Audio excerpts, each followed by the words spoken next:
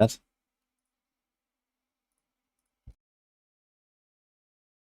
How's it going? Welcome to Steam, guys.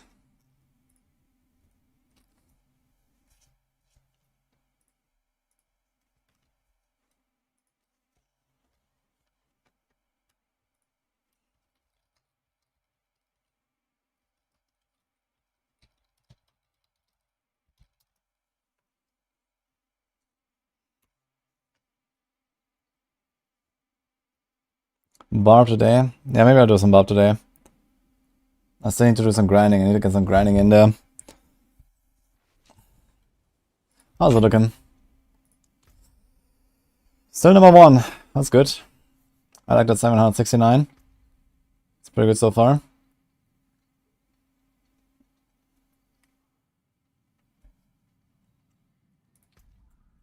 I think I'm gonna go back to vaults a little bit. I'll try to get some upgrades before we continue here.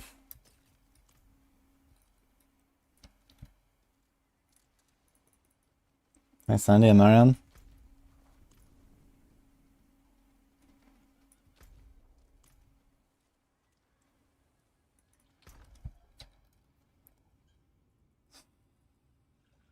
So I have this. Wait, is that a red one? Juggernaut chest. I never upgraded this. Was I running with this one? Apparently, I wonder if I got to upgrade it.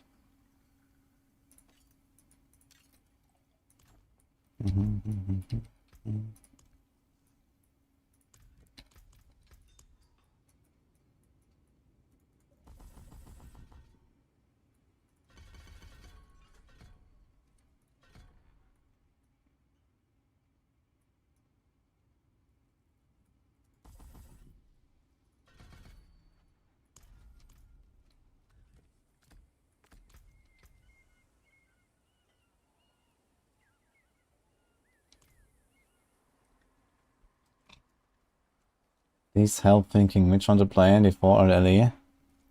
A lot of people are playing Last Epoch right now. But they're also getting slowly to a point where, you know, people are just like ready for the next thing, I guess. I feel. Not to say that it's bad or anything. I had a really good time in Last Epoch. I want to do some more Last Epoch as well in the next days. But we started late today, so I'm gonna go for just the Fortnite, I think. Maybe later some Last Epoch. I want to finish my Beastmaster still, and maybe some other characters.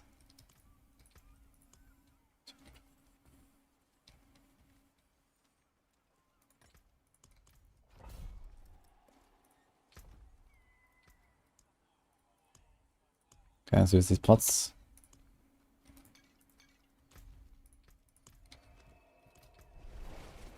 $15,000 armor, okay. Oh, actually, I forgot to use Doombringer. Guess we'll do one round without.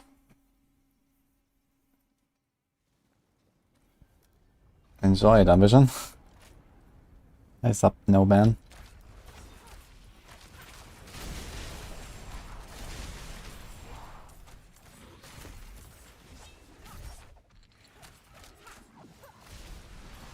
We have 23k life anyway, I suppose. That's just pretty good. With Doombringer I would have like, I don't know what, over 30k I think at this point. Other mods, Potion Breaker.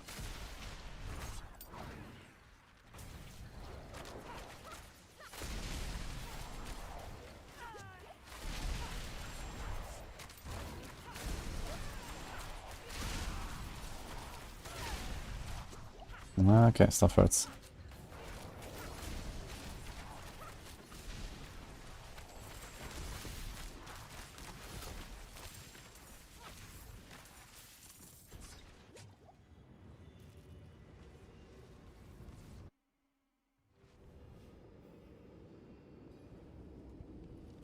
I'm playing Diablo Immortal at the moment. And for real. It's the first time I hear someone play Diablo Immortal in a long time. Well, as long as they're having fun, I guess.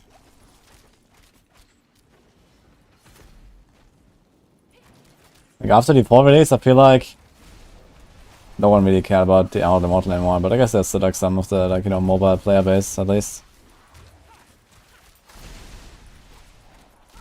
Are there like still any like streamers and content creators and stuff for Immortal? Like, how is that even? I guess none of the like typical Diablo crowd, right? Ancestral Dagger. I think it's the second N25 coordination that I found already in the last like 4 hours of grinding worlds. Yesterday we found one as well. And he's Sky Hunter, man.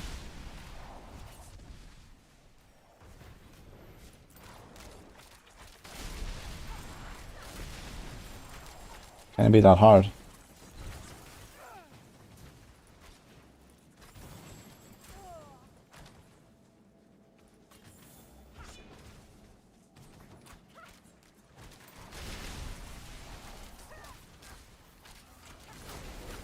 I enjoy the power when you play it.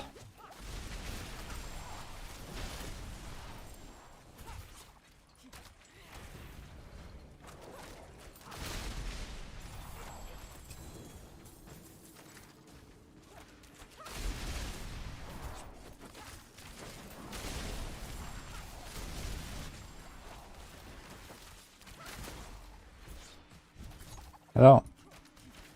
Heaven's Path, Loki, thank you. Appreciate us up. Hope we're doing good.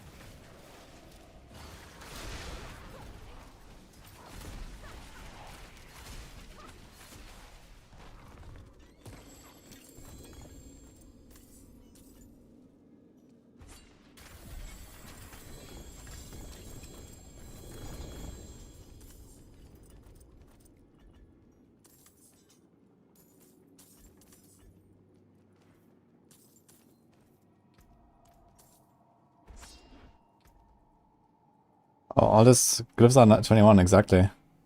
That's kind of funny. Okay, let's level this one. Let me change to Rabbit. You just like the 0 XP, 30 seconds downtime so much. Yeah, but I mean, they made the density really high in this vaults, right? Like, it's way better to farm vaults than anything. Like, leveling speed is good nuts this season, so I don't think we need another combination, do we? This is also very, it's like pretty much the same rolls. Ah no, this is 40%. Okay, this is 32. I didn't check. 6.4 basic attack. That's what I remembered. Okay. Well.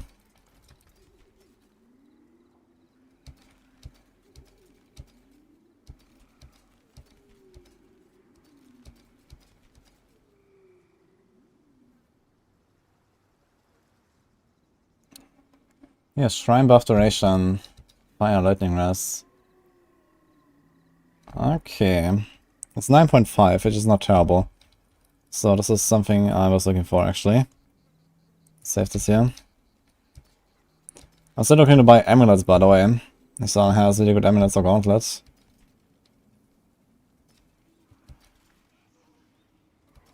How can I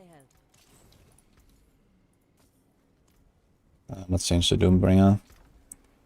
It's kind of nice to use on the rogue. How much is this? 23k? 32k. Okay.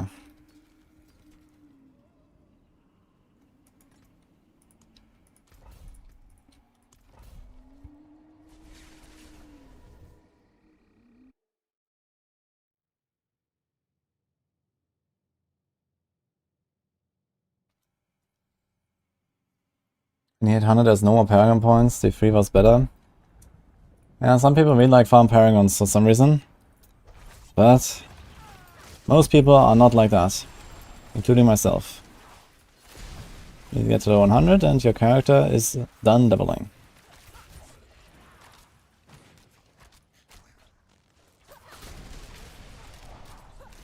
Hi Upo, by the way. You're sick. I hope you get better soon. This is something serious.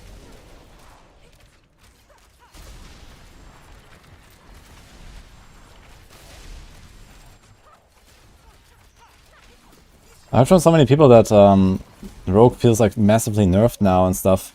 Is that true? Because, I don't know, I'm blasting for these almost tier 100s and I'm like one-tapping packs. Or are people just like QQing?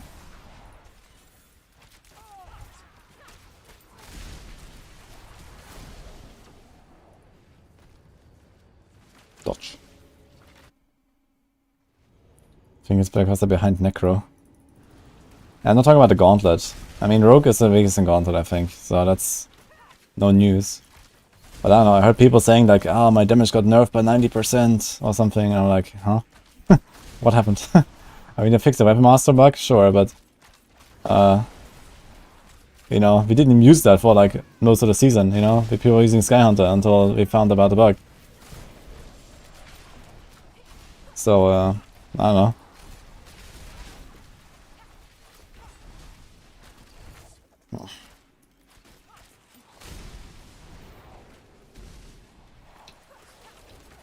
Hi, Night, by the way. Yeah, it was kind of a fun run that I did there. I mean, the Uber uniques don't really matter that much. You know, like, I would say 70% of a good score in a Gauntlet is just like doing a good route and then, you know, executing that route, of course. And then, you know, a bit of gameplay, and then, you know, of course the gear matters a little bit. You can't go in with like a shit character, but you don't need to like omega min-max your character to get a good score.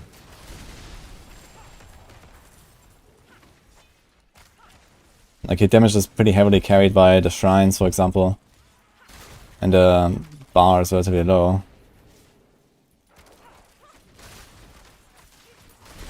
Of course, the older tryhards, you know, will still go in and, you know, want to have the Ubers and everything, but definitely not needed, I think, to, you know, even get into like potentially top 10 or so end of the week, I think.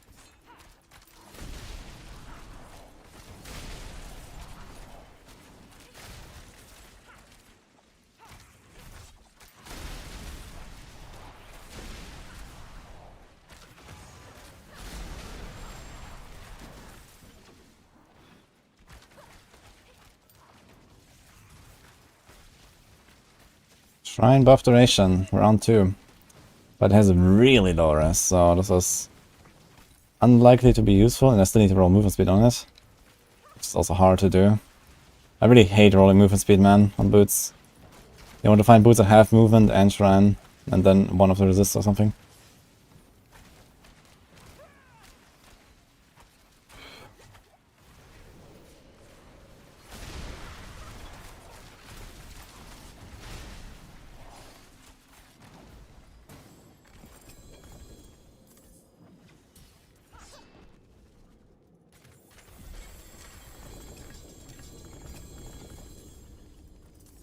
I'd try a bit of Twisting Blades in a Gauntlet. Could be interesting. Maybe on the weekend we're gonna do like, you know, a day of just like build experimentation a bit. And see what we can actually do with TB. Why penchant over barrage and vaults? Because there's like 200 monsters on every screen, that's why.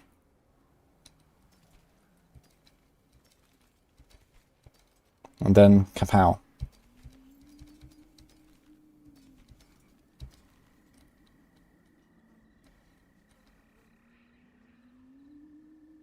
It's a perfect starlight. I didn't buff this? Oh yeah, right, I made it like every 20%. Dude, starlight is such a good aspect now, it's crazy. It was already pretty good. But if you ever find like starlight like early on in the progression and stuff. Okay, let's see, maybe get lucky rolling these boots here. Gonna save some. 10% shrine buff duration. This is what I have here right now. Upgraded.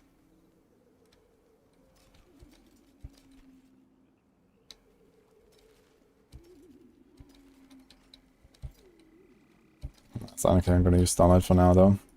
How can I help?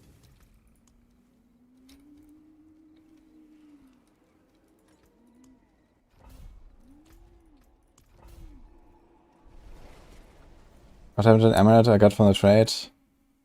I did roll it, but yeah, it's like up to like 10 million per roll now, so I was trying to get cooldown on it, because I don't actually need movement speed, I think.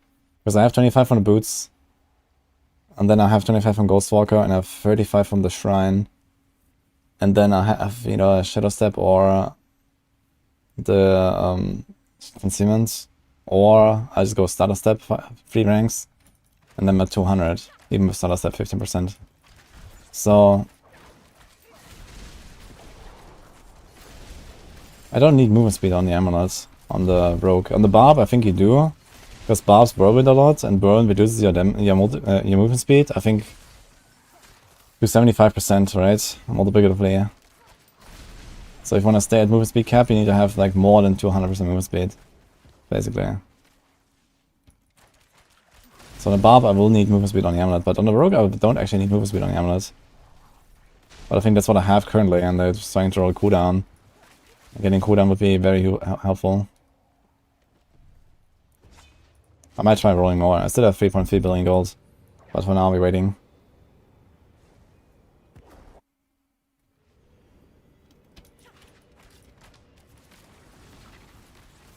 Yeah, the main problem is really the economy is just like, you know, it doesn't exist on hardcore. Like, I was like doing like very, very low filtering on like just amulets with like, I don't know, just shrine buff duration or something, or just cooldown. And I was like looking for the choices, but there's like almost nothing on trade on hardcore, man. Okay, I just can't get the items that I want. So I mean, we can try to craft again some amulets. We are at 50k Shadow Stones already from yesterday, so maybe we get 100k today. Then by the end of the week, maybe gonna have like another 500k Shadow Stone crafting session, and we'll see. But yeah, this is like each vault run is like around 2k Shadow Stones, so it's 250 vault runs, I guess, that we have ahead of us here. Let's see. And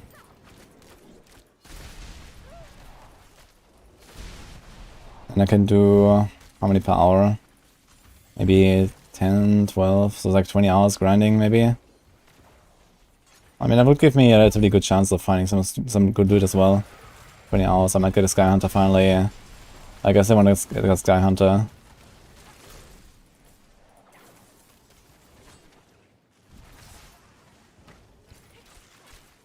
No, see hopeful.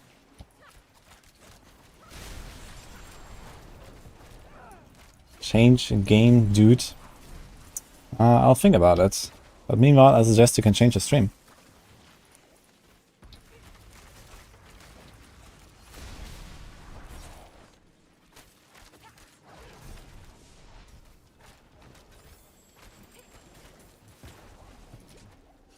Yeah, it gives me all week to farm.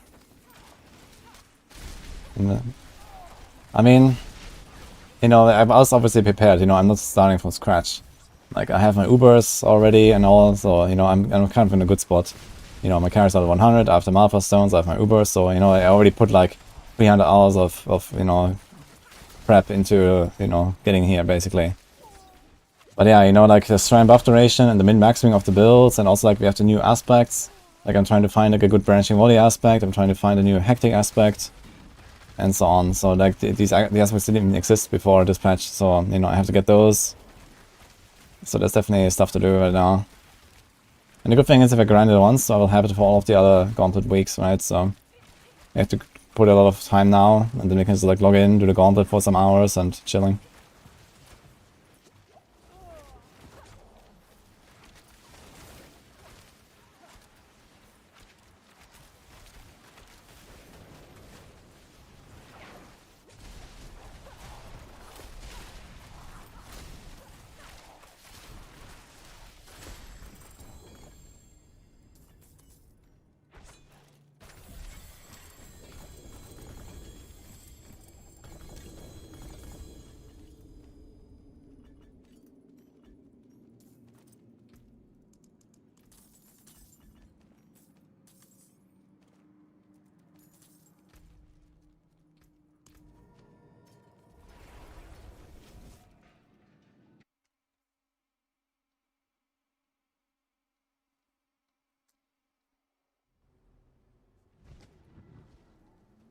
Yeah, there's not really a point in blasting the Gauntlet all week long right now for me, because I think I know the route and I will do my own experimentation with the route, but I'm getting like pretty close, I think, to where I will be with the final route.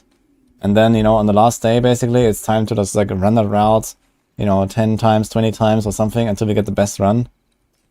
You know, just to like try to like get the last few points basically out of it. Because sometimes, even though you're doing the same route, the runs can be different in score, you know. It depends a bit on like the RNG, a bit on like, you know, what the monsters do. Do I get walled in the wrong moment, or, you know, does the suppressor mess everything up, or whatever, right? So these kind of things happen. And also like the hordes that are spawning in all the time, you might miss some of these elites, or you might waste some time because whatever reason, right? So at some point it's gonna get a run that's just like 10 seconds better than the other run. You have like, you know, extra 20k points.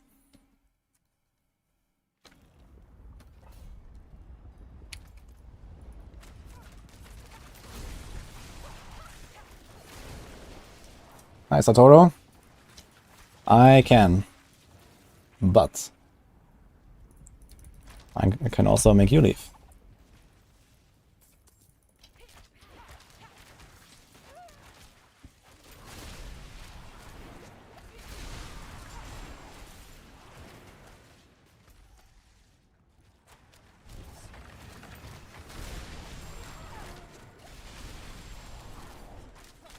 Morning, Josh.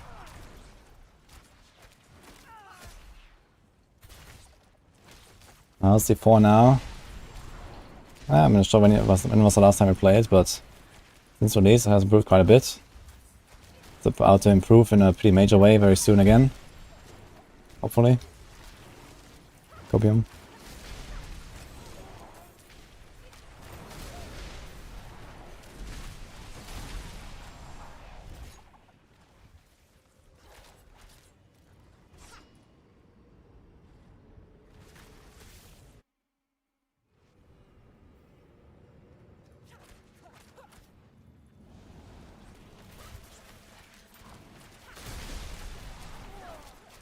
But he got the Druid on the first Uber.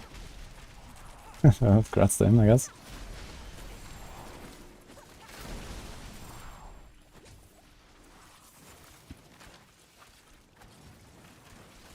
Can you skip campaign in hardcore if you complete it in normal? There's no campaign skip directly in Lost Epoch. I can only do campaign skips via the dungeons, so for that you have to find the dungeon keys. In hardcore, this is pretty sketch, so you need to really know what you're doing if you want to do that. So the strat there is that you finish Act 2 and then you go monoliths at level 20 or something. And, you know, farm levels and then wait until you get a Lightest Arbor key and a Temple Sanctum key. And then once you have a bit higher level, you're gonna go do those 2 dungeons. And you're gonna be in Act 9, you're gonna finish Act 9. And then you have all your idols and passives and stuff and the +1 all attributes on Majasa. And there you go.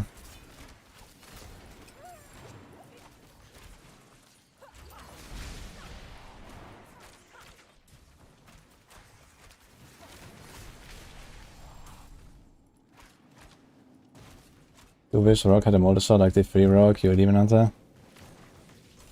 Yeah, I mean Barrage is kind of getting close now with the recent changes to a multi-shot, but it's not quite multi-shot, I guess. You need like an actual item that, you know, is like a bit like Yangtze curve, you know, big attack speed, big resource cost reduction, and pierce enemies with Barrage, and then it would feel more like multi-shot, I guess. But yeah, we're kind of there, at least.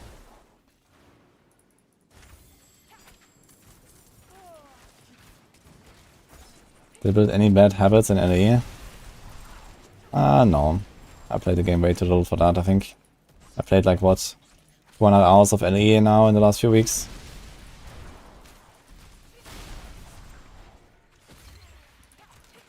In LE, I definitely miss pressing space sometimes. But yeah. One thing I like about LE is that I don't have to use mouse wheel scroll to move, which makes it very relaxed on my hand. So basically I was just on vacation the last 2 weeks playing Lost Epoch.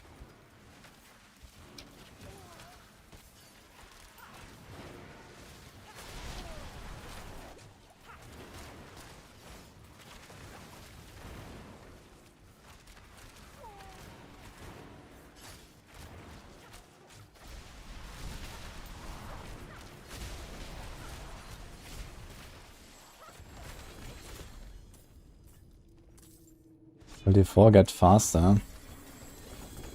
Doubtful. But I mean, power creep happens in every game, I guess, so a little bit, I guess. I mean, have you seen a Gauntlet? The Gauntlet is very wild, to be fair. What's going on there? It's pretty out of control.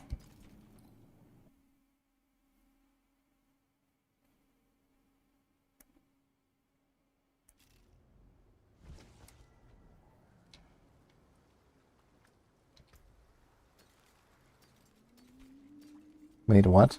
We have Evernight on a barb, it dropped again for him, he left party, hopped on a Necro and picked it up. So, wait, when you get a duplicate and you have multiple characters, you can just go in with another character and pick it? For real?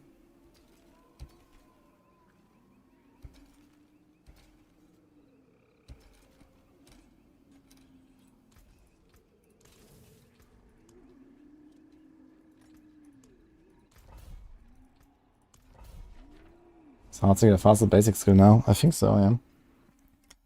I mean, I made it like around 20% faster now, right?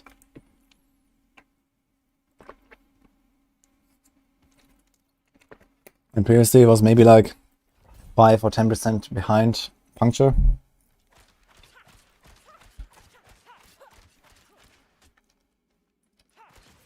Any spoilers I might share for Itemization patch? No. I mean, to be honest, I also haven't really heard any update about it for like 4 months or something. You know, it's been a while since they showed us. So I'm sure it looks very different anyway, but I think it's gonna be cool. That's what I can say.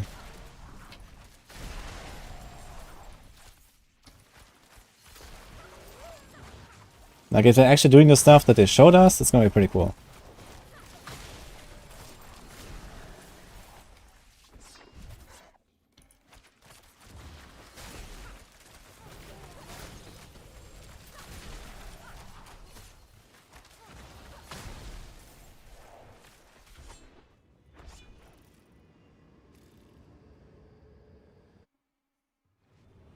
What I'm pressing Druid's Glyphs down are fast.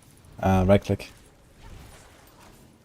Right click instantly allocates the XP. You have to just spam right click a few times. You don't have to wait for the animation.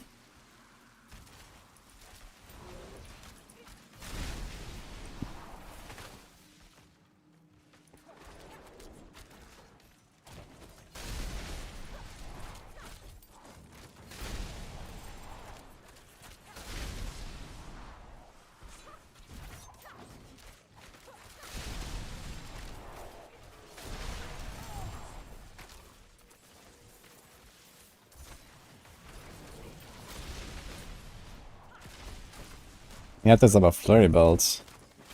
Yeah, I mean, flurry is like much better now, but I didn't change the setup or anything. It's just stronger.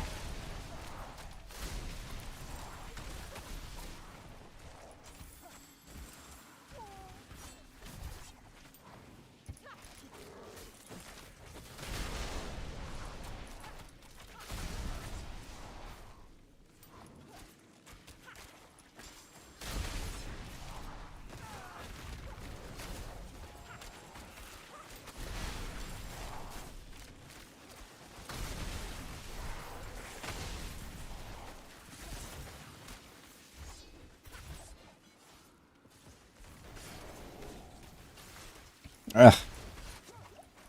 Little spider.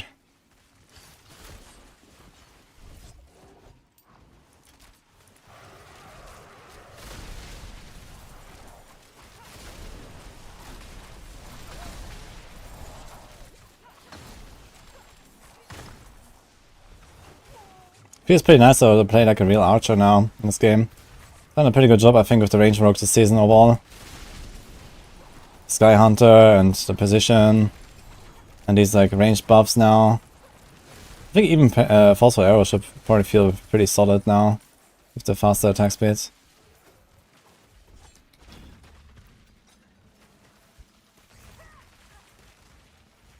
Exploit damage movement, damn it.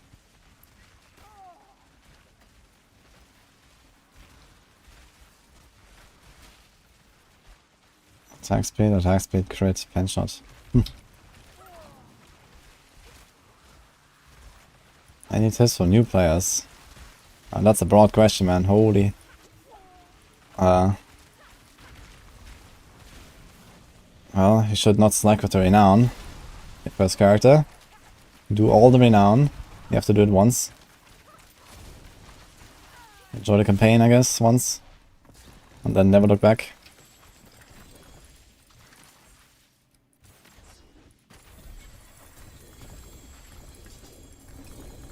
Not a wax.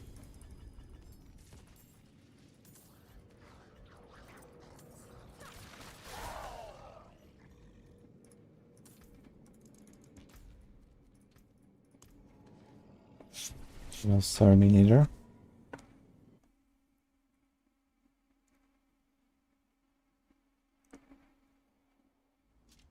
Woody's cool threshold. I mean, I'm very excited for the update. Like, we're gonna hear about it soon, I guess, maybe next week even. They haven't announced the campfire yet, but I expect it next week. Where they show us the PTR and stuff. That looks worn. I can fix it. Tassets of the Dawning Sky. How much did they actually buff it? They went from 10% to 12%, right? So it's 1 divided by... You will have 82 res with this. So like a times 5.5. Instead of 1 divided by 80. Oops. Like this. So it's like an 11% buff for this item. Pretty noticeable, actually. And for rogues of resistant assailments, you can... Wait, no, that's actually the cap, right? 85% is the hard cap, or is it 90? It's 85%, okay, so this actually gives you almost a cap. Still don't really want to use it, but there will be a time for this item, I'm sure.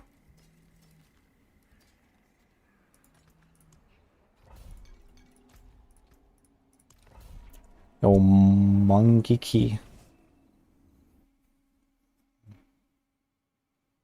Thank you so much. What do you use puncture of a heartseeker when leveling 1 to 50? I mean, in general, I only use the bow generators when I have a bow, not with a crossbow. So it kind of just depends on the weapon you have. But I mean, okay, it's not too terrible now, I guess, to use like Heartseeker with a crossbow, because they made it faster. You can, I guess. Either way works. They all have just like some different perks, basically.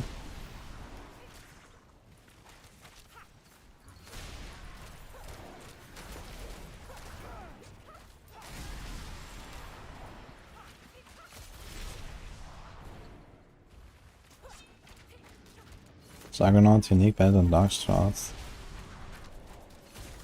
You mean like the Umbers aspect? Yeah, I mean capping your armor is way more important than having another defensive mod. So I have 15k armor here, I can even run armor breaker maps quite easily. Is close quarter combat for bow rogue totally bad? Yes. It's exclusively a melee rogue thing now. Like precision is, you know, super powerful key passive on rogue now. Precision is basically the close quarters combat from last season. It's like super overtuned. But it's for bow rogues only. So this is just how bow rogues are balanced now, I suppose. Around position, and I think that's okay. Maybe I could bring down position a little bit and like potentially open up a bit of room for close quarters combat. Because now I have this kind of like weird spot where stuff like Flurry or F is just kind of feeling weird. Because it has rapid fire in there, and then you use like a ranged, you know, spender, but you don't use precision. Like I even went and theory crafted like, okay, how is it if you use Flurry or F with precision instead of close quarters combat? Basically lowering your flurry damage and then buffing the rapid fire damage. And it turns out that that would probably roughly double the DPS of rapid fire and remove roughly a third or maybe a bit more from flurry. But you use flurry like, you know, 90 or 95% of the time, so if you really want to like gimp your main skill, by so much just to get the better rapid fire damage. So it's kind of like a really weird spot with some builds like that. And also, you know, kind of strangles, like, I don't know, trap builds, you know, with ranged weapons, for example. And you can do like a pen shot death trap build with exposure.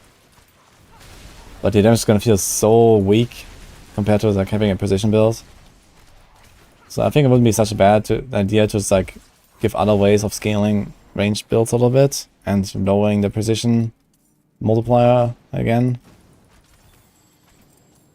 I don't know, maybe if they ever fix Victimize, you know, and Victimize becomes the choice, you know, Victimize is just like a key passive that doesn't exist and never has. So if that ever gets like, you know, properly adjusted and fixed, then we actually have like maybe something to look forward to.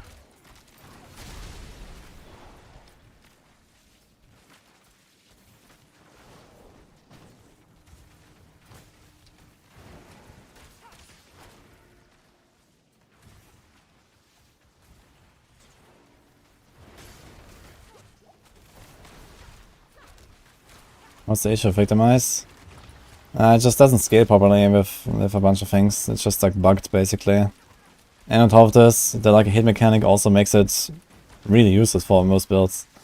Because it's a like it's an ability or like a passive that scales both with the damage of the hit and the like hit chance. You know? Like it deals damage proportional to the damage you deal, but then it also scales like a hit chance. So it just benefits high lucky hit attacks much more than low lucky hit attacks. So Victimize should just not be lucky hit. Because it's already scaling with the hit itself. You know? Like, you basically cannot use like even if they ever fix Victimize, you will never be able to use it with anything that's not pen shot combo points. Because that has by far the most lucky hit. You know, pen shot combo points can have 90% lucky hit per shot. And then you have like, you know, I don't know, rapid fire that has like 16 or something. So Victimize would just be like 5 times worse for rapid fire than it would be for a pen shot, regardless of how much damage you deal. It should just not be lucky hit. It's the same problem that Windforce has. They have exactly the same problem. They scale with both the damage and the lucky hit, but it needs to scale with only the damage, basically.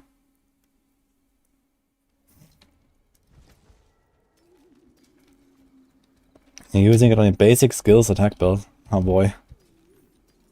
And as long as you're having fun.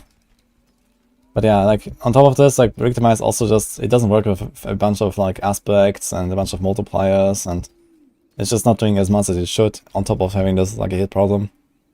Dude, here's another? Wait. I keep getting the same combinations, man, look at this. 40%? 40%? 6.4? 6.4? What the hell is going on? Oh. The second combination, man. Where's my Scar Hunter? Can't believe this.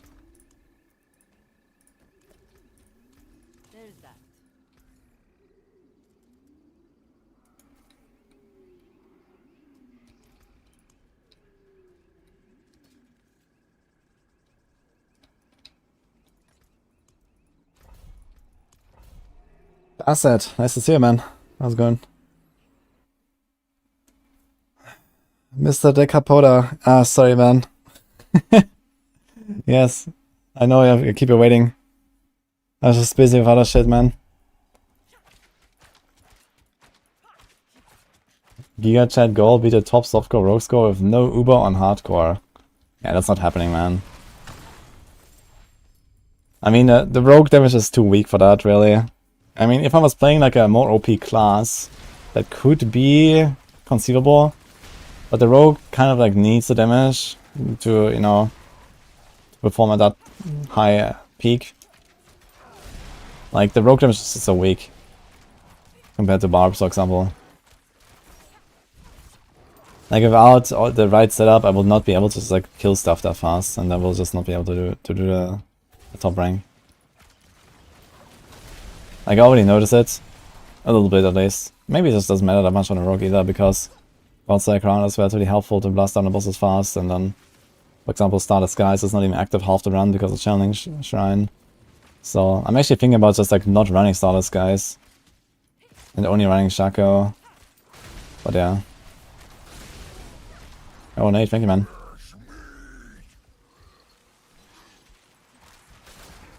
Because crazy damage bug for rogue.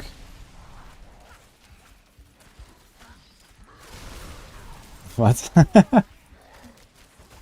Okay, well, glad to hear that, man.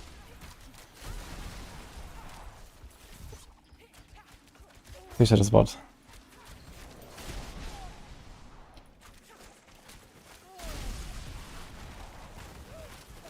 Well, you're stuck in 40 outcasts. How do you get to Black Sun? You have to fill this ability bar. You have to do the quests on top left in the when you open the monolith. And then you have to do the 3 quests and then the boss, and you can go to the next timelines.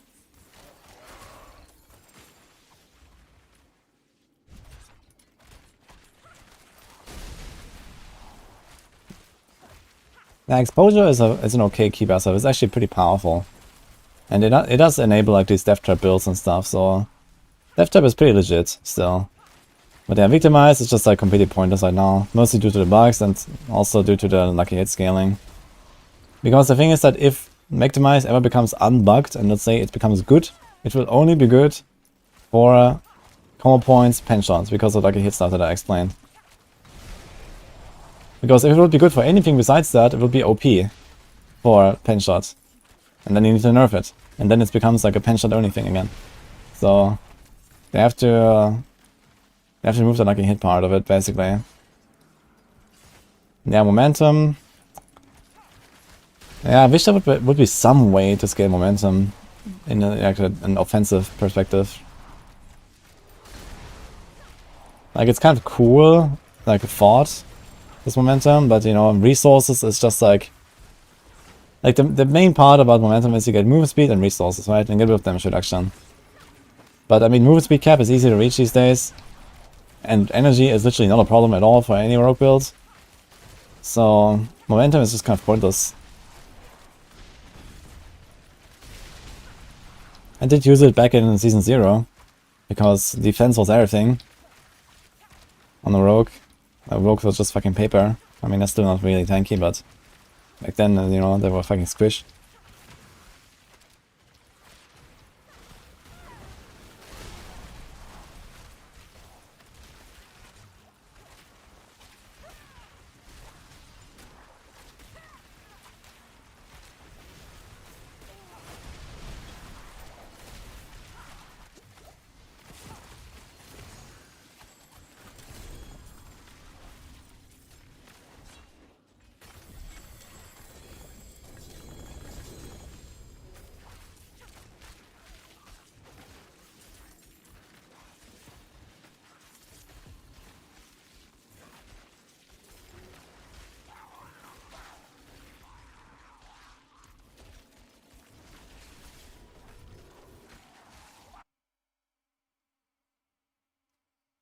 But the lucky hit focus build get around the issue. No, it doesn't. Like, the problem with Victimize is still, even if you play a pen shot with combo points and cunning stratagem and everything, and you have like, let's say 120% lucky hit chance on your pen shot, yeah, you're gonna proc Victimize quite often. You know, you're gonna proc it like, you know, on every, like in 2 out of 3 hits or something. But, you know, ultimately it just doesn't really do much damage either, because of several bugs it has.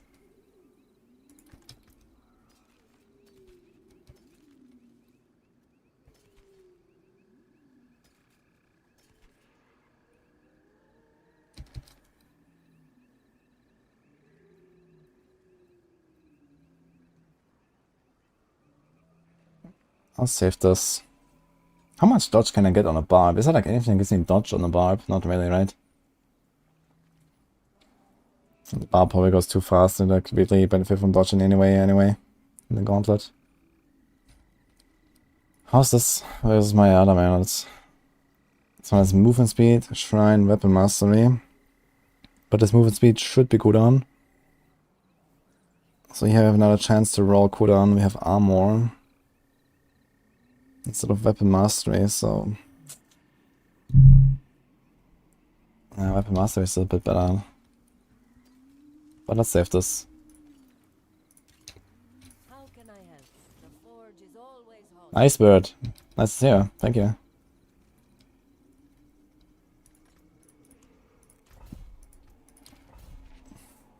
Have a little chill. Why am I doing 89, not 100? Yeah, there's no point. It's just, you know, more relaxed and safer. You don't get more loot, you don't get better loot. So, it's kind of stupid, but this is how the game works right now. So I'm just doing like around 90 basically.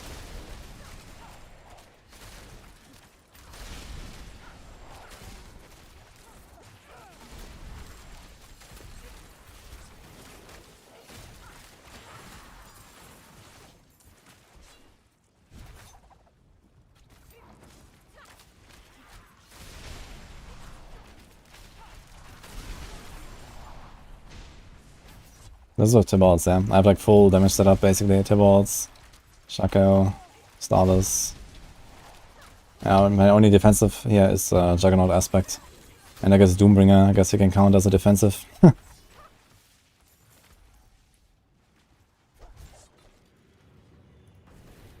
I guess Shaco is also a defensive mod.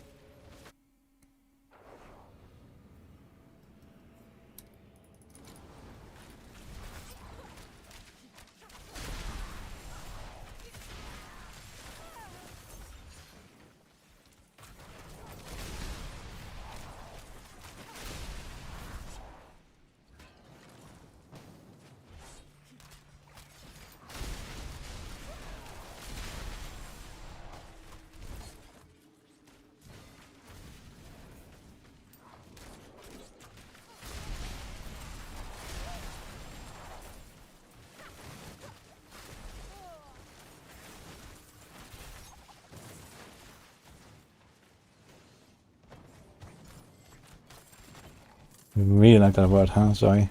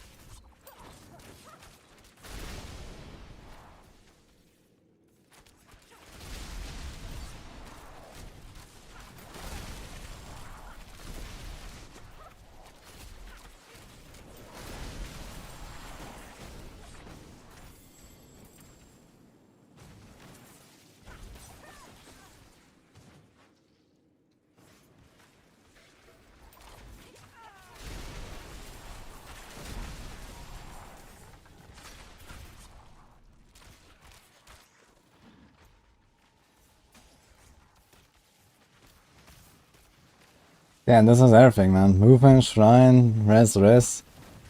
Everything is low. That's the wrong base, I guess.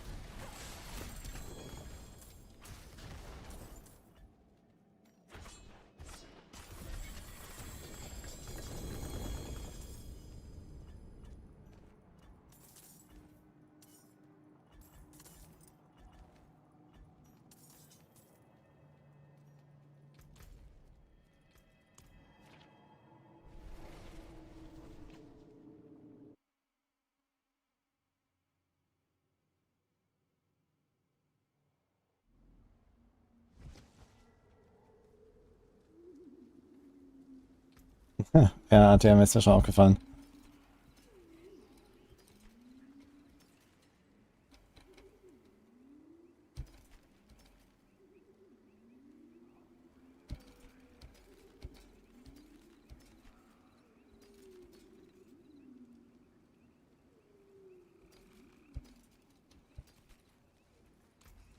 Don't ruin all that work.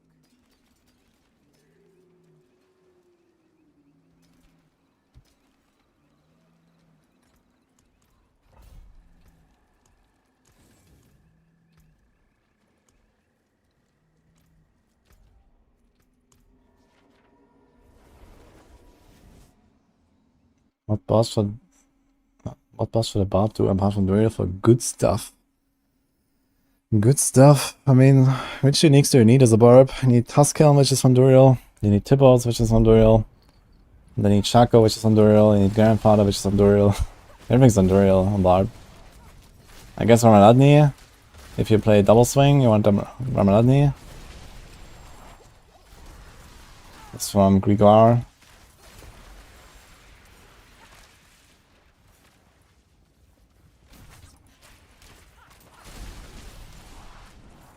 Other than that, yeah, not very much to be honest.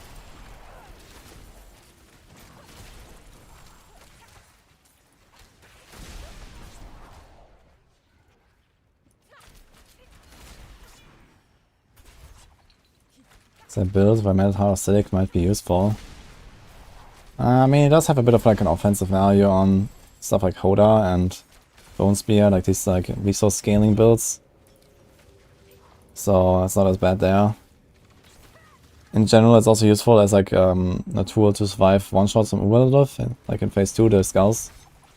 You can actually like survive them with the Melted Heart. So that's like also a thing.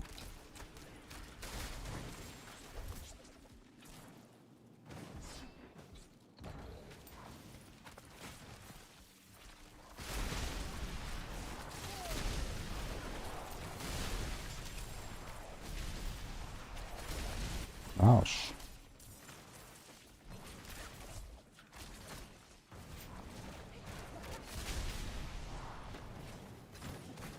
The ring from the beast in the eyes. Ah, it's like the new rend ring, right? Yeah, but are people using that actually? I mean, rend is not really a thing because charge is OP. Maybe if they nerf charge again.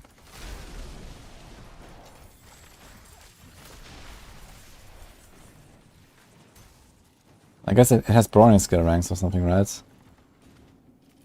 Or something. It has a lot of crit as well.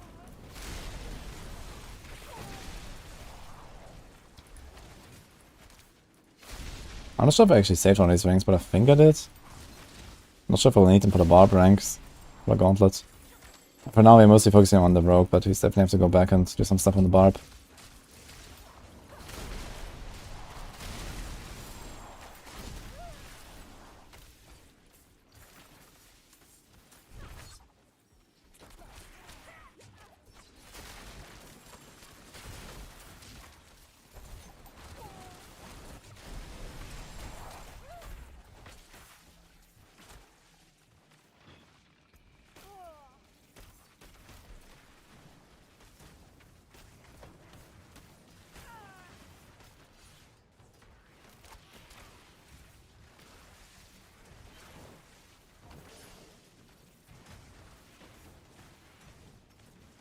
Close.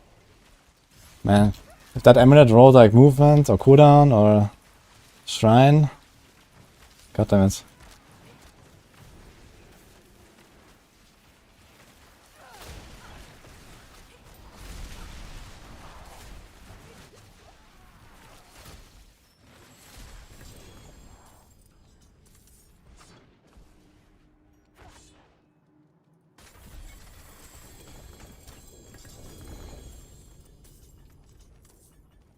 What I'm farming for? Still better aspects and Sky Hunter and amulets. Now this character can be quite a bit stronger. I would say by the end of the week for this gauntlet, I'm probably gonna be like something like 10% stronger on this character. So that's not an insignificant amount for me to go and grind out some more gear instead of just Omega try hunting the gauntlets.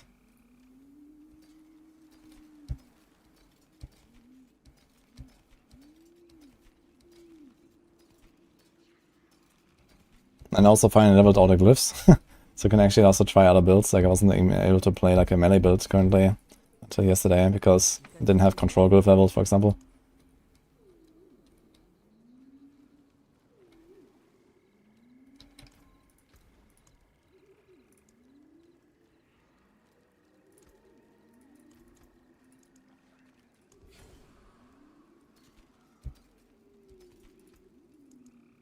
Exquisite.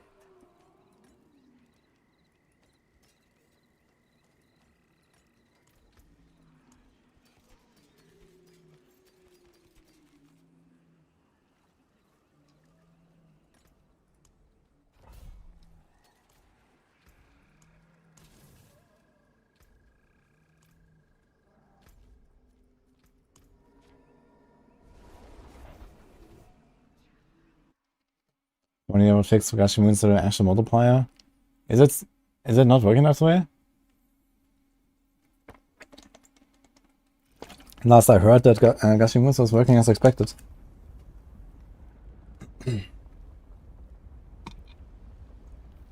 How can you move with inventory open and cursor? With WASD.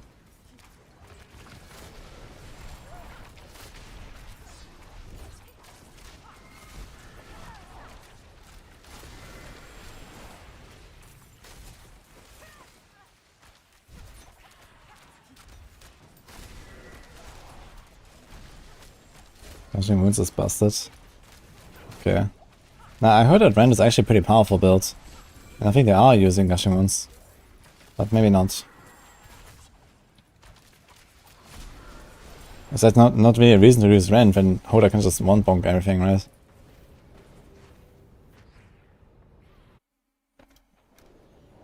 Hello, Ghost Rally.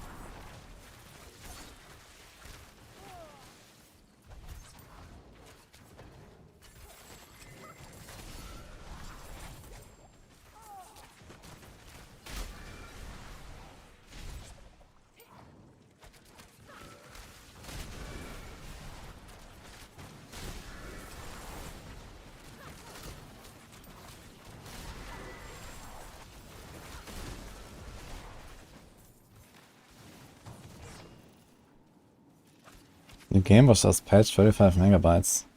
And did anyone else get a patch? Maybe some hotfix or something. Maybe just the leaderboard bug snapshot, not snapshot, hotfix or something. There's like some filter bug, I think. There was like a known issues list.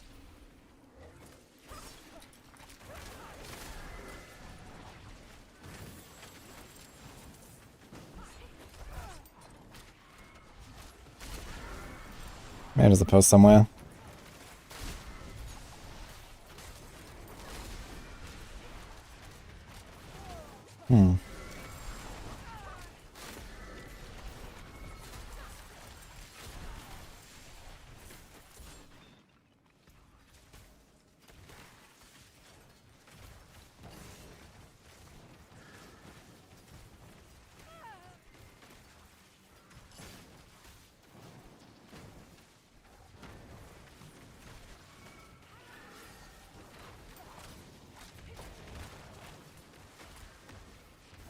I don't know how 50k red does. That's pretty good. I only had like 100k when the patch started. Here's Batman. I came with like one inventory and that was it.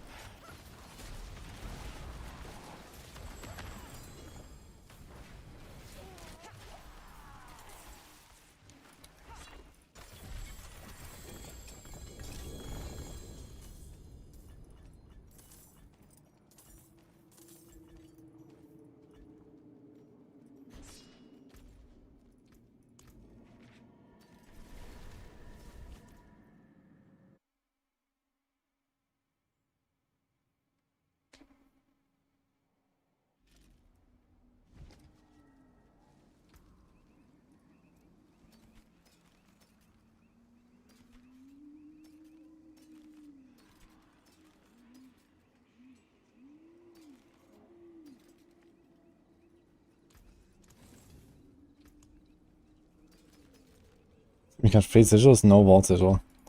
Okay.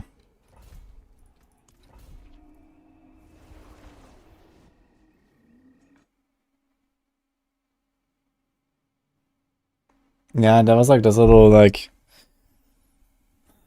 known issues list about the Gauntlet when it launched. Like there was like some bug with filtering for certain things or something.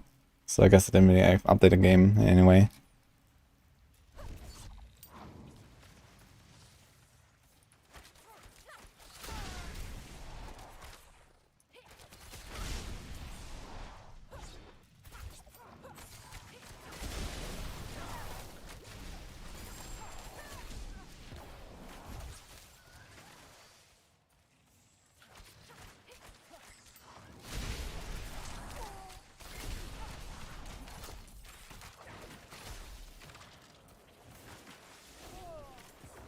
Seraph run posted on YouTube. Insane 1 million run. Is that a barb or what? Who did that 1 million? Or a Sorc?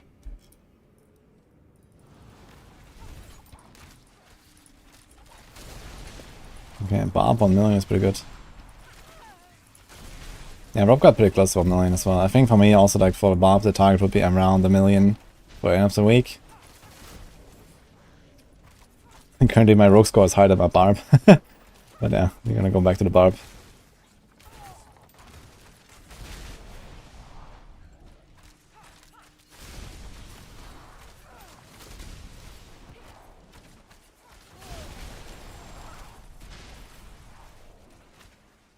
Metamorphosis spam. Wait, what? Why metamorphosis?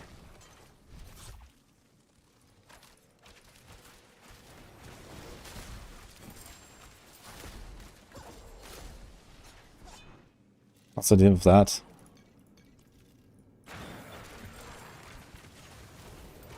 Can't really imagine that metamorphosis is like much faster than just like running. I mean, it also gives you like a very long cooldown, I guess. Can't really call it spam.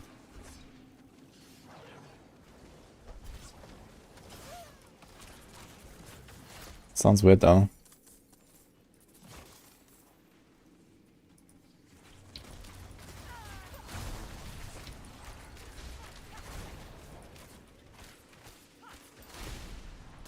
I mean, even if you put metamorphosis on the amulets, you're gonna get minimum, how much?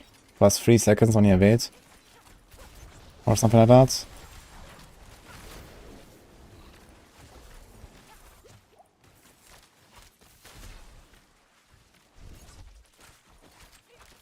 So I need like 5 attacks to reset it. Let's say if like 7 seconds base cooldown. And 5 attacks at 1.2 seconds is like minus 6 seconds. I guess Whirlwind might reset it pretty fast because maybe every tick counts for Whirlwind.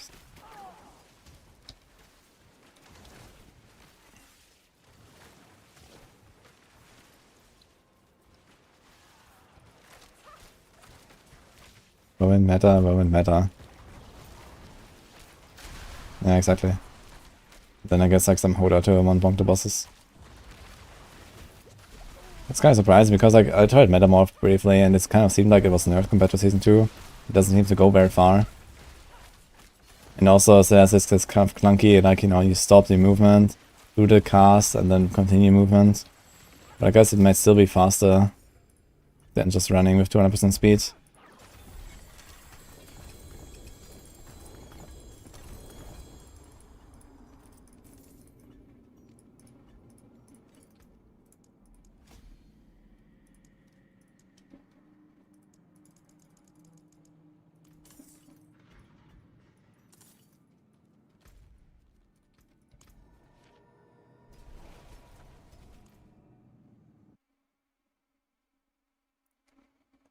Can you make it?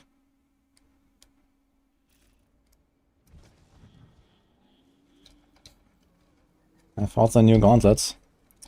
Ah, it's surprisingly fun, to be honest. At least for now. I guess long term, who knows? You know, we're gonna be busy with other projects, but you know, for now, this is the thing, and it's gonna just stay there, right? We can do it whenever we want, basically. So.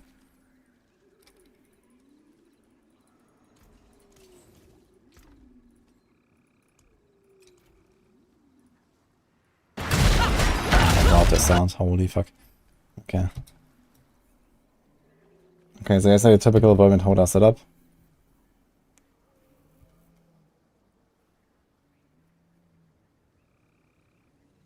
Actually, one times the boss of a charge.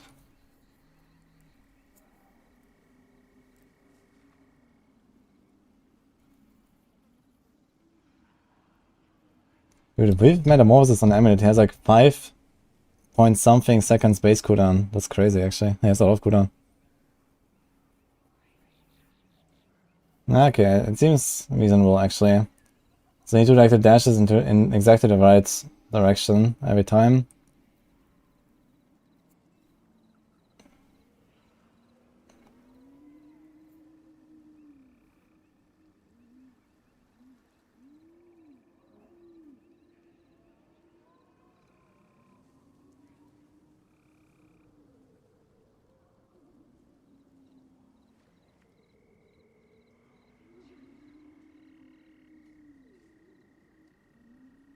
Okay. It's kind of crazy how much damage these bombs have, man. Like, look at this. Even the fucking artillery projectile while whirlwinding here almost just kills the boss. One projectile. It's actually nuts. Yeah. This artillery projectile does like 18 million damage. It's crazy. Yeah, okay, with, true, there's a channeling shrine, so the metamorphosis is also reduced. Yeah, okay, that makes it pretty good actually. With the channeling shrine, you can really just like dash, dash, dash, dash. And you have a channeling shrine for like 5 minutes out of 8 or something.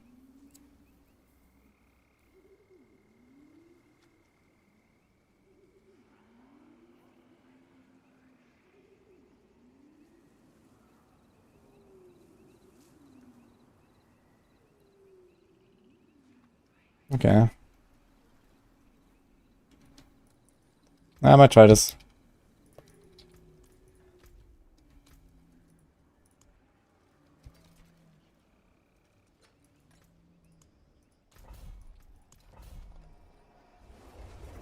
I posted a patch notes. Let's go.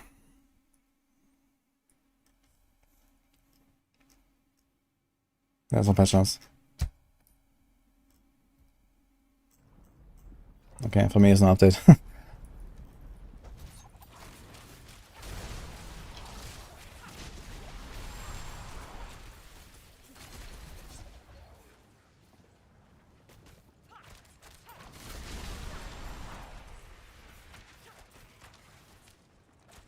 Gonna be covered for rogue.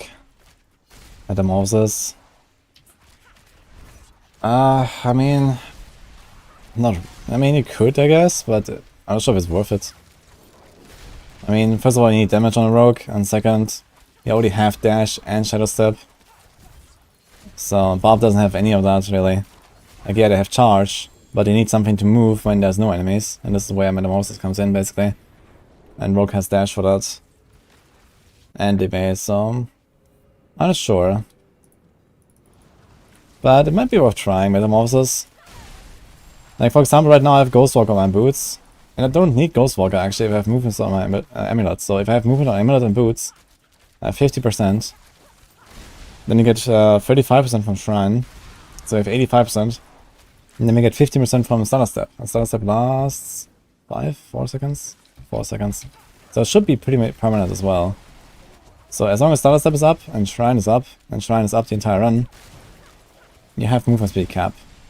But you don't need Ghostwalker for that. Now, do we benefit from Ghostwalker in a good enough way? I don't know. But yeah, maybe I'll put Metamorphosis on the boots. And you can like sometimes like evade dash.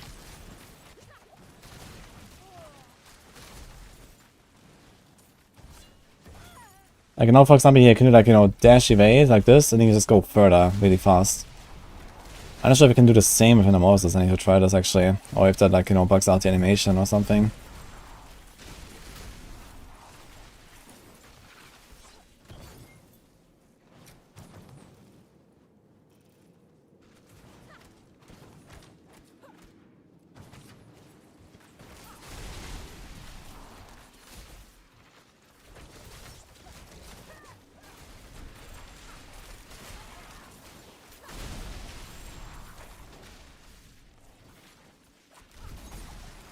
I don't know, roll power. What patch notes? Well, someone said nothing really, and I can't see the patch notes, so I don't know. Nothing really, I guess.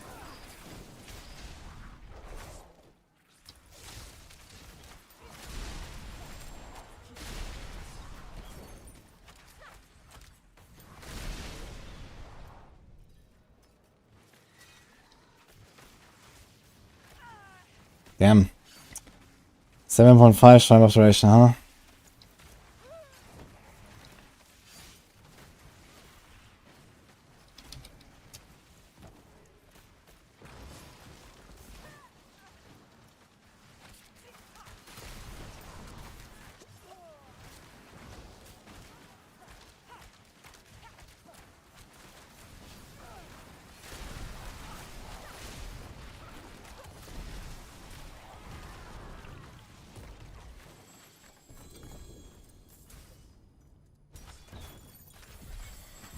Let me try this metamorphosis stuff here quick.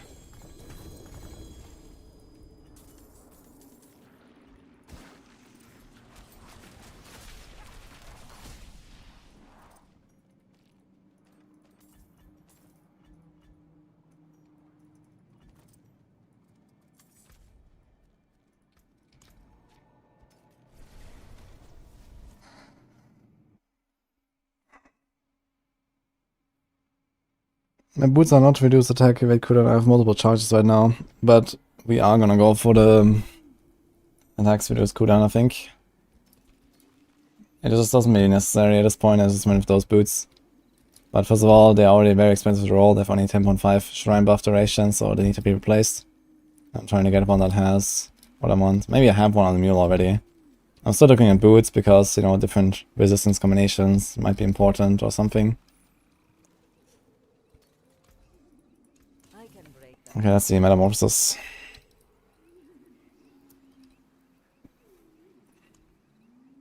We have one on the amulet here, let's just try this one.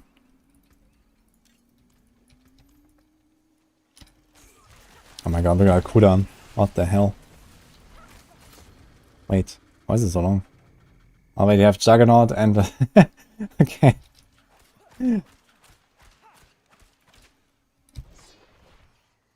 It seems kind of clunky. Like, compared to Dash, it's just like, Dash is like so fast. My god. How did the Gauntlet go? So far so good, I guess. Wait. Fuck.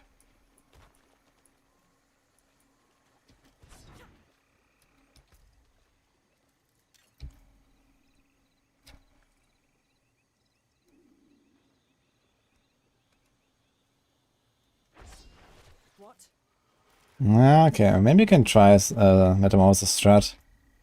Like, I was thinking what to put in my boots. So we have the option to move Hectic on the boots, or we keep it here. Maybe put Metamorphosis. Hard choice, really. If I replace Hectic and put it on the boots, I can get... I think I have Rapid and Expectant. I can get Edge Masters, and Edge Masters is pretty nice, to be fair. 20% damage. Or we can get Accelerating even, but have so much attack speed, so I think I'm gonna go Edge Masters for the damage. And I think on a Rogue this might just be better, honestly. But we'll see.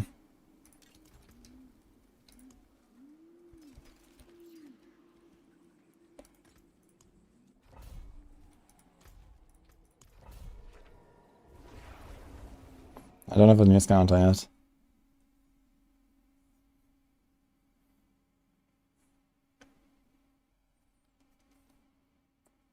How do you get the metamorphosis aspect? It's a mobility aspect, so you have to go for boots.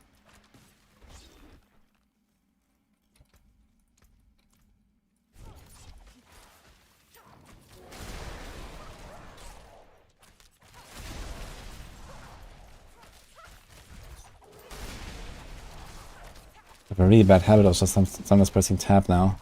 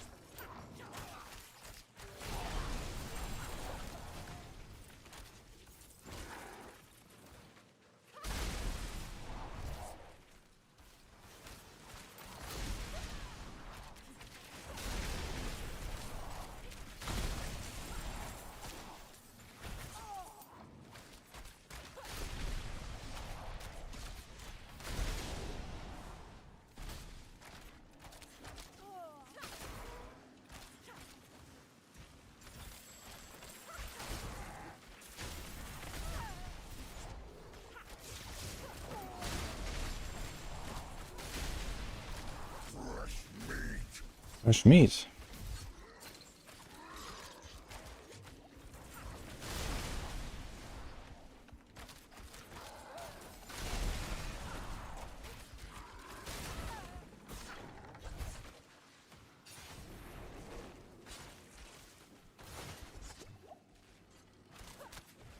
Don't know what to play, D4 or LE. Dude like me.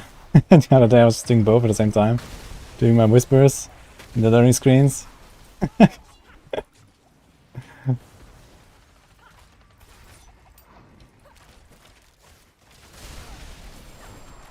Also guys, everyone's still blasting LE? I'm gonna say after like 3000 echoes or something, I feel like I'm slowly ready to wait for the next cycle. Gonna finish my Beastmaster in the next days and maybe try one more build or something, or two. But probably not finish them all the way to the 100s.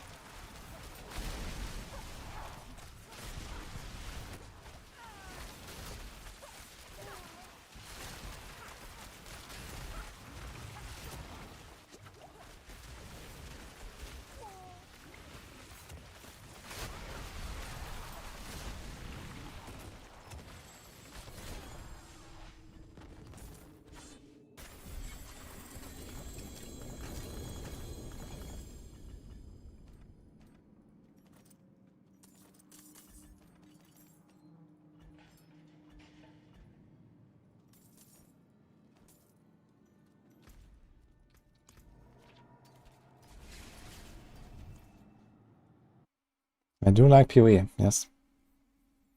Hello, Marimo. In the first character, level 99, 200 corruption. Nice. Almost there. I want to try to push my Beastmaster to like 500 corruption and see how it goes.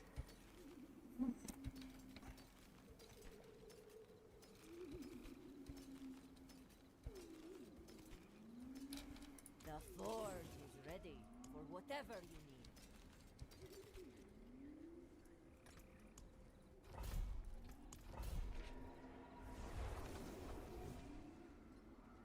You're taking so much inconsistency, wouldn't disobedience be better for the evade cooldown? I don't care much about evading, really, Patronus. I just like the consistent, you know, I have armor cap at all times, basically. And like here, for example, instead of like left taking a few guys, like now I'd have like 10 disobedience stacks. And then, okay, I do a pen shot, boom, I get up to 50 or something, and now I'm fine. But then I'm running again for like, you know, 5 seconds, and I would have like, you know, no stacks. So on a build like this here, like I don't attack consistently enough. Like you see also my starter skies is dropping all the time and this kind of stuff.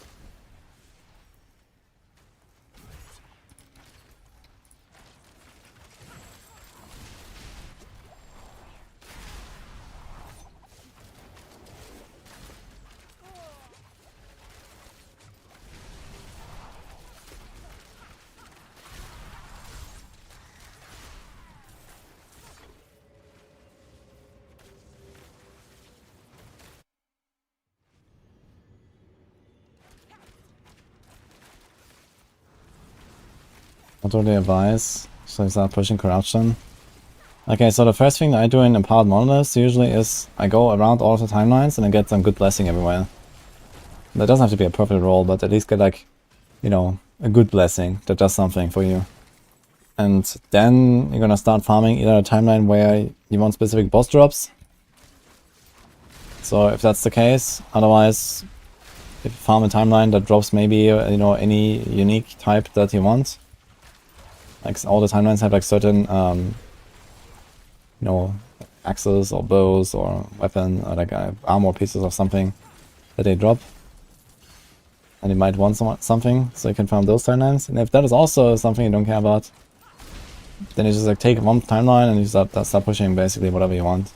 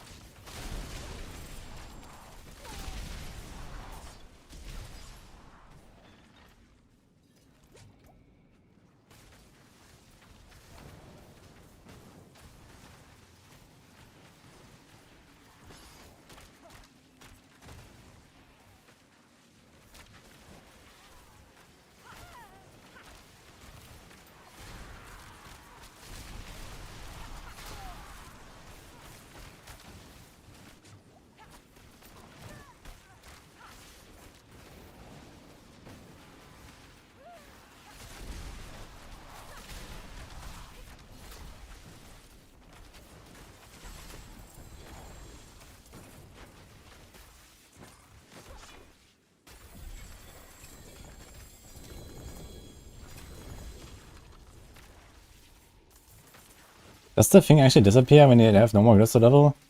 Does the glyphs don't even spawn? I guess it still spawns, right, to give it the immunity bubble. But, does it? Because if you're not level 50, the thing doesn't spawn, right? Like, at all, because you have no glyphs.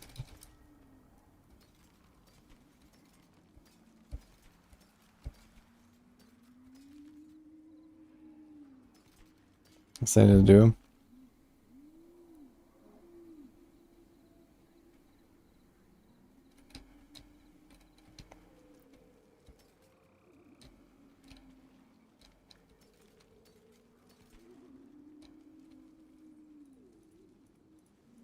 The force that.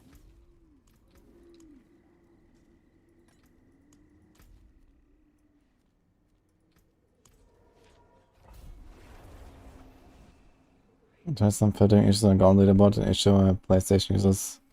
We see the settings reset with each restart of the game. Ah, okay, it's actually a pretty good fix. I heard about this settings reset thing. So it's good that they did that.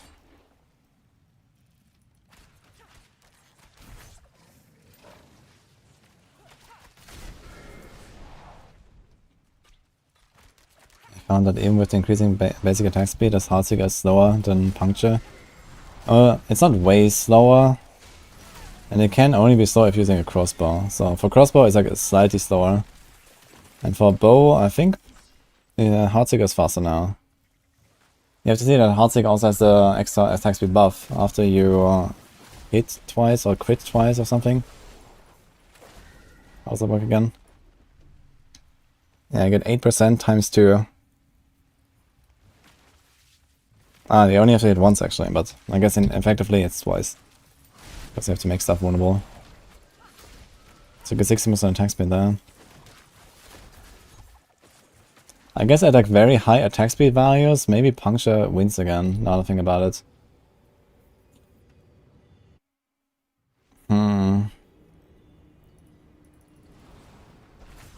Maybe I will try... Maybe I'll try crossbow again in the Gauntlet.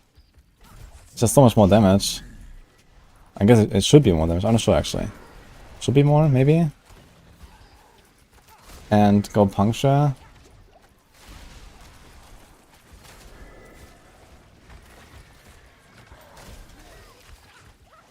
You also get like the easy vulnerable uptime on the bosses, which is kind of nice. And we have, you know, so much attack speed from Artillery Shrine. So the main reason why I'm thinking about this now is because of Artillery Shrine. You have like Artillery Shrine for like more than half the run. 2/3 of the run or so, you have Artillery Shrine. Gives you 100% attack speed and... Fuck, is Artillery Shrine in the first or in the second attack speed cap? I think it's the first. And I think Rapid goes beyond it. Rapid is in the second, I think.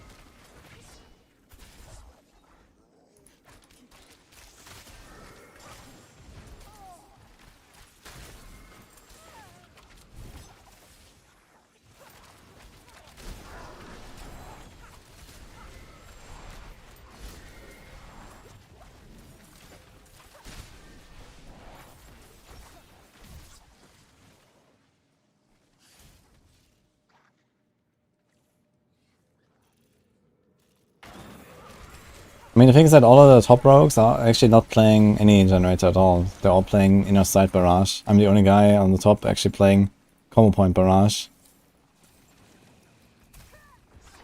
But I might try Puncture again. Let's see. With like these super high attack speed values, like the base attack speed is just lower, right? On Puncture. Or like faster rather.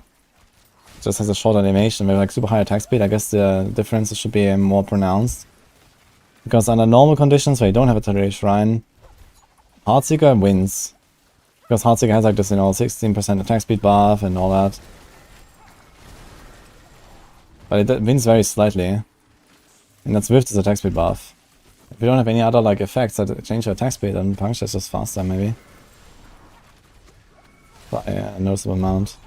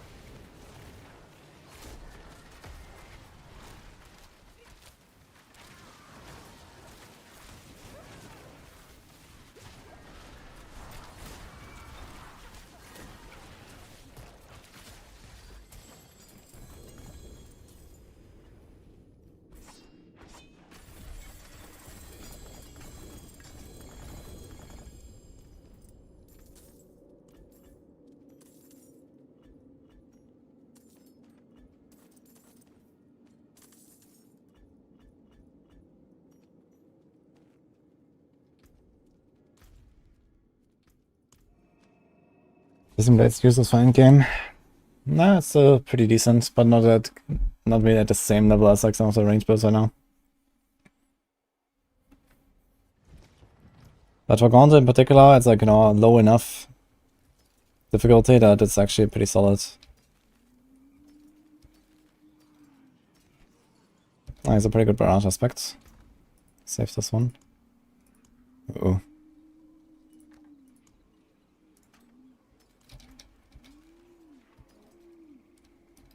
Perfect hectic aspect.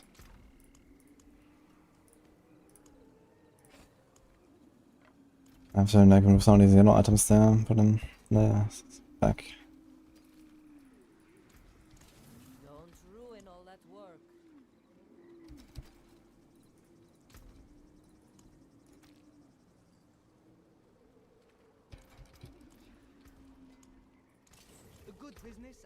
Dude, we're getting so many of these distilled fears. Distilled fear. Crazy. Oh.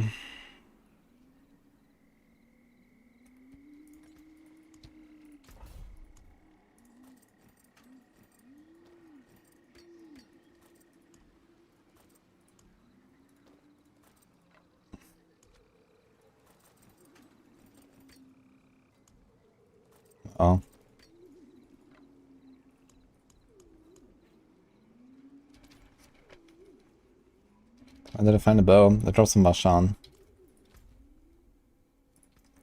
But currently I'm finding vaults until I get a 925 version. Hi Frank.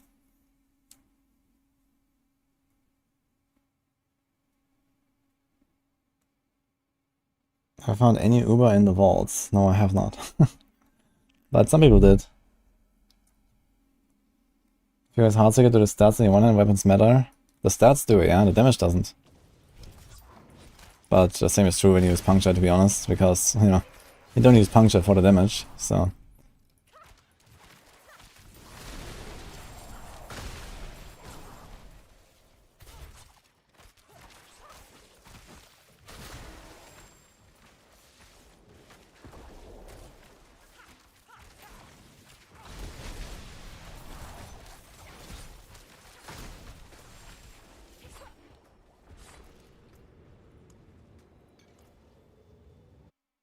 Stirring one, yeah.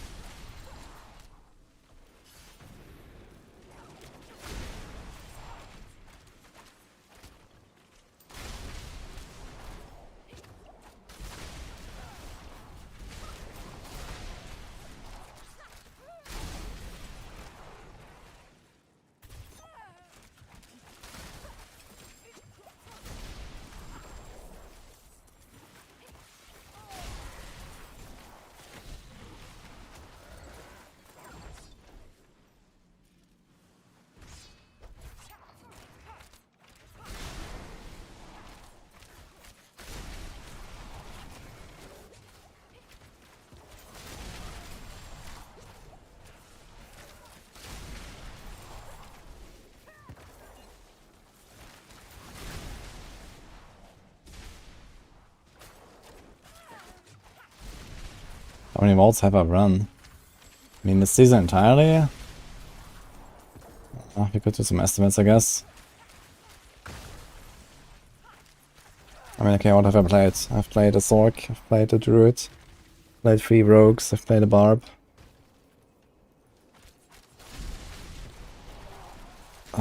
Let's say each of them 20 hours of vaults.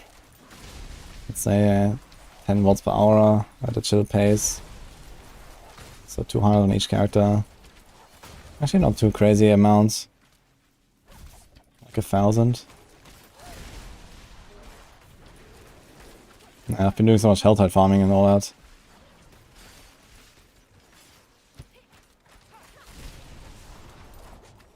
I'm probably planning to run something like 200, 300 vaults this season, this week or so, to make sure I get my gear for the Gauntlet. Hopefully.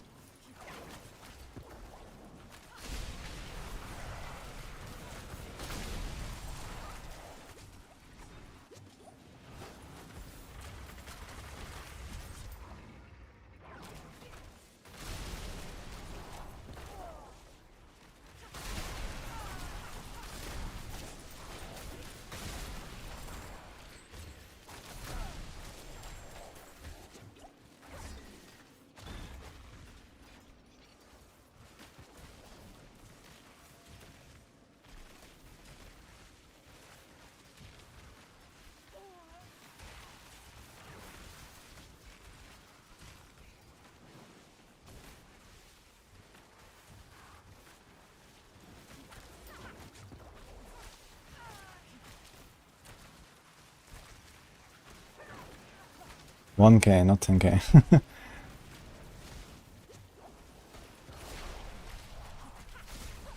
Oh my god, guy's staying exactly on the bubble. Okay.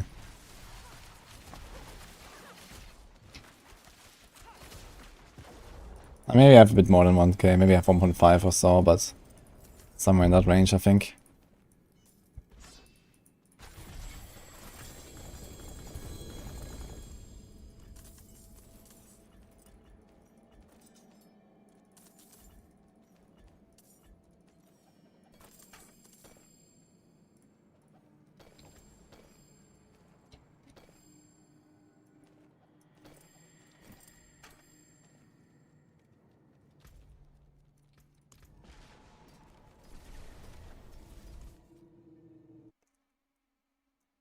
You can always skip the campaign, yes.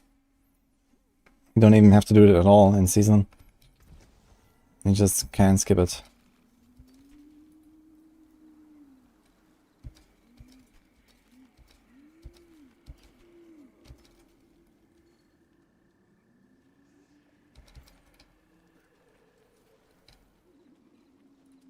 It's not for a Gauntlet, but it's pretty good boots. So damage reduction while injured. The forge is ready for whatever you need.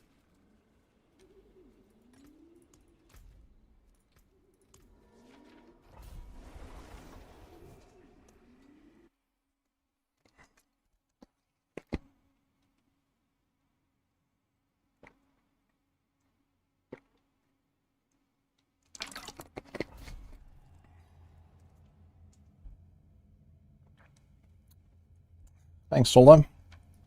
I was spoken about Inner Calm. And the reason why they're running Inner Calm is because they're playing Inner Sight, they're not playing Calm Points, so they have like shit damage. So they use Inner Calm to try to kill the bosses, you know, in a half efficient manner. That's basically the idea of Inner Calm.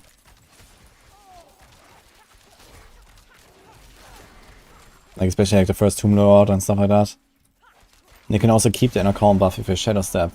Like you can actually reposition to the boss again when he moves away from you, like the Tomb Lord moves away from you all the time. You can Shadow Step to him again and you keep your Inner Calm buff. So just like run on him, start shooting, and then when he moves away, just Shadow Step to him and keep shooting. And I guess have decent damage output and can kill the boss fast.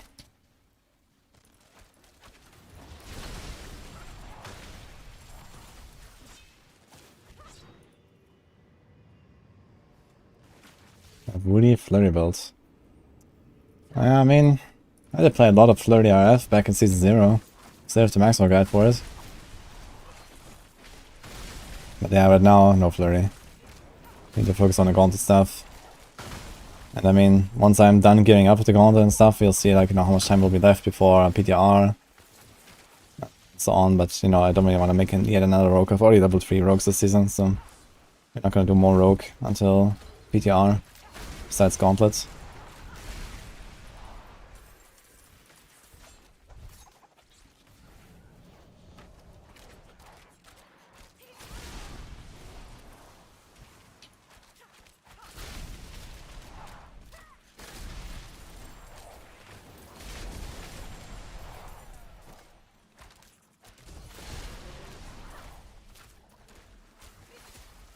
Can you play as one character? You have to play multiple. What does that mean?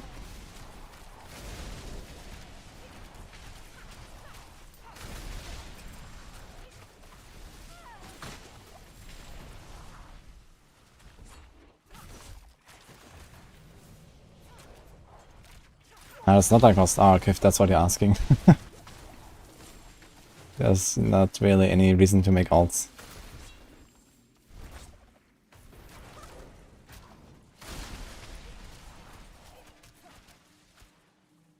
Use pure pen Paragon. Yeah, I mean the Paragon qualities range boost is pretty similar most of the time. But yeah, it's like basically the pen RF planner right now.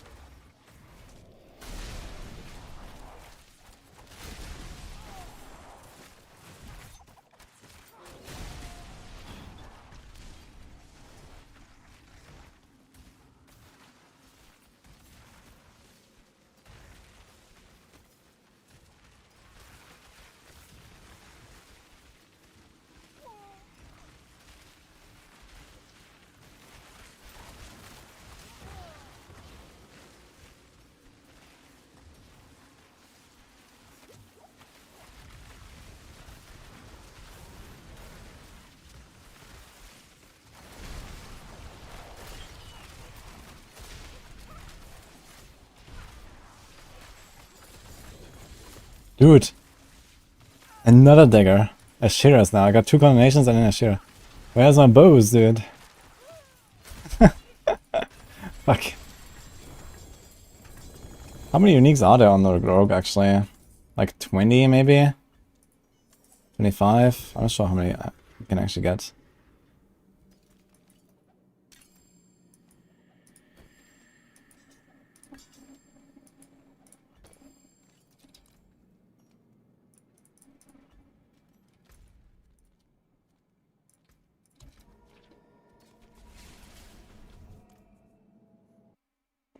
What's that? Well, no time out redeem.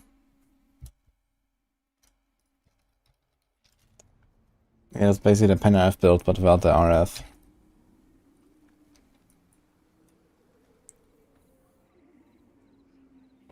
That's a really bad roll.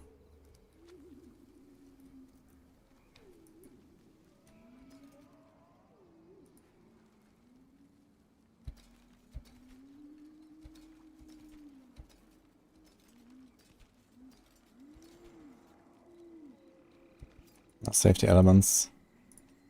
You might want to use this.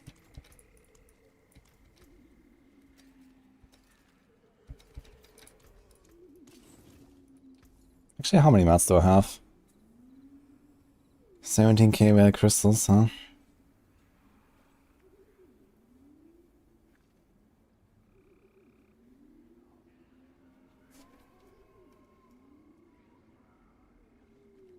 Could probably just vendor everything just in case. It's faster and I might get more gold that I might need.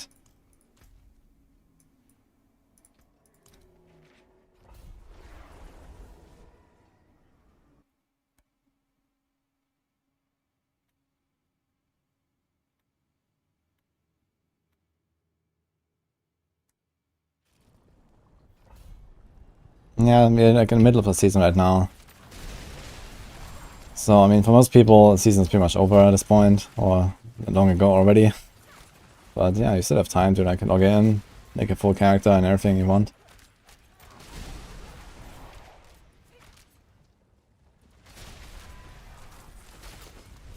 We just had a fresh patch.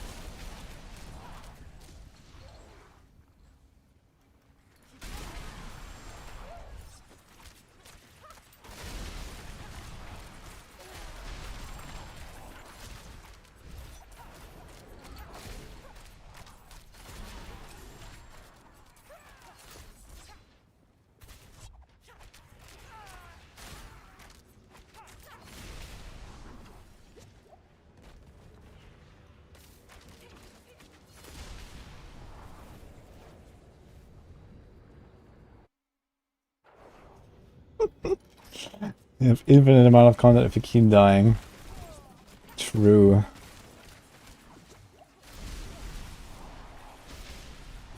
Infinite replayability.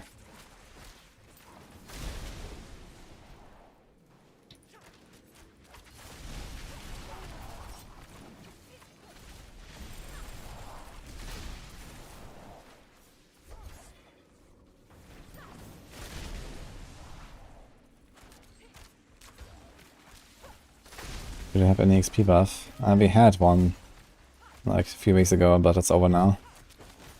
It was this lunar festival event or something. I got a bit more XP.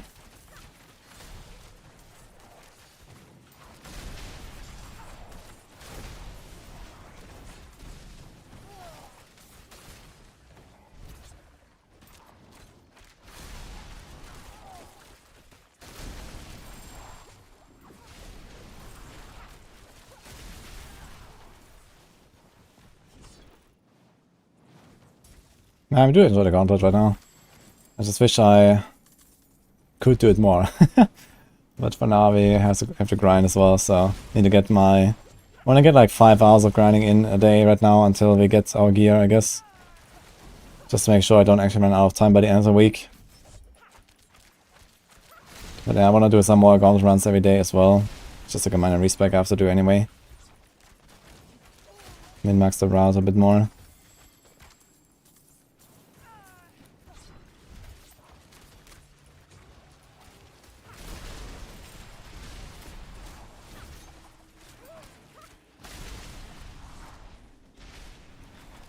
It's not believe the mid-season content is just bad.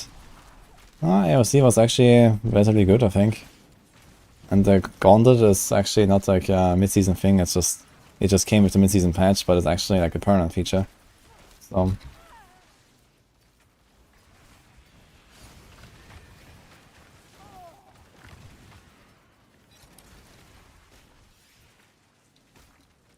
and season 4 is in like 5 or so weeks.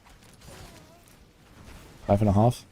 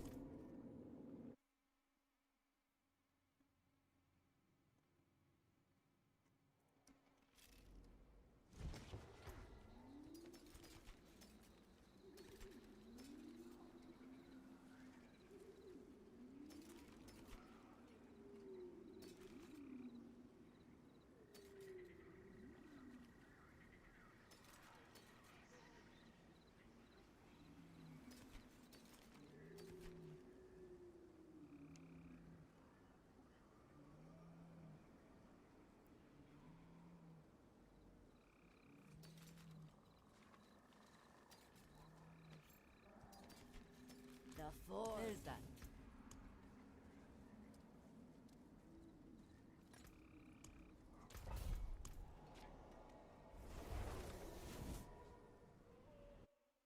I will take a barrage in vaults. Actually, I haven't tried it, but in vaults you have so much density that pinch out is just like the best.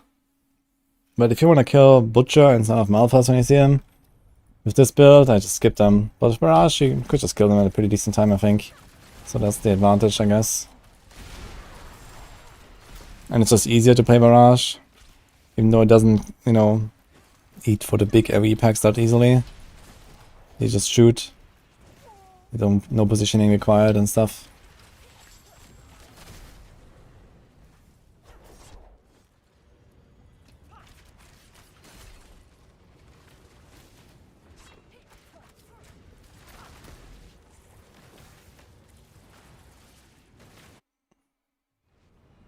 Just pinched out of the side of Barrage.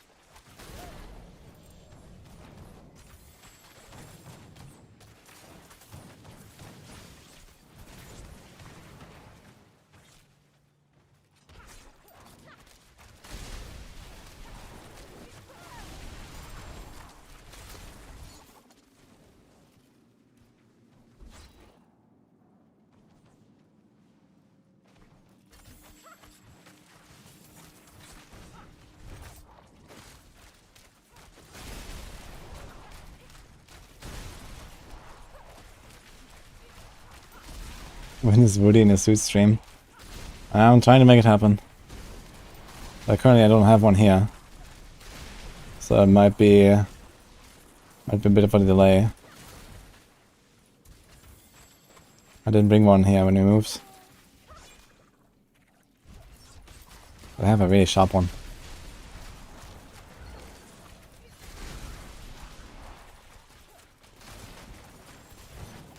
GM deleted his main. Wait, what? His main what exactly?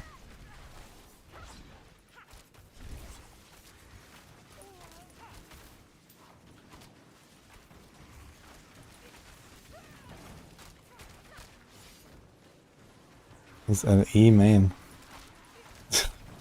What the fuck? Well, maybe he just didn't want to play that build anymore and he said like, whoops! I have to reroll now.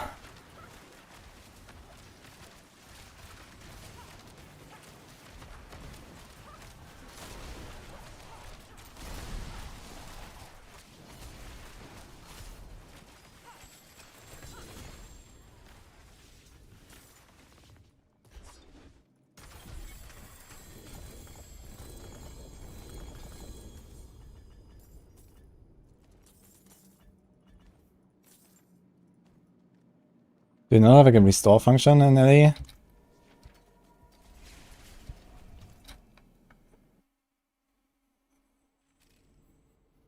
I hope the Diablo dev team adds a build, spec, paragon, item save functionality like the 3. Yeah, that's absolutely coming. I guess not next season, but maybe after that.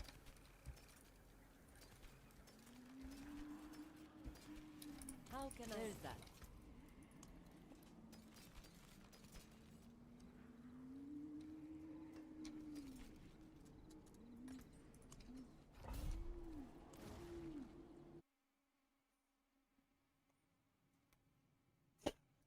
These guys that died, time for reroll. Oh, we don't have XDX? Wait a minute. Let me add it.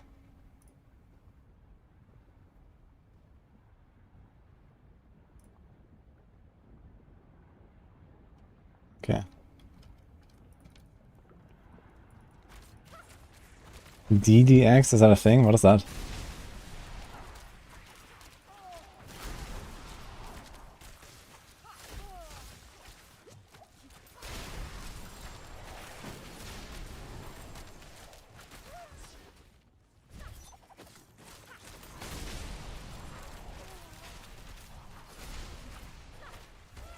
Yeah, I love his XDD emotes as well, and the variations. That's some cool stuff.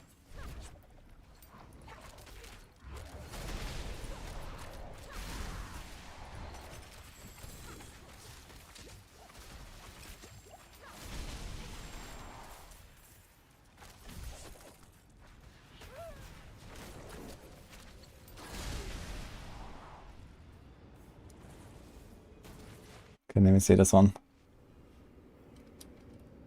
Ah, this looks fucking cursed though.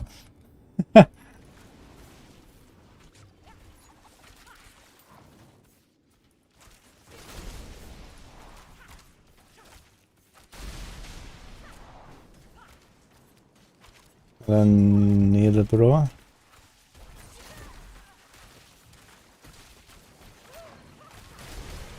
I think DDX is too cursed on me, guys, sorry.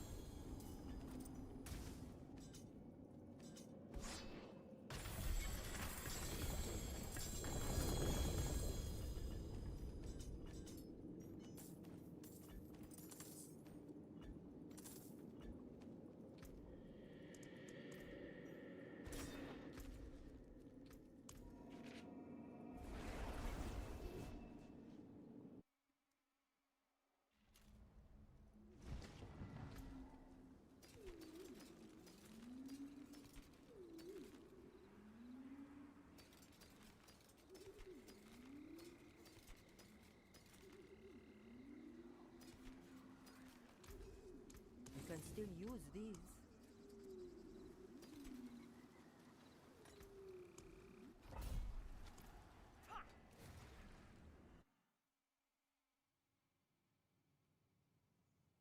Before runs so much smoother than LE. Yeah, it's kind of crazy, right? They've really polished that part of this pretty well.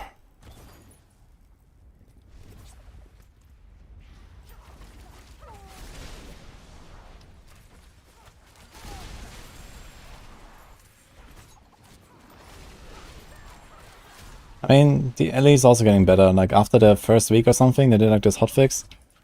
And it didn't really drop down to like, you know, 10 FPS anymore and these kind of things. So it definitely got a lot better. The memory leaks mostly fixed, I think. But yeah. That's still the contrast.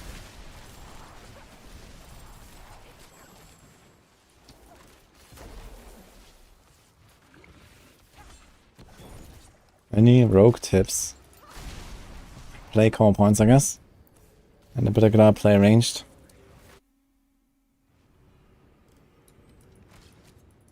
Can I show aspects? This is what I have in the planner, basically. Experimentation build, there's PNRF. It's basically that.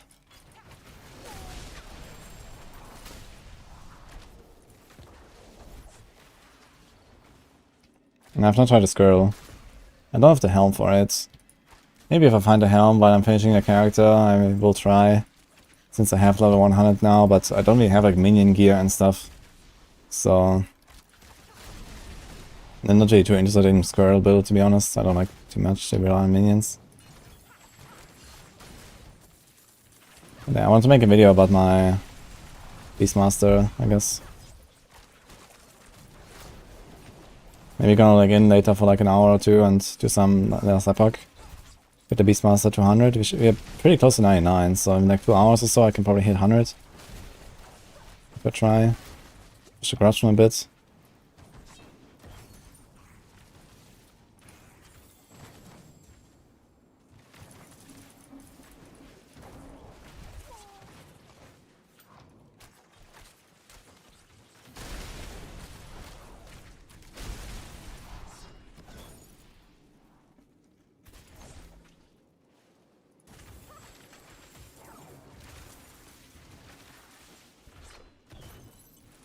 Beastmaster without beasts.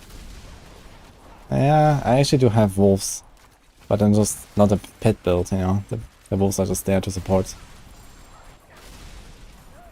And I mean, I don't know, I don't mind the concept of a Beastmaster without beasts. We still have like all these like aspects of something and the general theme still fits, I think. A grenade trap's not viable for Gauntlet. I mean, grenades are not viable for anything really, and I mean, traps are just slow. So what are you gonna do with them? Maybe one thing I was considering is actually playing this barrage inner side build that people are doing, and instead of poison imbuement, just go poison trap. And like this you can activate deadly ambush for the bosses. But yeah, I'm not so sure about that. Or counters, but I think counters might be too slow as well with the jump. Depends on how long these boss fights last, actually.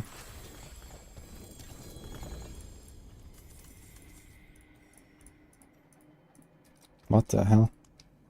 How did I find so many?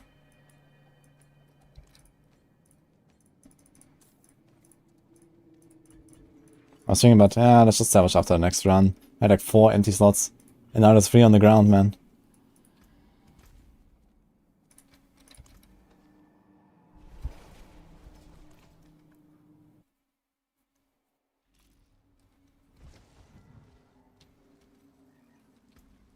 You lose everything you have on a character. You don't lose your stash, and you don't lose your materials and your gold if you die.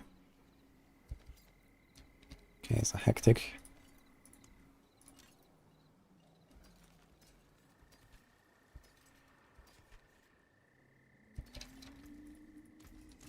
Don't ruin all that work.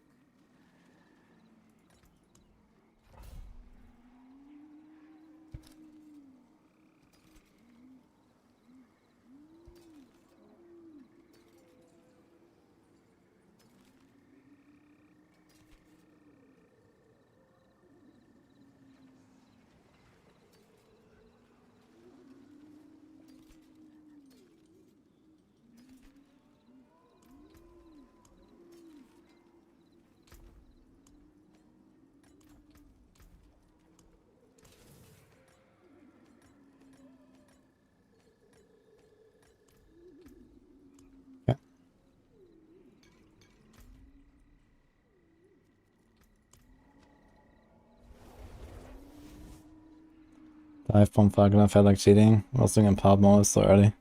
Yeah, it's very powerful build for sure. The thing, and apparently there's like some bugs that make it weaker than it should be.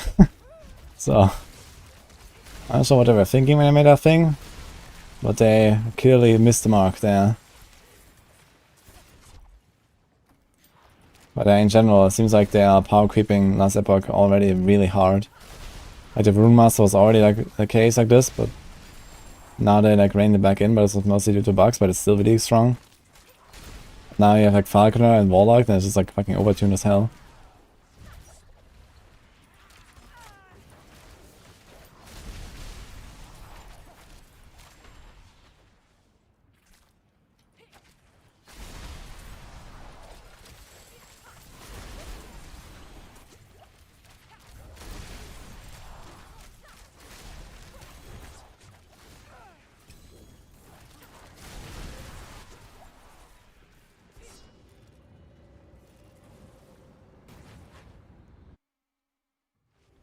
$60-70 is that early? That is very early. I mean, usually you don't reach the Empowered Monoliths before at least level 75, unless you do the campaign skips and stuff. And yeah, if you do the campaign skips and you start working on the Monoliths right away at like level 20 or something, yeah, then you can get there at like 70, maybe earlier.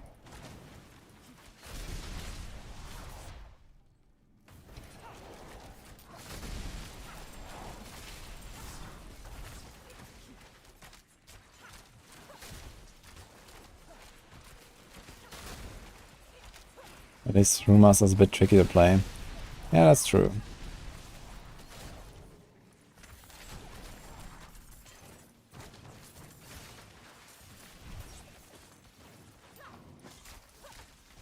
Yeah, level 80 is a good time to start Empowered Monoliths.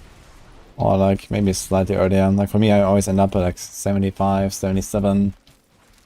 It's on at Empowered. If you just like do the campaign and then right side Monoliths all the way to Empowered.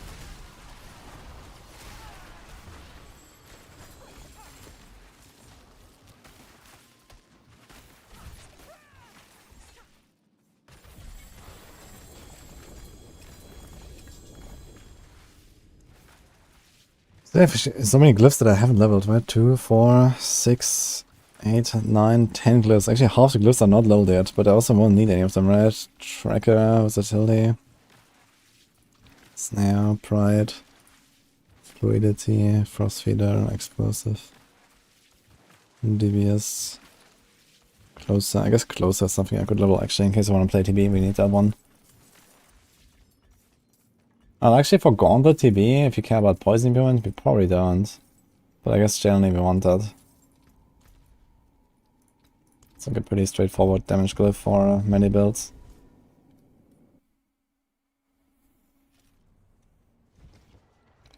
Yeah, we'll do a bit of LLE later. But I need to focus on actually giving up my characters right now for the Gauntlets, for the most part. I don't want to run out of time at the end of the week.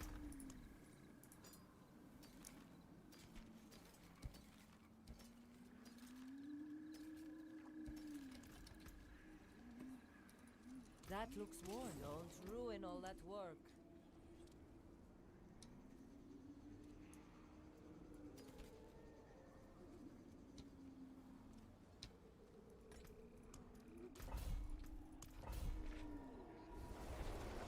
What monitor did I play on? Oh, some Samsung monitor. 2 of them actually.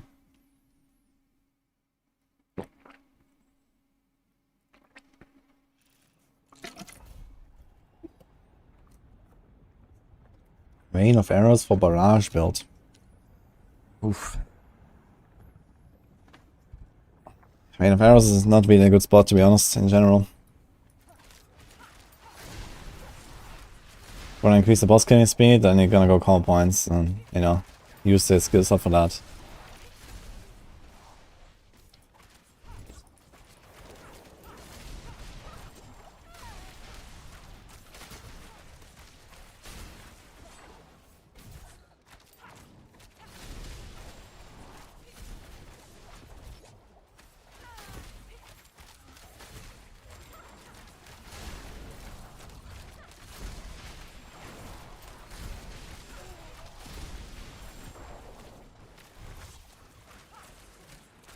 Yeah, it's not the glyphs that I'm behind on.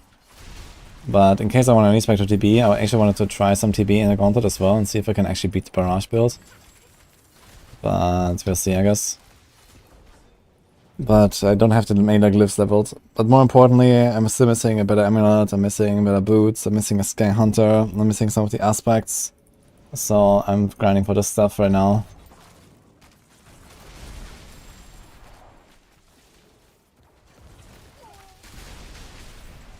And also Shattered Stone, so maybe we can craft more amulets.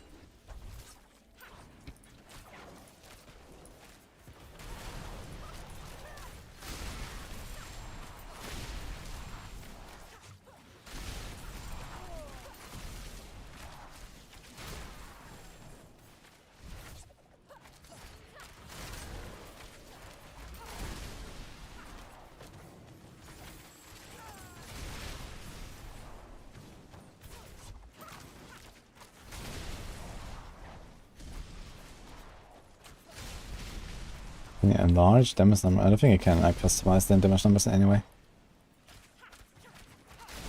You can't play combo points anymore. But then you should copy the build in the top rogues and use in the Gauntlet. There's triple imbue, dash, shadow step, and barrage with inner sight. If you don't want to play combo points. I also have an inner sight barrage planet you can find in my builds. That is, it's not triple imbue, but it kind of like follows the same concept.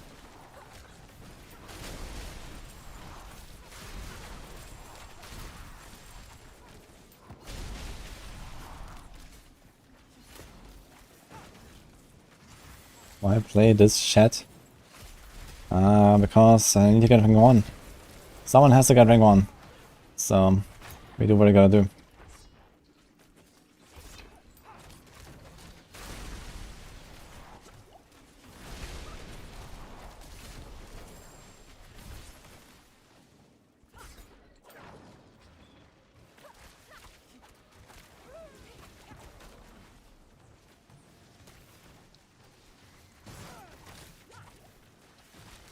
What does a freeze rate of 40 imply? You should read up on freeze in the game guide. Freeze is like a bit complicated.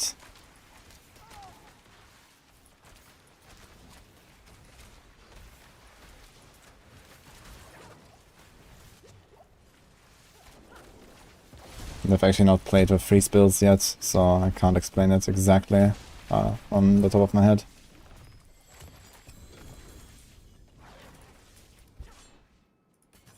We've spoken about seasons and leagues for LE. Oh, the first one is already running for 2 weeks. But yeah, it will be generally just the same as other games, like 3-month cycles, I guess.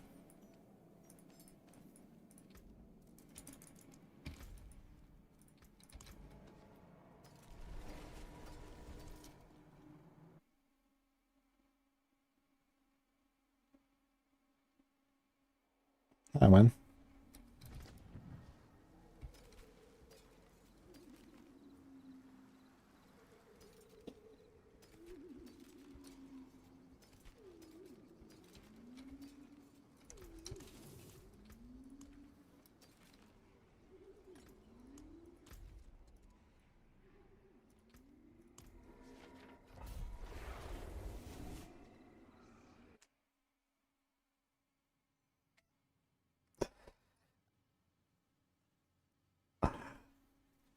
Well, I'm gonna hit like 800k points on a rogue, which is quite doable, I think. Maybe even higher than that. We had 700, was it? 769, so 30k more. I mean, 30k more from here. It's probably just like me doing more runs until it happens, basically.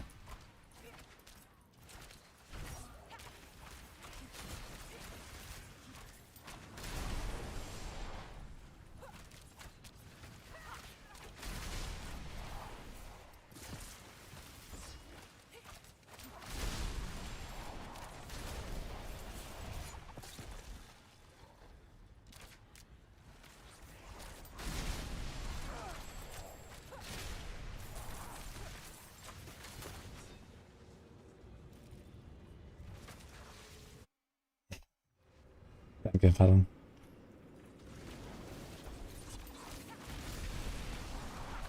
Yeah, I still want to get the gear though.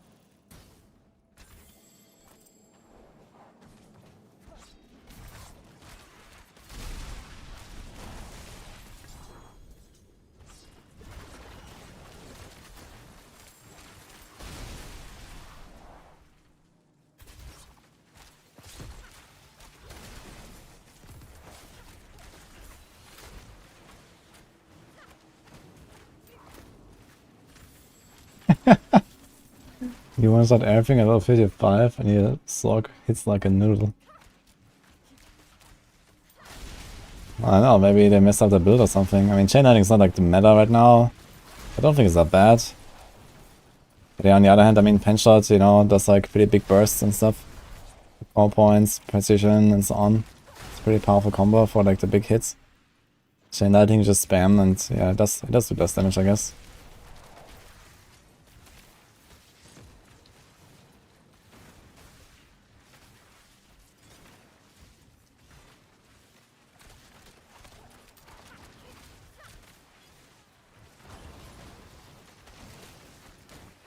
The unofficial roadmap for LE. Nah, I've only seen like some, like, you know, comments and some talk from the devs and stuff. I'm not sure what unofficial roadmap exactly. I guess it's probably like deduced from the dev talks and stuff. Like we listened to, for example, I think it was Mike from EHG the other day, who was like doing like a dev Q&A, and also like the DM interview.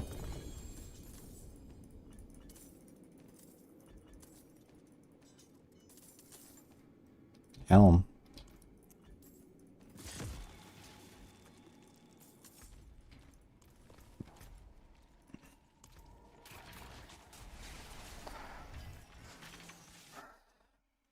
Forum. It's an official forums, but it's the unofficial roadmap.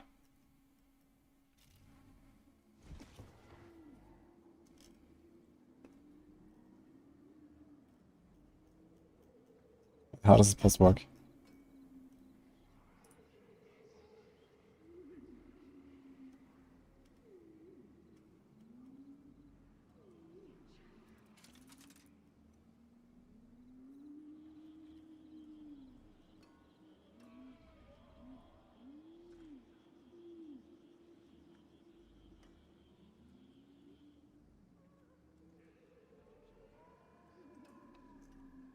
Dude, some of the stuff's from 2022. Okay, I think it's like mostly a lot of text. I think this will be like something a bit more, you know. I mean, you can read this maybe later when I'm on LE, but for now this is like, you know, too much. I don't want to like get into this right now. It's like a very big post, it seems. Oh shit! We found a Sky Hunter. Uh, wait, did it? Wait, did I get it from the completion reward? I don't think I picked this up, but it's a 925. Wait, when did that happen? I only saw the helm. Okay, man. The rolls are really good, but the affix is really bad. Fuck. It's probably better though. But this affix is really bad, man. Holy. I don't want to see that.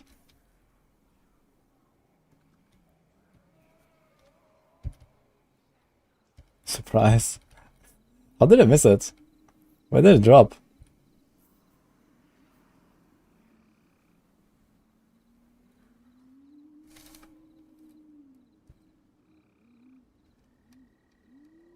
There, you see the two uniques are right next to each other. I saw it next to each other in my inventory, and I only saw the helm.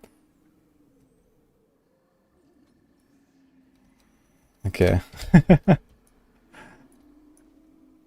I'm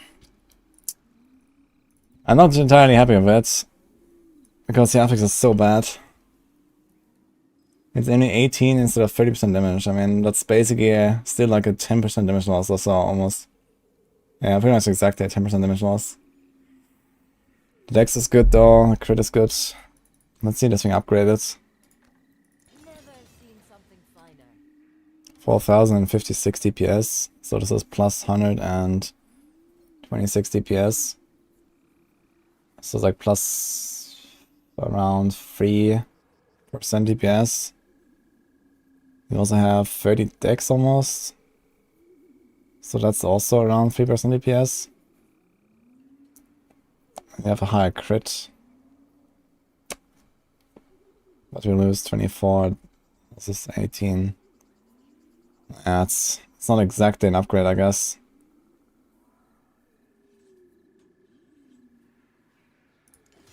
But let's do it for now. I'll still have to get a better one though.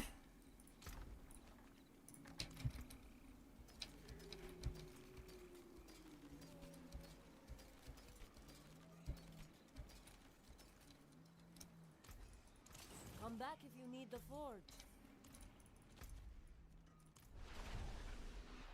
Slam it. Imagine they introduce something like legendary potential in this game, and that could be pretty hilarious. I mean, I really hope they're gonna do something with uniques as well and stuff in the next patch. Could be cool.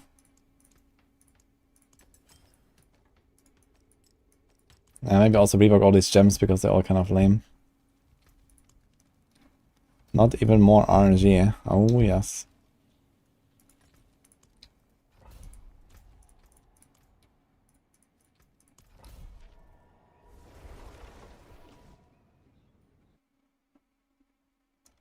Oh, Moxie, hello. What's up? I'm going to the PoE2 thing. I mean, they invited me like a while ago, but I'm not going. It's way too much travel for, you know, like half a day of chilling with the PoE devs. I mean, that would be cool, but, you know, I lose like literally 3 days. You know, it's like 20 to 30 hours one way, chill for 5 hours, 20 to 30 hours one way again. Yeah, no thanks. I mean, I live like as far away from that place as I can be. It was already a struggle, but kind of worth it for a BlizzCon. And now I'm doing the same trip just without a BlizzCon. So, I don't know. I mean, I don't really expect like, you know, crazy stuff there. And it's, you know, it's just like a small gathering with like a bunch of content creators. So, yeah, it would be nice to be there. If the travel time was like half, maybe I'd consider it.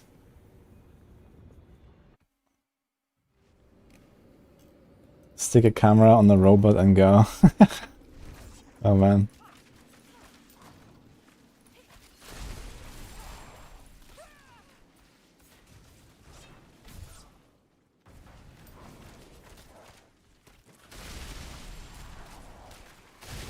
I'm not an enemy of the state though, am I?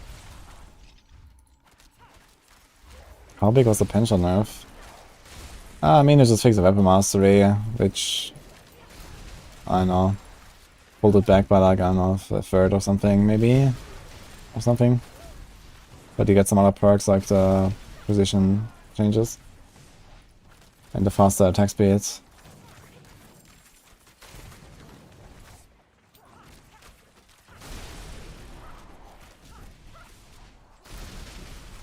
Yeah, this PoE event, there's like a PoE event in 1.5 weeks or something in Los Angeles. But yeah, I mean, this is like, you know, literally the other side of the globe for me. Nearly.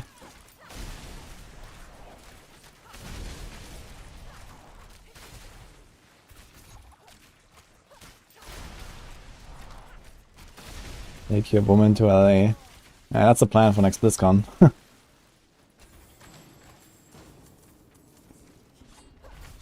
I mean, they did offer me to, like, you know, pay the flight and stuff, but yeah, still, you know. Like, what I'm gonna do. And this might also, like, land exactly in, like, the PDR phase, and then I'm just gonna be completely fucked, you know. I'm just away for 3 days. So... And that's just without doing anything else there, right? Like, I mean, if you go on such a trip, you don't want to just, like, chill there for a few hours and then leave again.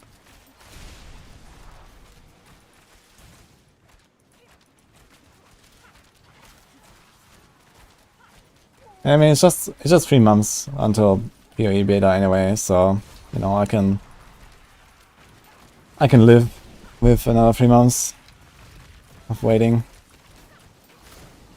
Would be nice so that I can all play some PoE 2 and stuff, but yeah, sure. I can do it 3 months later.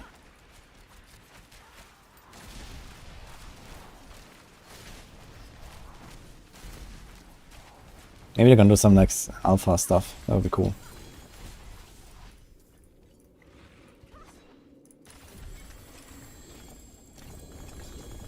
Ring.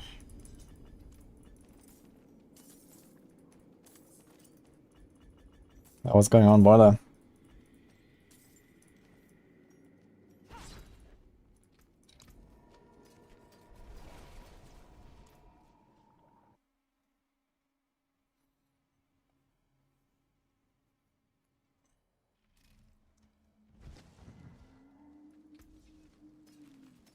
The sponsor might let me stream from the office. I'm not sure if we're gonna have like people stream from there. I mean, they invited a bunch of content creators, so maybe.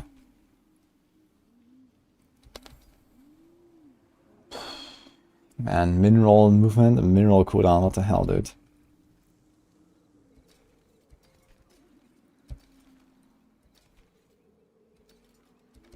There's a metamorphosis.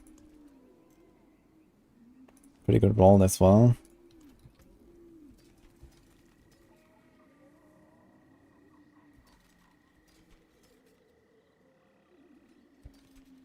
I have a lot of moonrise.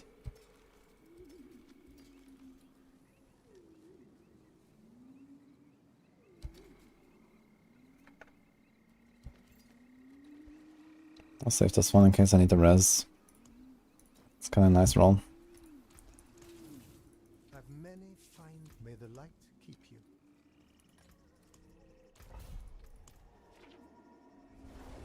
Hey Dodo. Not a fan of mid-season nerfs, especially when it's secret. There was nothing secret about it. I mean, it was a bug, they bug fixed it, and that's it. And they gave rogues a bunch of buffs on top of it. So, I don't think there's really much to complain here. And the thing is that a lot of people didn't even benefit from the bug because they were not aware that they have to use a crossbow. And, you know, the meta was to use Skyhunter until we discovered the bug. So, probably a lot of people were still playing Skyhunter without even knowing that there was a bug with crossbows. So...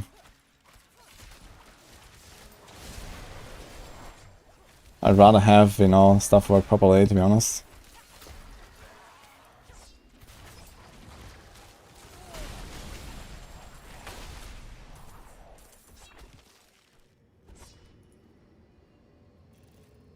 Nice to see you too, Dodo.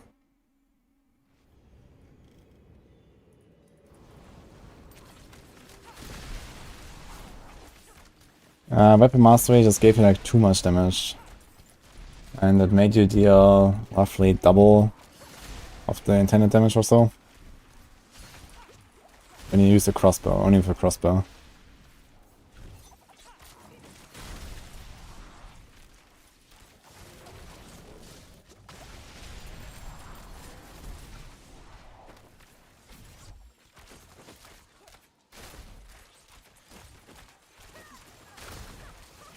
I mean, Barb currently is technically not bugged, so I decided to not just not nerf it.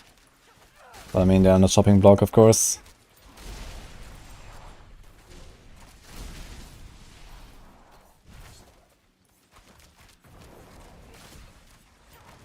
But I mean, cross-class balance doesn't really matter much right now anyway. There's like no content, you know, hard enough in the game that where cross-class balance would actually matter right now. So I don't think it's like a huge issue really.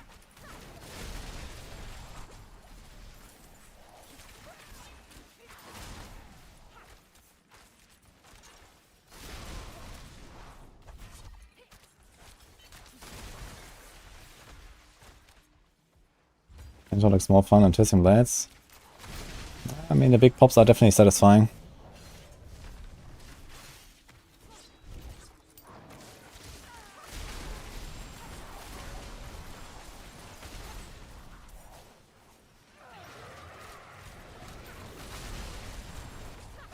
Chest armor.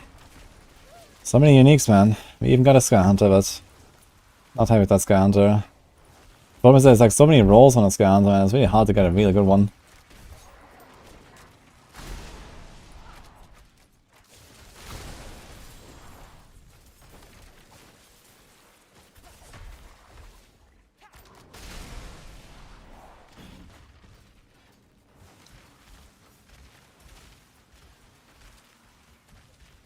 Scoundrel's letters.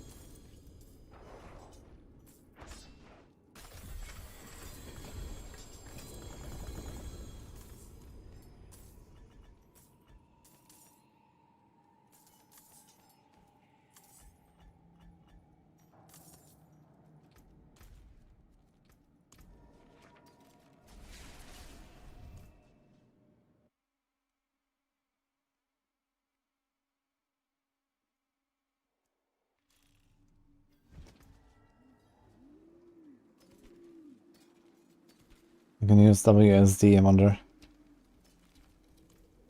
It is done. Amulets. Two of them are sacred.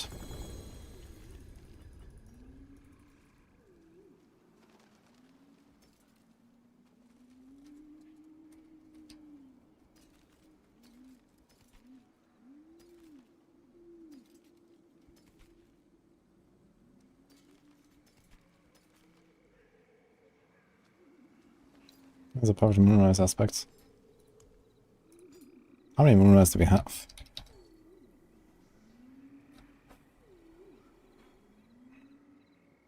A lot. Let's get rid of a few of them.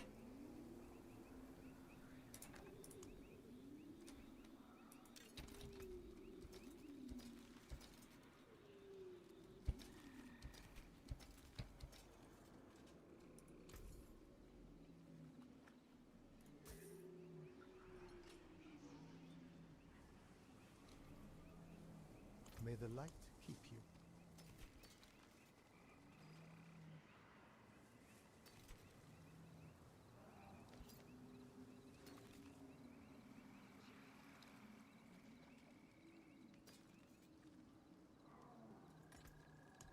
Well, let's have a look.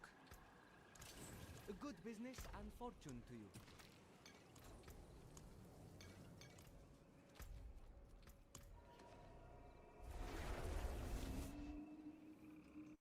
Would like to have a friendly conversation with the man behind Stormbane's Wrath.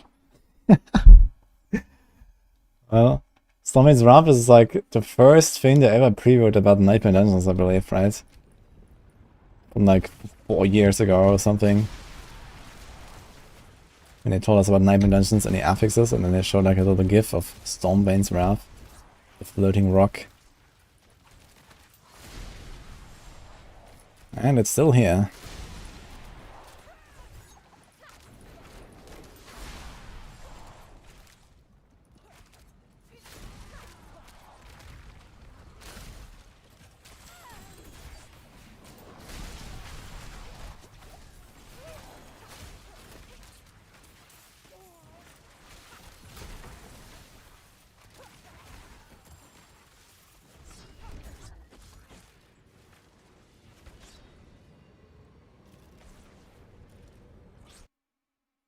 When will the expansion release? I guess sometime like between mid-November to mid-December-ish. I guess they will probably try to hit like a spot right before PoE 2. It's gonna be a bit weird with the season timings though. So they might have either like a long season somewhere or a gap somewhere. I guess they might do something like that, launch the expansion without a season, like they did the launch without a season in June. Because right now the season goes until mid-April, and then the next one goes until mid-October. And then what? Yeah, basically, right? So either it comes quite early and it's actually gonna be like in October when the expansion releases, or like late October or something. Maybe they're gonna extend a little bit. But I mean, that would be already in like less than 8 months. And we don't we haven't even heard of anything about alpha, beta, or anything. So I'll be kind of surprised. But yeah, like end of season 5, maybe. Maybe they're just gonna make like season 4 or season 5 a bit longer. I could also imagine they're gonna make season 4 a bit longer, because season 4 is gonna be so large, you know, season 4 is gonna be like the massive season. So maybe they're gonna extend season 4 a bit throughout the summer, and then have season 5 run until the expansion. But yeah, the timing is definitely a bit weird. Or they do 6 seasons, so if they do 6 seasons before the expansion, then okay, it would be mid-April, mid-July, and then mid-October. But this also doesn't really work if they want to release it in this year, right? Like, Season 6 has to be expansion. So yeah, I don't know.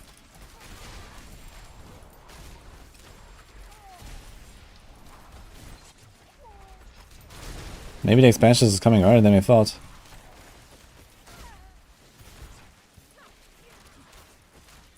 When is the WoW expansion?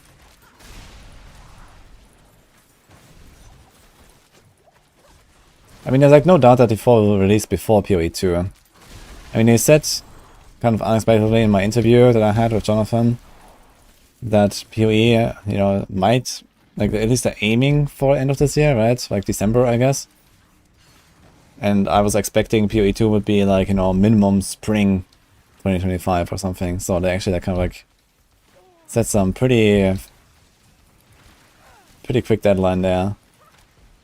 Because they're going to do a soft launch basically with the beta going straight into release with no break. So that was kind of surprising.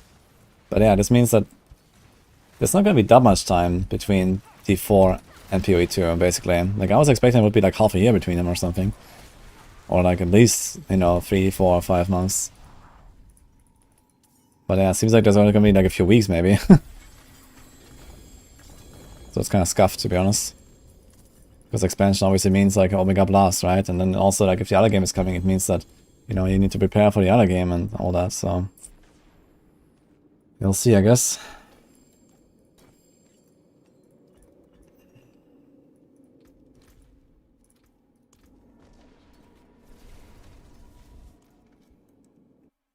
PoE 2 is free to play.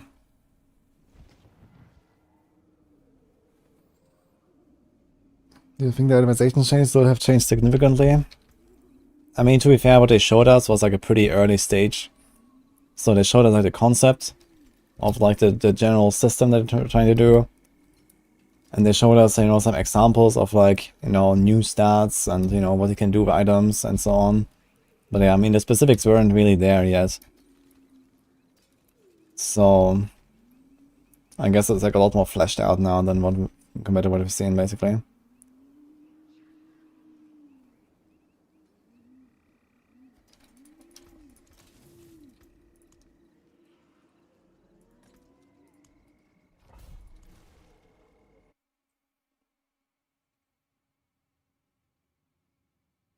Why not dodging anything?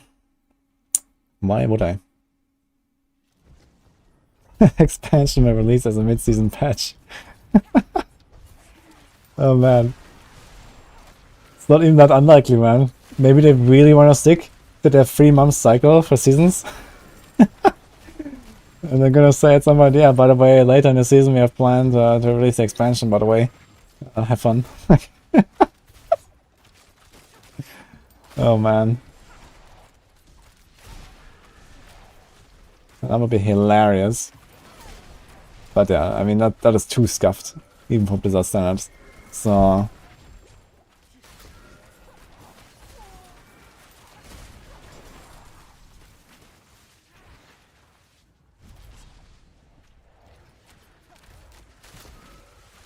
Don't think DLC will have a beta?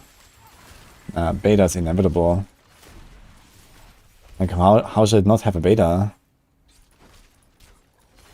Like, new class and like all that stuff, and it needs a fucking beta, man. Of course it needs to have a beta.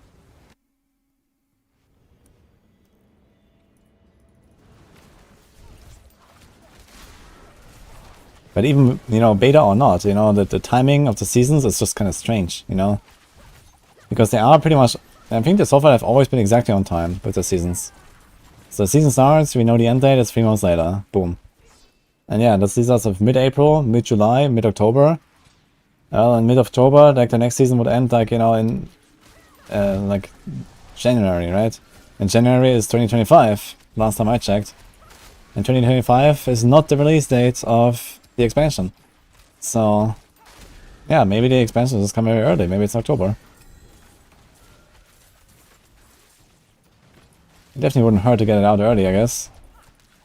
To make room between T4 and PoE. And to revitalize the game. But yeah, I mean, this would mean, you know, we're basically almost in Season 4 now. This would mean like one more season after that, and we have the game, you know, the new expansion. It's like, what? That'd be wild if that's true.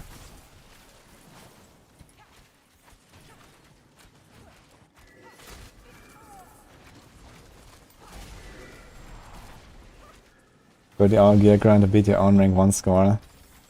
Yeah, I mean... It might not stay that easy, you know? There might be some people lurking in the shadows. And even if I get rank 1 on hardcore, I also want to beat the guys on softcore. So... yeah. And then we're also gonna have this like, there's gonna be like some artwork competition or something for the top leaderboard placements soon. So, you know, that will maybe also like, you know, put like an even stronger competition up there. For the next Gauntlet, for example. And everything I farm now will just help me with future Gauntlets. Gosh darn it, man. 16 Shrine of Duration and Wonder Exploit. If that was like Dex instead of Strength, I would probably use this Amulet, man. Just for a cooldown instead of Thorns. I'd be kinda happy with it. Fuck.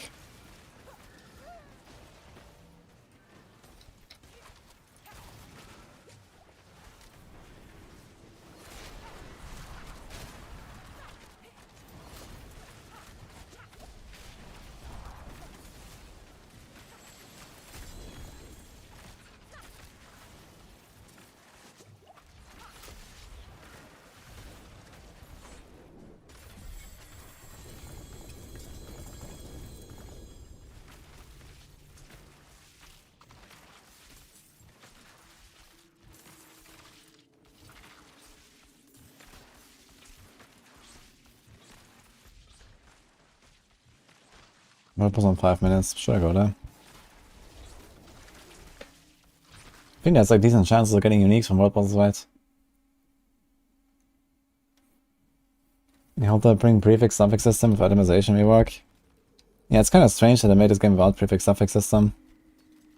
But it would be a way to make it more interesting for sure.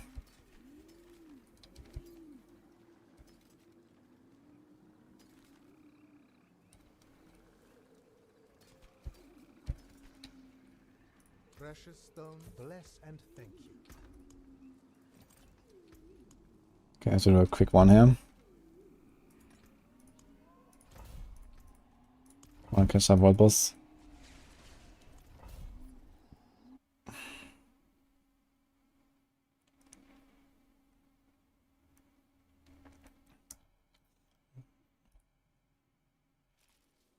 The expansion will be class, zone, monster family, story, and one system.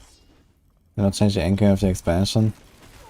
I mean, at the very minimum, they have to make the expansion larger than Season 4, right? And I mean, okay, like new zone, new class, etc. It's kind of big stuff, but you know, we're definitely expecting, you know, something on the top, on the level of rifts in terms of like Reap of Souls expansion, you know, improvement or something, I guess. So there must be like something pretty big that kind of carries expansion as a feature.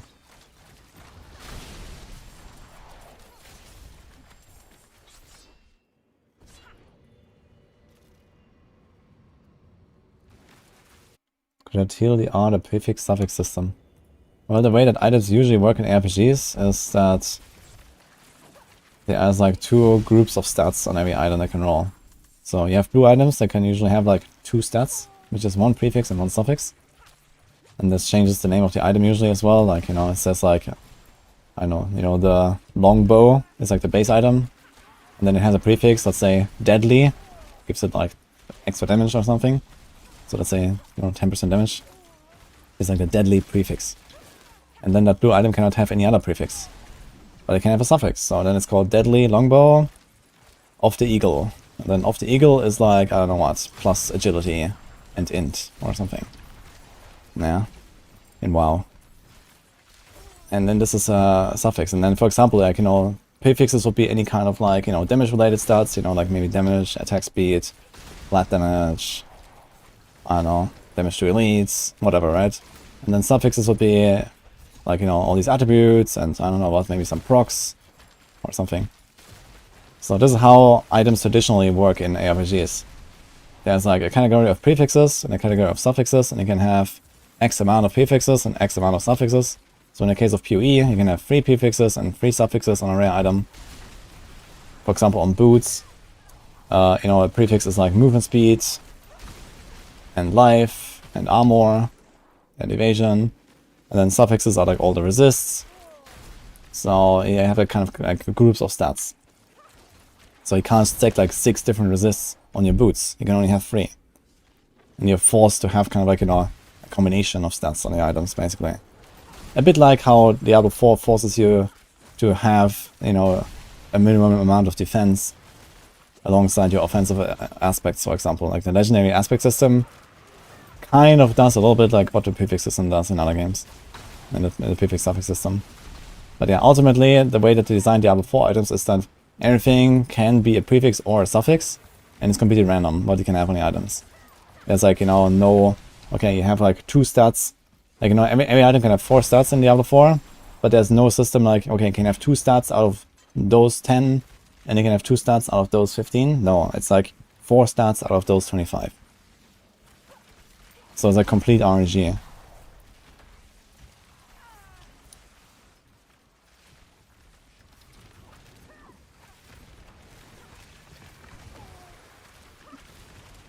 So that's a very strange way of doing it in D4. Because every other RPG I know has a prefix suffix system. Even WoW has a prefix suffix system on, like, you know, random items. I mean, yeah. Actually, do they have prefix and suffix? I'm not sure exactly how that works these days, but at least they have, you know, these kind of like random items, and they kind of go that way as well. But yeah, I mean, like most items are actually like, you know, just like raid gear with like specific stats and stuff, I think, these days anyway.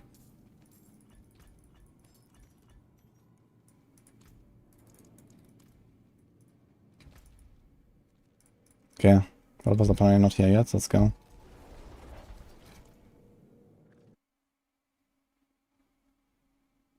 There's one that doesn't have that, D3, at least 2.0.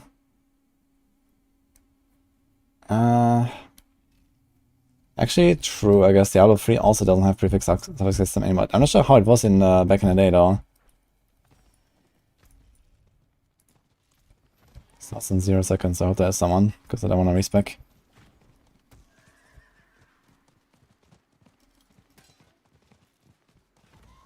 How did he have armor blade after shifting on blade dancer? Shift on the bottom right, plus armor blades on the top left. Has a node each. Oh my god. Am I doing damage here? What is this guy playing? I see steel grasp. Okay.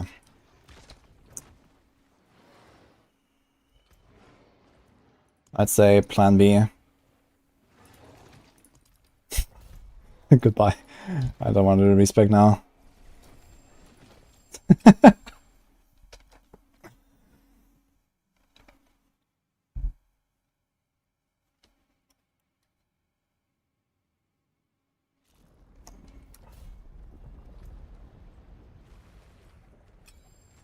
We got another Chaos and Nameless. Yeah, I'd like bases to be more specified. Yeah, I agree. I mean, okay. I think it's not terrible that the bases are the way they work in Diablo 4. But I feel like there's like too little customization with the bases. And also they're straight up just imbalanced. Right? They don't do really anything interesting. Like, okay, an axe gives you damage to healthy and a polearm gives you damage to injured. Ergo, you will never use a polearm in your life because they give you exactly the same number. So first of all, they're not even balanced. And second, they're not even doing anything interesting, right? It's just like, okay, this one gives you like 3% more damage when you one-shot enemies, and the other one gives you nothing. Cool. Right? And that's about it. It's like the extent of changing bases. So I think it's okay that, you know, there's only the dagger implicit and the sword implicit and stuff, but they're just like too shit. And too, like, too little impactful.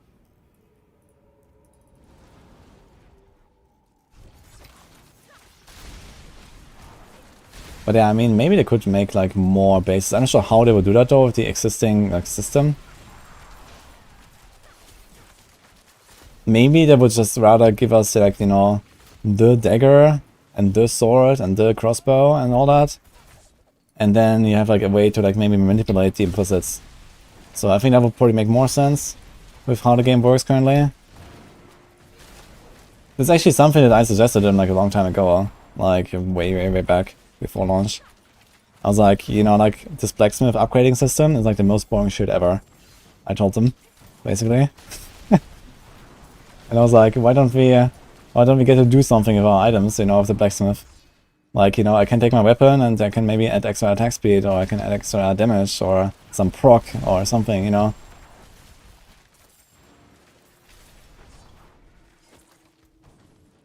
And here we are. We got blacksmith upgrades. Cool.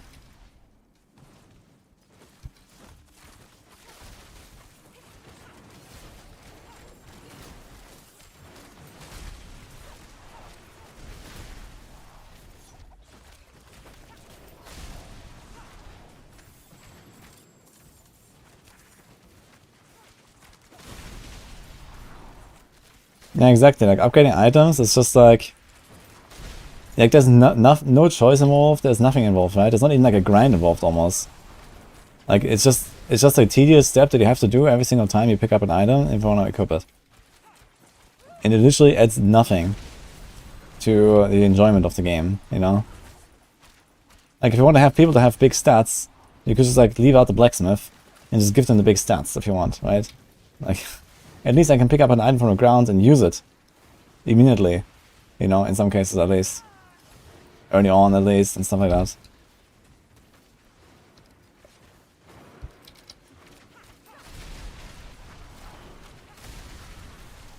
Like it doesn't feel good to upgrade an item at a blacksmith. So it's just like it's just a step that you do and you get over with it, and that's it.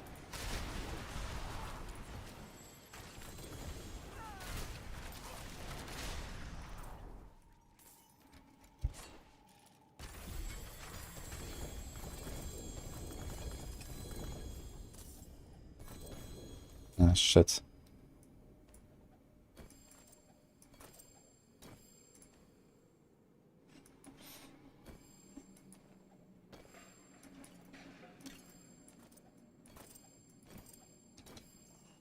Okay, so many cows are nameless.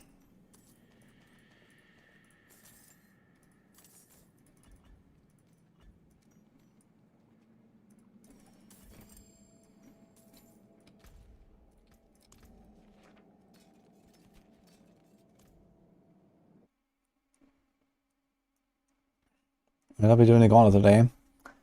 I'm planning to do a bit of Gauntlet every day at least, but we still have to mostly focus on the grind. And my position currently is 1.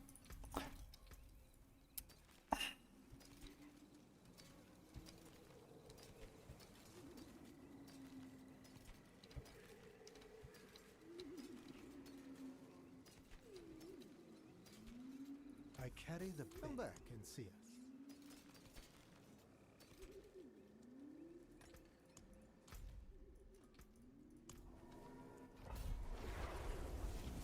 Hey Gary, by the way.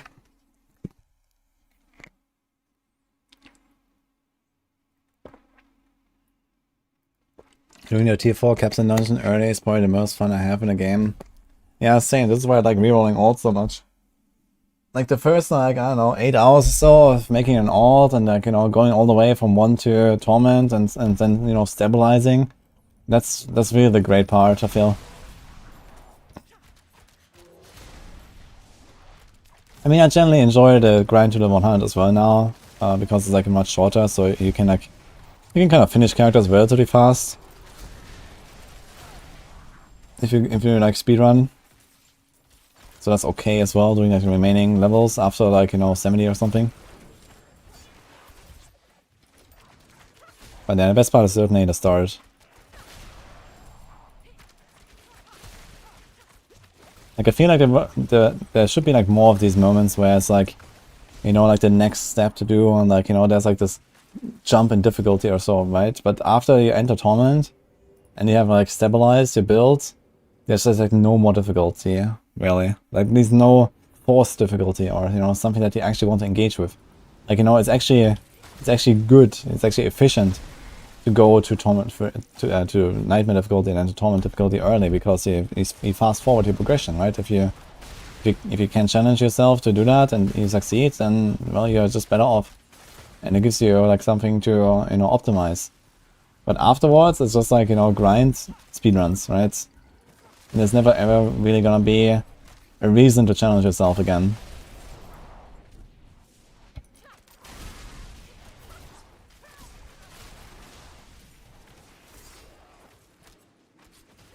Is adding another gear tier help? Yeah, I mean, there would be potential to add another gear tier, because, you know, now they're gonna rework, you know, all the items and the stuff and all the stats. So, yeah, they could, I guess.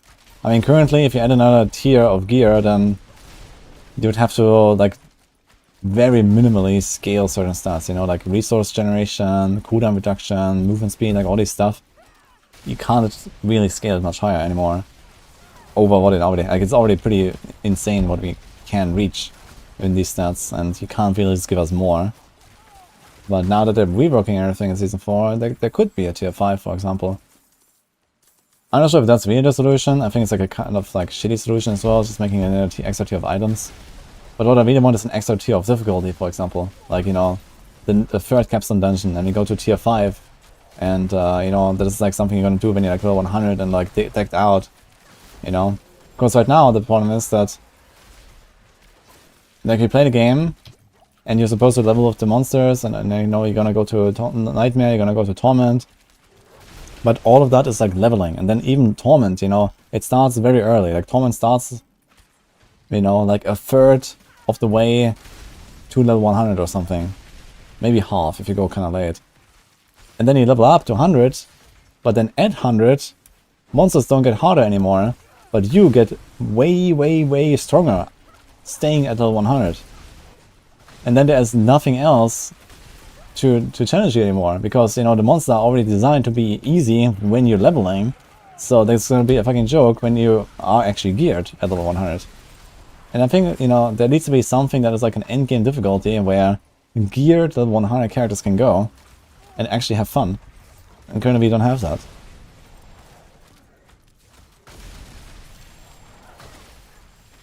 I think Torment should be just like the level up difficulty, you know, to get to 100, get your gear, and then, you know, once you have like your decked out characters, then you go to the next tier.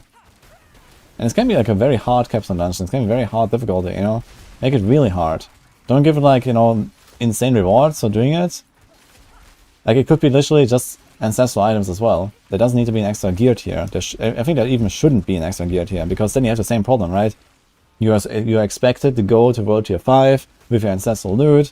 You're gonna, you know, get your next tier of loot, like the exalted items or whatever. And then everything's gonna be easy again. You have the same problem again. So what you need to do is, you have to make a tier 5 that does not give you better stuff. But maybe gives you just more loot, you know, it makes it more efficient, right? You do whispers, and instead of 2 materials, you have like 2.5 materials every time you complete whispers. And when you when you open like a living seal chest, you get like 7 instead of 5 or something, you know, I don't know, something like that. And then like when you kill Duriel on tier 5, you have like, you know, a 4% chance to get an Uber instead of 2% chance, or I don't know what, you know. It doesn't have to be like vastly different, like, you know, rewards or something. It just needs to be more efficient and way harder.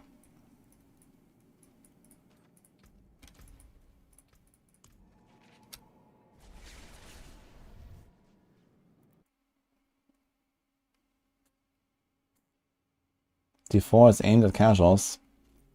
Yeah, but even many of them dislike a lot of things about the game, no?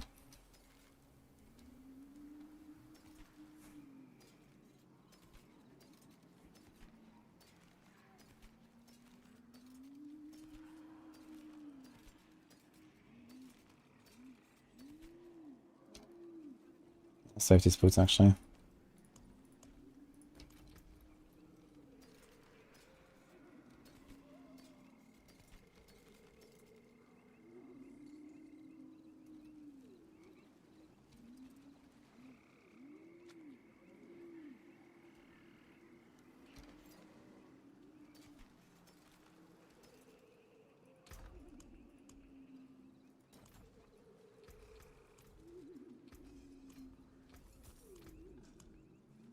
Of pots.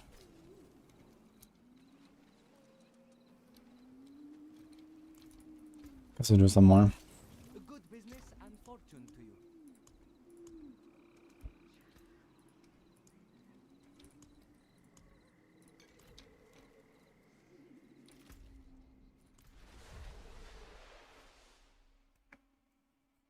They need to add a card level. Oh, who says they haven't?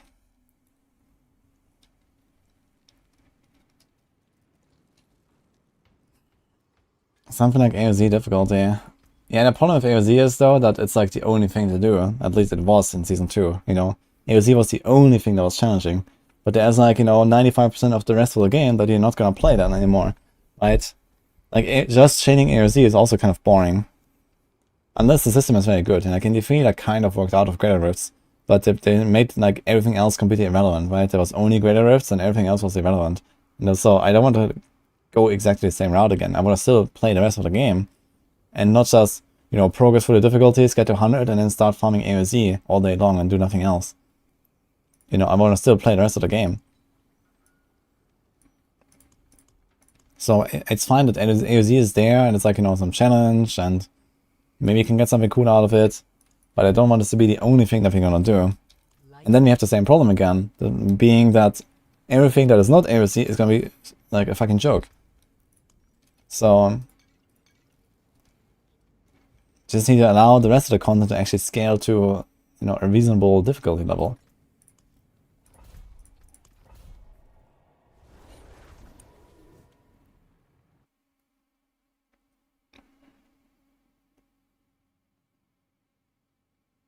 Hello, Dr. Zhao.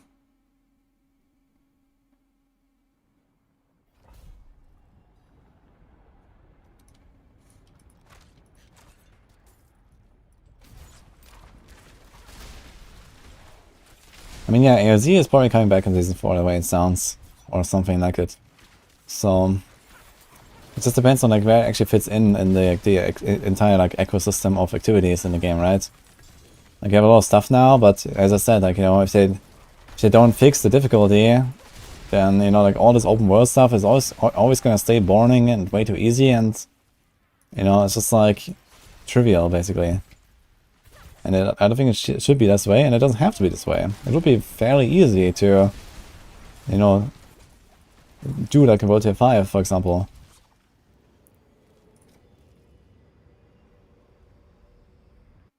Yeah, I still rank 1 on Rogue right now. Solo ladder and as Epoch is SAF or SCF. Both, actually.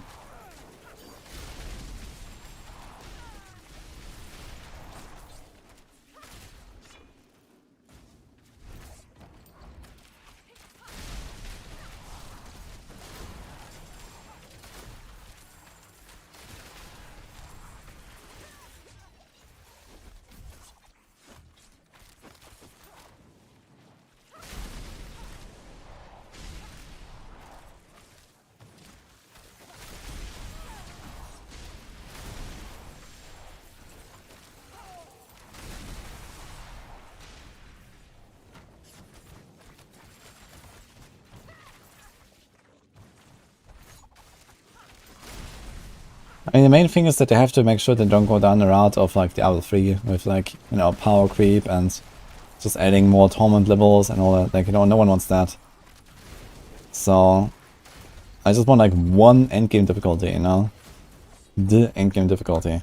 Just make sure that the game stays fairly balanced so that it remains somewhat of a challenge. Or at least it doesn't become trivial. It doesn't have to be like very challenging necessarily, you know? Of course you want to feel powerful if you have grinded your character for like 100 hours. And stuff like that, right? You shouldn't like struggle. But it should be at least not completely trivial, like now. Like I can probably like walk outside, start an event with my relatively squishy setup here. And like let's say a caravan event or something. And I can probably just AFK and would not die until the event is over. Like, you know?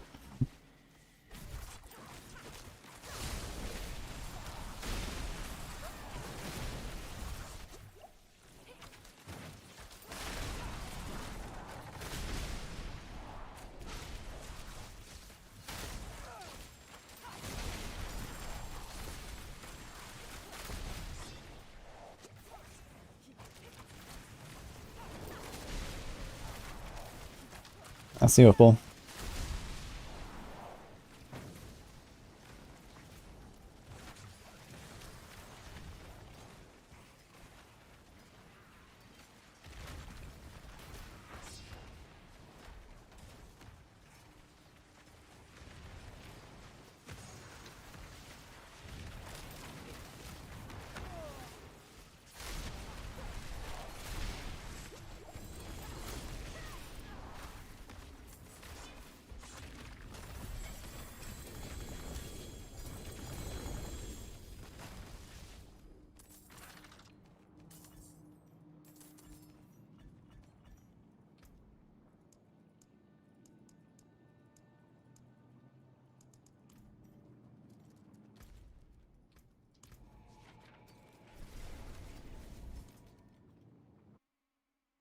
Should I remove scaling? I mean, like the monsters leveling up with you? I don't think this is necessarily bad. You know, it makes it so that, you know, everything on this entire, you know, sanctuary map here is like at least somewhat relevant.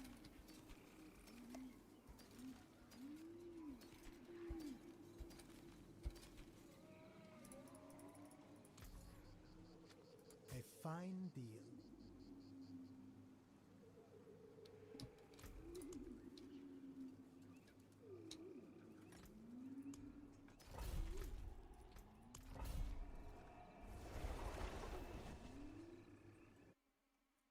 Which ability is causing rolling explosion damage? The rolling explosion. That's like the pen shot, I guess. This with Shadow Imbue.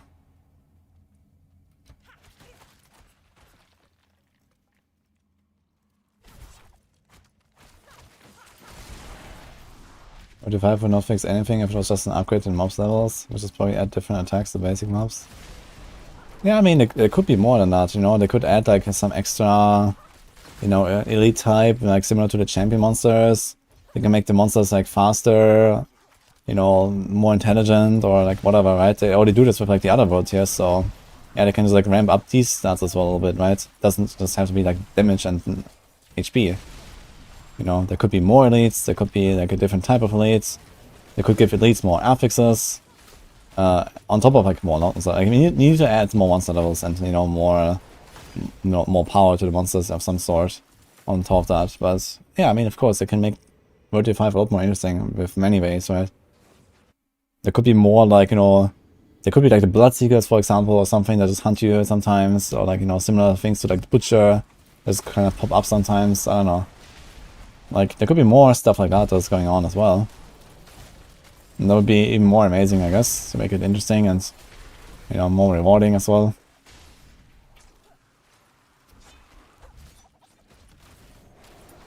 And I think as long as they keep the World Tier 5 like optional, like there's nothing that they exclusively get in World Tier 5. You just are more efficient. I think that would be kind of cool. You know, a bit like World Tier 1 was World Tier 2. And like this, you would definitely have the freedom to like make World Tier 5 pretty hard. In general.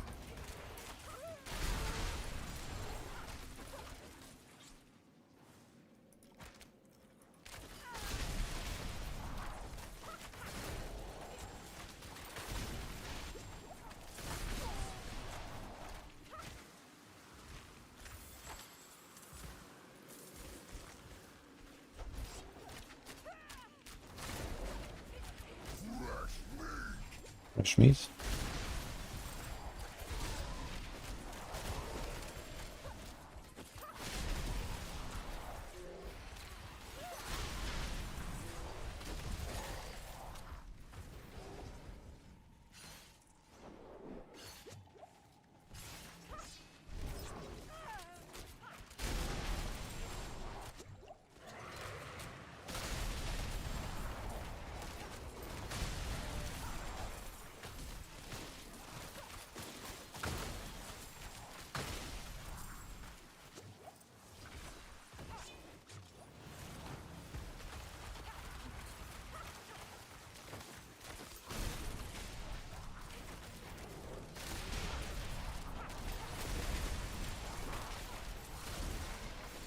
You don't have to make all these guys that hunt you down like as tanky as the Butcher. Could be more like the Bloodseekers, you know. Bloodseekers are not super tanky, but they were like, you know, some kind of like interesting encounter that pop up sometimes in Season 2, right? Definitely more noticeable than a typical monster. Doesn't have to be like, you know, a punching bag. It can be just like a really short, intense encounter. Maybe juiced up a little bit with extra HP, you know, like the Son of Hell, what is it, Herald of Malphas?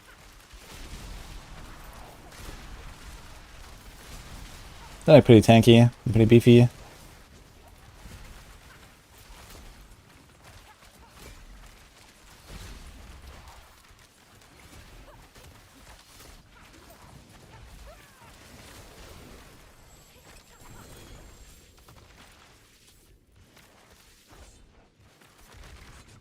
Ugh.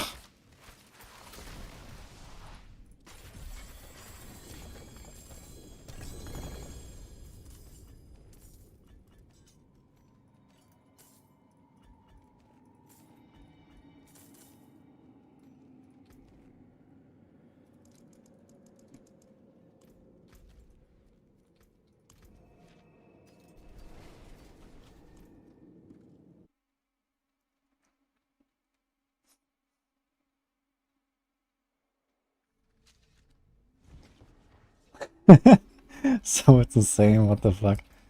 Well, I mean, LE Endgame, yeah, hasn't really, like, progressed all that much in the last years. So they have the monoliths, and it's like their main endgame system. And it's like an okay base. But yeah, they obviously have to, like, add more stuff over time there.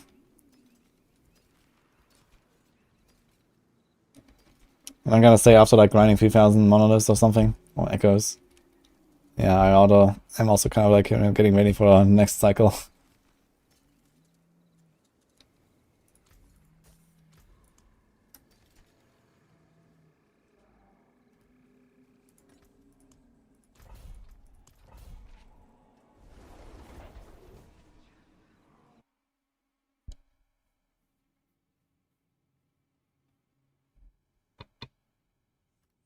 Farming, better aspects, better amulets, better boots, better Sky Hunter right now.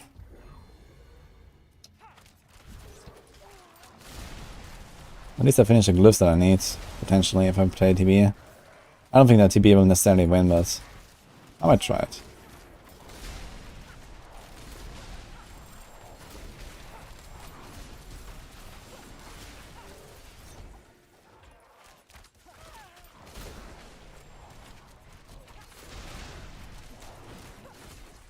The grass is always greener on the other side.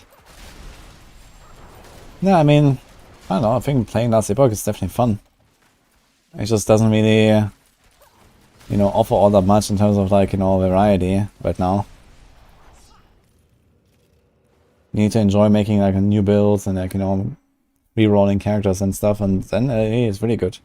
So that's like something I enjoy a lot, for example. So yeah, for me, LE will stay relevant just because of that. But yeah, of course, like min-maxing your character for like 200 hours, it just doesn't really offer that much. I mean, you can do that if you enjoy the models enough. Because there is definitely a grind to do for 200 hours, even 2000 hours if you really want to try hard. For a single character. But yeah, most people will not do that, of course.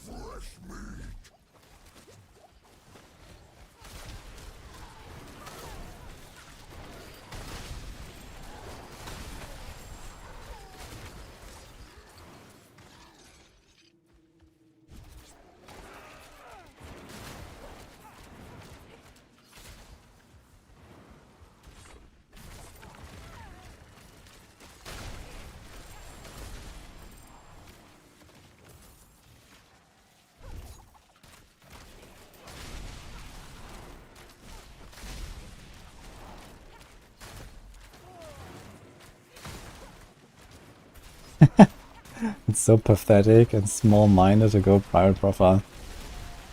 Those are pretty strong words. I'm sure I would say that, but it is kind of strange that this is an option, to be honest. I'm not sure why this was ever an option to begin with. Like, why can you have private profile in this game?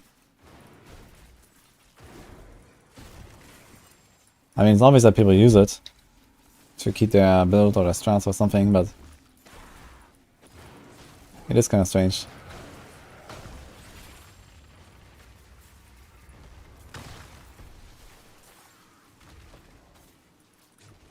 But then again, I mean, the route matters more than the build anyway, I'd say. Like, doing well in the Gauntlet is almost entirely about the right route. As long as you have like a working build, you know, like if your build is functional and you can maneuver it.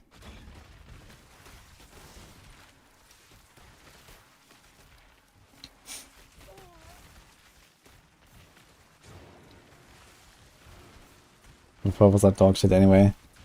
Yeah, dude, it's actually, they said that they added the time played counter on the character, right, when you inspect someone's profile. But it only counts in days, it doesn't even count in hours. What the hell, dude? What? It just says 3D on my profile.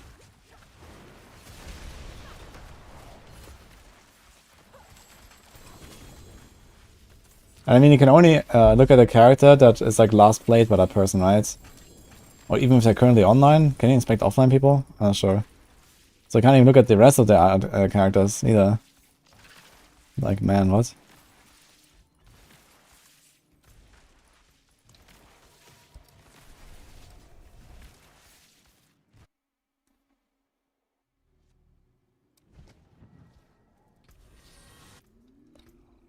Yeah, profile. Yeah, time played, 2D. I'm not even free. The 2D character, guys. It's probably rounded up as well, you know. Probably like 31 hours. Just rounds of 2D, I guess.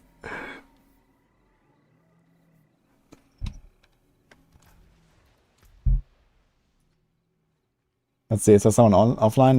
Let's see Jim. Look, I can't even look at my friend's profile, man.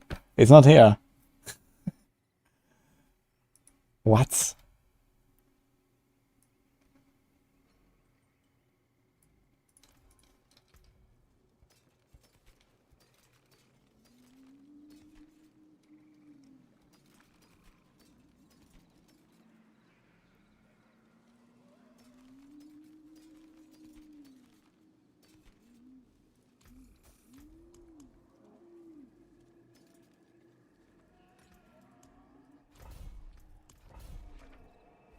It's a sign, T2.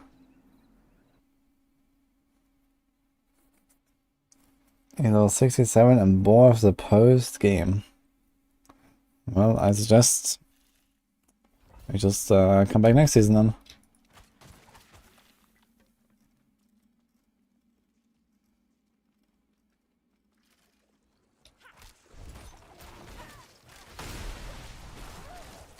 Ah, leaderboard? Okay, leaderboard can inspect people. Wait, can you inspect people that are offline?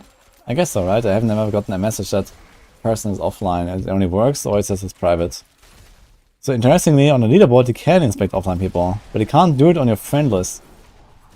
Wait, for real? Is that a thing?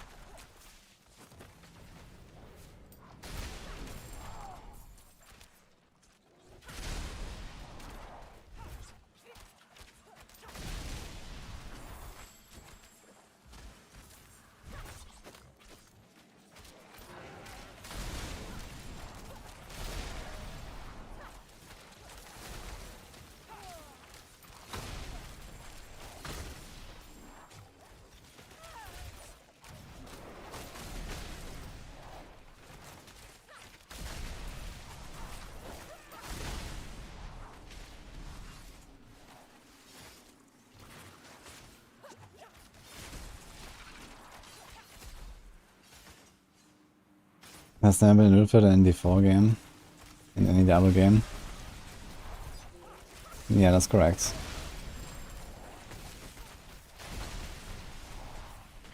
I mean, I'm not sure if like other games have that besides PoE and now LE.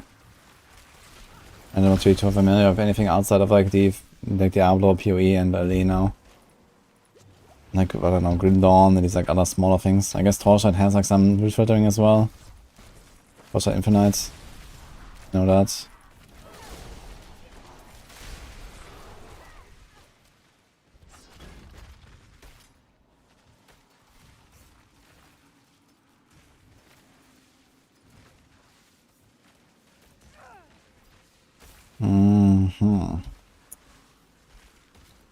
Maybe I can get away with the Dex instead of a res. But I still have to roll movement on this.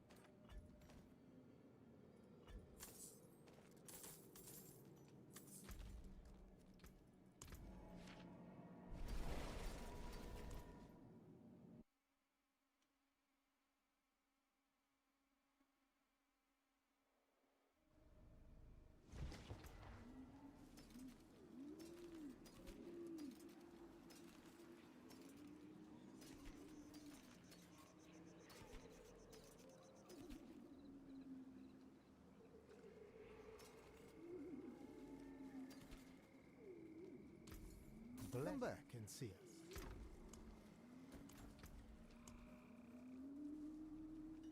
How many shadow stones we have? Okay, not bad. Need to see when we stop grinding.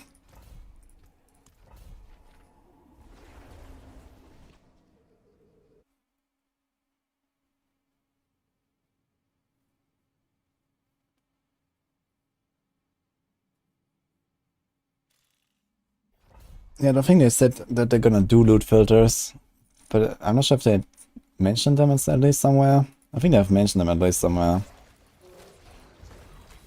Yeah, I think also like they said something like, you know, maybe later. We'll see, I guess. I guess ultimately we will still want loot filters. Wait, what? Oops.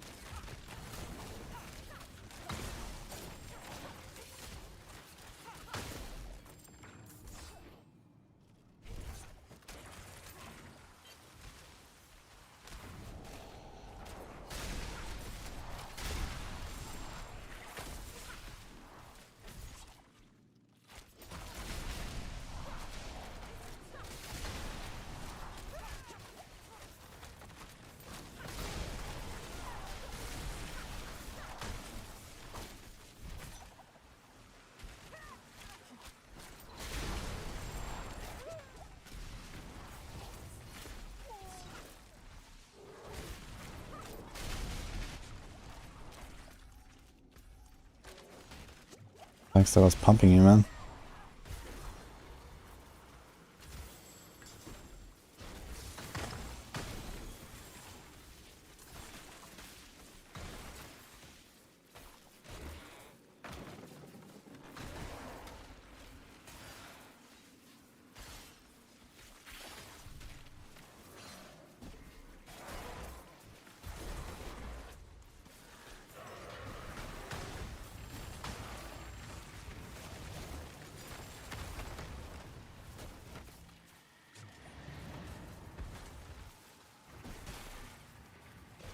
Yeah, there was a small update, there was some small fixes. So it was like some PlayStation fix where the settings reset. The loot filtering, leaderboard filtering.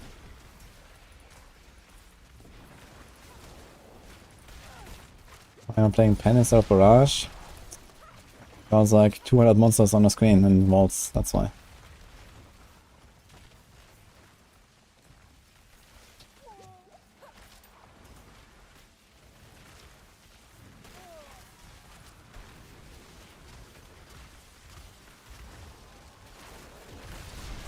Oh.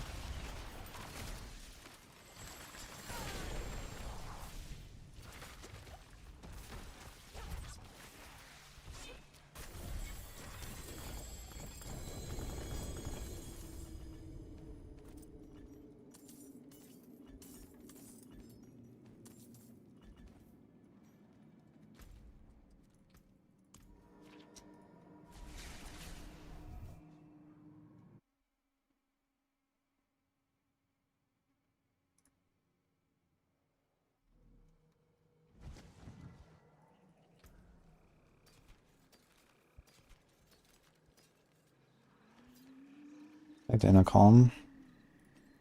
Could need that one maybe.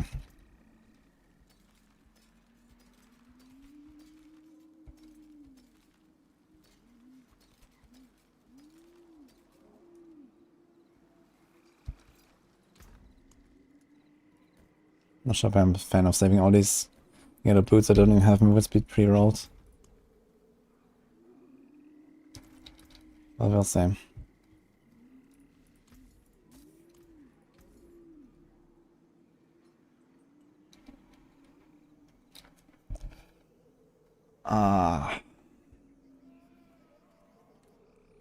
has really high cooldown and 2 weapon mastery, and damage with skills that swap to new weapons.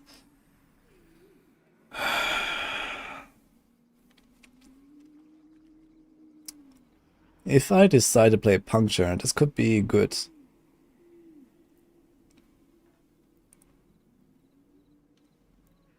It's really low res, man. 830. I'm gonna buy it. I wanna see how much res this ends up with.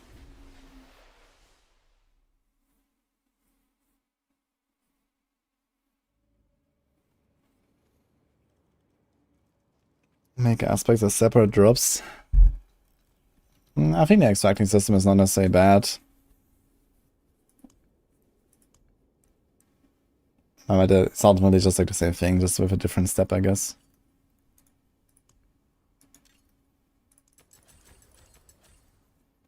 Okay, this is 25.2 res. I think it goes down to 29.3, not 29.5, right? So I'm missing 4.3.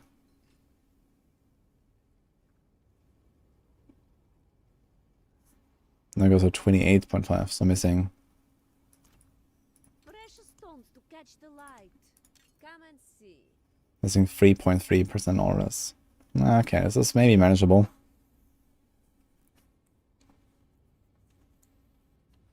I'm gonna check if I can roll. Ah man, this damage reduction. So it'll be like 45% damage with skills that swap to new weapons. That's not great.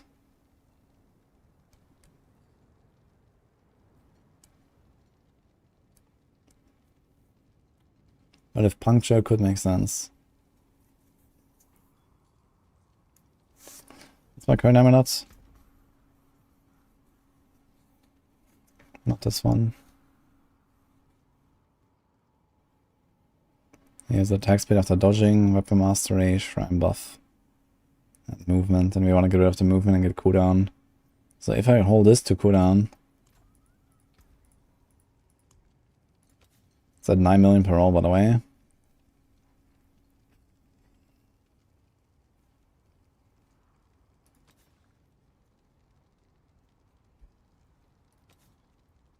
But I don't want the attack speed after dodging that much either. I'd like something like Dex or something. What else is there? I mean, all the movement actually. Movement is not that terrible. I want the cooldown though.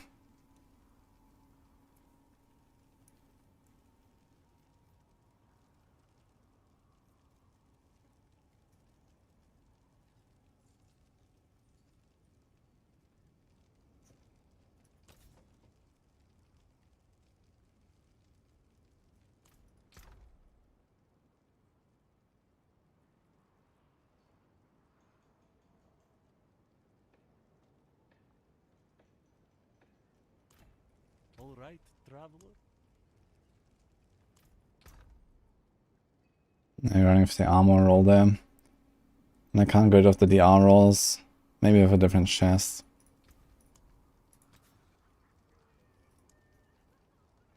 Okay, I'm gonna save this amulet just in case I'm gonna try out barrage with puncture. I'm gonna roll off damage reduction. Let's see if it gets shrine buff anyway.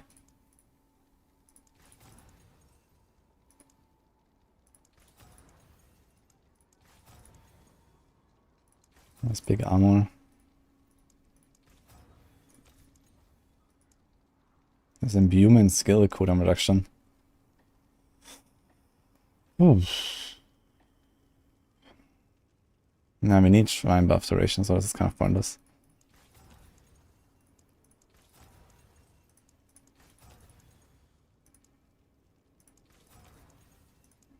Seems to be a pretty rare roll, man. I wonder if it has like a weighting.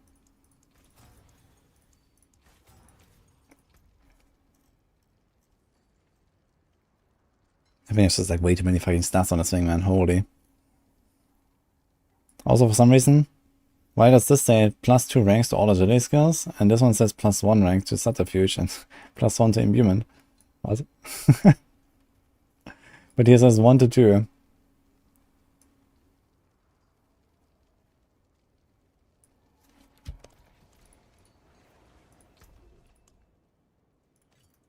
against Perseum.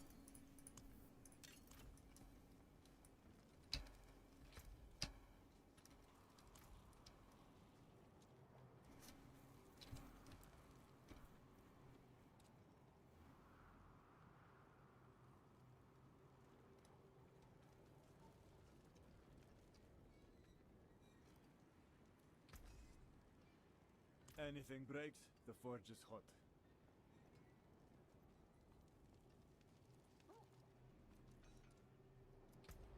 Yeah, I like the customization of the skill trees in Epoch a lot.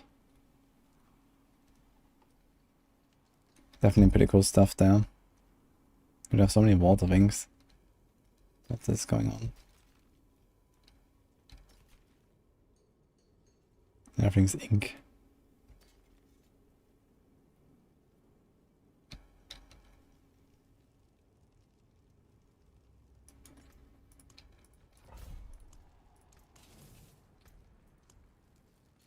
Okay. I need to AFK like a minute. BRB.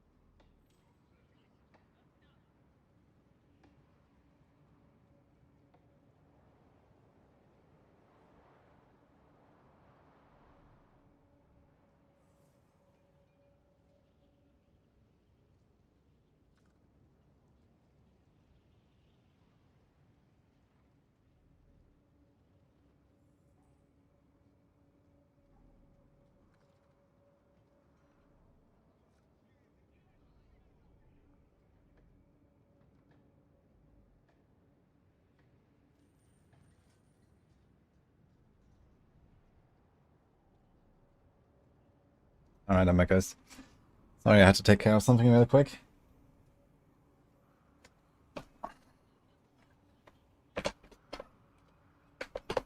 But let's go. Bonjour.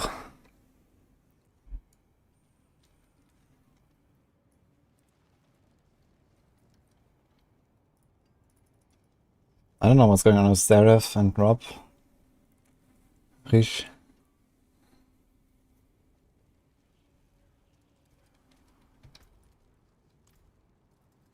Hey Ma. Hi Nini.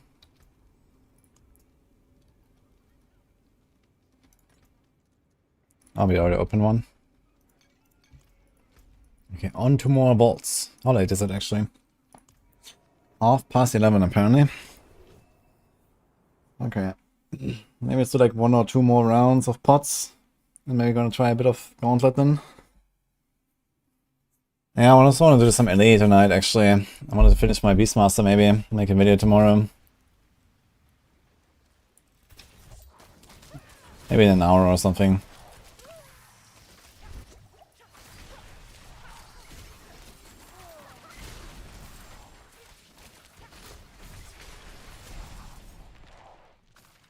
The curse of the vault grind. Yeah, I mean...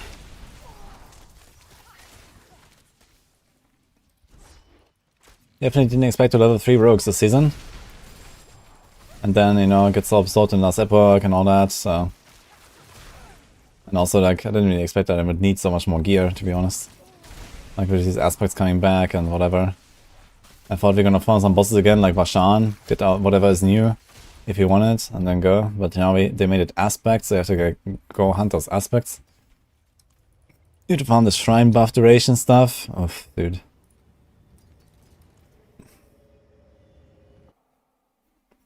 I mean, if this was like softcore, it would probably be easier, but I can't buy the items I need either, so they just don't exist on the hardcore market, man. Yeah, I have the gold, but no one is offering.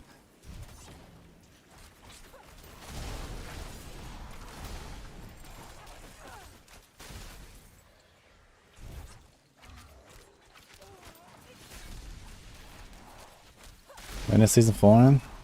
In 5.5 weeks, I think.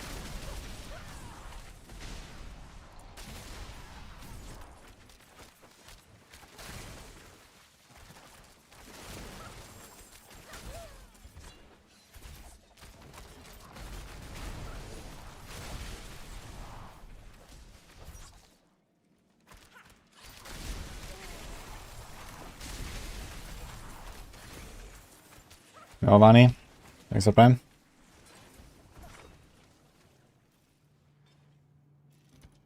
I think Flurry is gonna be good in season 3, eh? Oh, they just like massively buffed Flurry. He's definitely in a much better spot now, I'd say.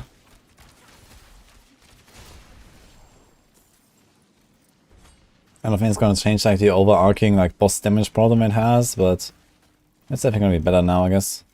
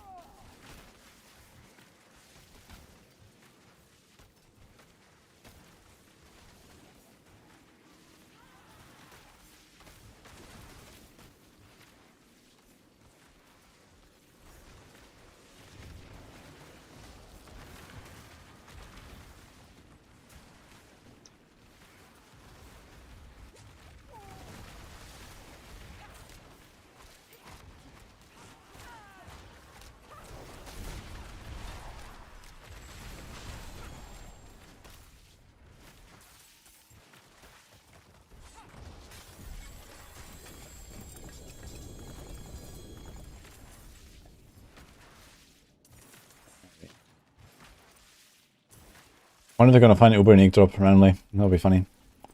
I mean, it may happen.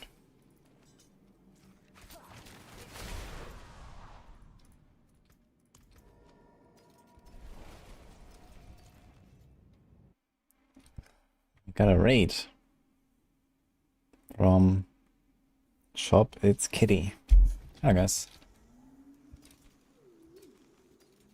Thanks. Alright. How was the stream? Oh, we got 2 uniques there actually.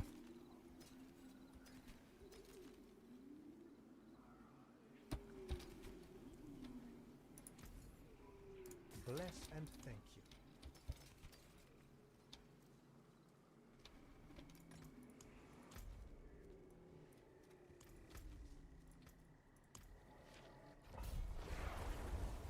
It's tier 80 plus for guaranteed 925. Well, they said it's tier 90 plus. But the reality is, like, even at 85, you basically get guaranteed 925. I think it's like 85 instead of 90, and it just never told us or something. Or maybe there are still like a few not 925 items, but I know, I've been running like 85s, 86, and so on, and it seems like everything's just 925. Besides the end of run rewards, which are just random sacred sometimes.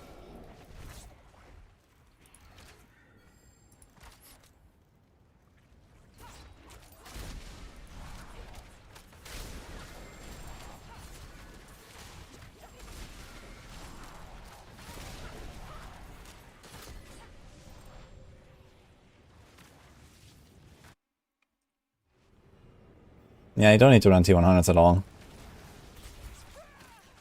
Like here, around 90 is basically where you want to hover and you're fine. There's no reason to go higher. Just makes it like easier and safer and so. I mean, sure, if you really don't care and you're powerful enough, then go T100s, I guess.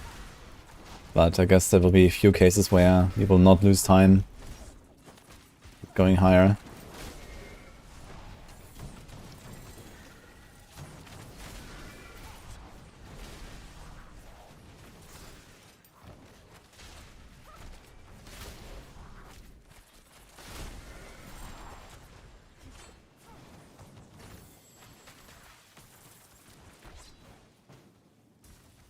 Actually, realize, can I? Like, can you dodge these things? Oh, they're guaranteed to hit you, right? Seems like I can't dodge them.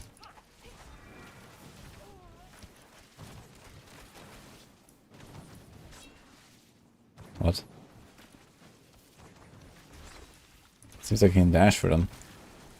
Now I wanted to see if there's like actually a buff icon for the attack speed buff I get from... Oh, I don't have this thing equipped, okay. That's on the other amulet, attack speed after dodging. I'd have to analyze my runs a little bit and see how often I actually dodge hits. Should do that. But I analyzed like yesterday's video. I wanna see like how often do I actually get dodges.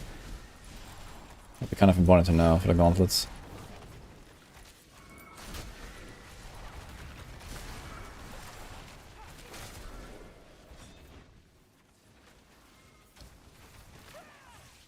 Shrine buff duration, weapon mastery, huh? 2 to all agility. Okay. Courage, weapon fire, pinch shots.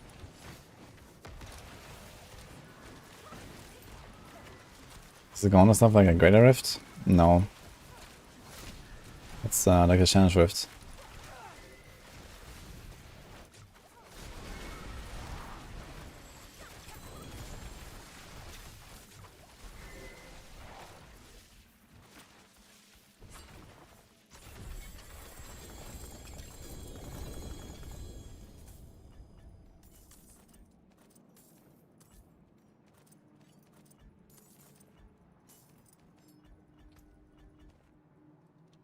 Found Penta and Greaves.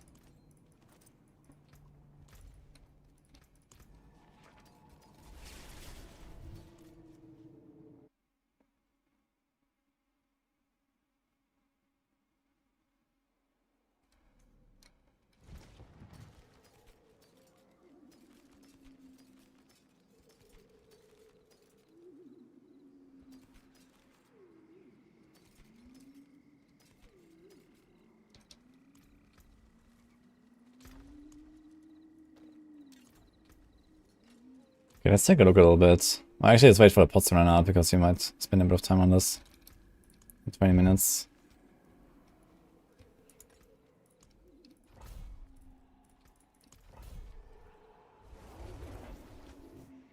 This is seasonal. Which of the aspects are good? The new aspects are good for Druid builds. I don't know, I guess Metamorphosis could be interesting for some builds. Broke Unstoppable easily for Tibble's Will and stuff. I mean, Moonrise is like a super crazy aspect for Stormclaw.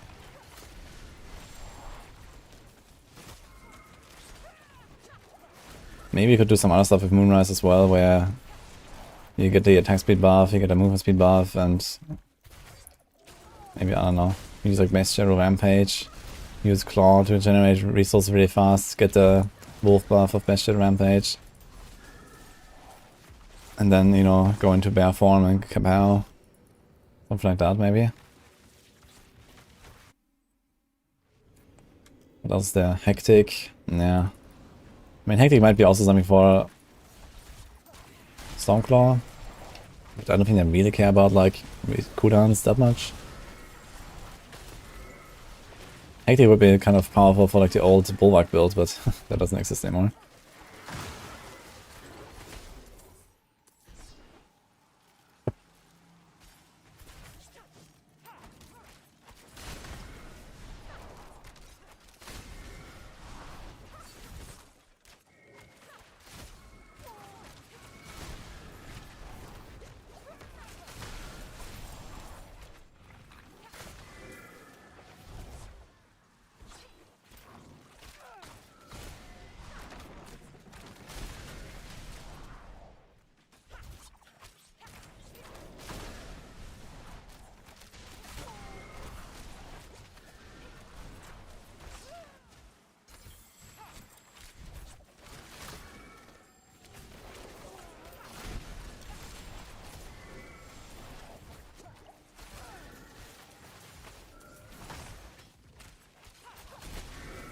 Can't find this build. This is pen shot. Or pen RF, just about the RF.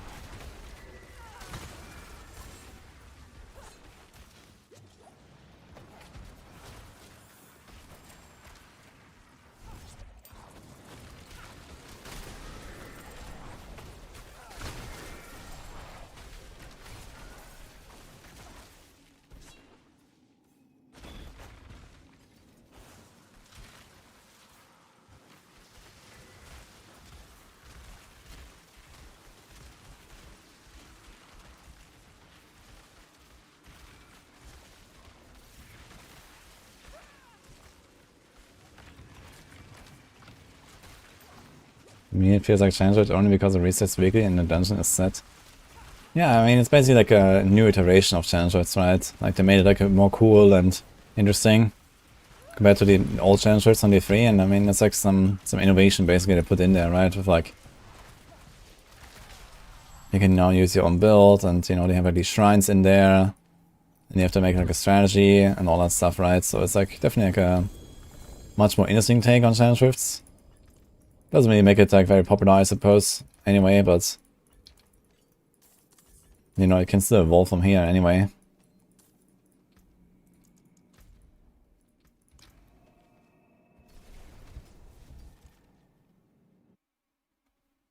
You don't get anything while the time is going on.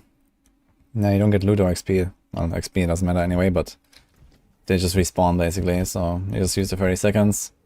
I sold out my loot. Oh, we got a perfect hectic aspect. That's something we needed.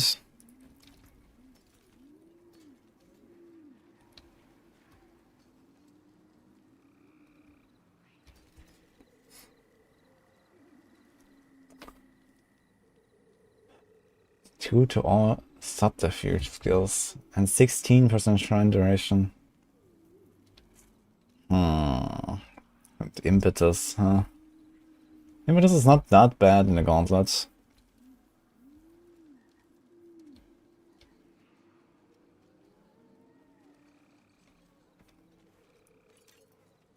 Let me try to roll it.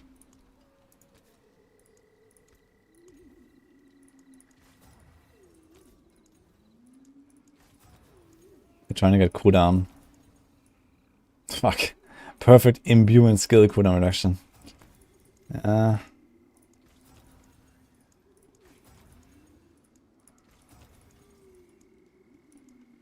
That's pretty high movement speed. Movement speed is also not terrible. I'll leave this here for now. If you want work done, let's get started.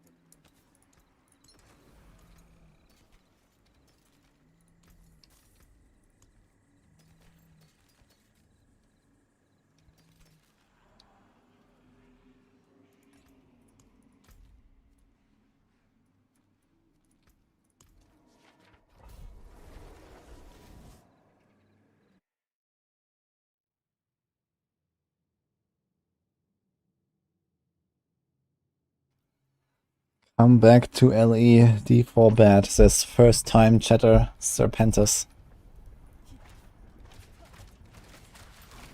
Huge follower of mine from the good old LE times.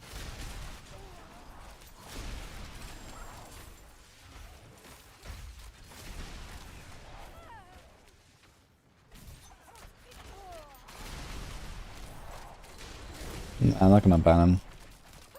But yeah, I'm gonna do a little bit of last epoch actually soon, I think. Still wanna finish the Beastmaster, as I said earlier.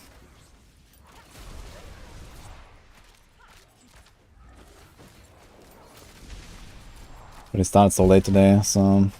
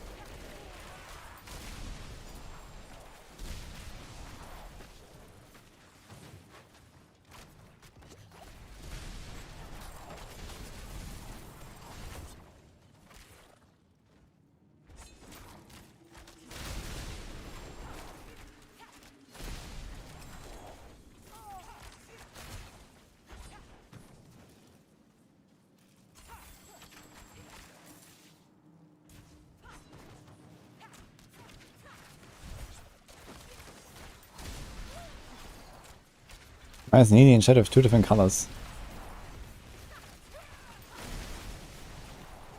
The user 42107. How's it going?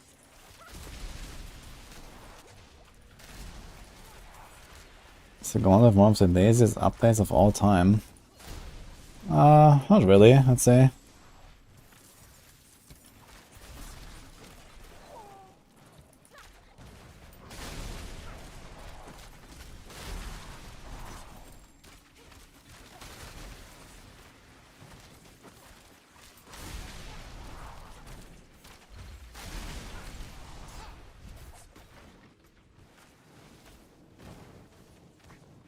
Oh man, 10.5 move speed. I like these. Maybe I'll save them anyway. No, we can't.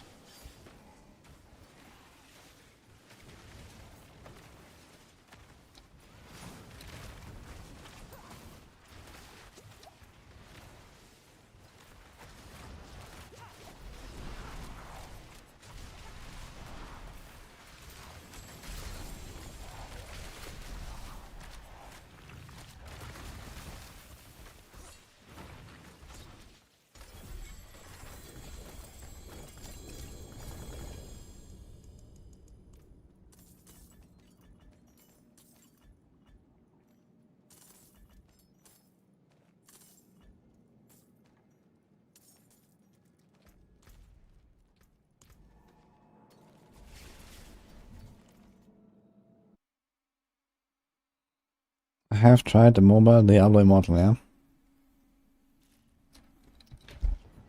Played it in the alpha, the beta, and then for a month on launch.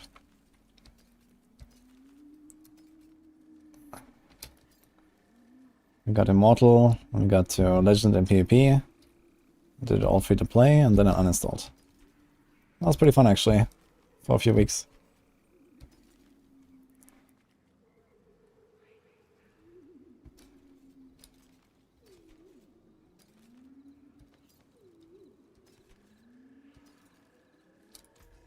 You can still use the forge is always hot.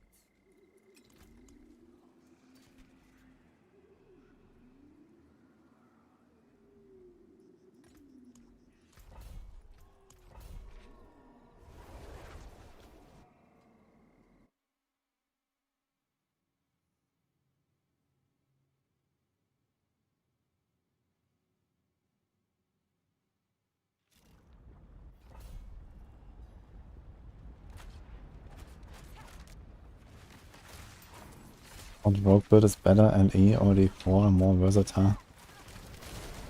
What rogue builds? Like, how can you compare builds between games? I'm not sure what I should say here. I probably have like a bit more different options on the last Epoch because the game is just designed with more build diversity built in.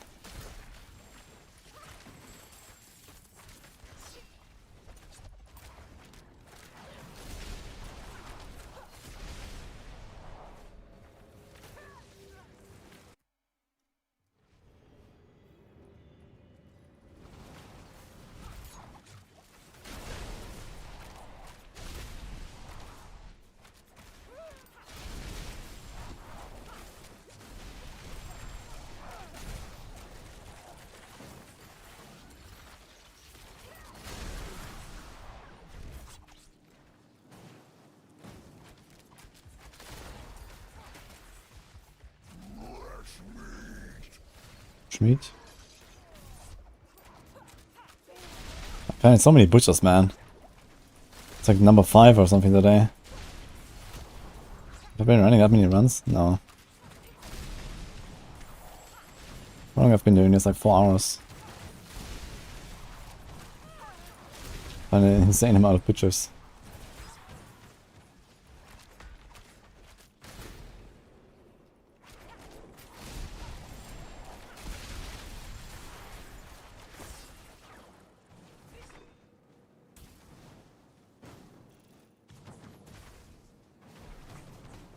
Some clan battles in the Gauntlet. Yeah, I think I could do a lot more stuff with clans. Like, I can't really say that I've used the clan feature in the game for like really almost anything, to be honest.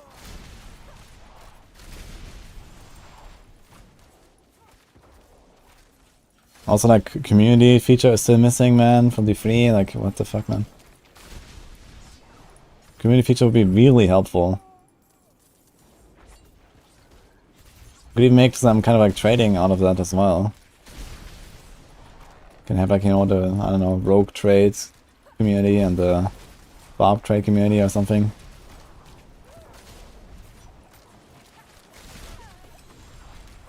What the fuck is going on here?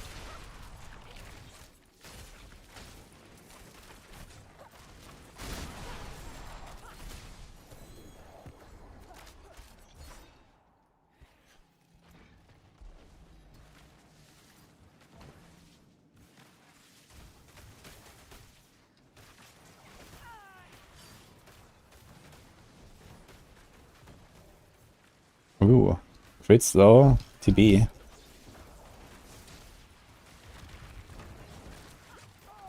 And 925.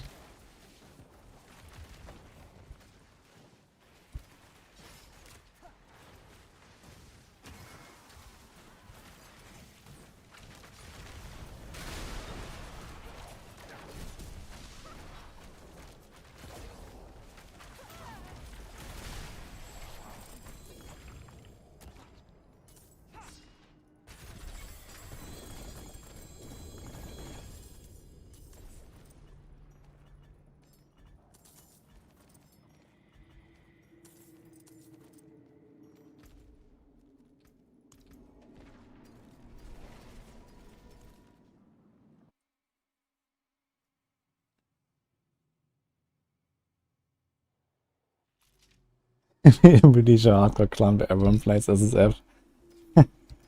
I mean, it still gives you like the chatting platform and like the community kind of like feel, I guess. So yeah.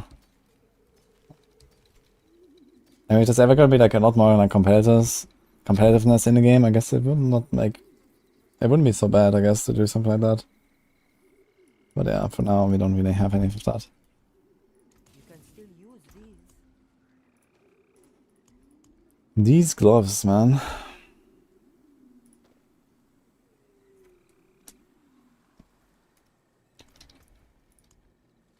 Okay, one more run real quick.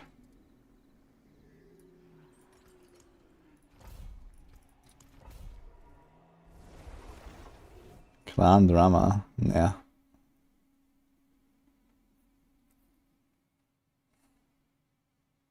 As Crip said, in due time, D4 is a 10 out of 10 title. Yeah, just give it a decade.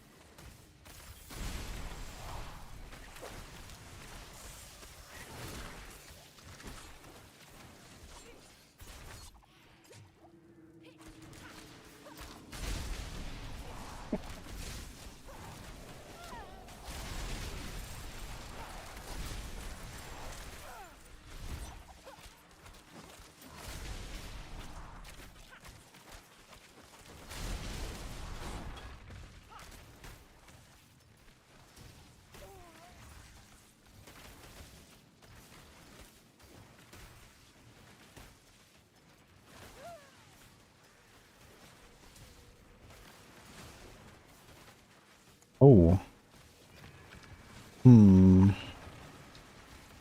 Also subterfuge skills though.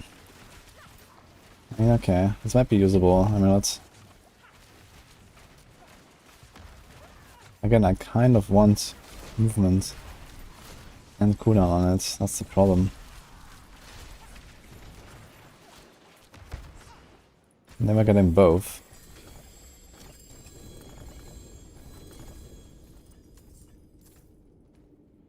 Save it though.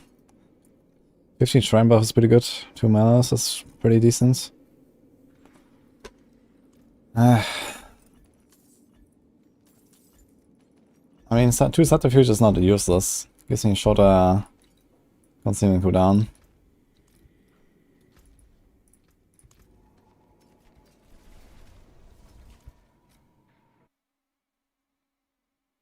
Was it still in Rob's channel when I got timed out? No, I didn't see you get timed out. What happened?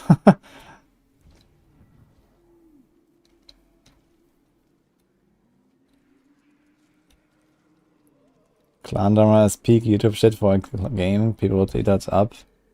Yeah, I mean, in WoW maybe, but you know, in RPGs there is no clan drama. That doesn't exist.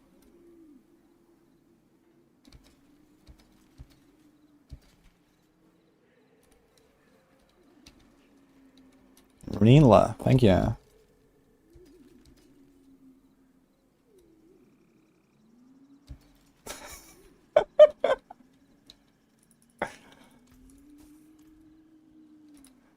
GR 150 equals wife. Basically. Just get rank 1, guys.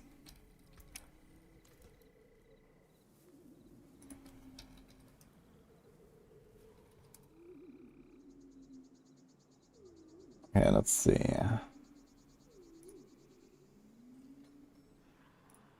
So it's yesterday's stream, I wanna check that.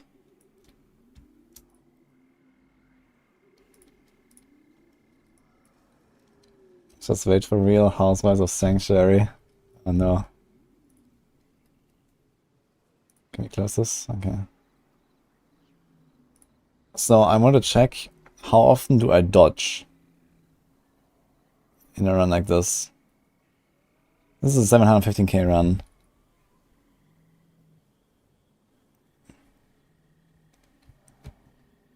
That's fine.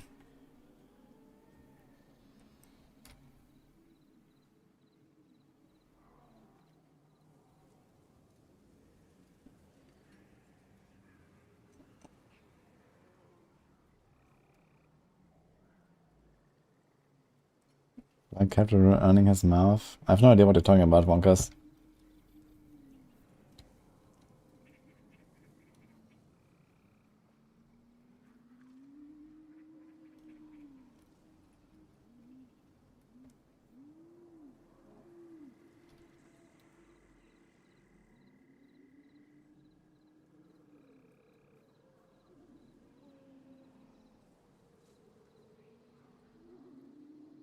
He told me nobody knew what was coming. I saw that comment, yeah. And he said nothing was coming. Yeah, it's just like some, you know, someone who wants to shit on a game for no reason, you know? I mean, a lot of the stuff about Season 4 has been, you know, previewed like 4 months ago already to like basically all the content creators. Like way before Season 3 already started.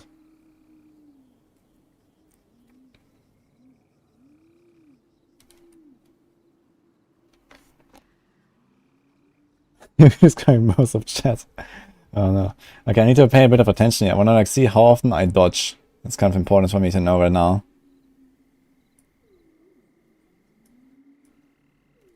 I don't think it's very much actually. There's a dodge. Okay, let's see.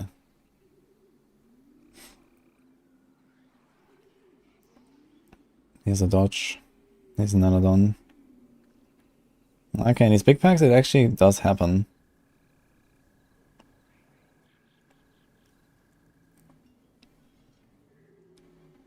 I might miss some because it's like very short. Here's one.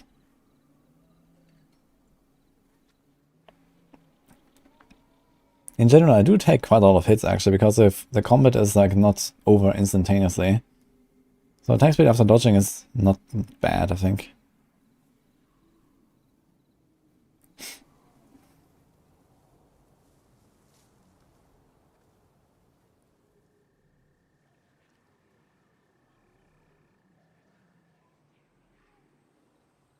I guess for Terrain we don't really care about attack speed anyway. I think they might even go in the same category. I think Terrain is in category 1. Do I have that saved somewhere? Attack speed, let's see.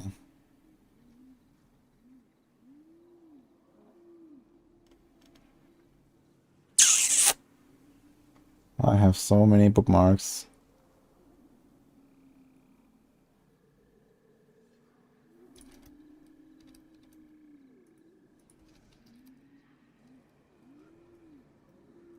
Fuck. No, I don't have. Does anyone have the Google Sheet? I think from Ava. From Ava or Xario? With the attack speed tables?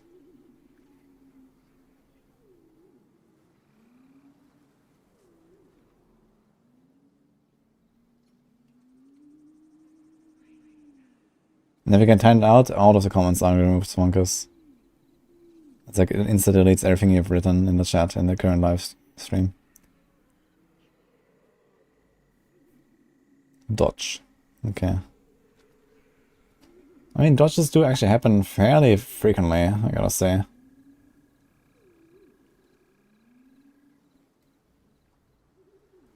Here's another one. Oh my god.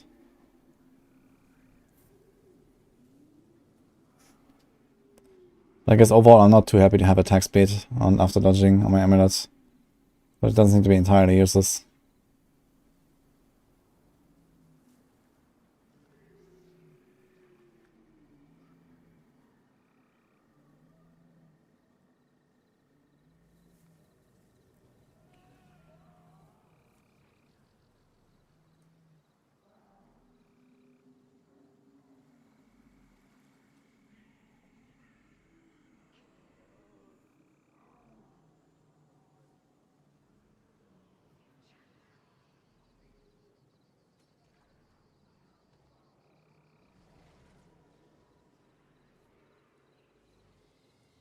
No, especially in these bosses, it's not up most of the time though. This is where we need to damage the most. Here in this room I didn't get a single dodge. Nothing here.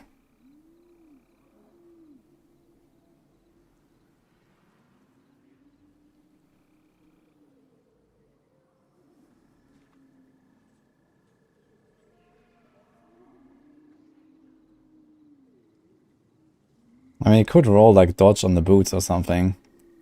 Should make it like slightly more consistent, but I think that point is a bit too try hard. It wouldn't help that too much. Like for the last half minute I didn't get a single dodge here.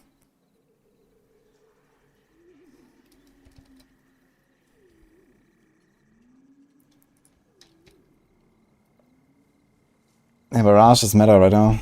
It's pretty good. I'm thinking about maybe putting Hectic on...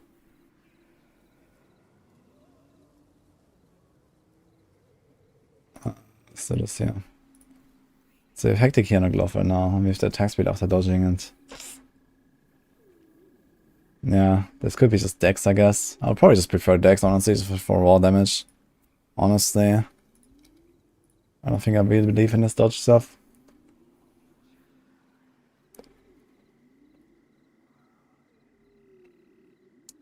Now, what if... Yeah, we kind of want branching volleys on the neck, because it's kind of strong, to be fair.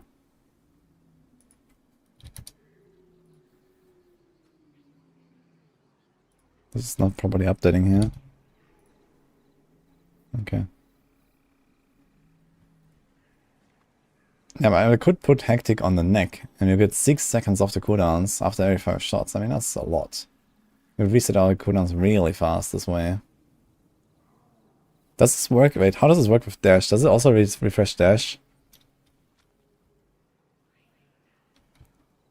Let's go more to the start of the run. Let's see how this looks. Yeah, here, like dash also comes back. It's like one random skill that comes back. Here, dash got hit, and then it just like recharges. So it's actually really neat. Just getting Hectic on the neck would be kind of nice. I might try that. Where's the yeah? Oh. Yeah. Sorry.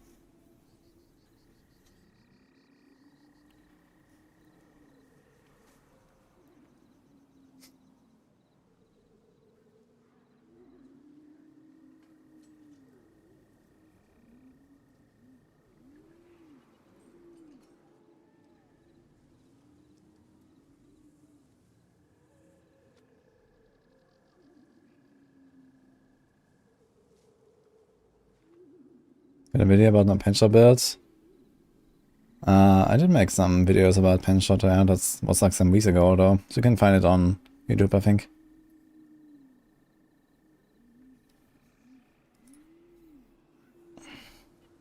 Now, one other thing we could do is we put metamorphosis here, right, on the neck. We do attacks, reduce evade cooldown, we put metamorphosis here.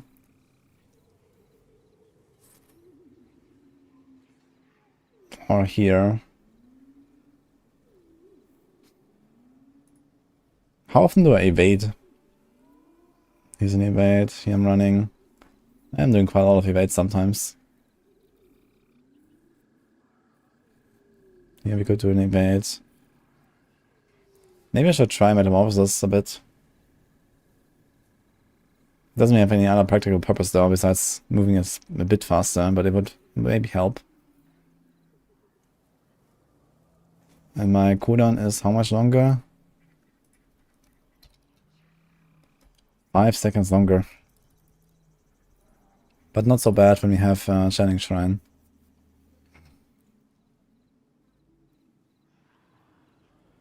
Yeah, it comes back in like maybe 2 seconds right now with Channeling Shrine, or 2.5. And then it would be twice that basically, right? Like, okay, 4 or 5 seconds without attacking. So I can do like metamorph, dash, one shot, metamorph again, dash again, one shot or something. And would kind of like close the gaps really fast.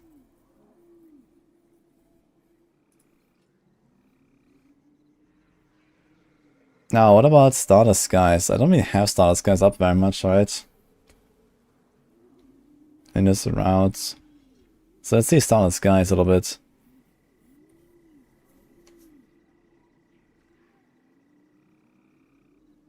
Check all videos out.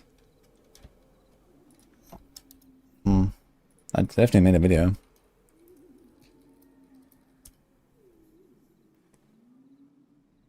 I mean, it's right here. Wudijo Penarth. That's what I searched 1 month ago. Oh, look. It's the same face.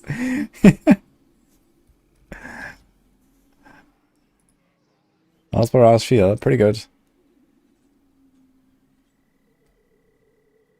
Yeah, I just started a video.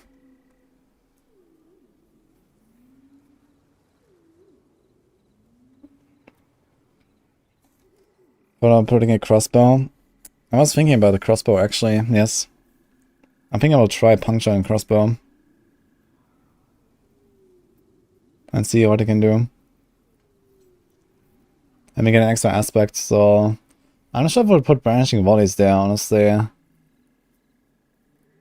But it would make the AoE clear pretty powerful, I guess. So branching volleys might be the way. But on the neck is kind of like the best spot for it, right? Increase the damage from arrows that ricochet. I mean, it goes up to 160% damage then on 200 weapon, right? So they do like significantly more damage, and you also have the 100% split. So it's pretty good. And we split if we crit, which we do always. More the hit and vulnerable, right? No, it's increased to 100% for arrows that damage a vulnerable enemy. Wait, how does the ricochet work? Each arrow has a 20% chance to ricochet off an enemy. Oh, wait. I thought it was guaranteed ricochet. Did it change that somewhere along the way?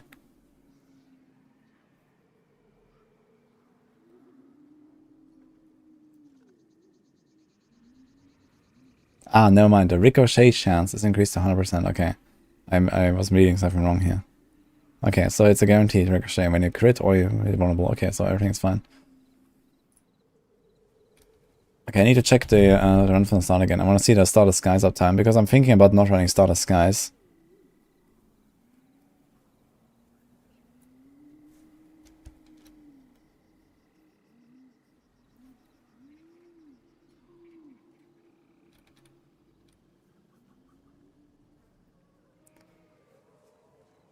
No, I can't even see the buff really, right?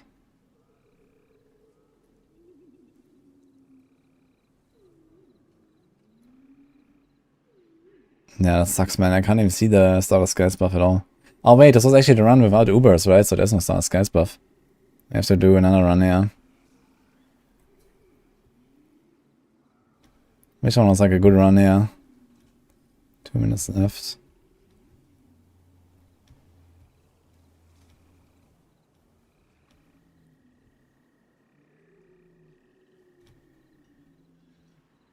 This was a good run here, I guess. 7 out of 16. No, this was also... This was my no Uber Enix. So it's like maybe at 8 hours or something.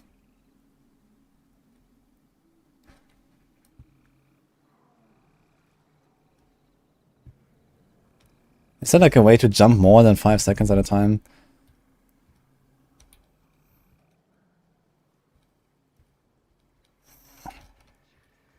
No, shift, alt, control, all does nothing. Fuck. Let me see. YouTube.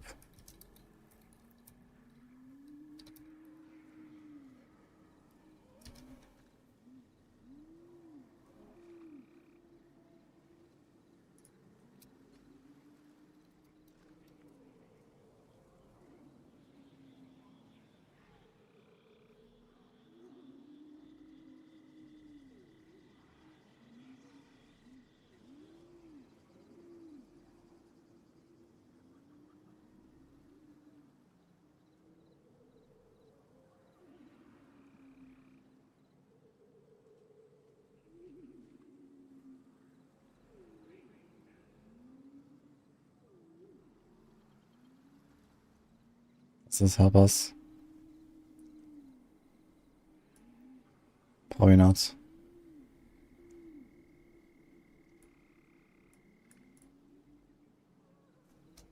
Fuck. Press quickly.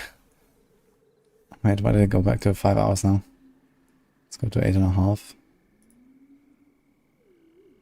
Okay, here was a 735k run. Okay, let's take this one. Is this with the ring, I guess? It must be.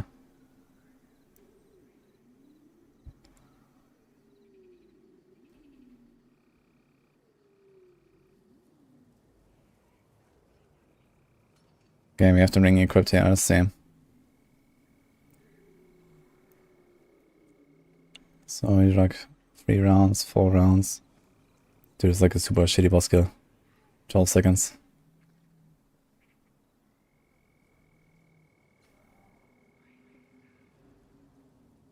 We have 2 stacks on the ring. 3 stacks. 4. 4. Okay. Let's see when it drops the first time. Here it drops.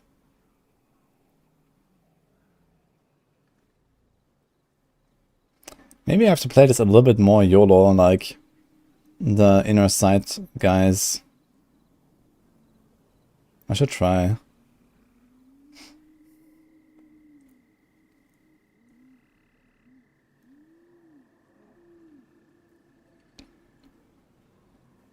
Just to like stack up the Starless Skies as well a bit faster. This was a good boss kill.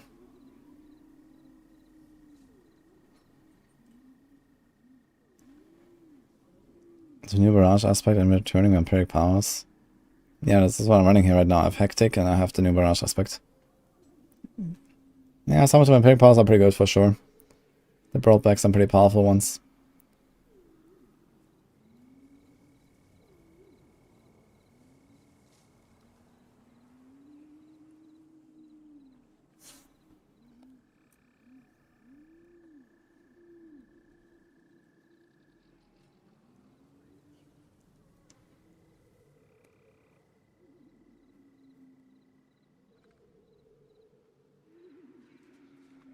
Yeah, that's 10 seconds. Ah, cool. I mean, 10 seconds is something, but I would like to jump full minutes. Like on my video player on my hard drive, I can jump a minute at a time, and that's really convenient. Because I can skip through stuff really fast. Okay, I'm still looking at the ring buff here, the swap buff here. Here it drops, for example. Was a long run. And I guess now when we start getting channeling pylons, I mean, like over 2 minutes in before we ever click the first one. So up until here, Starless Skies is actually pretty useful, I guess. But it could also just be an Edge Masters aspect. And the ring with better stats. Although not much better, right? Yes, crit, core, lucky hit. Yeah, lucky hit is pretty useless and crit is not necessarily good. But crit chance and core is kinda nice. I mean, realistically, I'll probably put like life.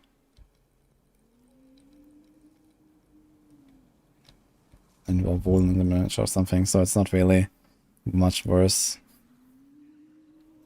And has the all rest, which is very helpful.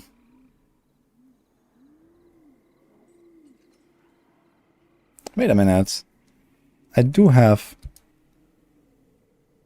people told me it doesn't work when you have Channeling Shrine, but it does work. I have 4 stacks with Channeling Shrine. What?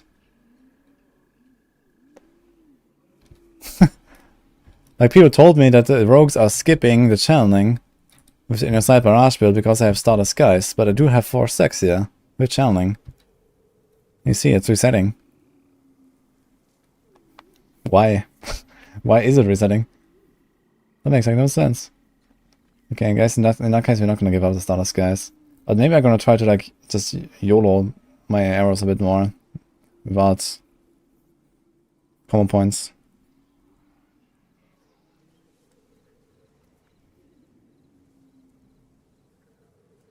Can open YouTube videos in VLC. Wait, really? Wait, what?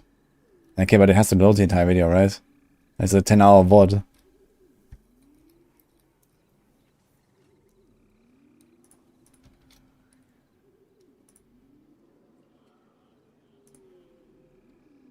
Uh oh, that's a lot of errors.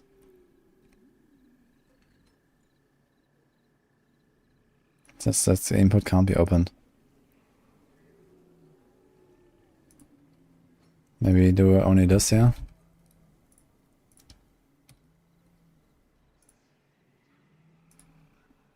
Holy shit. Okay, it's not working.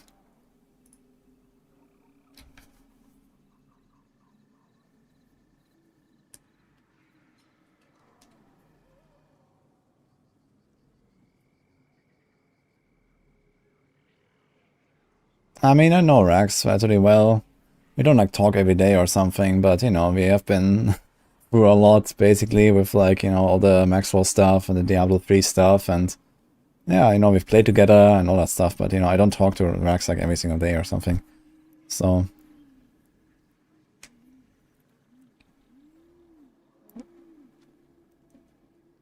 curse thumbnail smile.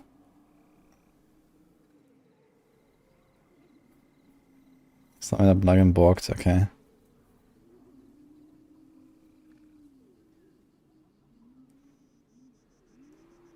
Yeah, I mean, like, yeah, Rex is not really doing much on Maxwell these days. So, you know, he's been out of the D4 team for a long time and the D3 team and all that, so he's not, like, writing guides. So I'm not really, like, you know, that regularly in touch with him, like, for, like, work things, I guess. But, you know, of course, you know, I see him in meetings sometimes, like, you know, like some Blizzard stuff, I see him there and these kind of things. So, and yeah, sometimes we might also, like, you know, write a little bit.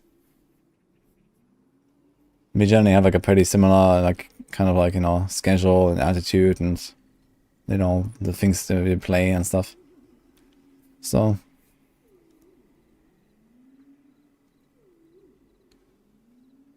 you're going to bed already? That's early. Good night.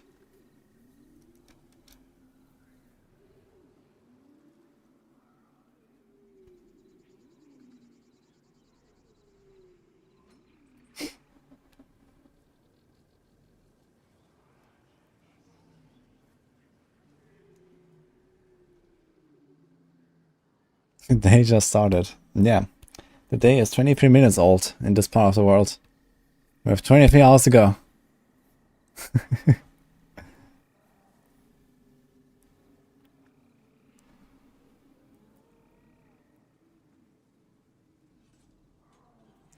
Yeah, I mean, of course, you know, like, you can write a D4 bad wave and you're gonna earn a lot of money, right? In the end, it's about money.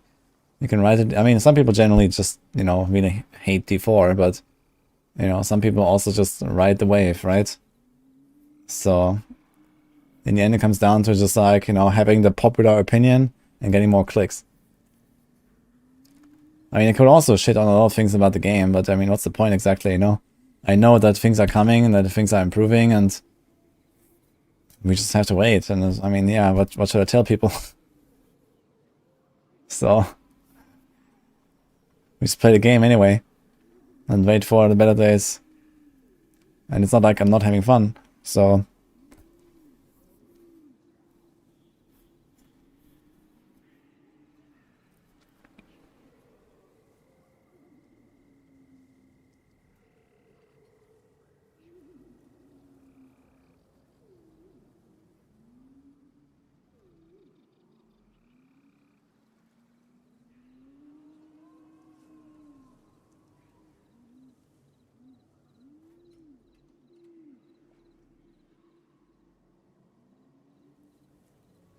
Good idea, Nini.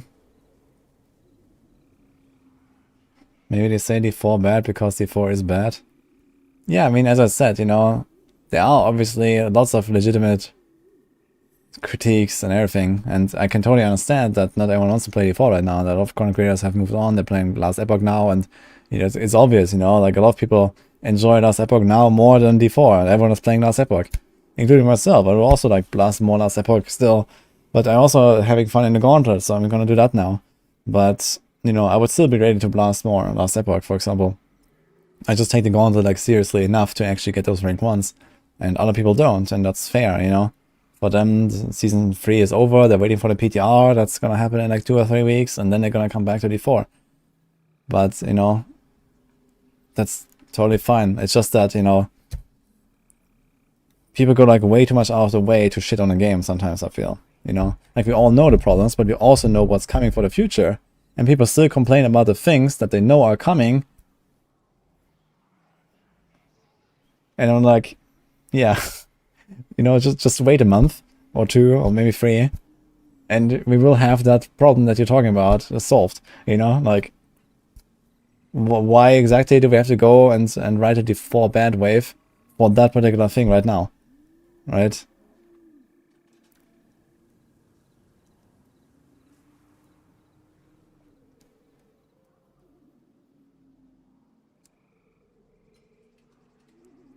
Yeah, it's not about things that may potentially come in the future. It's about things that the other 4 devs have said publicly will come at a certain date, or at maybe an undefined date. Or it's about things that the 4 devs have told us, you know, like, for example, the content creators talking about Diablo 4, Season 4 itemization, for example, right? They have literally shown us what they're planning to do, like, 4 months ago. They didn't show it to the public, but they showed it to, like, I don't know, 50 people. A lot of people, you know? The content creators.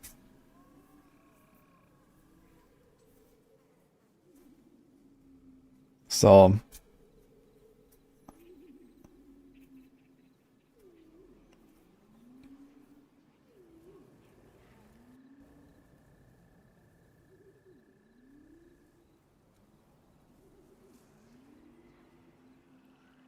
You can't say D4 bad because in 10 seasons it might be good. No, that's not what I'm saying. Like, you're misunderstanding me, or maybe intentionally, maybe not. You know, I'm not saying you can't say D4 bad.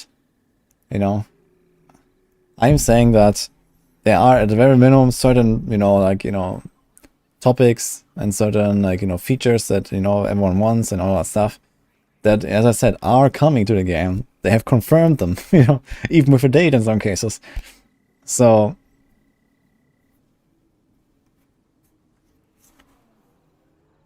it's not about may potentially come in the future in many cases. If it wasn't a Blizzard game, you wouldn't give it this much credit for the future. Yeah, of course, because I've played Blizzard games for like 25 years, you know, and they keep developing the games over time. That's just how it works. And we know that they take care of the games for a long time. This is expected from Blizzard. This is why we buy Blizzard games in the first place. You know, this is why Blizzard has such a big name. That's part of their, like, you know, trademark, basically.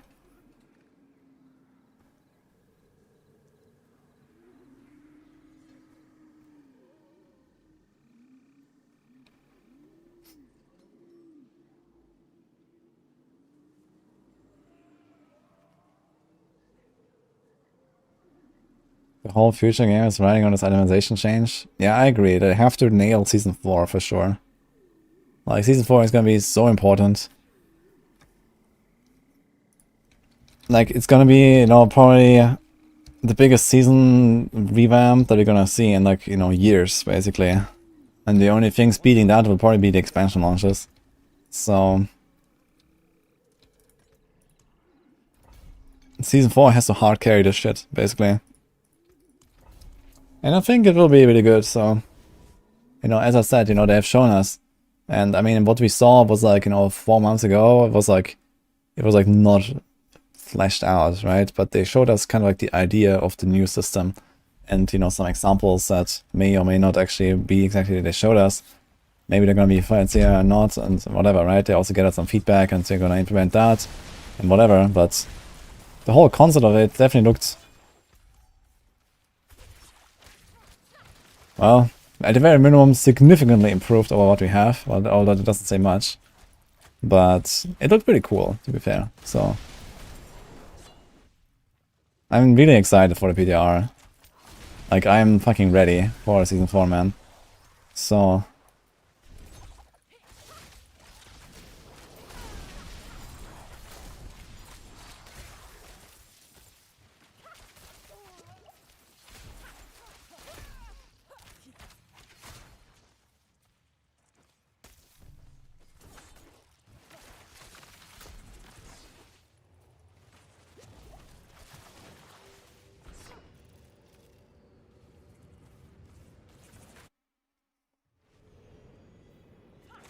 I don't like Fortnite. Yeah, I mean, I also don't like Fortnite, but yeah, I wouldn't really go to like a Fortnite stream to talk about it. So, I don't know. Wait, you're playing this child's game with the child's graphics? Get a life, noob. I mean, Fortnite is like, you know, one of the most profitable and most played games on Earth right now, right? Like... yeah, there must be a reason for it, you know?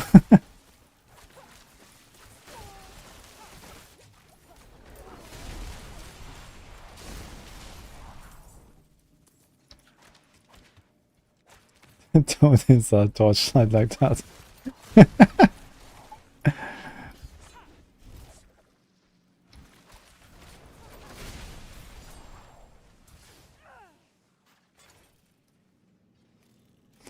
Fortnite bad. You have to write it without this space. Is that like some abbreviation for that? Like D4? It's like, I don't know. FN bad.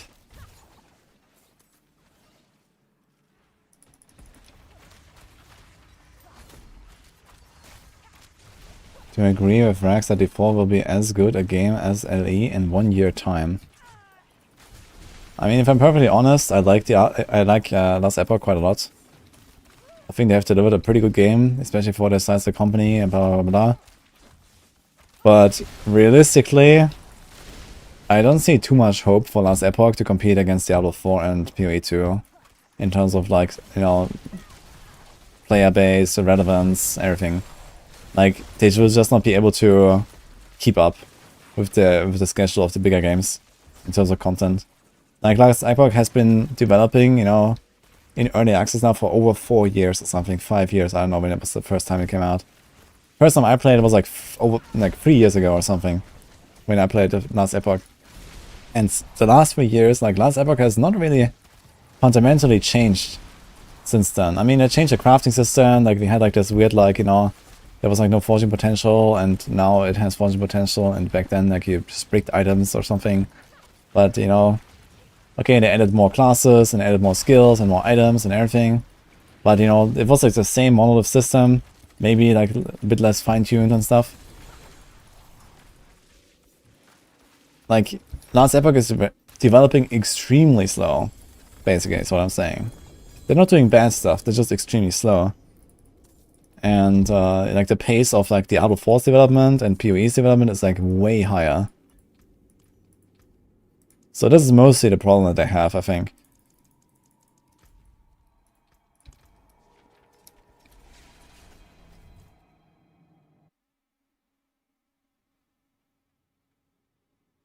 And I mean, if you say that, okay, like D4 is better than this game now, or Last Epoch is better than this game now, like, this is just mostly subjective. Like, it depends on what you want. Like, Last Epoch is clearly winning in crafting and build diversity and, you know, just like, you know, engaging grind and itemization and stuff. But D4 is winning on all other counts, basically. And then you just have to decide, okay, what is more important for you when you play a game? And then you say, okay, Last Epoch is better, or D4 is better. But it could very well happen that, you know, next season, well, you know, it's a very good chance of that happening, that maybe D4 doesn't create like a better crafting system a better itemization system than last Epoch right now. But I would expect, you know, the gap to at least greatly decrease between the two games. So maybe the last Epoch we can still consider it like a better itemization and a better crafting system and better build diversity. But the gap will shrink massively in like, you know, basically 3 weeks from now. And then last Epoch doesn't really have much of an advantage over Diablo 4 anymore. So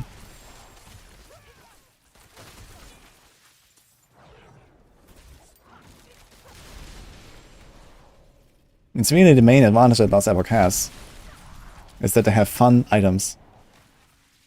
And everything you can do with that, basically.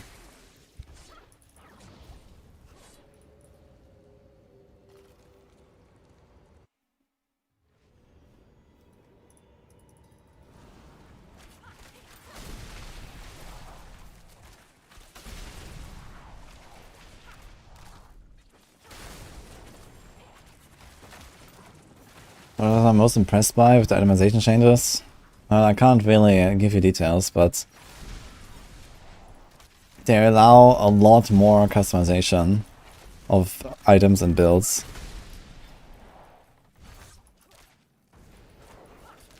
And skills, even.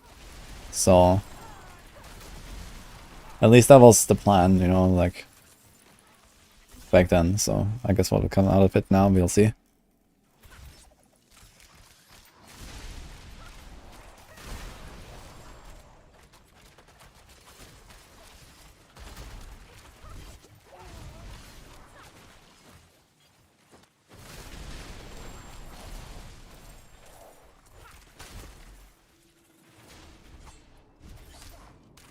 And I think I'm gonna see a lot less like cookie cutter like gear and builds and stuff as well.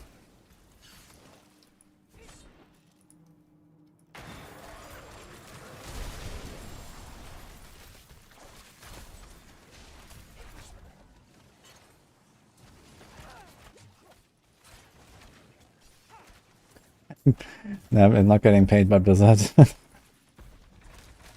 I'm just being real here.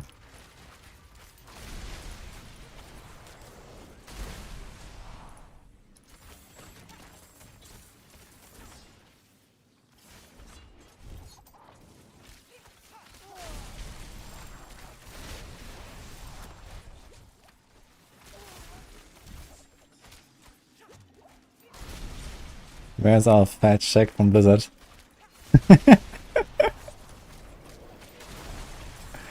You're supposed to be sleeping, Nini.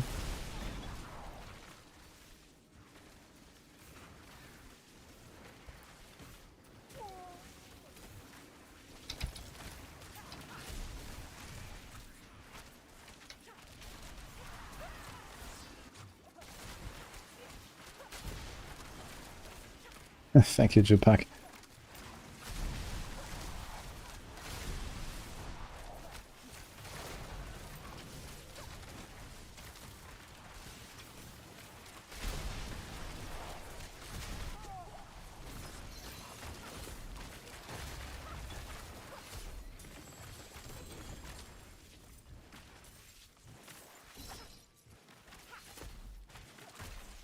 Let me in.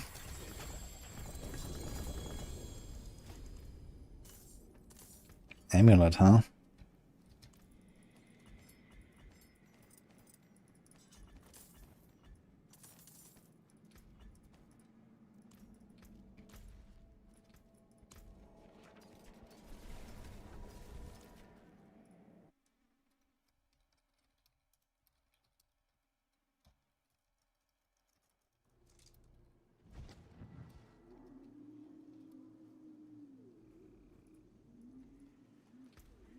Dune badge. Okay.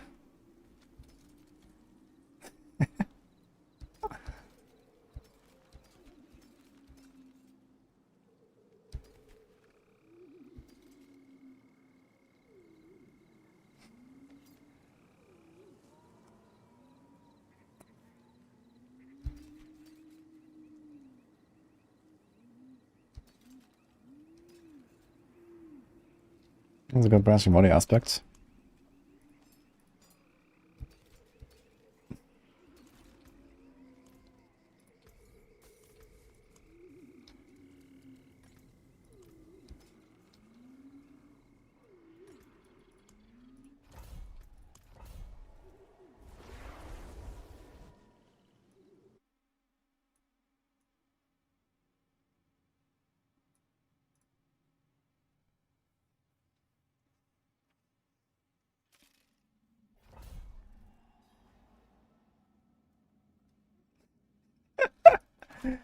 Got space for our homie. Okay, dude.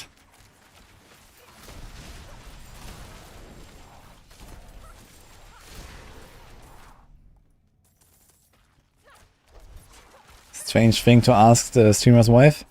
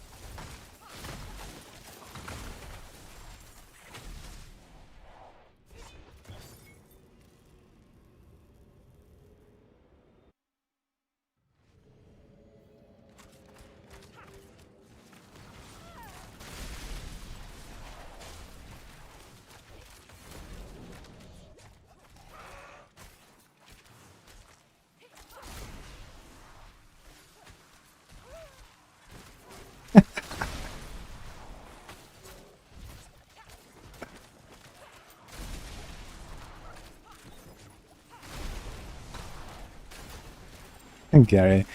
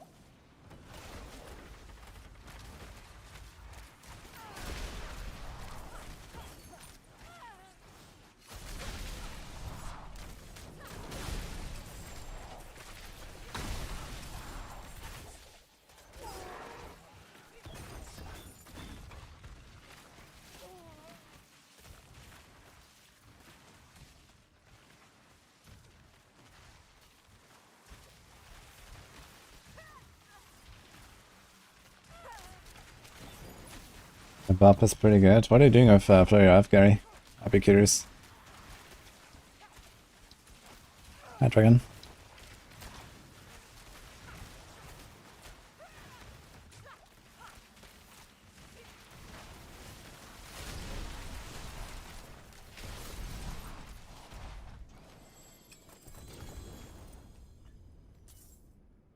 Instead of spending my time playing the games I enjoy, let's go online and complain about the games I don't like and don't care about.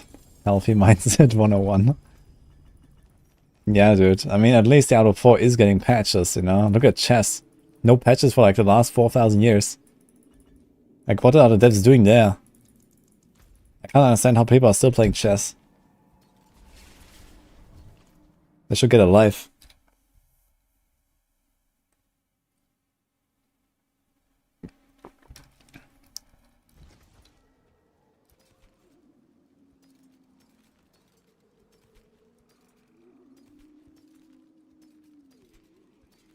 And then the idea is like so-called chess grandmasters. You can still use these. And do nothing but play that game all day long. Literally no lifing.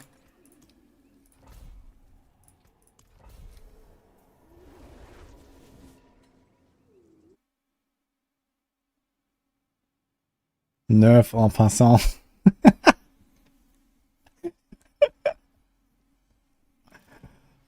Yeah, I think the queen is way too OP in that game, by the way. Like, everyone just chooses to play as the queen. I'm not sure why they made a character so OP.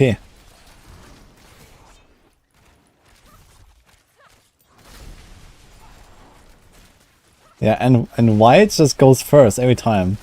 Like, what the hell is that? Why can't it go at the same time, you know? We wanted like a real fair competition.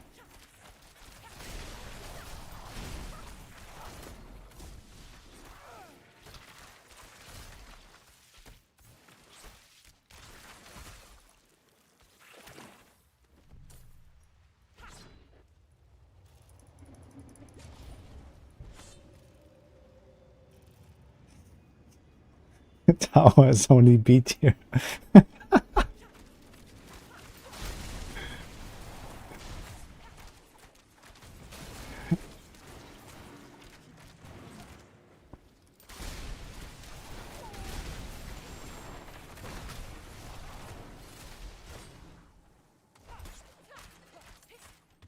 Tower. Nah, tower is it's a German translation. What is the figure called?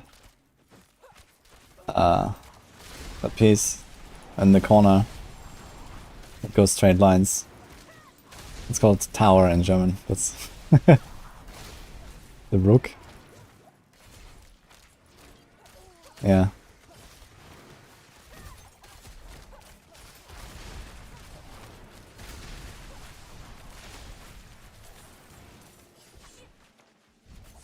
Yeah, so the German translations are kind of funny actually for the chess pieces. So the rook is the tower. Then there's also the jumper. That's the... Fuck, I don't know all the English names, man. What the fuck? At least that's coming to my mind.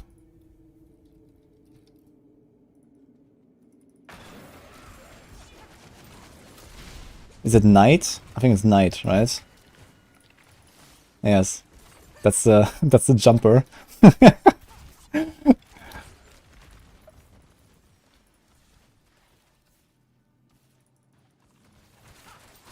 Oh shit. And where's that?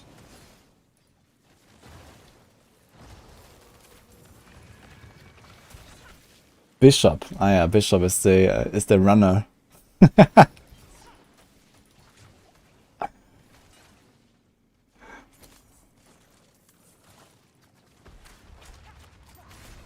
But I have king and queen. And then the pawns, I guess it's actually like a somewhat like accurate translation. Although, let me see what pawn also translates to.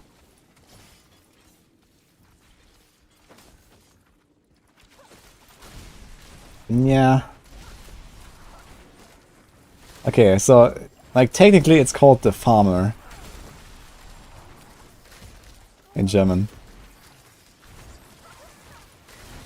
Like a peasant basically, you know.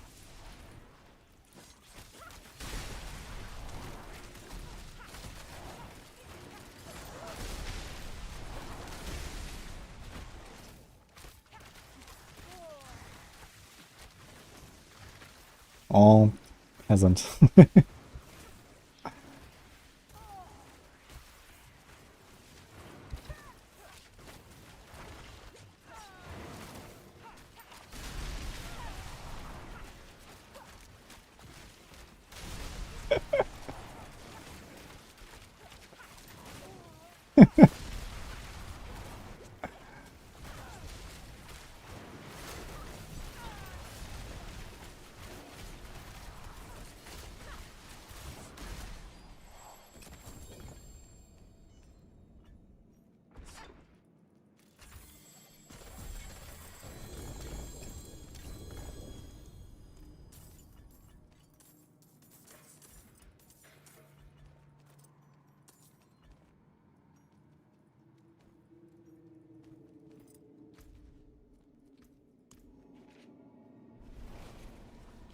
I think the season 4 will bring a lot of players back. Yeah, for sure.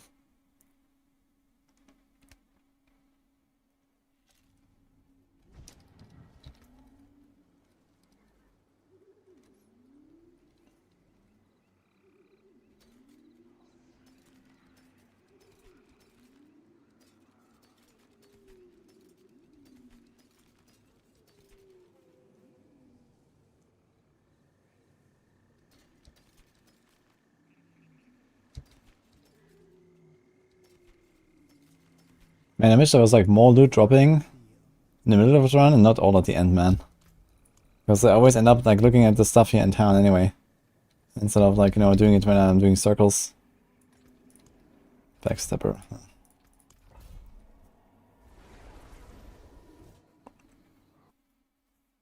See a pattern?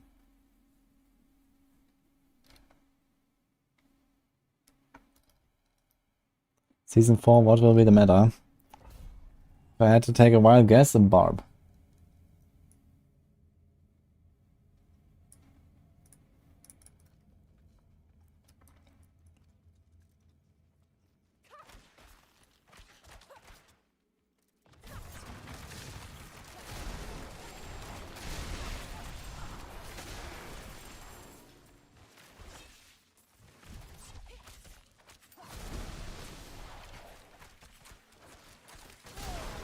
Hate is gonna continue to hate.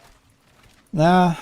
Yeah, the thing is that Season 4 release is still relatively early in the PoE cycle, right? It's gonna be like 3 weeks after PoE. Which would probably mean that a lot of the PoE guys will probably not really jump into D4 again. But I guess some of the bigger guys will. At least for a bit. And yeah. Like all the PoE guys still skip D4, then it's gonna still be like this D4 bad crowd, no matter how good it is for sure.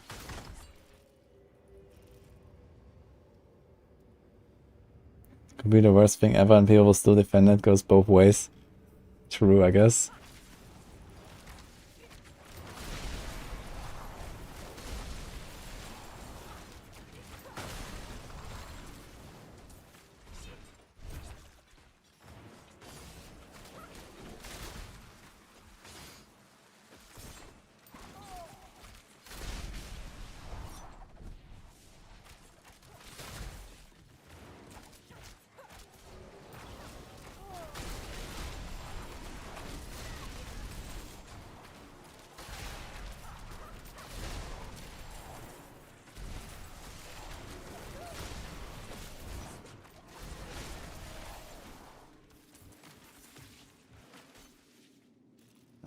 I'm farming for still a few better rolls of the new aspects.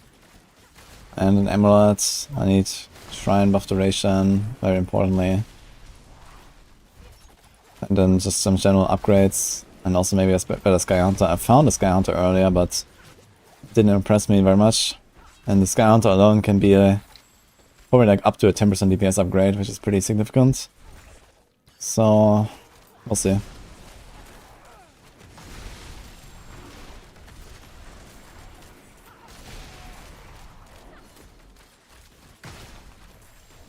But I might want to try the crossbow build and see if I can actually compete with the Sky Hunter version. So I might take a crossbow and go. Let's see what happens.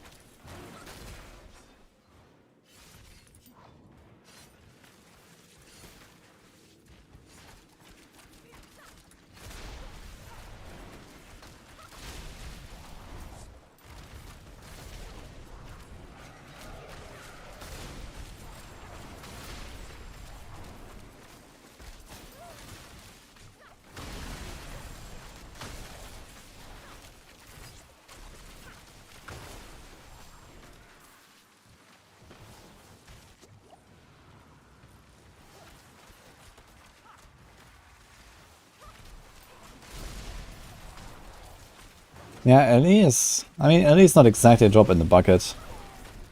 But Ellie is not really a competitor for Diablo 4. That's just how it is. Like, it will never grow to the size of Diablo 4. Or remotely close to it. But I mean, like, you know, 200-something thousand concurrent players. You know, a couple million pieces sold. I mean, that's not terrible, you know? It's definitely, like, out there. But yeah, I mean, as long as like Blizzard doesn't deliver something better, people will keep shitting on Diablo 4. I mean, yeah, of course, you know, with like a bit larger community, you have like more people shitting on the game, etc. So there's like, you know, bigger echo chambers and, you know, more, you know, like hate videos, clickbait, everything, right? Like no one does clickbait about the last Epoch because, well, it's not like big enough topic to be clickbaited. So people don't do it, but Diablo 4 is.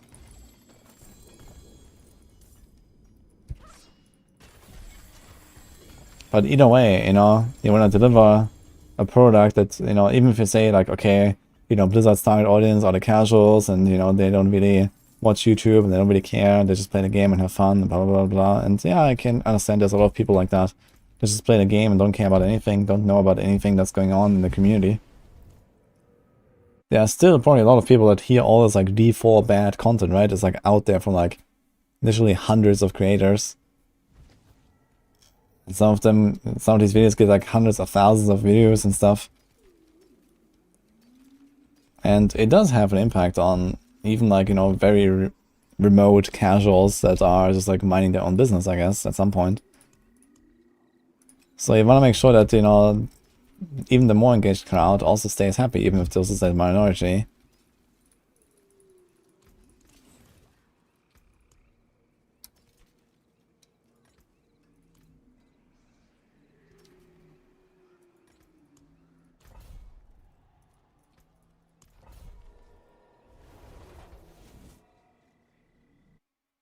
I did play Elden Ring, yeah. But the timing of the DLC is terrible. It's like right after the PoE 2 beta starts. Yeah. So I have no idea if it makes sense to do like a refresh Elden Ring playthrough before or with the DLC. Like, does anyone know like how the DLC actually like factors into the base game? Is it like a complete separate like content, or like how is that? Because it doesn't really seem like it seems to be it's just like in the same world anyway. So you probably want to do like a fresh playthrough, right, when the DLC launches. So that was my original plan, but the timing is so bad. It's like, you know, 2 weeks after PoE or something, or 3 weeks.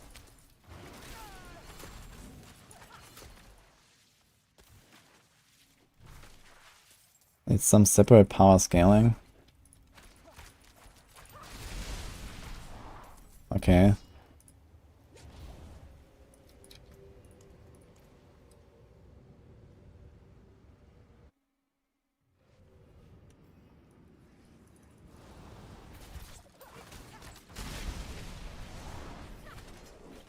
Will you just buy it?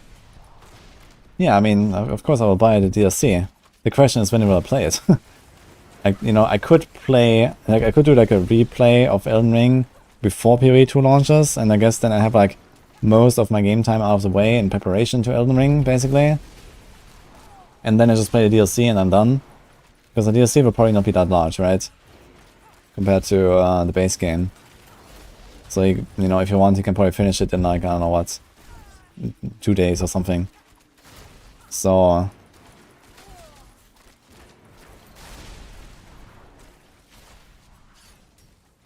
But the thing is, if I want to do like an actual like full Elden Ring playthrough again, then, you know, I'll probably take like at least 50 hours or more to do that, right? There's a lot of stuff in the base game. And then comes the DLC on top.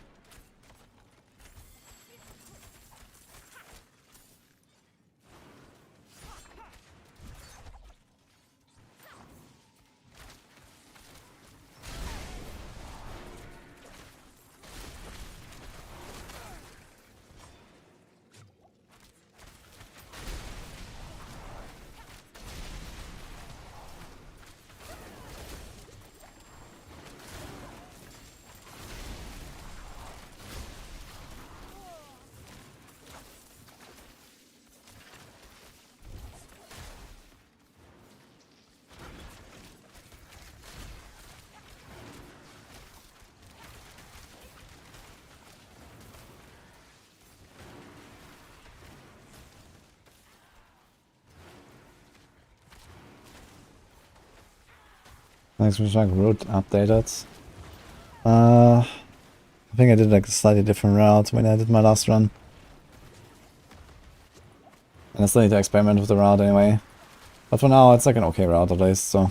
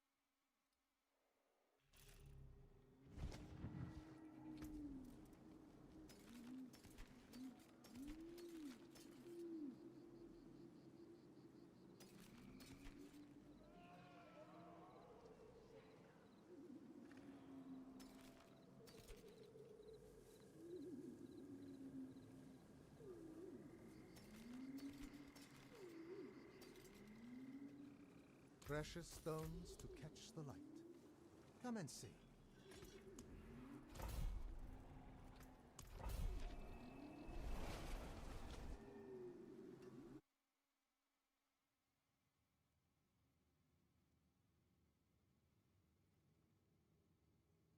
The most tanky build for Rouge now for Nightmare 100.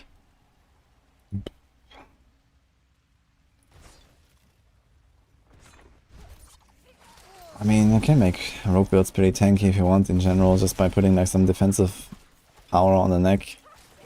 Then having good stats, like, you know, defensive stats on your neck as well, and your chest, and your pants. That's usually how you make builds tanky, and there's only a huge difference between them.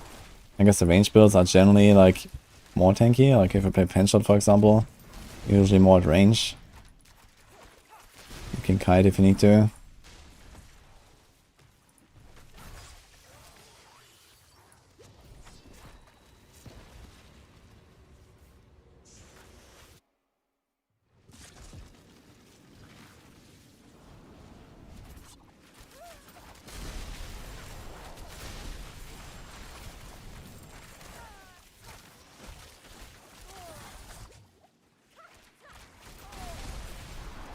It was less hateful the day before than before.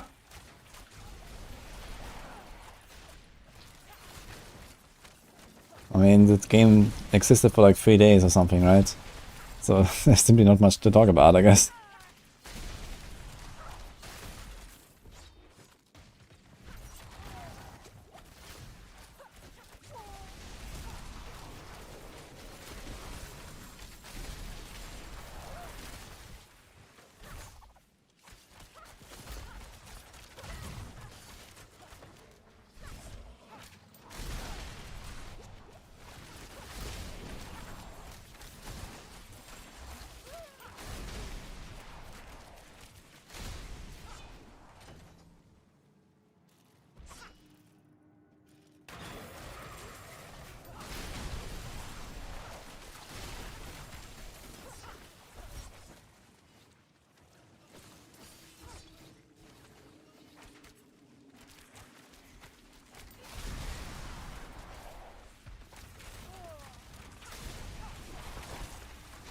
Copy the steam.vdf save game from a dude in my Steam friend list and respect the class in Elden Ring.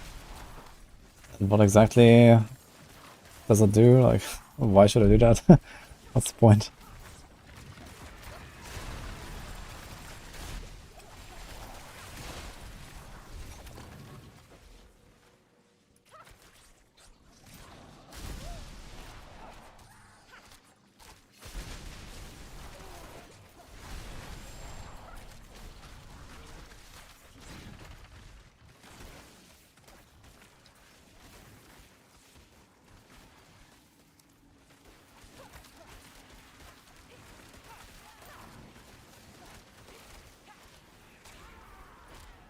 There you have the 4 defensive rolls and Juggernaut chest, super tanky. Yeah, that should be solid. But it also has like built-in healing, which is pretty nice.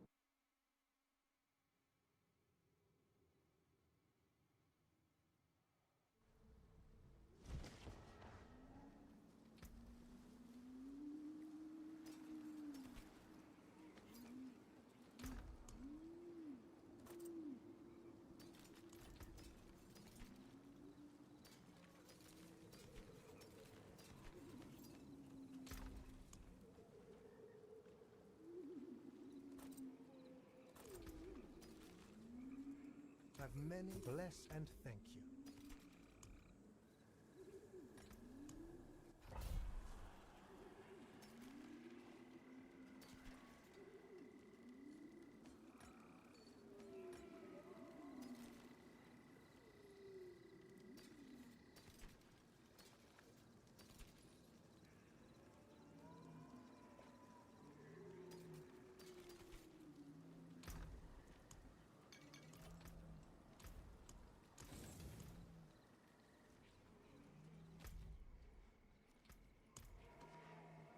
think technically you can start finding 925 loot as soon as you are in tournament difficulty, right?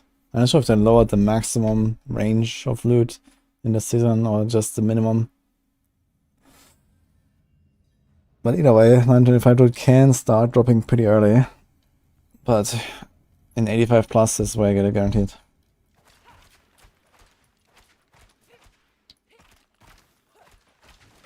Oh, see you, Gary.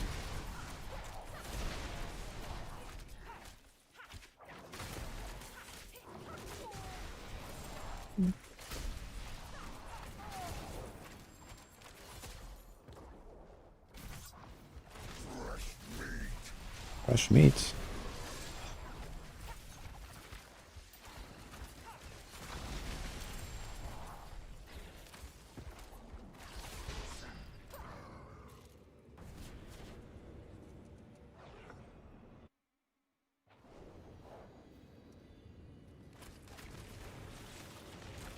Yeah, I played through Elden Ring already. Like, it's not the problem to, like, you know, get a save file or something. I have my existing character, but, you know, I want to do, like, a normal Elden Ring playthrough and then the DLC. Because I would like to play it again, you know. I only played it once. Especially for the DLC, that would be a good time to do it again.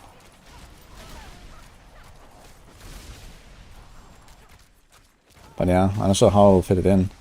Because let's say we want to take like 50 hours for an Elden Ring playthrough again.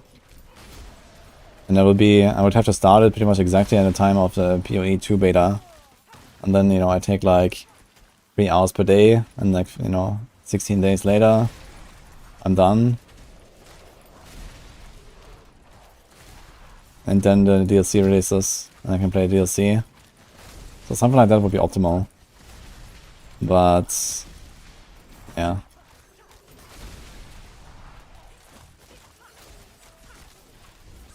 The timing is terrible. Because I'm probably gonna be like all day, every day on PoE basically, so you have to, you know, absorb as much of PoE 2 as I can.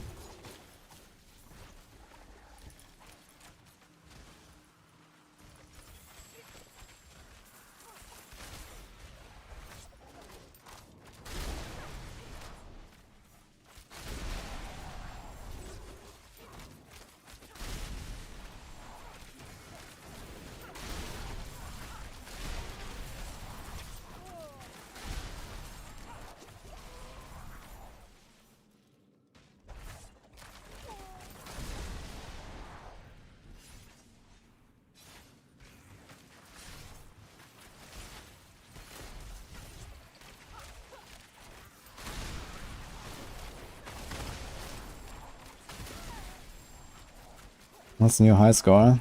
I think I'm still number 1 on hardcore with 769. Which is like, I don't know, like top 5 or so, including softcore maybe.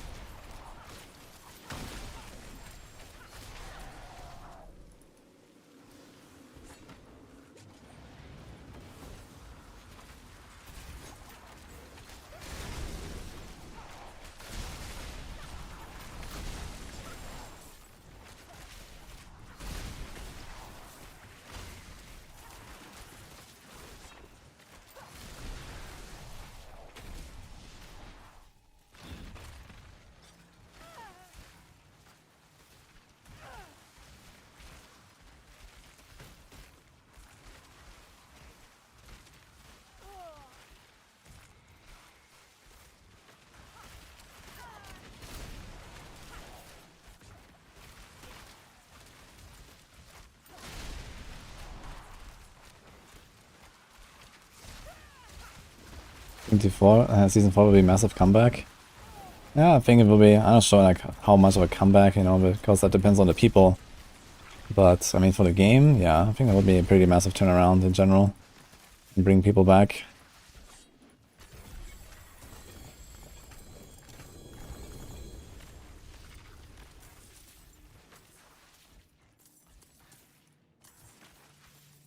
It's actually crazy. By the time Season 4 releases, it's been almost a year, right? Of T4 being out. It's wild. There's an 870 core. 874k rogue. Are they still playing the inner side barrage? And the 870k is actually really solid. That's more than I thought.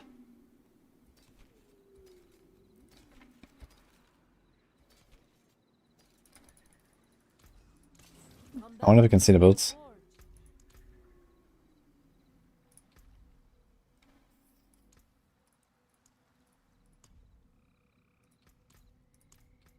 No.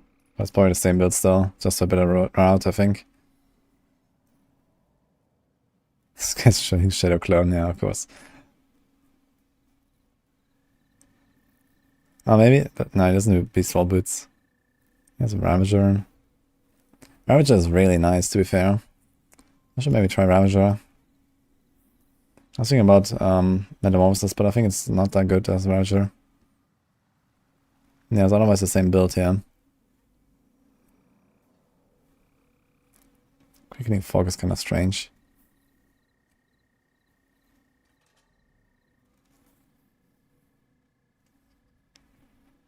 But I guess it does give him more dashes, which is pretty nice actually. Yeah, I guess like this it can go fast enough.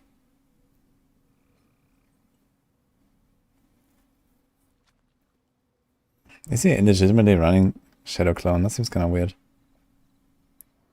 Because the rest of the build seems reasonable.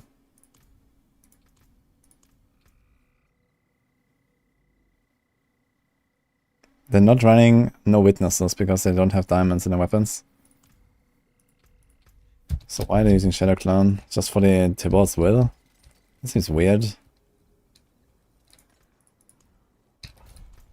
Okay, I mean if you're not playing common points, maybe the Shadow Clone actually kind of does a lot of damage. I'm not sure which powers exactly work with the Shadow Clone.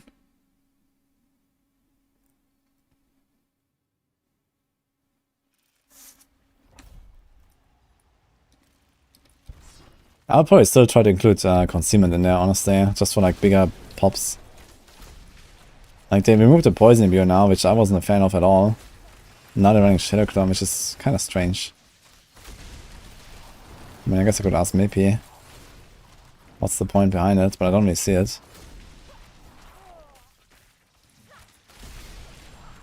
But yeah, maybe it's just like the more min-max on the unsolvable uptime. But then you can do the same thing with concealment, and you can get Night Stalker Glyph. And then if you have Night Stalker Glyph, you have, you know, way more shadow abuse.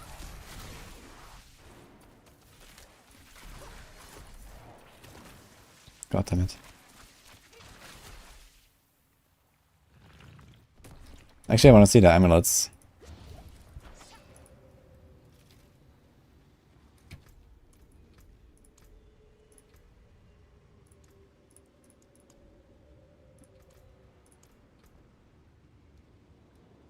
Yeah, das ist juicy as fuck. Okay. Minimum cooldown though.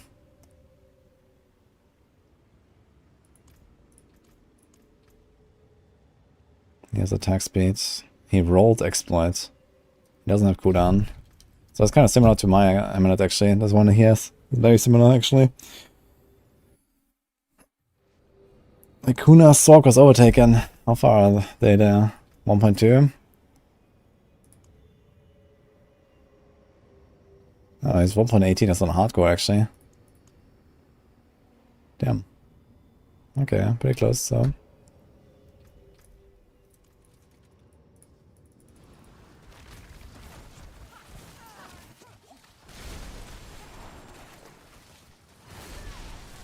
Yeah, watch out, man. Northward's gonna come out on Monday night. Out of hiding. Boom. 1.5 million. Watch out, man.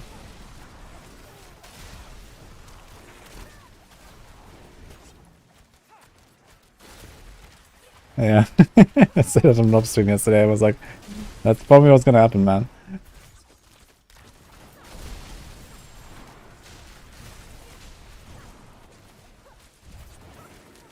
Like, he's not even on the leaderboard right now, right? He's like completely hiding everything. Or does he have like any rank? Maybe like somewhere really low. He completed some run. He's 12? Okay. So maybe he has been trying a bit.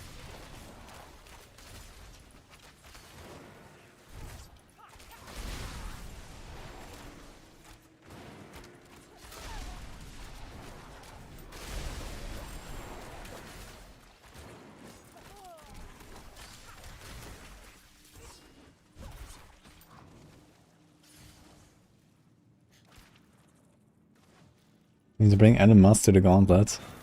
Apparently he has been playing it a little bit. He posted a screenshot I saw, rank 69 on 2-player.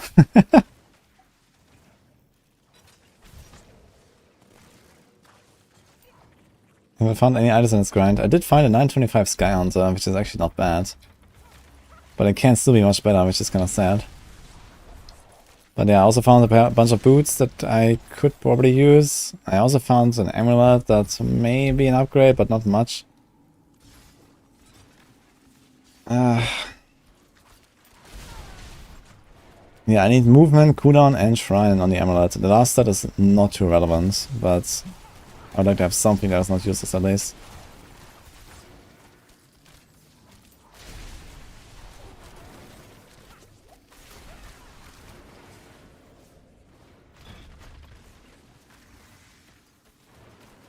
I also found some nutty TB gloves, but I don't think I will need those.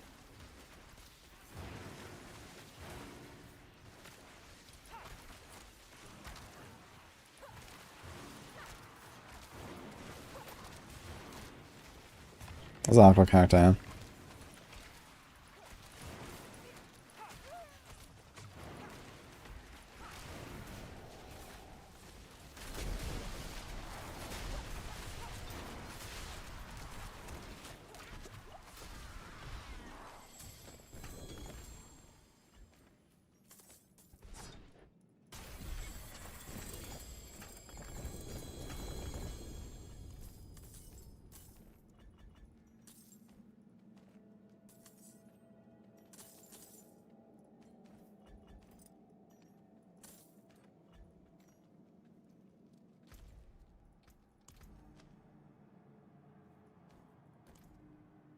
Same for Ravagers or two.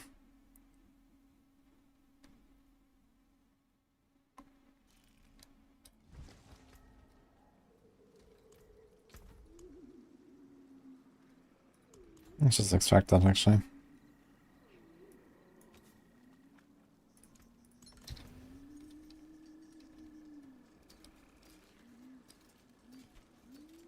The amount of nerfs. Yeah, what nerfs are you talking about?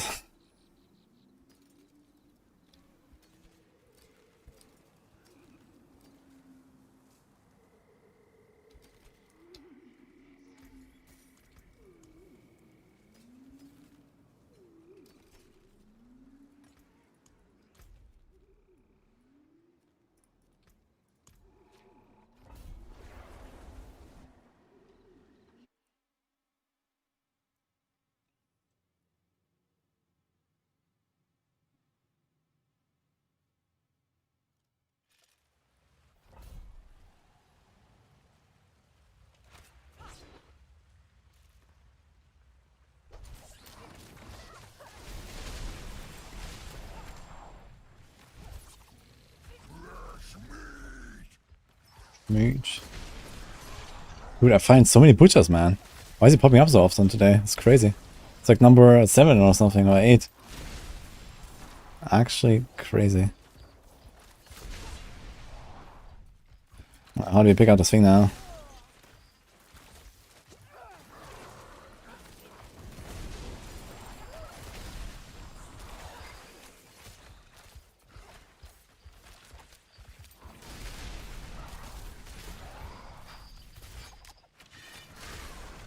Oh wait, he disappeared already? That early? What the fuck? What? He followed me like 4 screens and that's it. Interesting.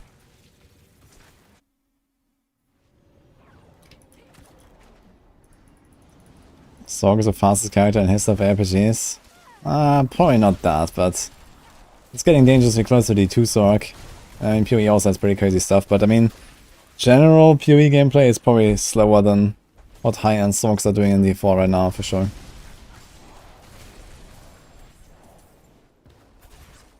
In general, the Gauntlet is like extremely fast-paced, to be fair, with all these shrines and all that stuff going on. It's crazy.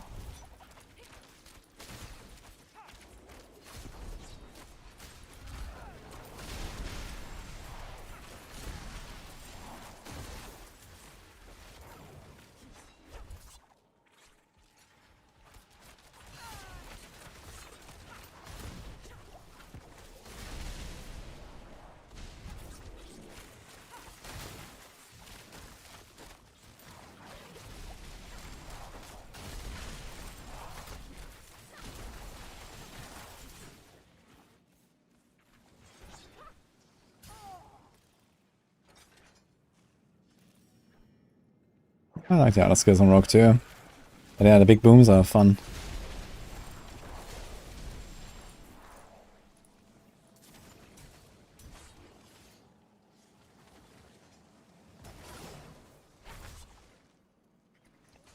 Before that one-shot butcher, my setup is not made for killing bosses at all right now. And I could carry my you know, and switch some stuff. I could one-shot him if I wanted, but I would have to like switch a bunch of items and then, you know, maybe a few skill points and then switch back again. And, you know, I don't really care enough about killing butcher in a few times to do that right now. You know, there's like no other bosses really that pop up here, so.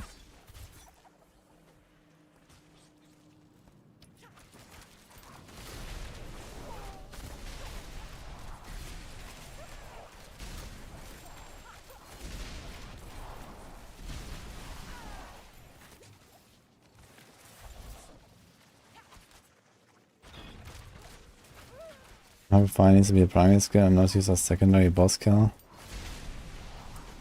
Oh, what do you mean with that?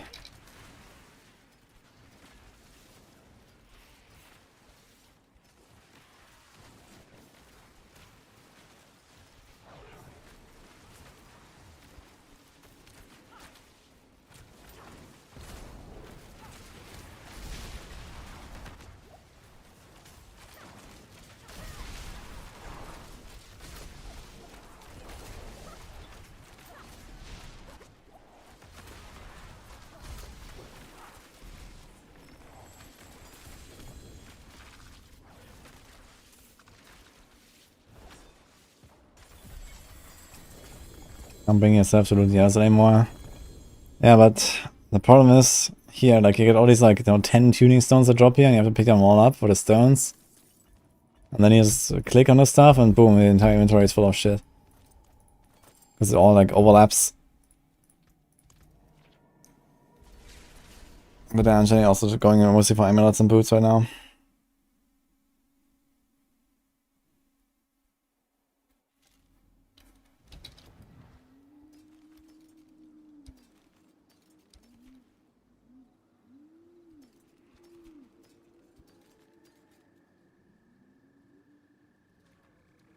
Another barrage, let's save this. It has shrine. Shrine and movement speed, super low, okay.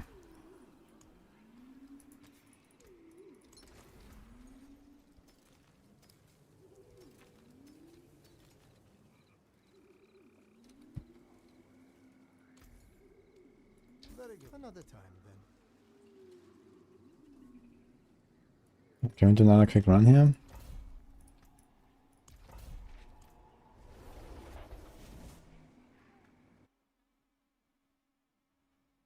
Is Victimize Flurry any good now after Flurry buff?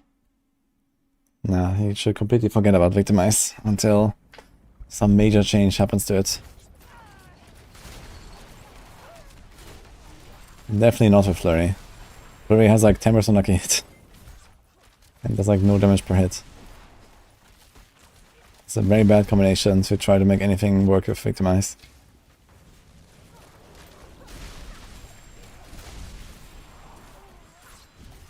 I wonder if I can finish this run in time. The portions are kind of low.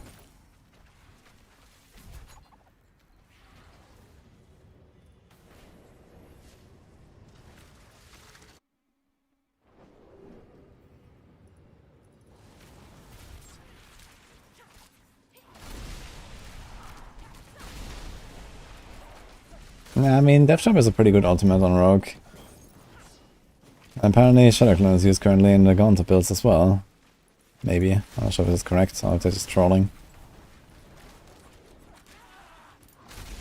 And Red of Arrows, I mean, it does have its own build. The build is just not really that great.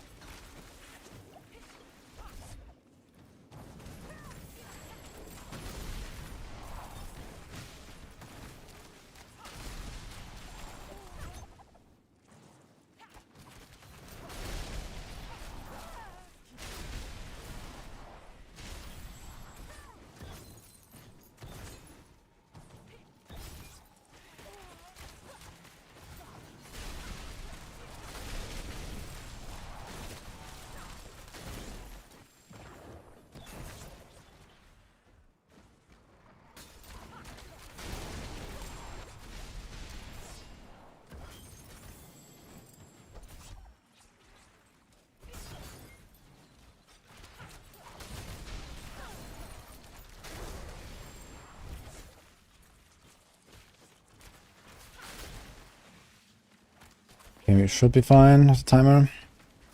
But I skipped almost everything.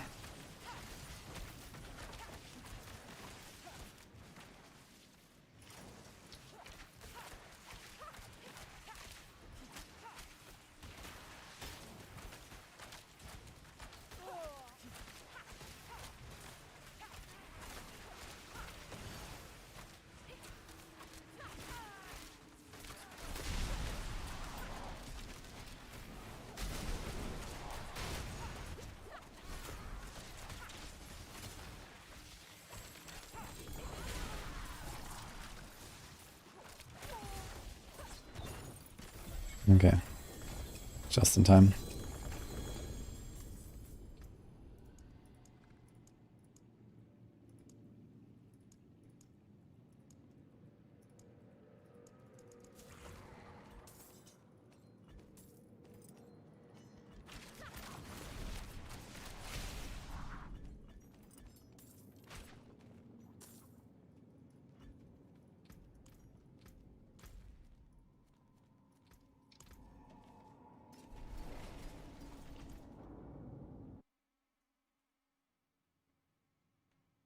Maybe in top 10 hardcore.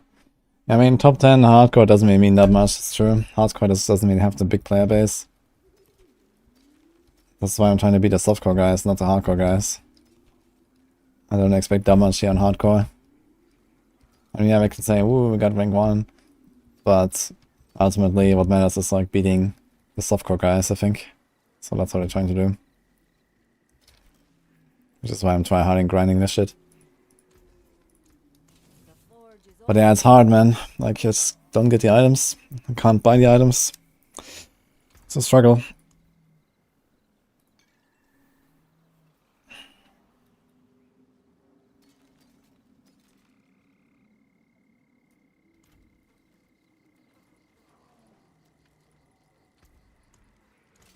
Hey, maybe. Yeah, I need an explanation. Why the fuck are you using Shadow Cloud? Is it just for the easy unstoppable or what? Why is the thing actually doing damage when you don't play combo points? I guess there is probably a bit of damage when you don't play combo points, right? But is it for the damage? It copies artillery. Wait, what? Okay, that's pretty crazy, actually. Yeah, that makes Shadow Clone pretty good, actually. What the fuck? No, Hydras, I think Hydras is just shoot like one shot. Alright, like pets, they always shoot like one projectile with artillery, but like it copies means like it copies, like, you know, the same animations and everything. That's kind of crazy, actually. This is why Shadow Clone. Okay, then that makes a lot more sense suddenly. I wasn't aware of that.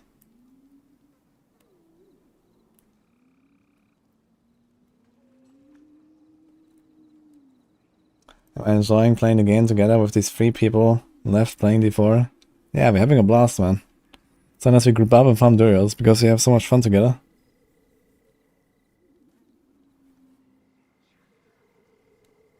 It's the reason why we suddenly jumped 100k and score. Yeah, I just saw that. I wasn't aware. Like, we literally just looked at this. So is that completely copying the artillery? And I guess it does enough damage with the artillery. Oh, 800, nice. Congrats, by the way. Okay, yeah, this seems to be like a really optimal setup already. So you have more dashes, you have the more shadow steps, and then you have to clone. With channeling pylon, you have like a lot of extra ranks in dash even. That's crazy. 1, 2, 3. I heard people are not clicking channeling, but you must be clicking channeling now. And also I checked, by the way, I checked my VOD, like about the Starless Skies. Like that's the only reason why people wouldn't click channeling, I suppose. But it actually works, even with channeling.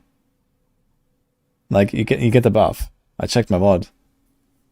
So I'm not sure why people were saying that people are not clicking channeling for some reason. Apparently this Korean guy wasn't doing it or something.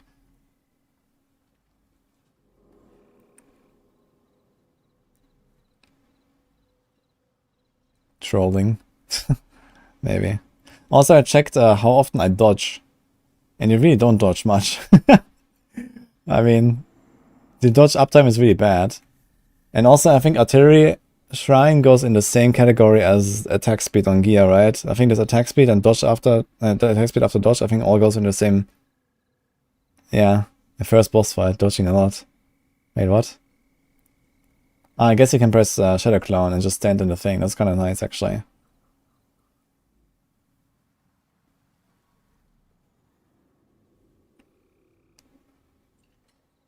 Yeah, but realistically, I would probably put like a crit roll there. Because I guess you still do some damage when precision is down. And the crit will just be more helpful for the rest of the run. His attack speed, like, for like 70% of the run, you have Artillery Shrine. And his attack speed cannot even do anything. Even if you dodge. So, it seems kind of, eh.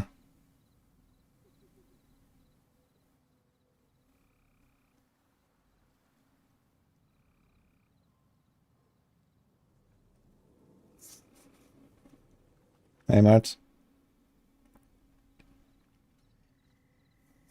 Mind checking your gear? You're on hardcore as well, or what? Yeah, this is like inner side barrage. Ah, look, he's running concealment now. It happened. Okay. Yeah, we're getting pretty close to the setup that I have. Oh, not, I guess you're doing preparation at this point with Shadow Clone, true. Previously it was inner side with triple imbue, but now I guess preparation makes more sense to get like your cooldowns back here. That's really nice. Yeah. Yeah, you don't need inner side really. With starters, there's like no reason. Doesn't even have a resource roll, man. No resource roll, just okay, I mean you shadow step all the time, so what's the point really with resource, right? You have the 40% reduction already, you have the resource there. It's fine. Right, that's a fucking 6 guy hunter.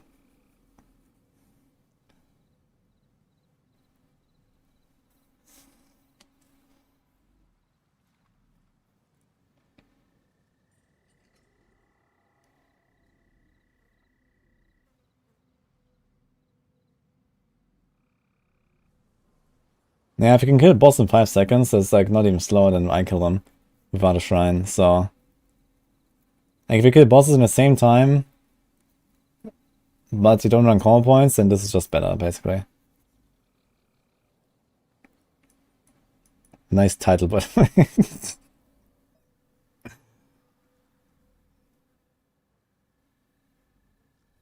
Yeah, this runs elements, inner calm, accelerating, edge master, and branching. I'm not really so sure about like accelerating here. I think you should put branching on the neck. And have a crit roll there. And let's get like a lot more ricochets.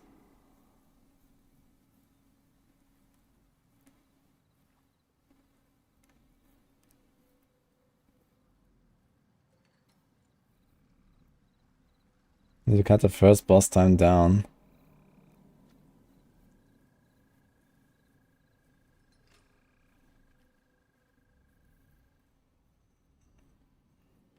Hmm.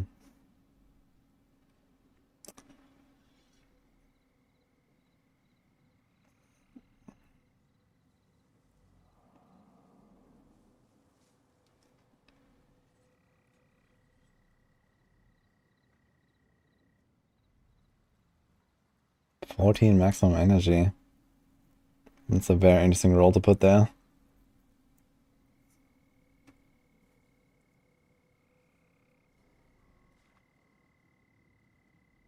Dude, this Emerald is Sage with that 6.2. How much how much is it per roll?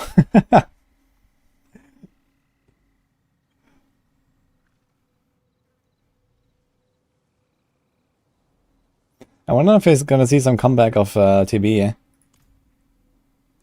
Is there like any TB guys here? Let's see. Oh, they're all playing this. What the hell? This guy's playing with Cold Imbue? Nah, he must have switched it, right? It's like pretty much the same setup though.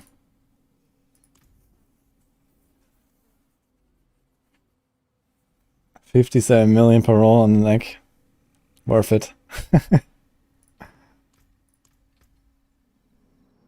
This guy, okay. Branching volleys. Yeah, it's kind of weird to not see branching volleys on the neck, to be fair. But yeah, the good thing is that accelerating goes into the second category, right? So you have 100% attack speed from the first category, from Artillery Shrine. And then you have 38 here. Instead of... So you have like 238 instead of 225. But it's not really such a big difference. It's 5.7%. Okay. It's like more boss damage, I guess. And if the AoE clear is fine, then I guess you're okay. If a normal branching volleys. 60% chance to split into 2 arrows. Yeah, maybe it doesn't matter that much. This guy's playing combo points.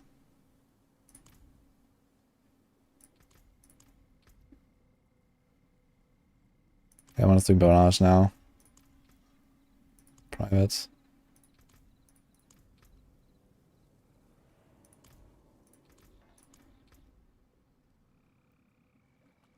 I wonder if that's real. I don't Dark Shroud. I don't believe it. And all of the same setup here, basically. Oh, I need to check if I have a second sword. Actually, since I'm not having Condemnation, but I think I have one. Dark Shroud is for movement speed, yeah, but... Okay, let me see, which was this guy, right? I mean, an entire skill slot, no imbuement? What the fuck, man?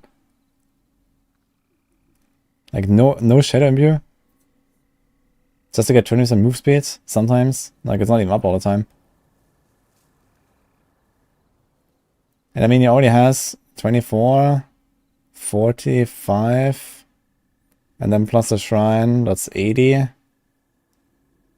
Yeah, and then he has Concealment sometimes, he has a Shadow Step very often, especially with Ravagers. You have... Yeah, I mean, you do get to 100% with Dark Shroud, so this is kind of the advantage here. But, yeah.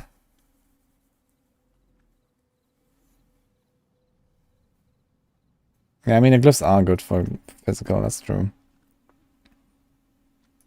But isn't this guy also running elements? Inner Calm. Yeah, he's also running elements, but he has only Fizz. So, you can't even play around that.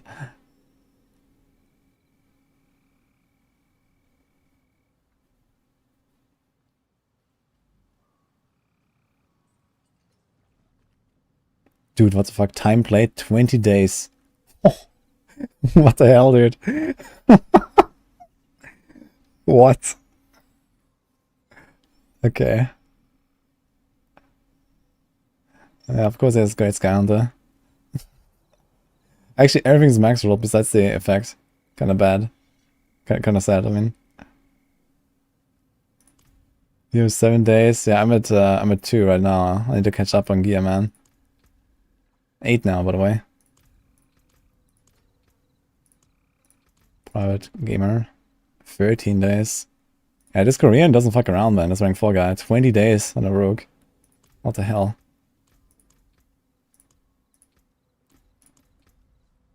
Actually, I mean, there's surprisingly few Chinese here.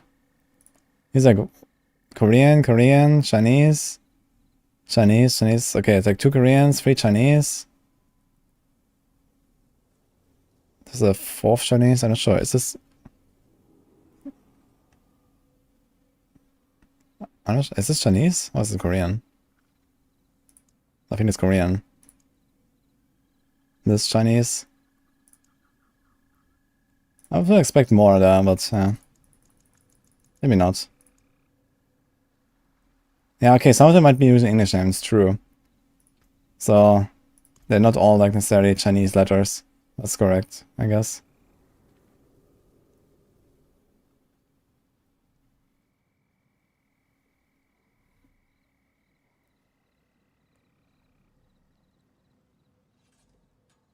Dragon is also Korean. Okay.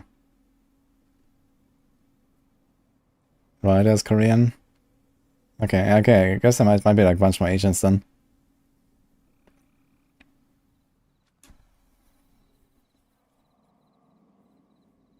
Oh no, NA. Hello. My current build. This is like there's like a pen RF guide I made like a month ago.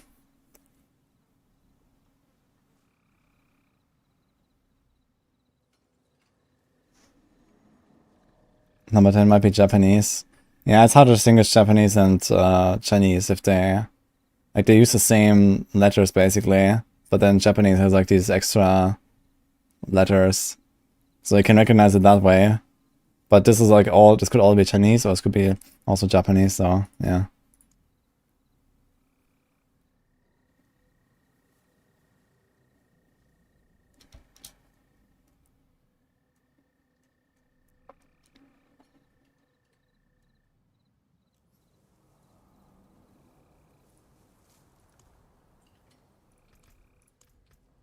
Private. So someone said North Mars, yeah? Where's Northy? 1 million. Private. Okay. Wasn't Rob doing some Sorc stuff, I thought? Where's Rob? Here, 930.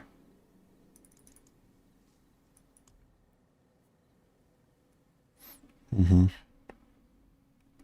1.4. 1.04. It's pretty good. I guess it's the typical Vermin's build. Yeah. I mean, you'll find the routes. Dude, this guy has no resist, what? All stats and strength?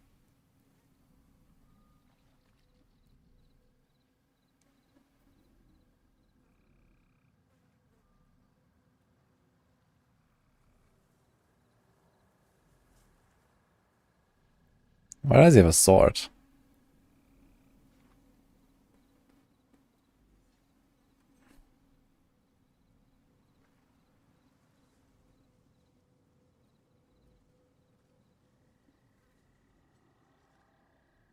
No resource roll, that's interesting as well. So it says cold rest, it says shadow rest. And then he puts a cold, a shadow, fire. So it's missing lightning and poison. I think you can get lightning on a tree, but I guess you can get poison on a tree. He just has no lightning rest or what?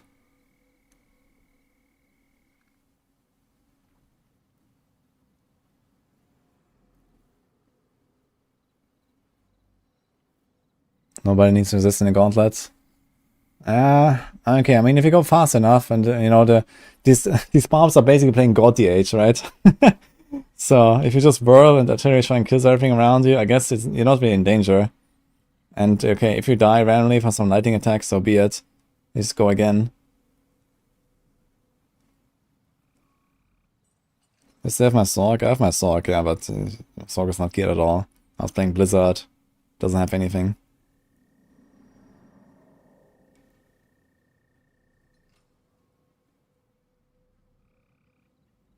You have 0 resist and 6k armor. It's kind of funny.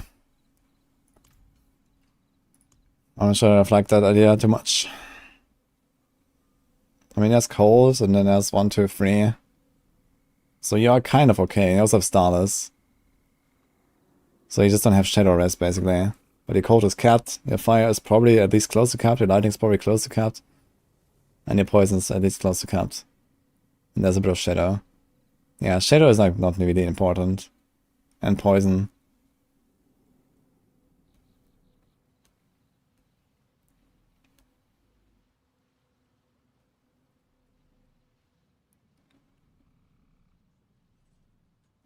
Like, I kind of like the idea of having dash ranks. And I think I would be okay, like, undercapping my res by a bit. But not really, like, you know, too much. Like, I would still like to have something like 40 res, at least, on something like Shadow and Poison. So it means to take double damage.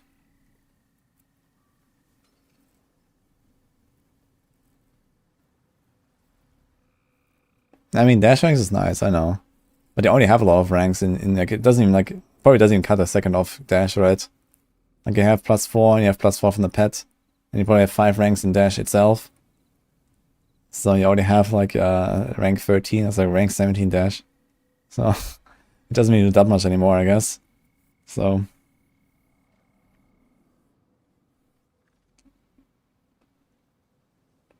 like, if anything, I would rather consider, like, you know, a move speed on elite kill or something. Oh, but dash ranks almost. But yeah, dash ranks is fine. But you're like not 100% always capped, right? So you have 50, and then yeah. Okay, actually you are capped all the time because of starter step.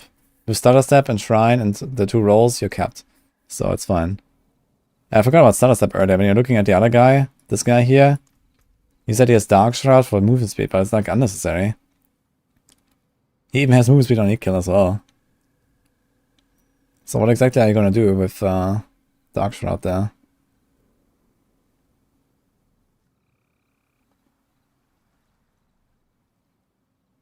Yeah, movement speed on 8 kill. Yeah, we don't need it. As long as you kill the Tomb Lord, you will always have a shrine in the entire run. So you get 35% for free. You have 50% from your stats. You have 85, and you get the rest from Stunner Step. And the Stunner Step is equivalent to movement speed on 8 kill. It lasts 4 seconds. You just need 3 points in Stunner Step. So there's literally no reason to have movement speed on 8 kill. Because you're not gonna kill an elite on a non-crit anyway.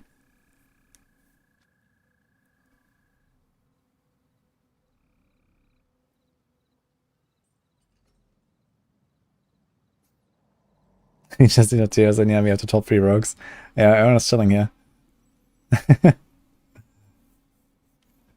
There are times when you don't have a shrine, like 2-3 seconds. Yeah, I'm not sure if I would like spend, I don't know, like 8 Paragon points to try to get movement speed on 8 kill. Or maybe it's only 6, but even either way. Like those 6 points could be like, you know, 5% DPS or something.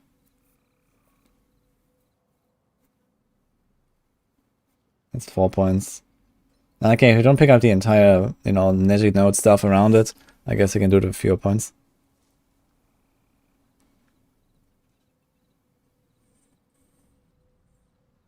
Are there all damage types present? I didn't really like check the elite packs in that detail, but there's a lot of elites in there, so yeah, you're gonna find all the elite affixes, I guess.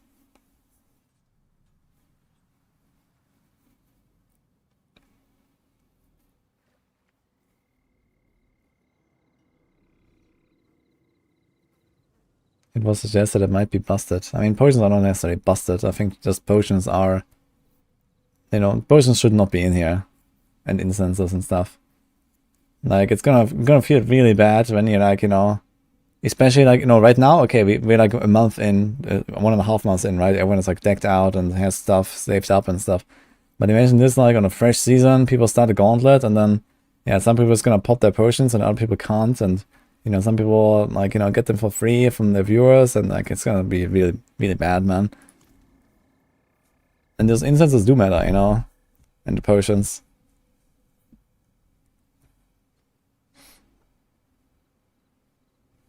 Yeah, let me see the layout of Exploit Weakness board. Where am I standing, by the way? Okay. Let's go here.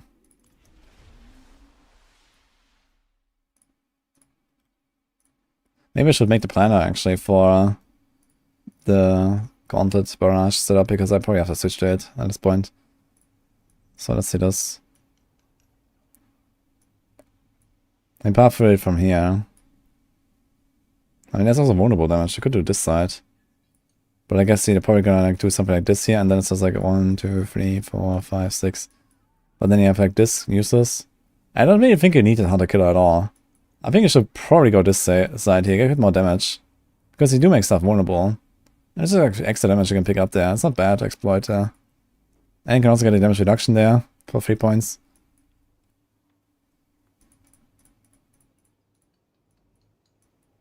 I think Hunter Killer is kind of wasted.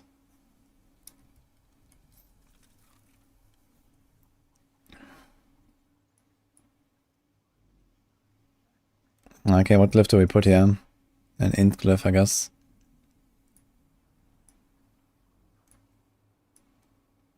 Int or dex. Oh, I mean, it depends on what kind of glyphs you have to do. I'd have to do the entire setup, I guess, to see. We can maybe do that now and see what happens.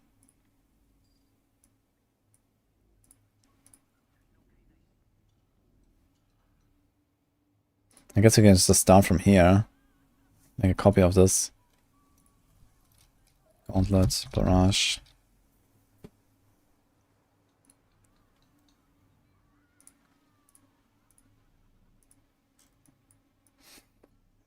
So let's move to smoke grenade.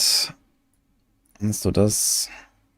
I guess we don't take Supreme Shadow Clone, do we? Actually, I don't know, maybe it works with artillery damage, so let's just assume it does. Let's do this. We have this. Okay, okay. Okay. I guess we don't go impetus. Yeah, so basically like this. We don't really change much actually. But I can take out a point. No, we already did that, okay. So it's basically the same tree. We have the 5 points. We have this. Is there any chance we could ever proc the methodical? Not really, right? There's like no crowd control.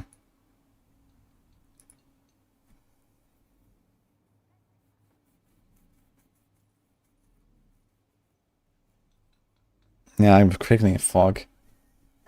But I don't think that works, does it? Like, does the smoke bomb drop before you deal damage to the enemy? I mean, even if it does work, it will only apply to, like, you know, 1 or 2 enemies or something. So that's why it does even work. It's not even worth it. Yeah, I mean, if you perfectly dash into a pack and you know where the packs are, maybe it's not bad to go methodical with quickening fog. Okay, I can see that. So let's do this.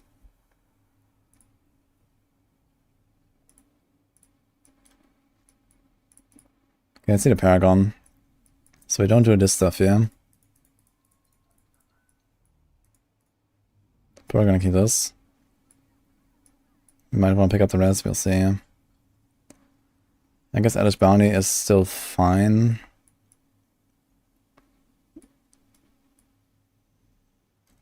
I can probably move this shit.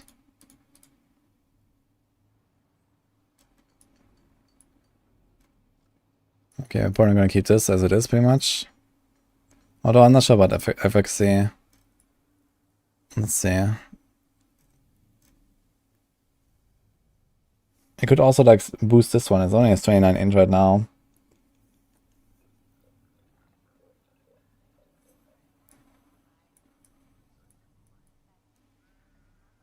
And there's Brawler that we don't necessarily need because they're not always close.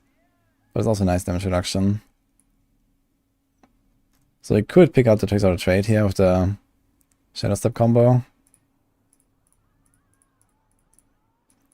And we could pick out the rest there if you want.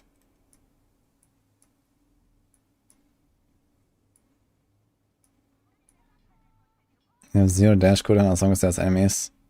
Okay, if you like dash into the packs with Channeling Shrine, I guess it's like dash, boom, so okay.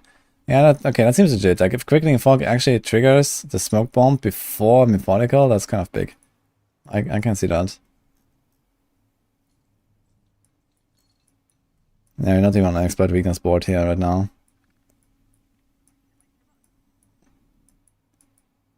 So let's just build it here and then we'll see what do we do. So here we can do a lot of ins. So we could put Night Stalker Glyph there, for example. Because you're probably gonna shoot a lot of Shadow Imbue stuff. Ranger. Maybe just gonna remove this though. Exploit, combat. Maybe I'm gonna remove Eldritch Bounty actually. Because the Shadow Imbue is just not gonna be up enough, I think. And this is just better. Is there like any other glyph I can deck? I don't really want to go versatility. But maybe does this buff the Shadow Clone Artillery Shrine? It may do. There's turf, I guess.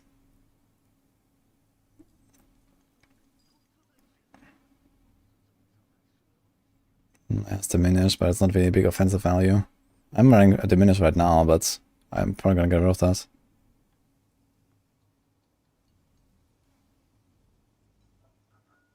You play Prep and Night Stalker. Yeah, that's a fair point. So maybe we should actually put Night Stalker here. But I have no idea what other glyphs to put. Maybe it's gonna remove like one on board here. Like we don't need this actually, I just realized, right? The attack speed is actually not that great here. Because they have Artillery Shrine so much. So I like Nimble usually, but this is kinda shit. We probably don't need this. And then there's only this left, and this is not even active like for 70% of the run. So it's fucking scuffed. Like we need like at least 3 more Paragon boards and like 5 more Glyphs, please, Blizzard. That'll be cool. So I can actually like make builds that make sense. Fuck. So okay, let's keep Eldritch Bounty, but I think you're gonna remove their Runner's Instinct.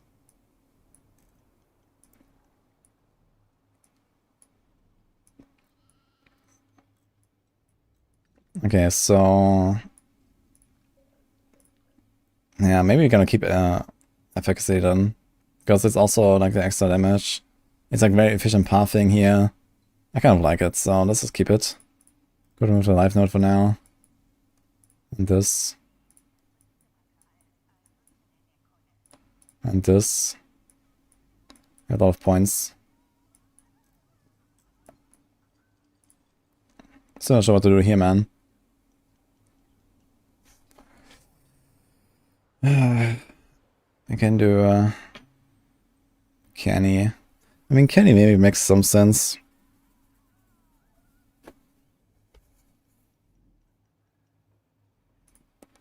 Let's put Kenny here and Night Stalker here. Where do we have a good path though to the next board? We have like no short path anywhere to the board, man. Holy. Dude, if you're playing Shadow Clone, why don't we go no witness? 1, 2, 3, 4, 5, 6, 7, 8, 9, 10, 11. I mean, we have a Sky Hunter, so we can't really stack that much ultimate. We don't have Flicker Step. We don't have a Word of Arcane. It's gonna be like some 12% bonus or some shit, so I guess not.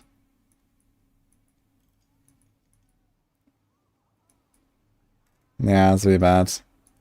I mean, if you fully stack it with like Flicker and Word of Arcane, I guess it kind of works. Or like Death Trap builds. I think I have it in Death Trap as well. But yeah, like with Sky Hunter equipped and these uniques missing, it's kind of whatever.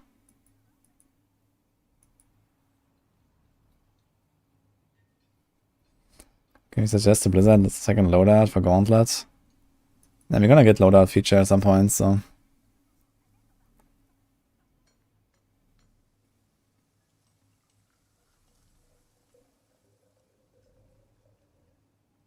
But that endgame and shit is gonna be a pain to the gauntlets. Yeah, I guess the strat would be like mega hard grind the first week, respec for gauntlet build, do the gauntlet at the end of the first week, then mega hard grind another week, then respec for gauntlet and just never touch the character again. And just like log in for gauntlet every time.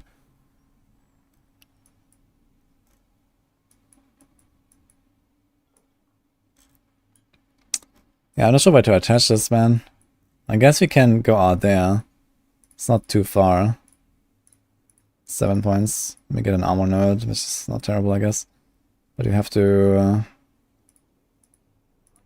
rotate this. Let's see, we're missing a lot of points though, so we might have to cut this entire Nirvana's board here.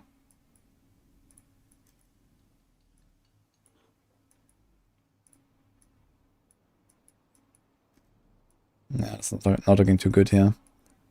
11.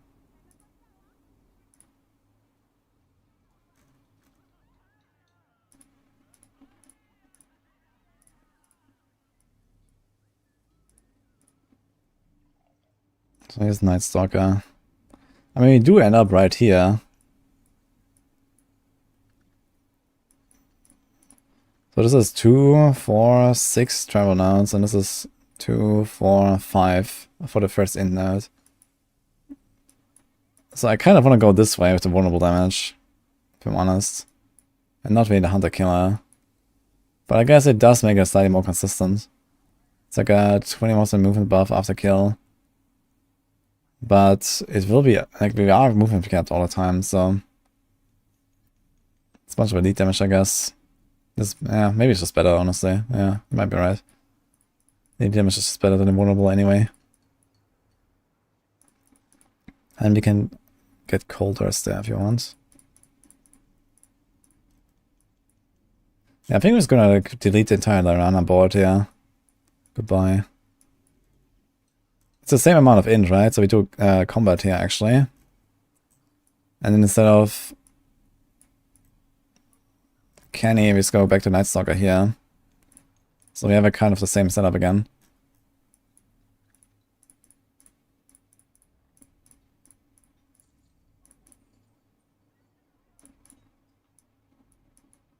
Let's take this at least. And then we can puff outright here. 1, 2, 3, 4, 5. And maybe I'll pick this up. This would probably save me like a res roll pretty much. For like 3 points, maybe 4 points of this.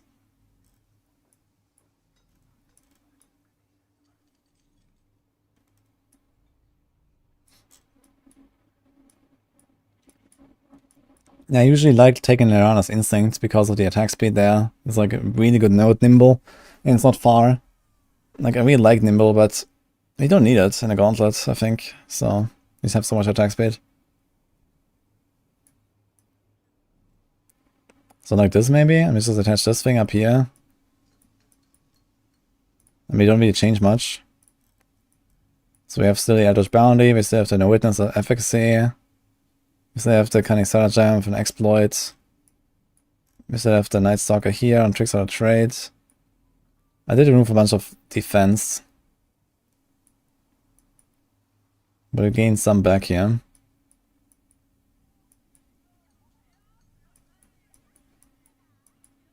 And we can Tricks or Trade as well. And we can get a Shadow Rest there as well for 1, 2, 3, 4 points.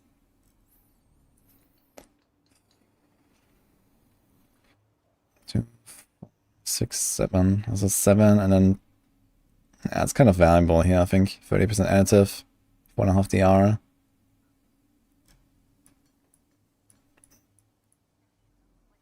Ah, wait. I can change something. 2, 4, 5. This is 5. Can maybe change this part here, right?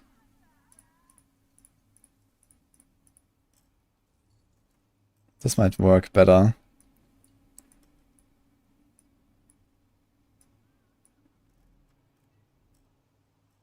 What am I doing? Okay, the problem is we kind of need... We need No Witness as like a pretty early board actually, because else we don't get a buff. Although we could maybe do it with Instance. With All-Stars Instance, it's for the All-Stars, it's a lot. And maybe an All-Stars roll. Can put it on boots and stuff, maybe. Or on the chest. Yo, Chronix, hello. Holy shit, what happened?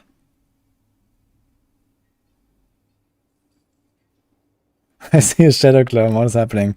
Yeah, we learned the secret tech. Shadow Clone, Prox Artillery Shrine, apparently. So the it's good now.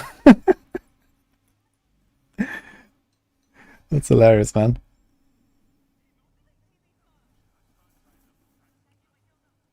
Cheap Shot has value was the first boss. Yeah, okay, but I mean... Cheap Shot, huh? We don't even have to slow dash. But I guess we do sometimes dash into packs, so Cheap Shot might be kind of useful. But what do we remove? We could remove Cunning Stratagem. It's just kind of like whatever. I think I want to keep Eldritch. We want to keep this. We want to keep this. We want to keep this. So yeah, the only thing I would remove here is Cunning Stratagem, but I don't trust Cheap Shot here.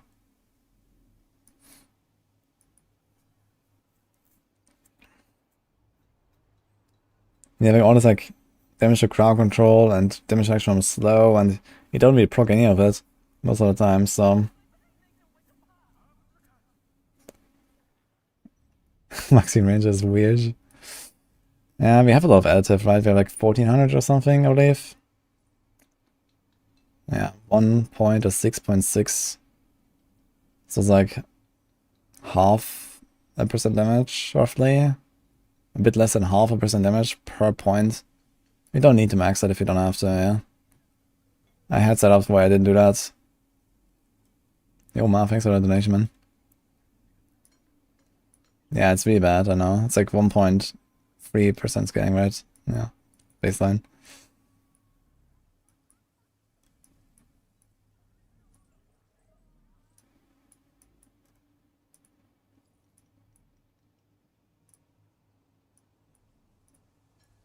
So we have 7 points now. And also, we have this here 1, 2, 3, 4, 5, 6. What about this now? We rotate. We do this.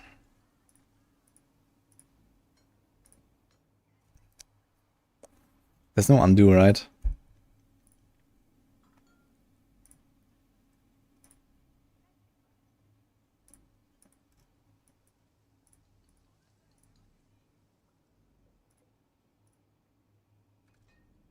Where's the crit?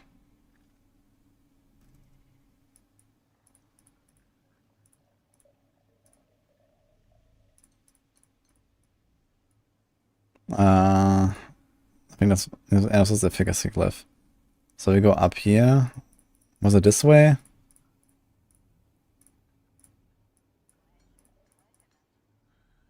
It's already way too much, actually. Don't need this.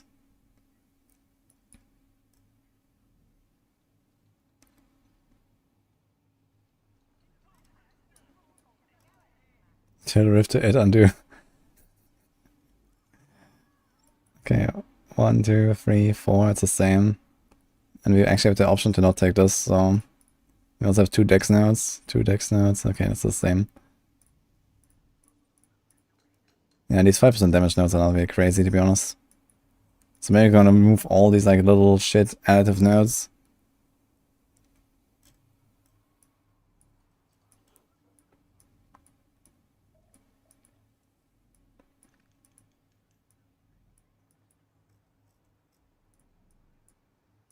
So maybe I have to do this anyway, I guess. 1, 2, 3, 1, 2, 3. And we could path like 1, 2, 3. And then we would also have the option to skip this one, for example. 1, 2, 3, 4. 1, 2, 3, 4. Yeah, okay. So we have 7. So what would we remove here? Maybe those 5. And this. We could also remove this side here.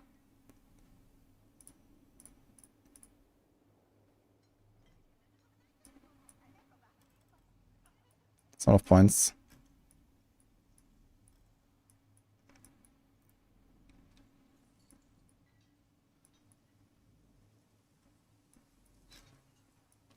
Now where do we path out to the next board though?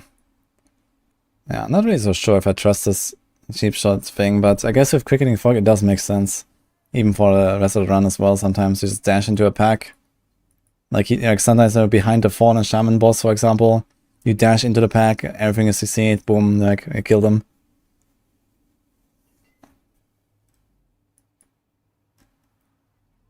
Probably want to keep these ones though. They could cut this even more, they could even cut this here as well, right? Let's go minimum. 16 points. Now where do we go?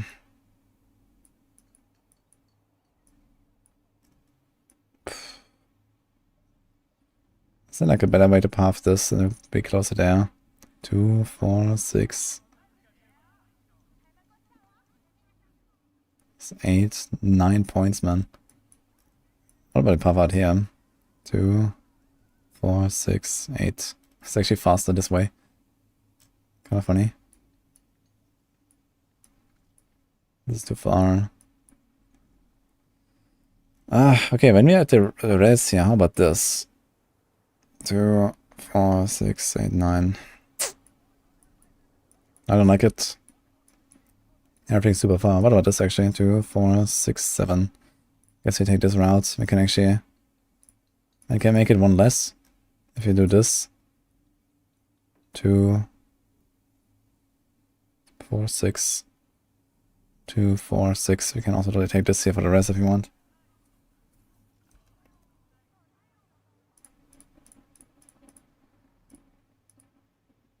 So this is 6 points remaining.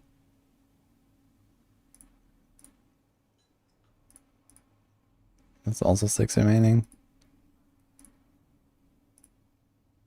So either way, it's always 6. So we can do this. 7 boards.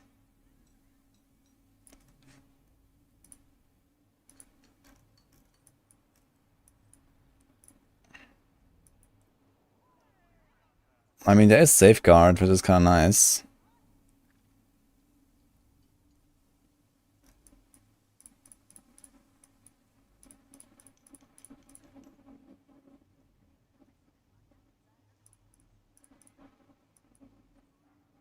I guess you can path through this side. Like,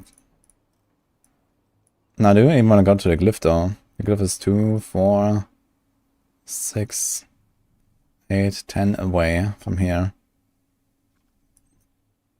But there's no glyph. So, what glyph would I use?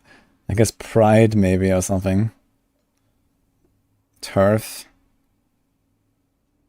Control. Maybe Kenny still. Kenny might still be the best here.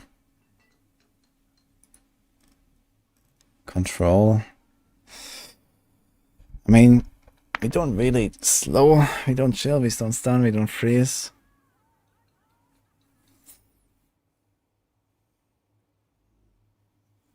Frigid from the pet. Frigid from the pet. You don't even run safeguard or something? What do I have? Safeguard, efficiency. I guess we don't need efficiency. But yeah, I mean, I wouldn't really count on a pet at all. I think that's too much.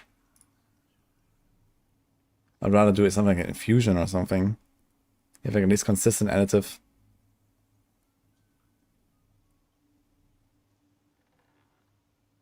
But either way, it kind of sucks. So you just have to choose like the. Actually, I would probably do versatility. Actually, 13% bigger pops, and potentially bust the Shadow Clone. I've never tested that.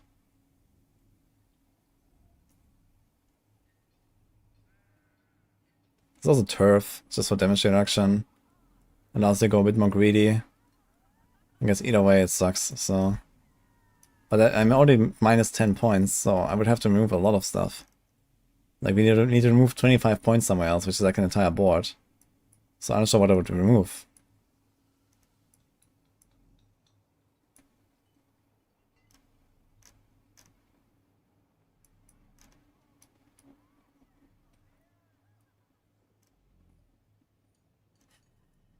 I mean, you could like lower the number of points in these glyphs here.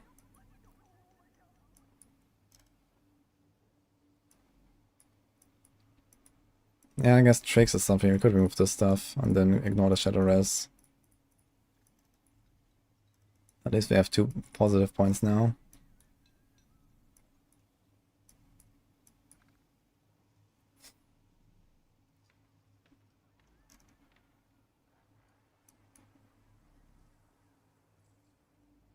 Could remove this.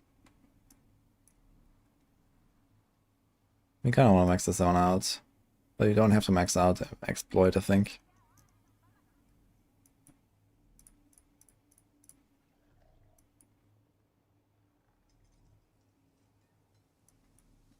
Also a random dex node. So now we have 8.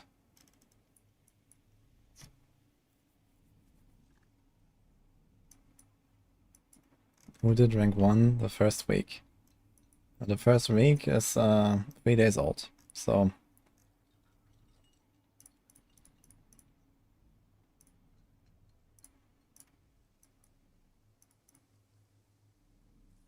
That's like a lot of points you have to put there though. Then you could actually pop out here to another board as well if you want to do something like that.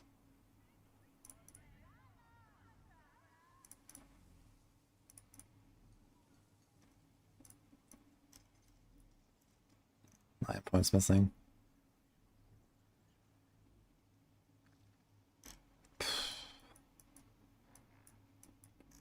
How many points can we still get?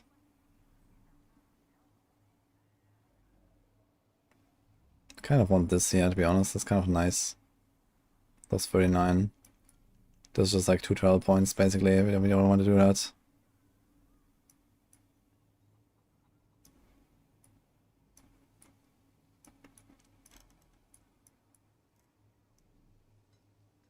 Such a weird meta of making boards, man, in a world where Juggernaut exists, and we don't even want to use any armor. Like, you know, usually there's like so many armor nodes and all that shit that they want to pick up, but like all that stuff has become so irrelevant, especially in the Gauntlet.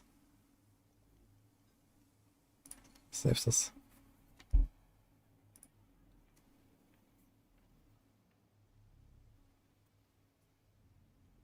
Yeah, it's like really messed up for sure. Actually, I have too much, yeah. Okay. 7 points missing though. Not sure if I want to remove this. Yeah, we might need the res. We are overcapped here, but this is with triple res on the boots, which we're not gonna have anyway. So it's gonna be like shrine.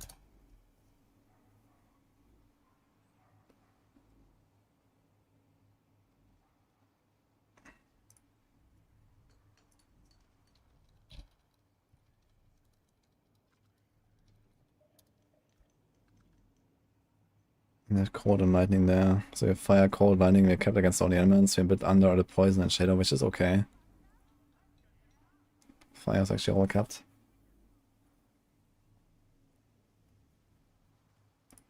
And I mean, we're gonna have more starter skies anyway, so easy.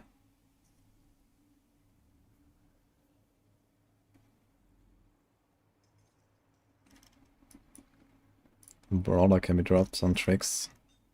Yeah, we could change that.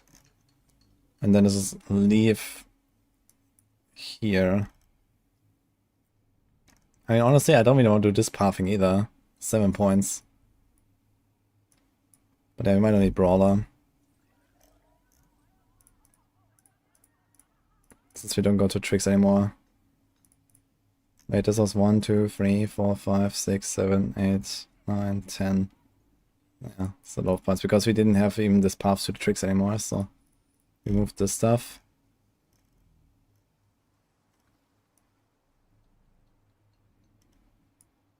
Maybe I have to keep this path, but maybe this could just be our last board as well. Because here's only 5, for example, the path out there. It's kinda neat.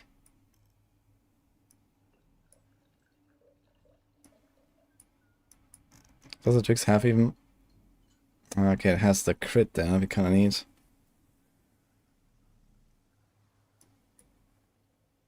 Damage to needs is nice, armor is nice.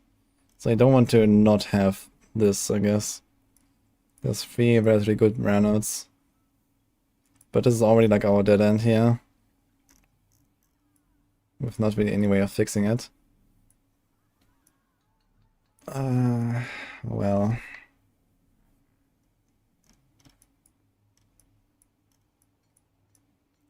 This is also a dead end. We have 2 dead ends.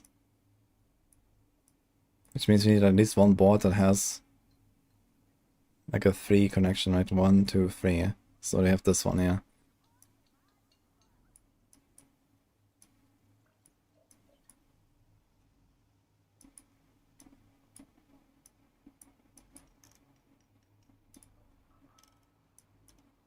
So here this will have like Elder's Bounty at the end.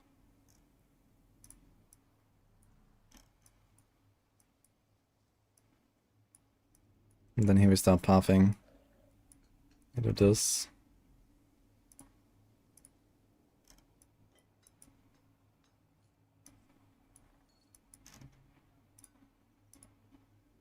We do this. We do this. We do this. And then it's gonna be the last one.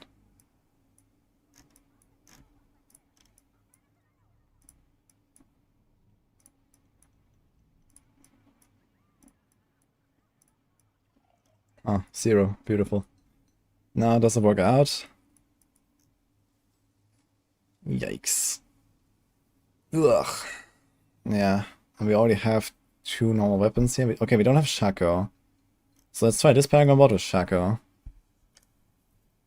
But yeah, this is oof. For sure.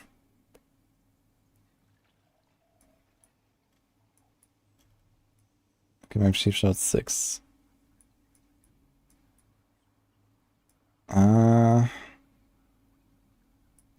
Well, we would have to change the pathing here, because this is a dead end. Like, we have 2 dead ends, so they're gonna be 6 and 7, no matter what. So this is gonna be 6, that's gonna be 7. Unless we path out there somewhere.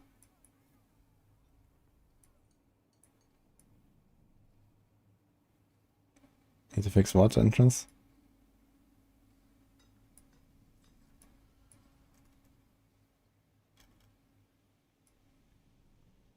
NW.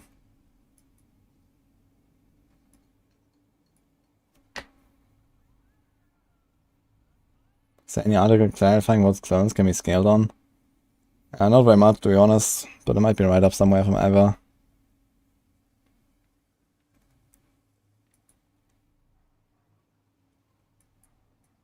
Okay, let's see a bit here. This looks okay. This looks fine.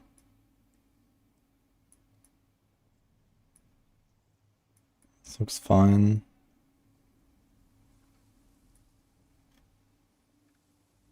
How much armor is this? 6,300. Okay, I need like an armor roll there or something. I mean, there's solo armor. Maybe we don't need it, honestly. Maybe just go dex. And pure DR might actually be better. Pure DR over armor at this point.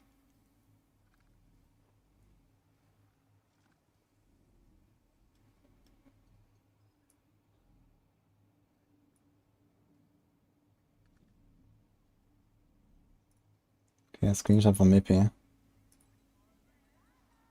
NW, no witness. For some reason I didn't recognize. Wait.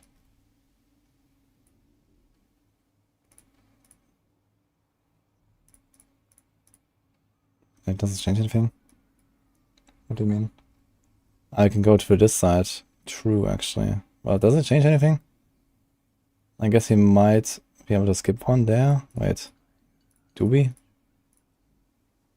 We want to go to the right. Oh, it's actually 2 points. 3 points. Yeah, I'm not sure what I was doing here. I just went to Havoc right away. Yeah, it's because I accidentally deleted this board. So this is better, yeah. We still want a crit though, right? 1, 2. So we save 1 point. Sure. I mean, damage to health is actually not terrible, I guess, since you mostly want to one-shot everything. Well, now we have 1 point extra, so it's gonna just be about anything. Damage to elites.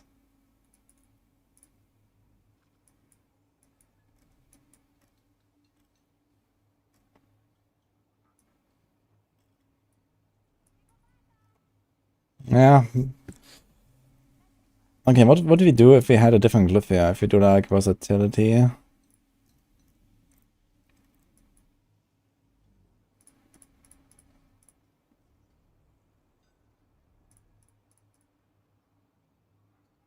Would be -1.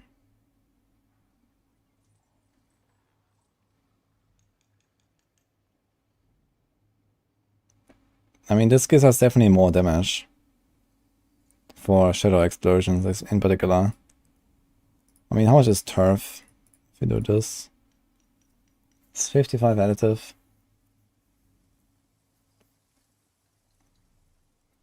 That's like realistically 3-4% DPS. That's not too much. And then 10% DR. A little bit boss damage, yeah, I guess so. So in that case, you can also just go Kenny if you want. How's Kenny?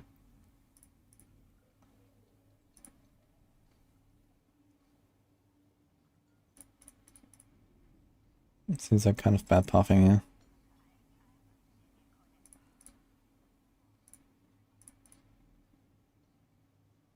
Does it make sense?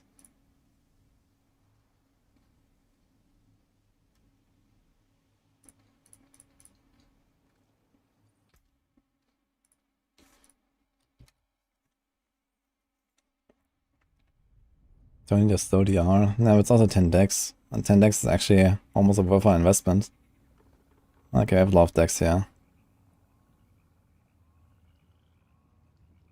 But yeah, okay. For 2 points, probably not worth it. It's also like a bit less than a 1% damage for 2 points. So he could remove this.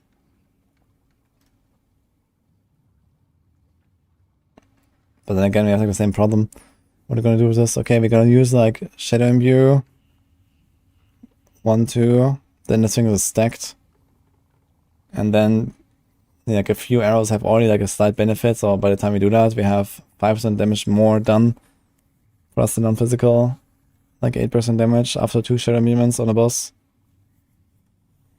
And then maybe we reset the Shadow Imbuement, maybe not. Let's say we do like a second round.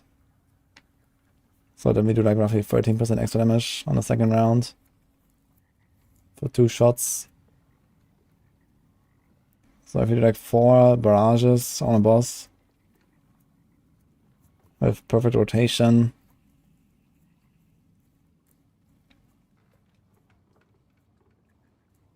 Yeah, it's like 26, 36. It's like 9% extra damage. Yeah, you have to clone as well, I guess.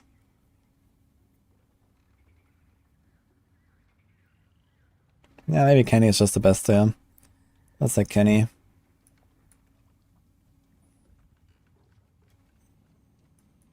Oh, we have 1 point left. Amazing.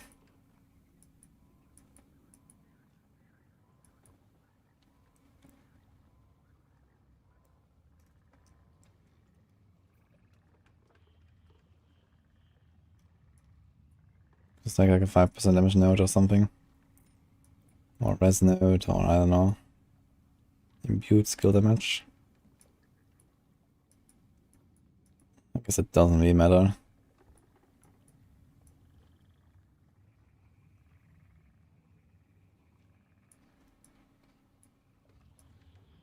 Damage to healthy, perhaps. Whatever. Let's just take 5% damage. Let's do this. Okay, let's try this Paragon board with this one. Oops.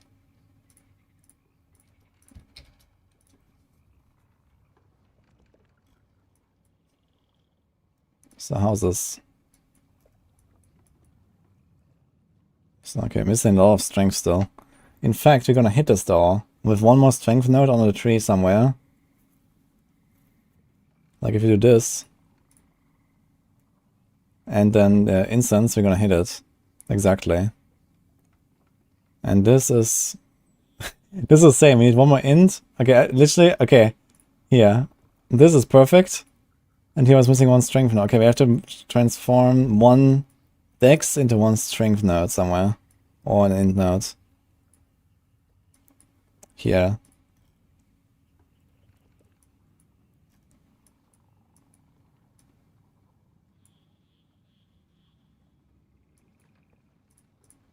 Like this.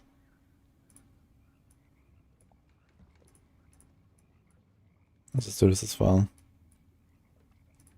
Updates. Stopping cheap shot and this. Yeah, but I mean, how do we puff out here? I saw so many points. 1, 2, 3, 4, 5, 6, 7, 8, 9.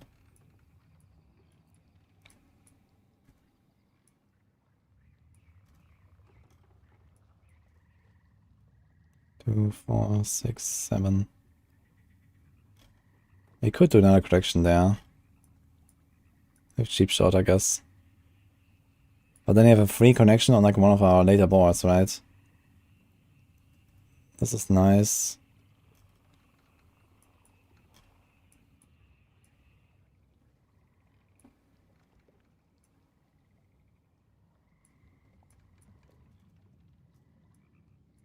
I'm gonna puff through press. How does it save points? I guess I go down the right side. I really don't like giving up safeguard, but I guess it's the way. You also get a lot more decks here.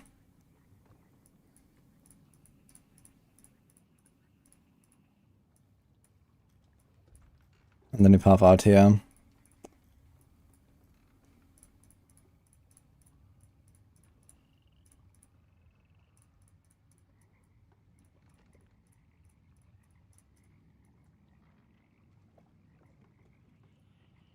And then we move this.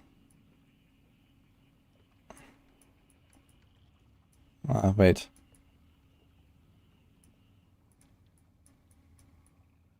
It's still the same problem here though. So this is like better pathy now, but is it? 1, 2. It's literally the same amount of nodes, by the way. So we just have this extra damage and this. And now we don't even have this anymore.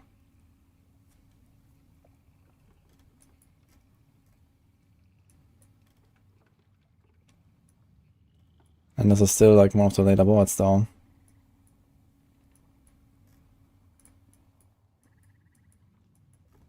You have to buff out here. If you want to make this an earlier board, you have to buff out there.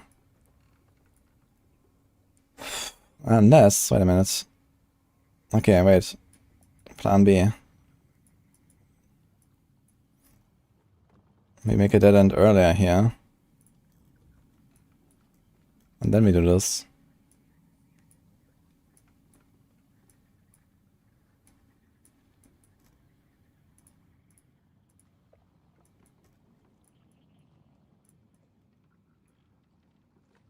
Oof.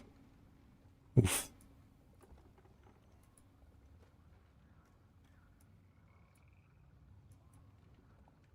So we have this here. And then everything is fine, I guess. Not sure why I wasn't doing this earlier.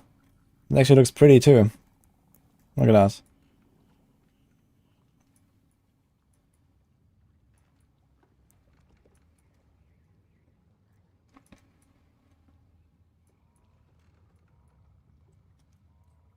Half the area weird. You mean here?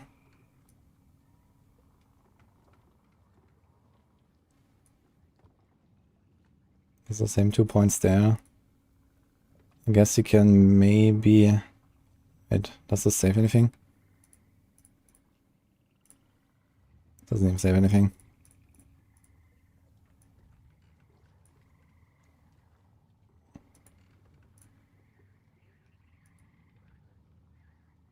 I don't know. Doesn't really change anything.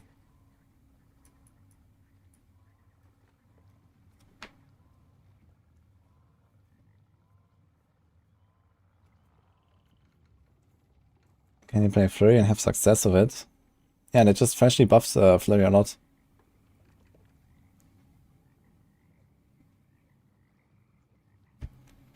Your Barb, you have 4 Ubers you don't need and can craft 1.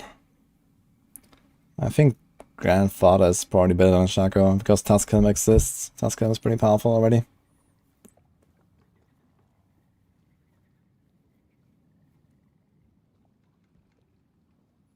I think it's literally the same amount of points, by the way. Let me do a copy of this again. So let me try to path through the bottom and see. Remove this stuff.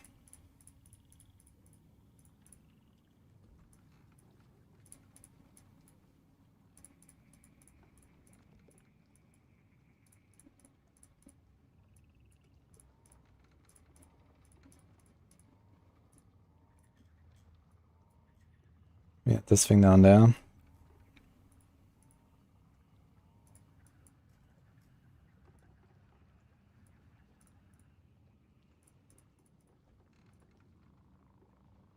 It's the same amount of points, but we don't have this damage and this damage, so we're missing. I mean, it's crowd control stuff, right? This is crowd control stuff, this is crowd control stuff. And how much is it if it actually all procs? We have like 22.5. So we get this, it's like 50-ish, 60, it's like 70 or so crowd control damage. So, let's say 4% DPS. Versus... We also get a 10 dex there. Maybe 5% DPS. When we dash into a pack. Versus this. And I think I just prefer this, honestly. I actually have 10.5k armor. I have double armor roll though, so we can't do that. I should get a raid. Mippy and Moxie. I mean, everyone is here, dude. Thanks, Moxie, for the raid. Thanks, Mippy, for the sub. Actually, let's get both of them. Shout out. Appreciate it. Seeing Dune too. Have fun, man.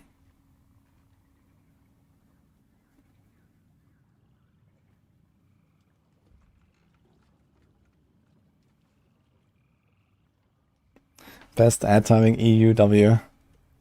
Yeah, I kind of like this flag on board, so I don't really like making 7 glyph setups normally, but I think this is okay here. Updates. And I'm gonna go with the safeguard variant. It's literally the same, by the way, so you could actually make this even later board. Wait, can we actually? Cheap shot? No. So we got all this. So if I take this here now, copy, and put this in here.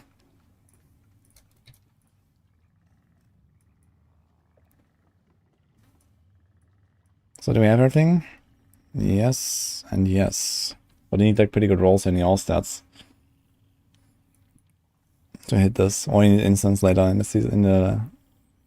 Okay, that's fine though. Let's import a skill tree.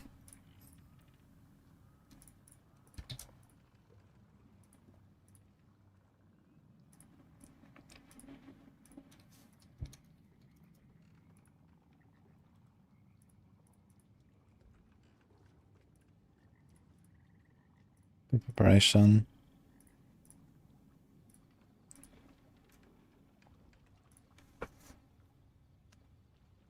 It's 6 glyphs.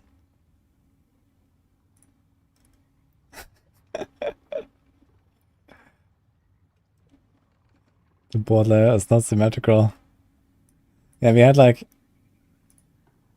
this beautiful, like, you know, like the pathing out there, right? Wait, can we? Wait, we can do it, right? Okay, wait, let's fix this. Or maybe. Okay, so we can literally do this. Beautiful. It's a piece of art.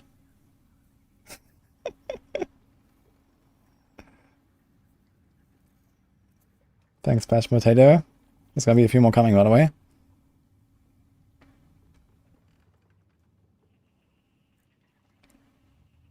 Okay, let's fix the rest here. So, I guess we don't need resource. Although, with pretty uber uniques, maybe we need resource actually. So let's get those rings. We probably don't need to switch those here, so we need shrine.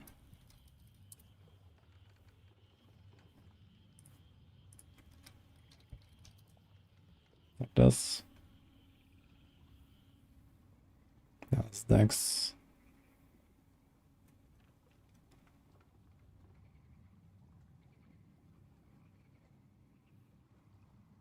So we have Corruption, Ghost Walker. I think it should be Ravager at this point. You don't need to Ghost Walker at all. You have Resistant Assailants. Ah, shit, wait a minute. Do we go Resistant Assailant? Or what? Actually, pre-Uber Nix is gonna go Godslayer, I guess. That's what I did. Let's go Godslayer. And I think that's actually legit.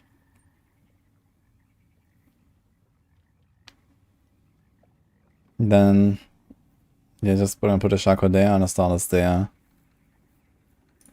Okay, so let's do branching. Accelerating. Elements. It already has accelerating there, but doing a calm. Now, what do we do here if we don't have a Starless?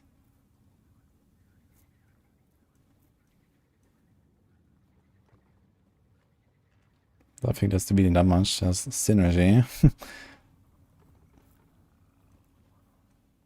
I guess it might just be corruption for the bigger pops.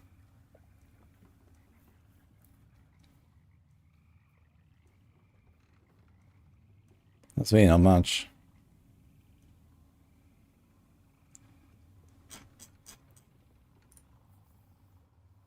You also can't really do like much different here. Like, what about the utility aspects? I don't think there's much either, right? Audacity, frostbitten, shared misery. I think we want to put 2 points in the smoke grenade for the damage. Can we get 2 points? We don't really need the agile. I'm gonna take this. Or we won't need the sturdy, one of the two. Maybe like this. 35% damage is kinda nice.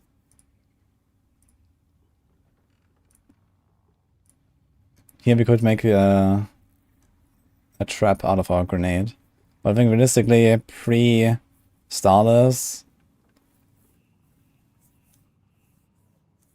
I'm just gonna move branching water here and then have like some utility aspect, or we're just gonna do corruption, I guess.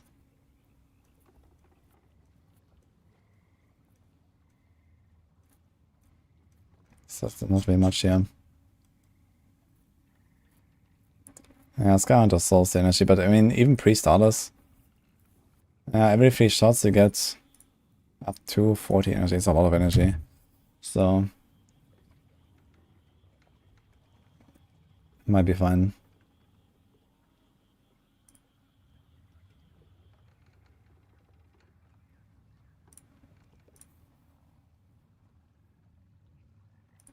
Let's just put Dex here. It's just more raw damage.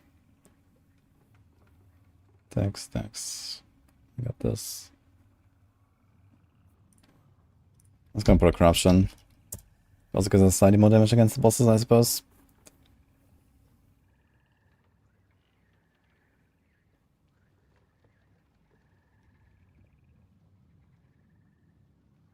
Okay, now copy.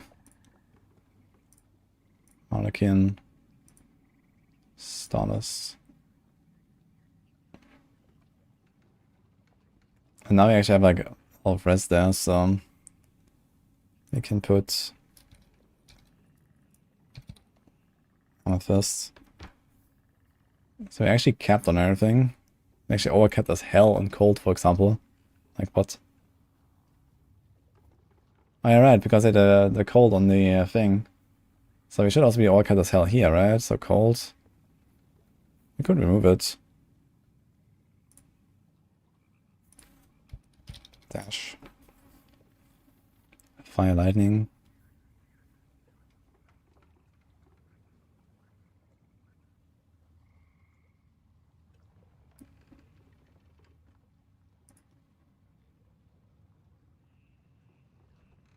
Now lightning is still pretty convenient. I guess like one restaurant is fine.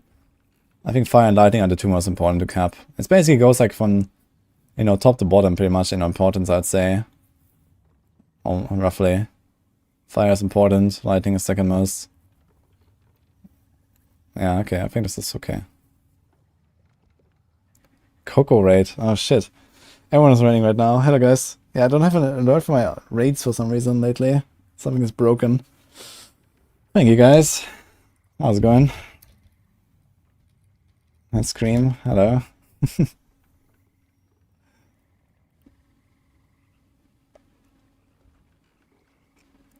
Yeah, I think I'm gonna go with this here, guys. I'm just like making the setup I'm gonna respec to in the Gauntlet soon.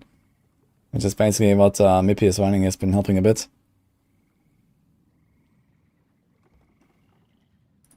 I think I'm gonna make a clone here, and we're gonna remove the resource, and we're gonna say... Guess vulnerable damage. Crit, knife. It's gonna be pretty much anything. Vulnerable, close...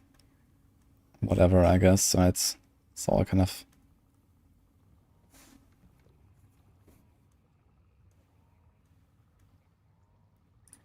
This is too close, I suppose. There's another one, man. We have 3 raids now. Hello, Mickey Mochi.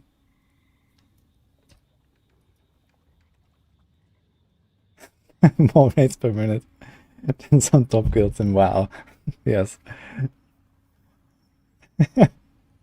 It's just too late, man. Everyone's offline. How was this thing, guys? Hey, Lilith. Oh, thank you. Glad you enjoyed. Yeah, we're sitting on over a planner here for a barrage gauntlet build.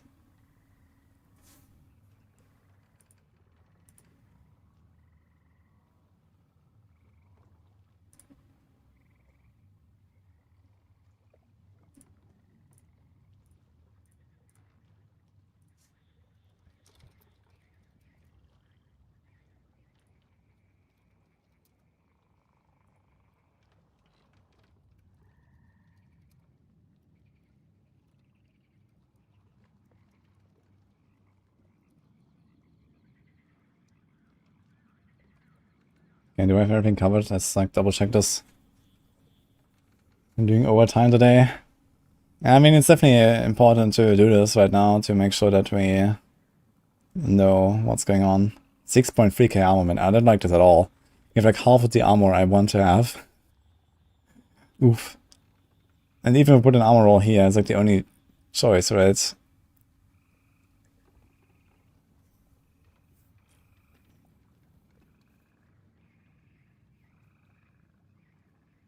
Let's then grind upgrading gears. Are you playing the Gauntlet as well, Mickey?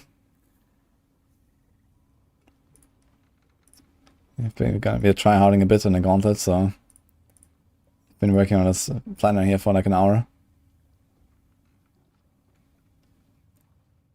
No waterlog. Yeah, I'm gonna put this in exclamation mark build. Maybe I'm gonna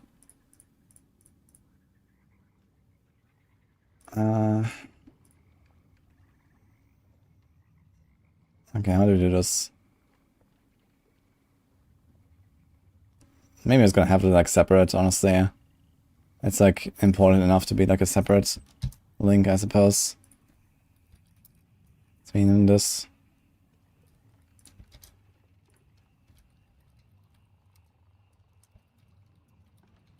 Let me edit the command.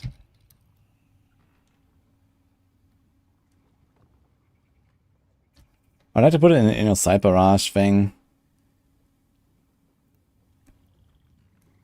Okay. Gauntlet. Let's call it Gauntlet.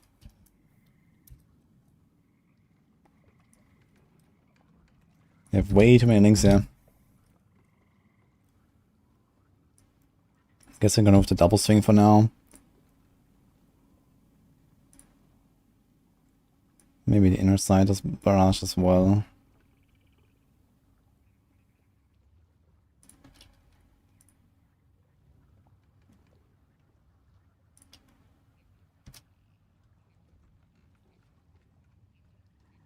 Inner side barrage is a mean test. Yeah, I didn't actually like play it yet.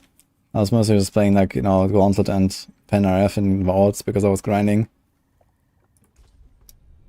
But, you know, it's obviously not like a top build or something, but it's gonna be good enough for stuff like, you know, Hell Tides and like low Vaults and everything.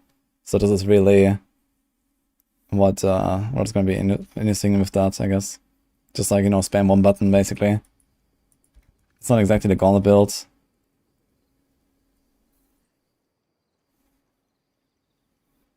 I call attention because of fake profiles. I'm not talking about the Gauntlet maybe, I'm talking about like in general, like inner side barrage, you know, for like normal gameplay, not for the Gauntlet.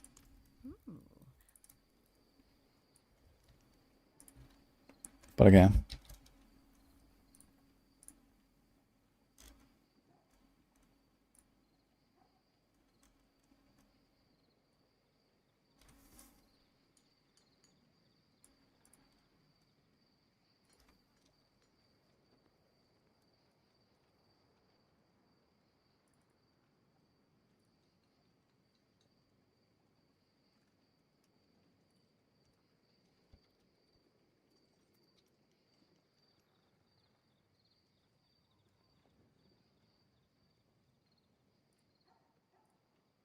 Okay, that's on YouTube.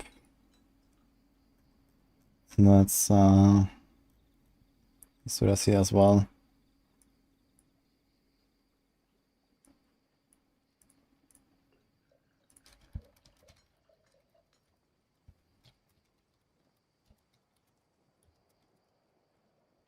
That's a lot of fucking rogue planners, man.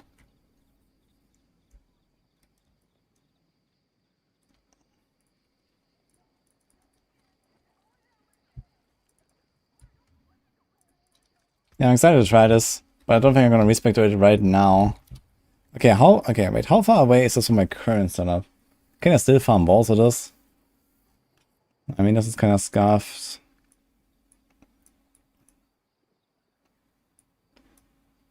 What are I giving up compared to like my typical setup? Not all too much.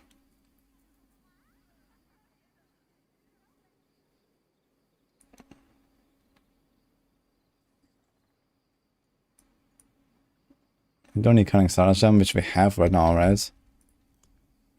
What do we have right now? So we have this. We're gonna give up some damage reduction for sure. Yeah, we don't need cunning starter gem. We can cut all this shit.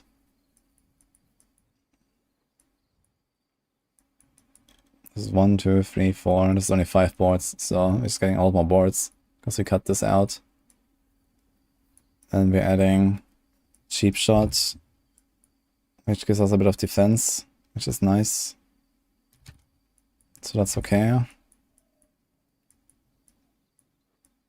And then we're adding exploit weakness, which is relatively useless. But not entirely, I guess. So it might be fine. The problem is it resists. But if like a triple res pair of boots, we might get away with this. Like we almost kept here anyway, so maybe we can just like pick up some more of these res nodes. Is there like any more resistances?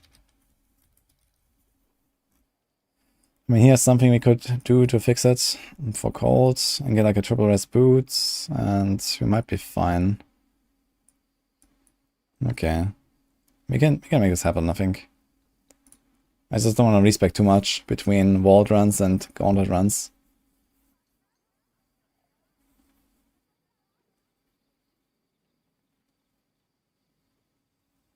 Shadow Clone and penetrating shots, you see a lot of lightning.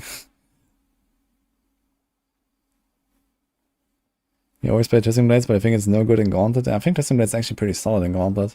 But yeah, this Barrage build just seems to outshine it. Like on day 1, I was actually like a pretty high Twisting Blades rogue, and I was actually thinking about trying Twisting Blades. But I think this setup is just like too good to be outclassed by something like Twisting Blades. This is pretty powerful here.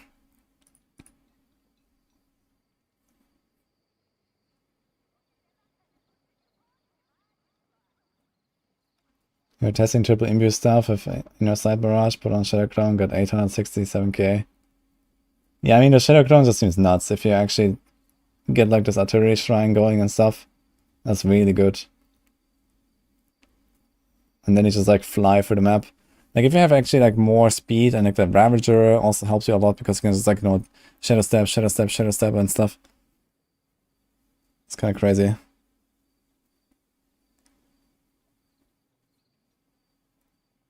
I wonder if they're actually going to adjust our builds in the next gauntlet. If there's like, you know, different shrines that come from the bosses or something, and, you know, suddenly we don't have a artillery shrine anymore. Suddenly, you know, Shadow Clone becomes useless.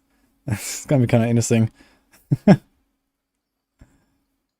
going to be like a gauntlet version, like a build version with artillery shrine up all the time, without artillery shrine up all the time. Oh man. Yikes.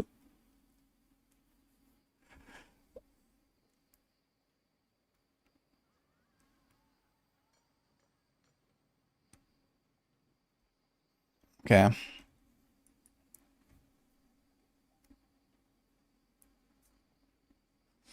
I think since it's so late, maybe I'm not gonna respec now. So we're gonna keep the setup one more day as it is. I'm not gonna jump into the gauntlet now because I'm not gonna do much anyway. I would like to try it, but we're gonna try it tomorrow then. I have to make a barb as well at some point.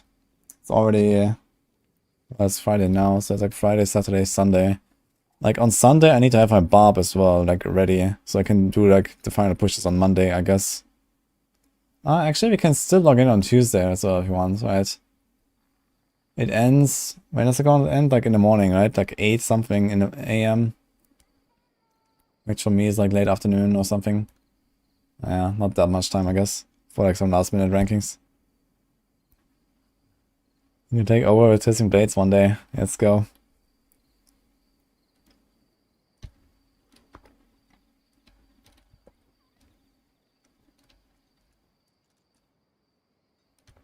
Shadow Imbue, Poison Imbue.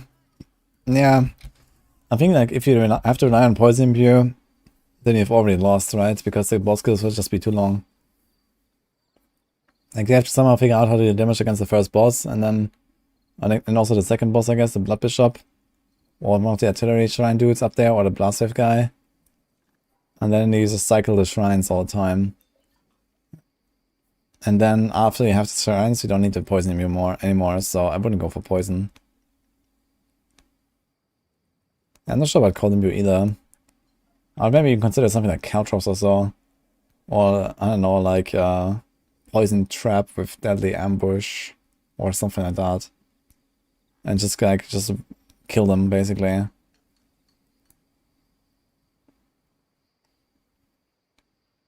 Yeah, doing like 30 million raw damage on TB is kind of hard. But I'm not sure if Poison Imbue is the answer. It needs like so much investment into stuff that you don't need for anything else in the Gauntlet. You need more raw damage, I think.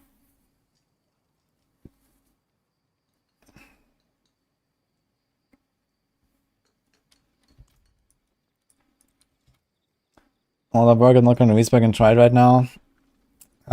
Well, as I said, it's late now, it's 3 AM. I'm not going to stream much longer. So, I'd rather like log in tomorrow, grind like 5 hours of vaults, and maybe get some more drops and stuff. And then we respec to this, and we're going to try it tomorrow evening. Because right now I have a setup that I know, works fine, and I'm not sure if I'm gonna be weaker. I might be a bit weaker using this setup for vaults. This is like a bit different Paragon board and everything. There's a bunch of stuff that will not really help me much, like Cheap Shot. And a few other tweaks here, like I'm just gonna be squishier in general. Okay, we might be fine though. Maybe I'm gonna rearrange a few points, for example, to get more life or something. There will be some ways to make this fine. Yeah, obviously not exactly with this. We're gonna equip another chest. I have like a Juggernaut chest that I'm swapping. So here right now I have this, for example. So this is fine. But the only thing that I changed here is like basically my Gauntlet build right now with combo points barrage. And the only thing I changed is like I switched it barrage to pen shot, and I switched like the 3 rugged points to dash. And this is it. So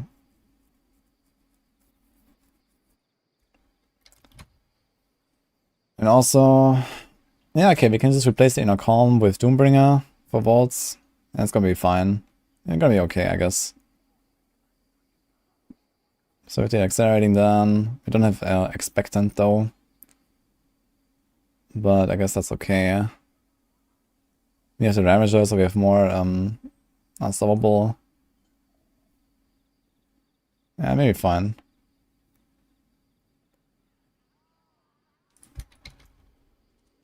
We have the Hectic there. That's okay.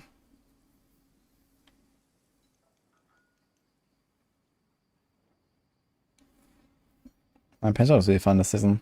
I've been playing it a lot. How much crit is the setup? 43. That's a lot of crit.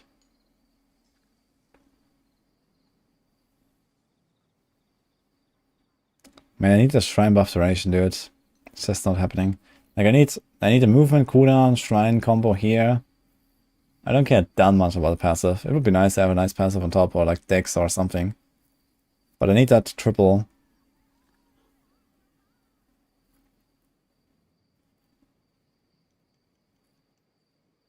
I guess my Sky Hunter is acceptable. It's pretty high rolls and at 18% damage.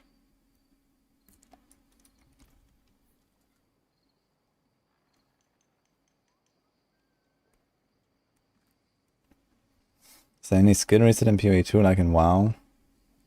I think the skill resetting works very similar to like D4 in PoE 2. Harris Italian.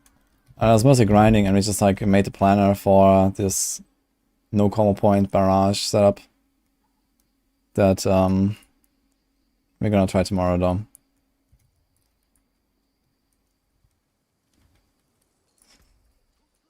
We're up to 136k Shattered Stones again. I found a third of almost a third of what I spent the other day already again. That's kind of crazy.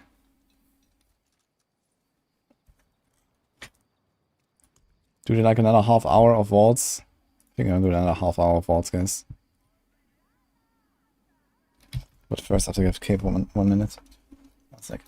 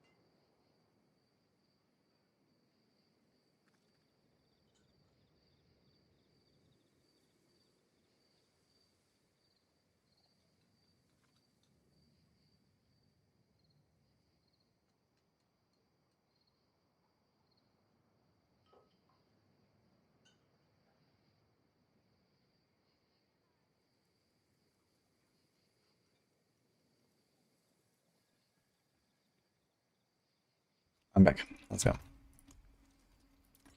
Did I open one? No. Okay. Ink. How are you doing, Arista, by the way? What are you up to?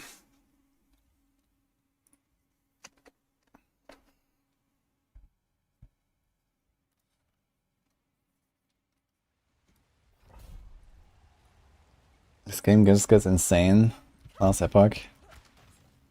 I don't think it's that insane. I think it has like very kind of like reasonable systems and, you know, pace and everything. I really like that last Epoch has very small numbers as well.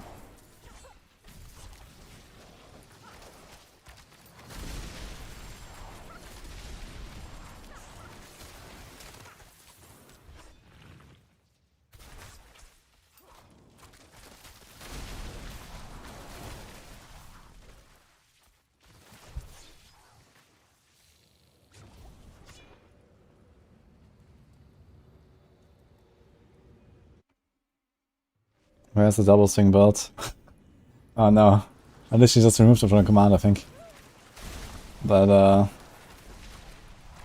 in the Discord.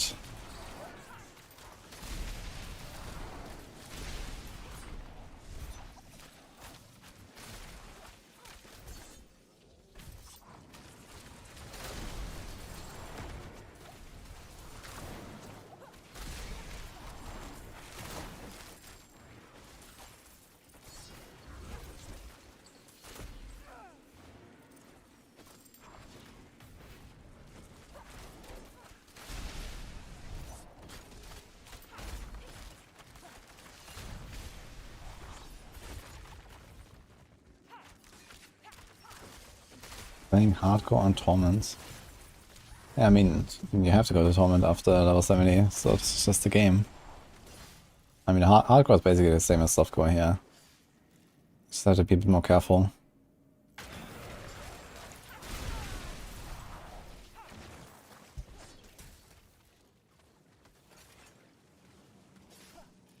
I don't know if we should farm for Starter Skies, doesn't make a difference for Barrage. Yeah, Starter Skies is a pretty powerful item.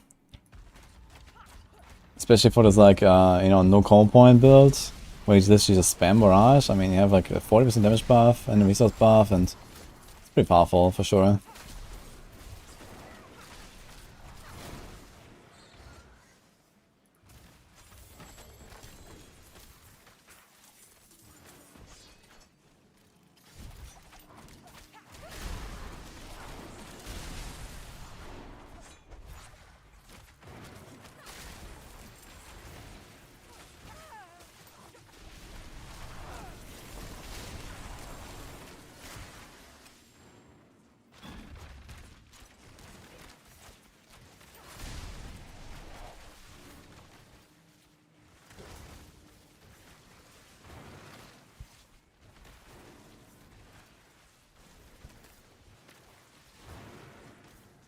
Actually very good boots, man. You can roll moving on them, but...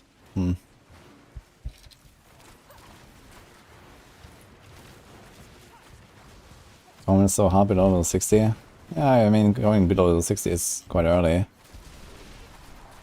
you have a strong build and you know what you're doing, you can do it, but not really much before 60, I suggest.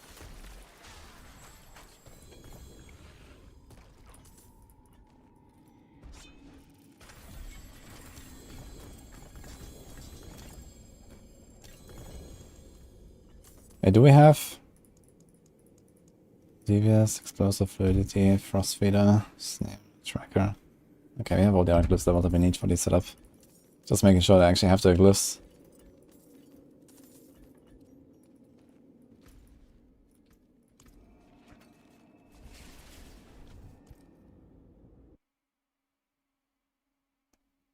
Friends gonna play it and comes on Game Pass. Yeah, it's very soon, right? End of March. Yeah. Might actually be like a lot of new players.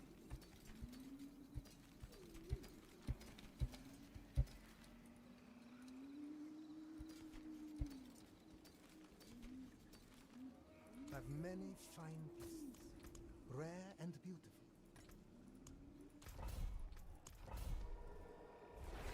How's it going to break that day? Yeah, it's fine. We're gonna be safely chilling on a PTR. It's all fine.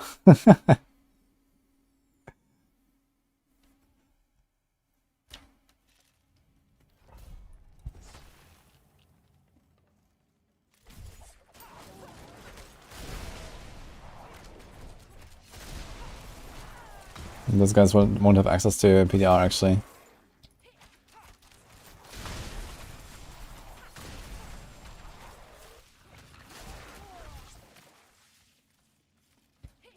Rage. I'm raging as well, man. But it's gonna be good.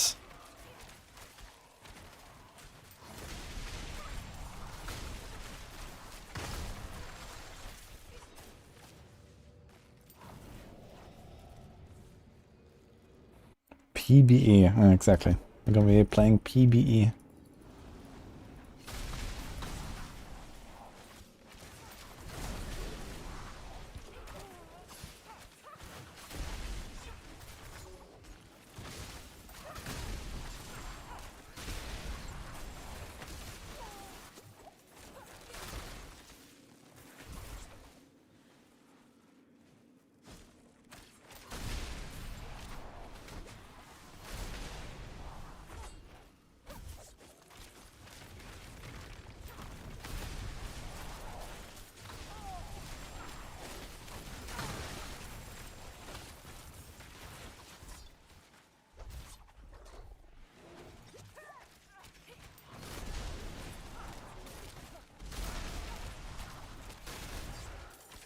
Wonder if I'm actually gonna find an amulet on the barb when I play it. I have to log in on the barb at some point as well. And it could actually happen that I'm gonna find an amulet that I need on the barb and just use it on a rogue, for example. I'll use it for both classes and roll it. Kick.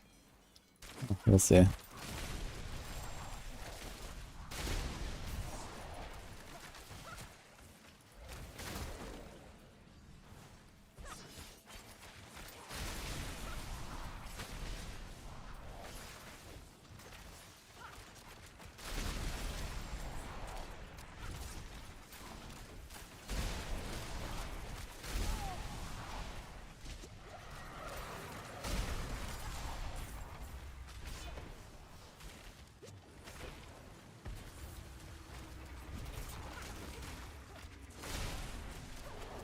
There's a way to rank fast from level 50, tier 2.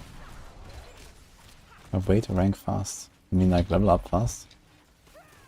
If you're level 50, you wanna be in Nightmare.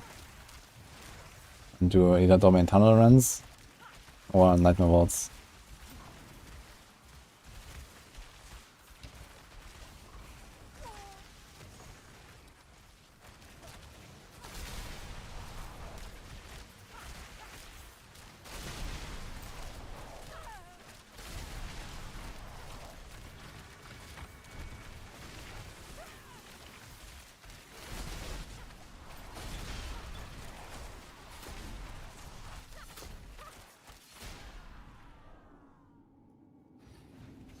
How's the state of T4? Well, down bad. We're waiting for PTR in like 2-3 weeks. But Gauntlet just released like a few days ago, and that's what we are blasting right now.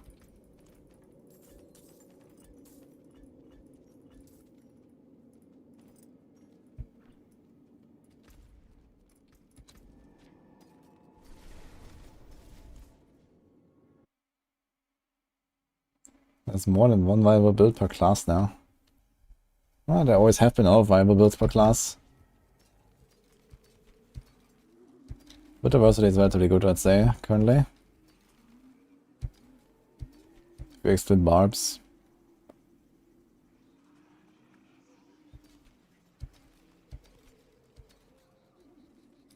The forge is ready for whatever you need.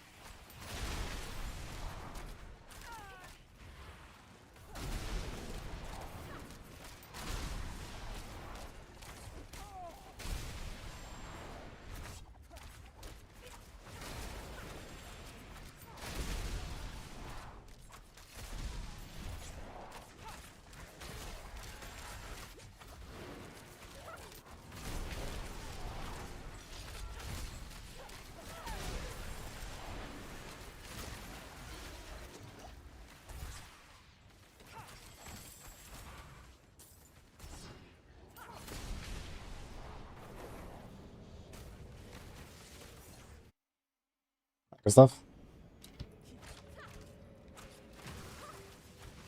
You spent the whole day outside. And that's not very helpful for your Gauntlet rank, that's for sure. Why would you do that?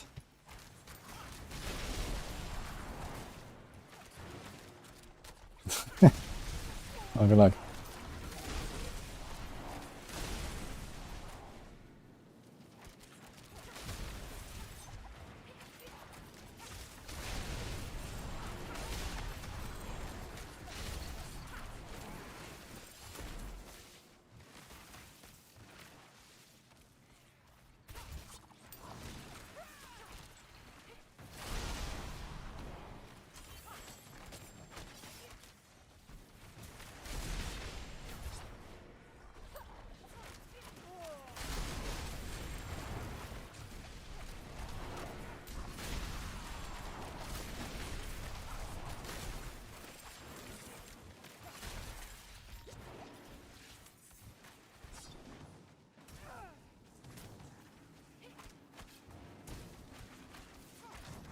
Wish this place was on Amazon Music.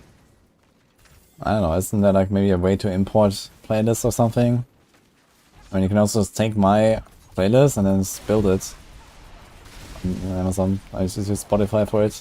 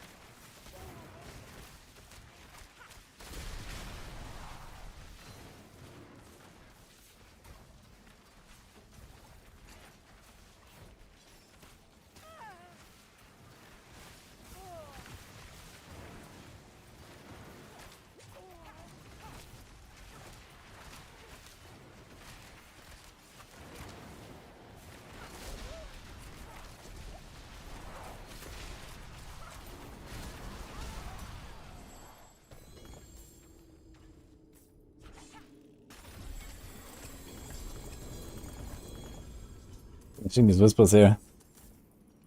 It's like the 4th time today. Just passively get this stuff.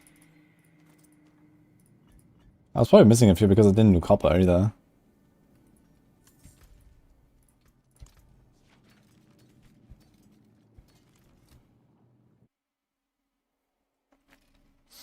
Yeah, there's like, I'm not a musician myself, so, but I had them made for me, the music. We're actually getting more soon. We're getting a 5th album soon. But yeah, we have some synthwave. Yeah, I think it's, maybe it's not on Amazon Music, but it's like pretty much anywhere else. Like on YouTube Music, Apple Music, Spotify. Yeah, maybe not on Amazon. So no clue about that. But yeah.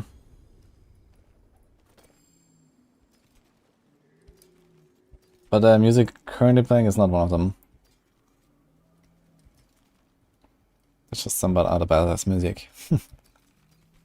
Like my playlist is like, I don't know, 600 songs or something. And we have like 40 that are my own, basically. I carry the best shards of the heavens.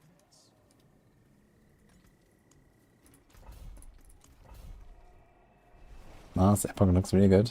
Yeah, it's a pretty fun game.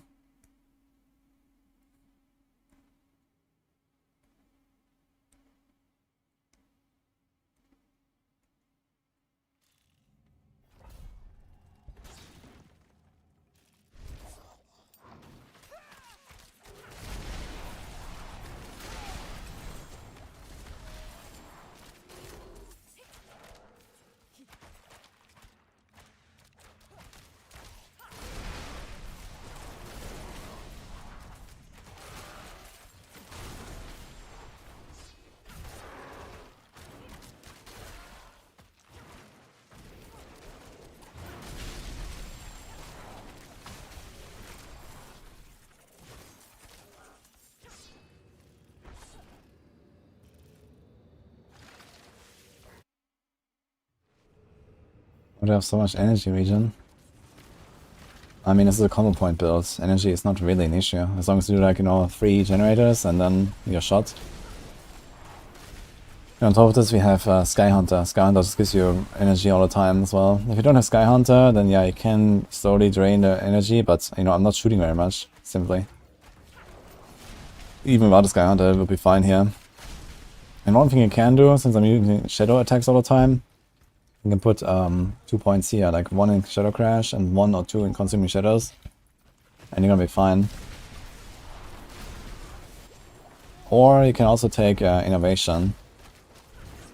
With Penshot in particular, you have a very high lucky hit chance. It's also one way to do it like early on in leveling. There's here, Energy Recovery. It's pretty good too.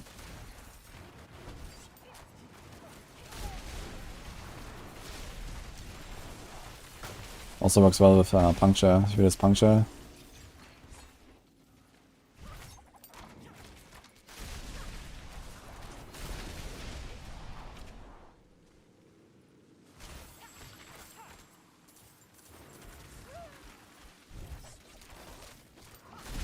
And the accurate basic bow skill doesn't use energy. No, I forgot about that. It won't do damage. The damage is here pen shot. The basic skills don't do damage on rogue.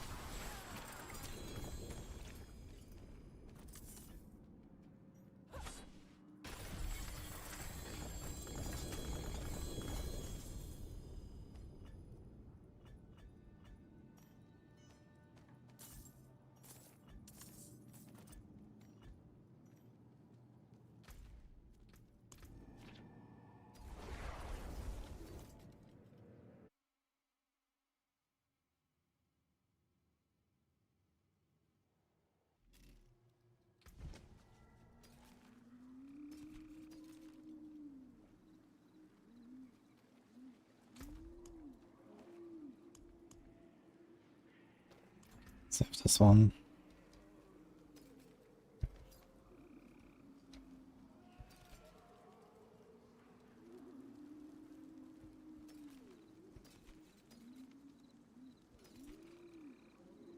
These emeralds never roll right, man, it's crazy. No way.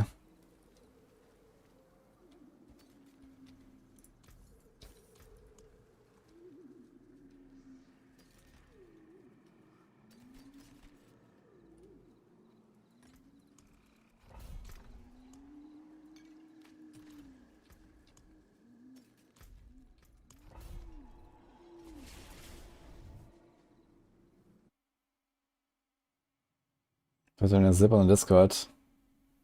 Ah, sorry, I didn't see that, Arista. You mean my music? I could send it to you if you want. I mean, it's copyright free, so you can just use it.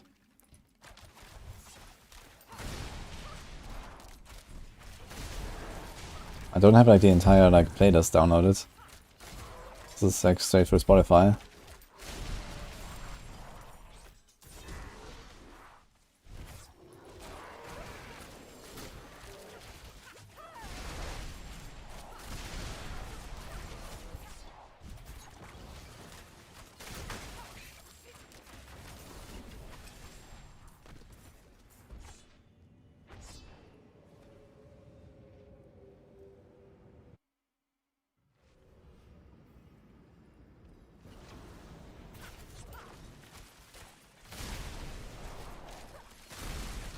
Makes you wanna blast.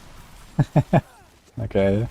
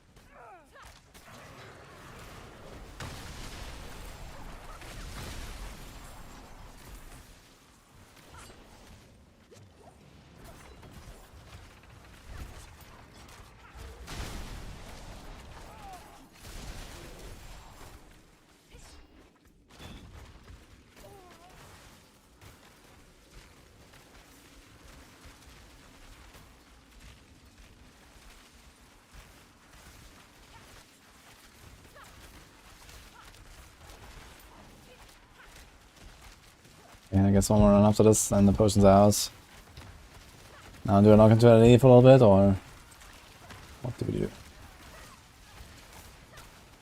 Maybe we're gonna do the leaf for a little bit. Said that earlier, we would. So like an hour or two. Log in.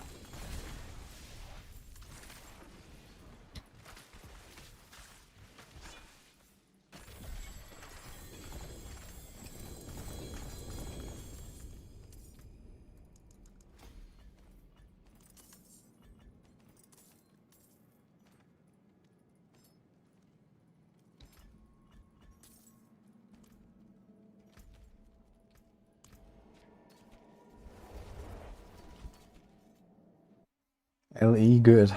Yeah. What have you been playing, by the way, maybe in LE?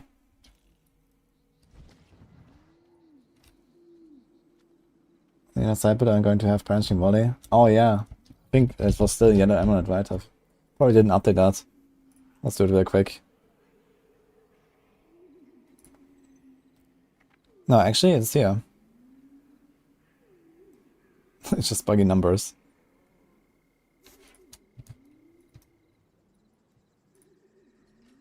I can do that. Yeah, it's here, so...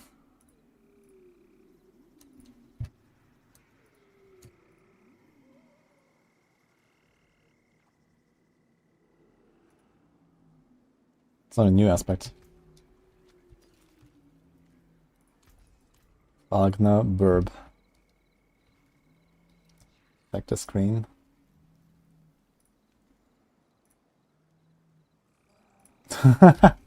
$64 million.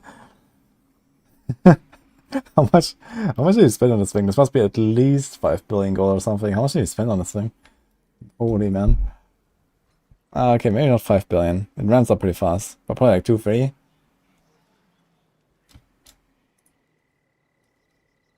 Two, yeah. Oof. If I had such an amulet, I'd probably do the same, honestly. With my gold. Don't really need it for anything anymore.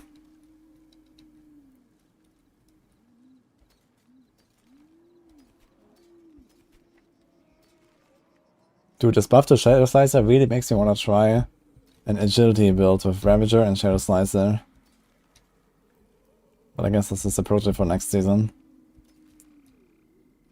Precious. Very good. Thank you. I want to do one more run. Okay, let's do it. Quick one.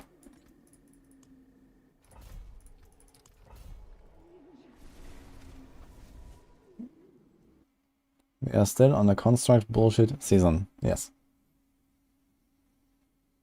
Yeah, I'm just doing pension for the vaults right now. Parry. We're gonna go barrage. We just made the planner earlier. We're gonna play this no call point barrage that has been showing up the last days.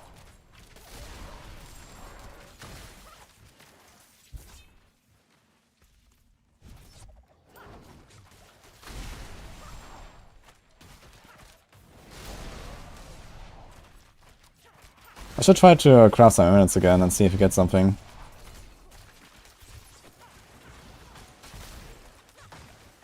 Maybe we get lucky.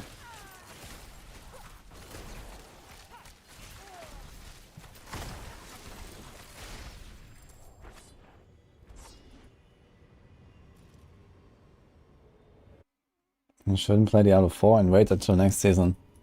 If that is your conclusion, then I guess yes. This next season is gonna be pretty pork.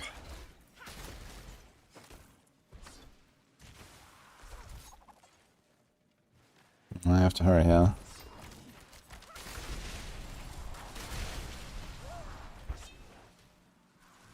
It's kind of funny when you dash into the range of these traps.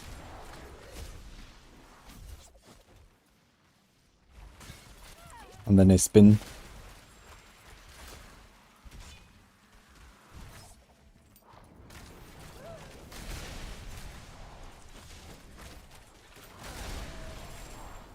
No, don't have enough time, I think. Uh-oh.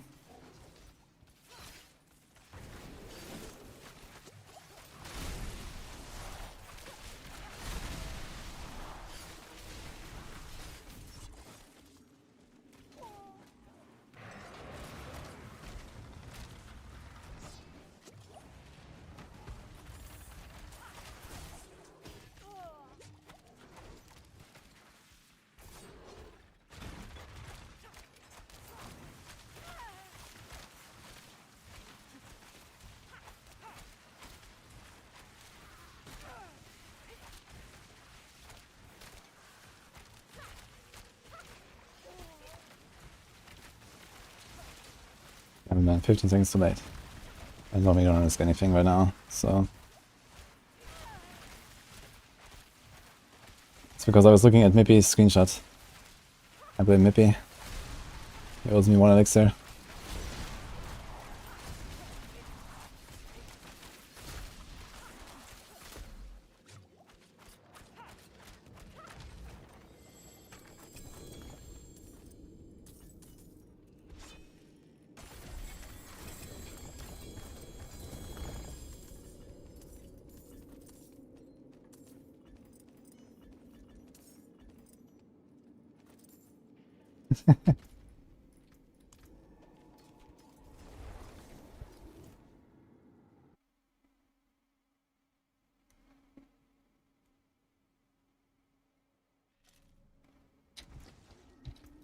If the season doesn't appeal to you, then there's always gonna be a next season, so pretty easy solution.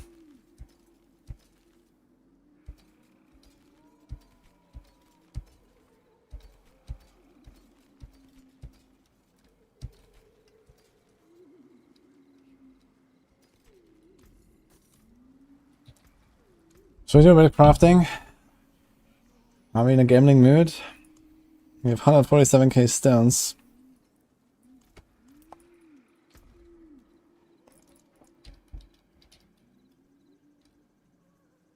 So we have to beat... I need this thing with shrine duration instead of armor, basically. Damn. That'll be sick. This is nothing here. This has movement, shrine, weapon mastery, attack speed, but no cooldown. I kinda want a cooldown. I want cooldown, shrine, movement. We always only have two.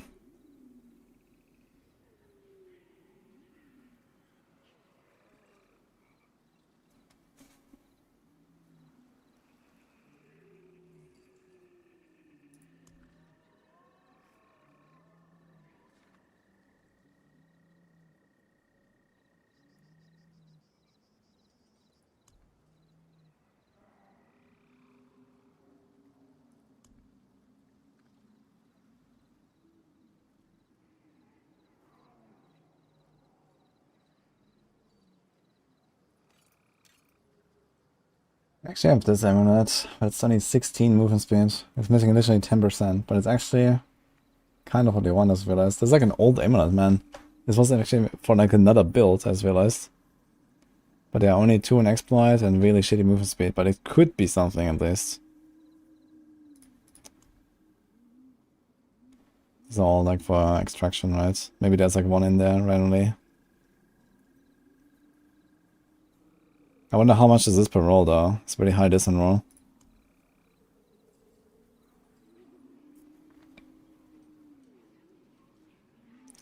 Okay, so how much movement speed are we gonna have? We're gonna have 15 from starter step, 25 from the boots, that's 40, 35 from the shrine, that's 75. Yeah, and then you would need like a 25% roll on the amulet, it would be capped.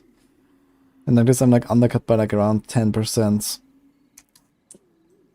Well, maybe more like 8 or so, it's not that bad. And we're gonna have Shadow Step to cap it, we're gonna have elite kills to cap it. Actually, I think, does the movement speed stack for multiple shrines? I'm actually not sure. I think it stacks even, right? So maybe we're fine for the most part. This is amulet. I'm gonna try to roll this one.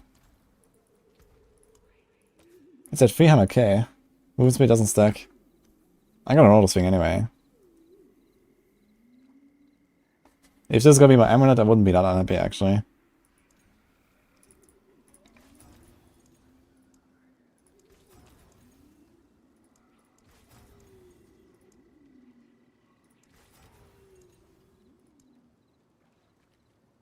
Roll on Sorc. Because there's no poison, but there's burning. What else is better on Sorc? I guess there's like one less category of skills. Or what? I guess.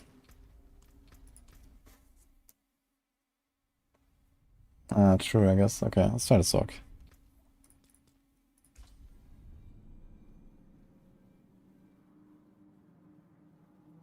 Hope they reworks Rogue. I want to change the roguing skills. Why?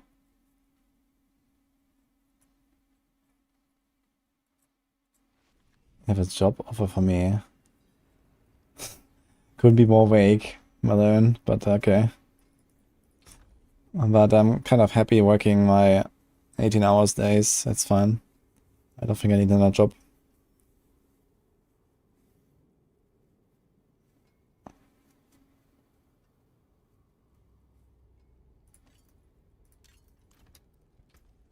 Okay, let's try. I need to for crafters. And there was like this Reddit thread, and then people were talking about streamers and stuff like that, and then someone mentioned like streamers have like 36 hours in one day. And then someone mentioned me in this thread.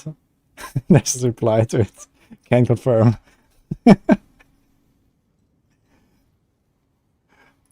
That's kind of funny. Got some upvotes too.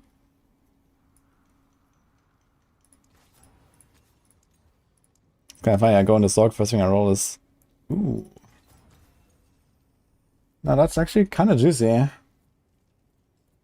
Maybe I have to say this is my amulet. Thanks for the tip, maybe. I think it's acceptable.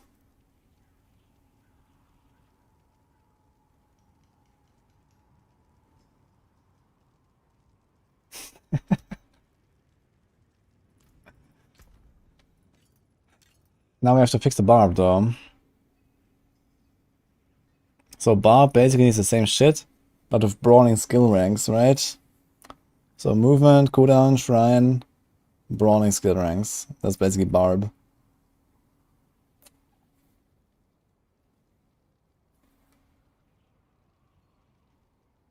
Stop? Yeah, of course I'm gonna stop, dude. This is like... it doesn't get better than this, so...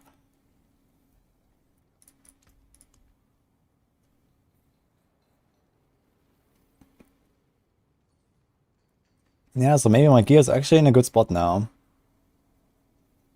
I think I'm gonna go into barb and craft amulets now. Or gamble amulets rather. And see if we can get an upgrade. Some barb doesn't have what we need there, really.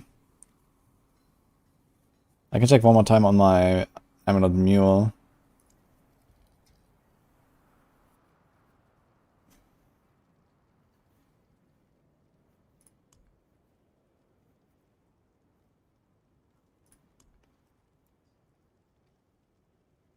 Yeah, I think it's very unlikely I'm gonna get a better amulet. Like, you know, I need like thousands of amulets to have a chance to improve this one, I think. And it's actually lying around in my stash. You know, this was like from, I don't know, some other build that I tested at some point. It was actually like an upgraded amulet here that I didn't consider. Good thing I checked.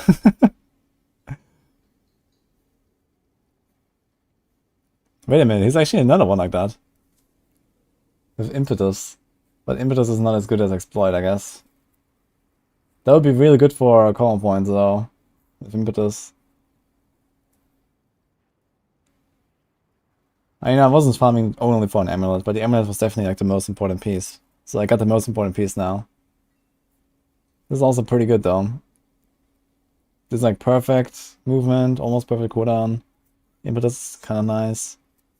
I had this on lying around as well, but you would have to roll this still to a shrine, so that's the hard part. Like, it's not easy to get a good shrine roll.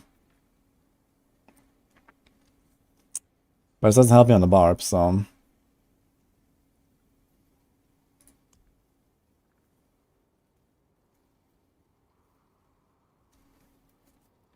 This one is movement, shrine, subterfuge, impetus. This is like, yeah.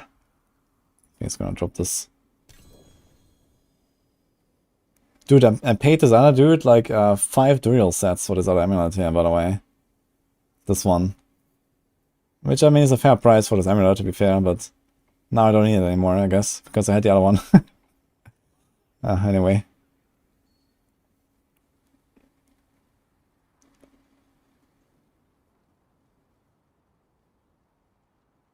I think I'm gonna try it on the barb. Let's try to craft some. Here's movement, brawling, wallop. We need cooldown. I want the movement, cooldown, and shrine combo.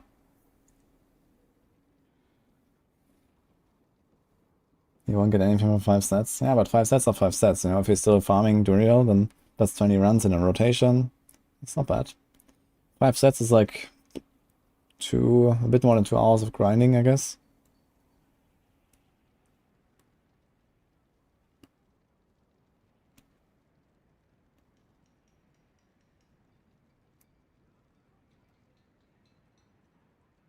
Today's big endgame update. Yeah, the Gauntlet. I mean, I'm gonna call it a big endgame update, but soon we're gonna get Season 4 PTR, so we can play Season 4. And that's gonna be big. Okay, I'm just gonna do like one last check on the mule, in case there's any amulet lying around.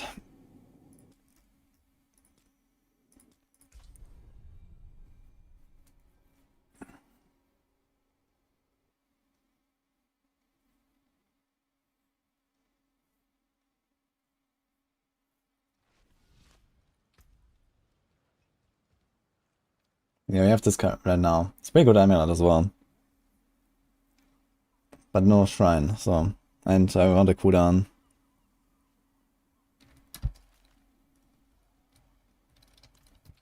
This was the wrong character. And then I guess... I'm not gonna do that now, but I guess tomorrow we're gonna check our mules again for the boots. I should probably have a bunch of boots lying around that I can use. And we'll see. Let's go. Actually, I have another ring mule. I'm not sure if there's like only rings. But I think it's only rings.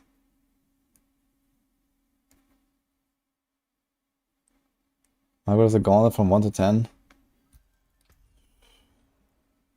I mean, for now it's pretty fun. I'm not sure if it's gonna stay fun. I mean, all the movement speed we can get, so...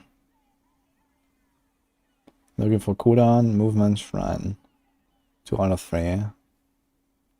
Here's cooldown, movement. I actually have brawling as well. We kind of want a 4 out of 4. Brawling is also kind of important, but yeah, maybe we can get away without brawling skill ranks. Now that I think about it, because we have Shaco and we have the extra ranks on the pet.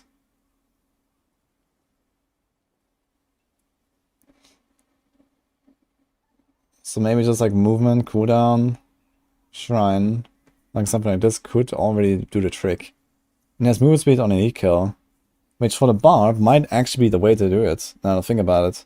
Because while whirlwinding, you move slower. You need more movement speed. So maybe this could be a good amulet actually. If the brawling skill ranks are fine.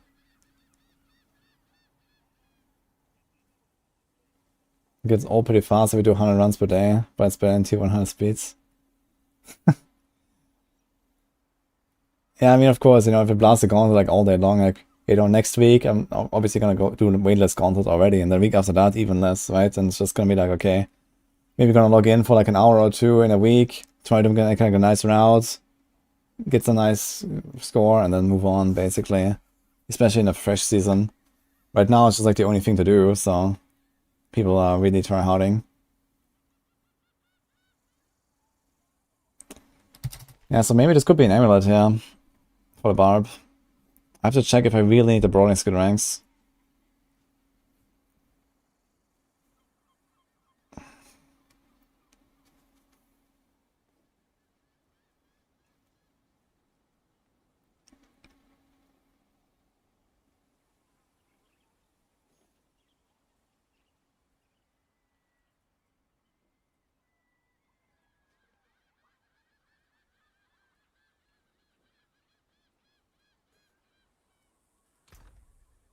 Let's put this here. I'm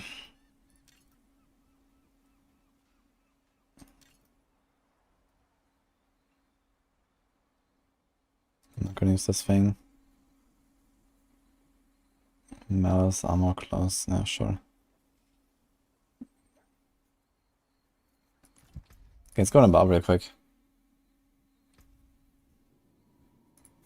Now the question is, would we gamble anything else besides amulets? Like, okay, boots. It doesn't really matter that much if I have like a little bit less armor on the boots, right? You can maybe also gamble boots if you want to. Okay, let's put a Shaco.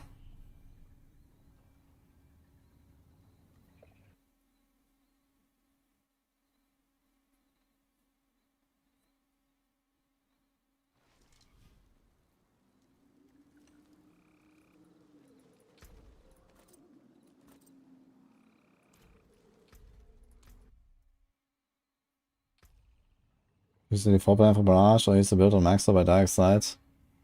Dark Side is doing a very good job with his builds too, and it's probably very similar anyway.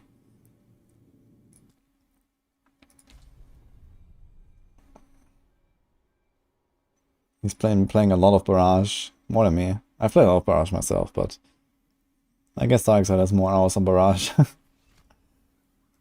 So either way it works, I guess. I guess we just tend to have like slightly different, like, you know, approach because I'm on hardcore and he's on softcore maybe and these kind of things, but like I generally might like to make my setup somewhat tanky.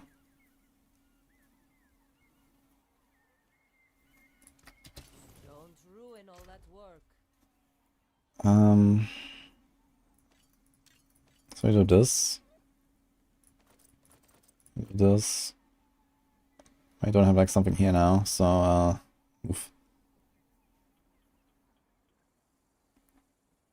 And we still have to roll this thing anyway, from mastery skills to something else.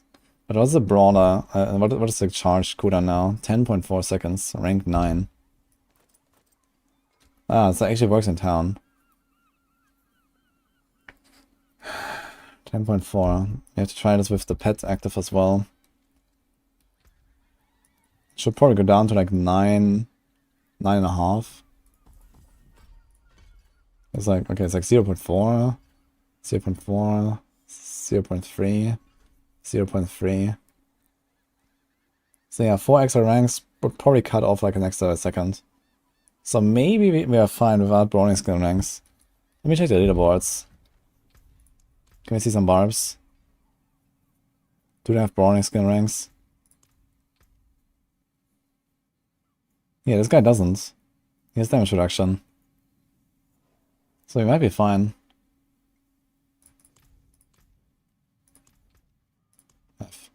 Let's see this off go, guys.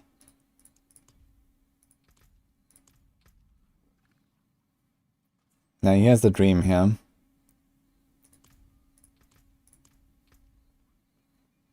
This guy doesn't have anything.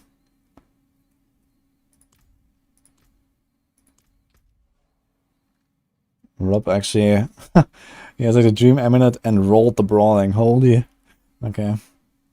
That's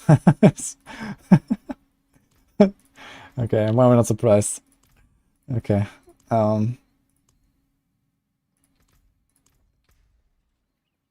This guy's defensive. I'd really like to have the brawling, but I think I'm fine without.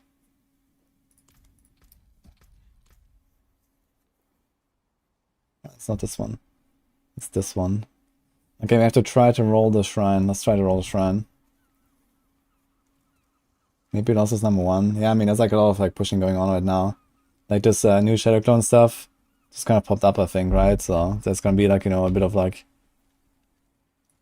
chaos.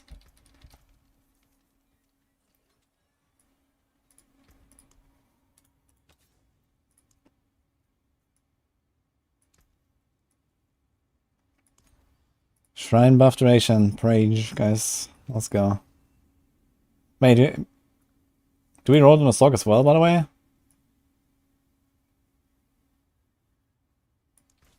Don't be a stranger.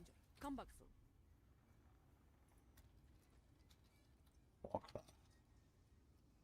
Is that still a thing?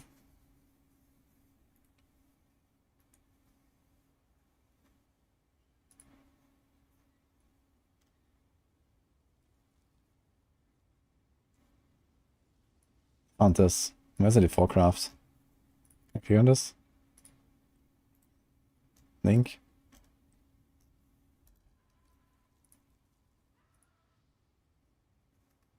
Must have bookmarked this somewhere.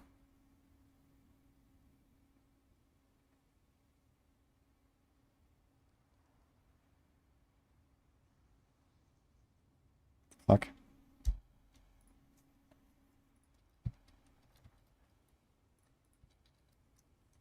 Does this site still exist? Default craft? Is that a thing? Where is it?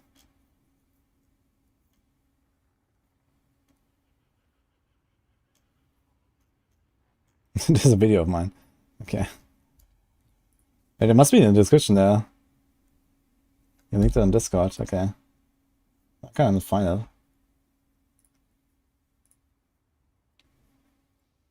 Oh yeah, okay. Is this still accurate? I think so, right? Not really much changed. So... it does requirements. Okay, we have this. You did a search already, so this is what you want basically. Expected 20 tries. 18 tries on the barb. 24 on the druid. 22. 21. Okay, so barb actually has the best odds for shrine.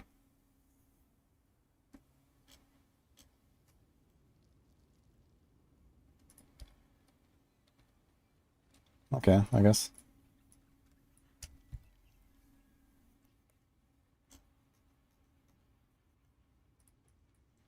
Sorc with 15, right. It says 20. I think because of some selected stat there or something. Like, what is this here? Does it change anything? 22. Yeah, okay, so this is probably why. 24. 21. Okay, so that's the Sorc.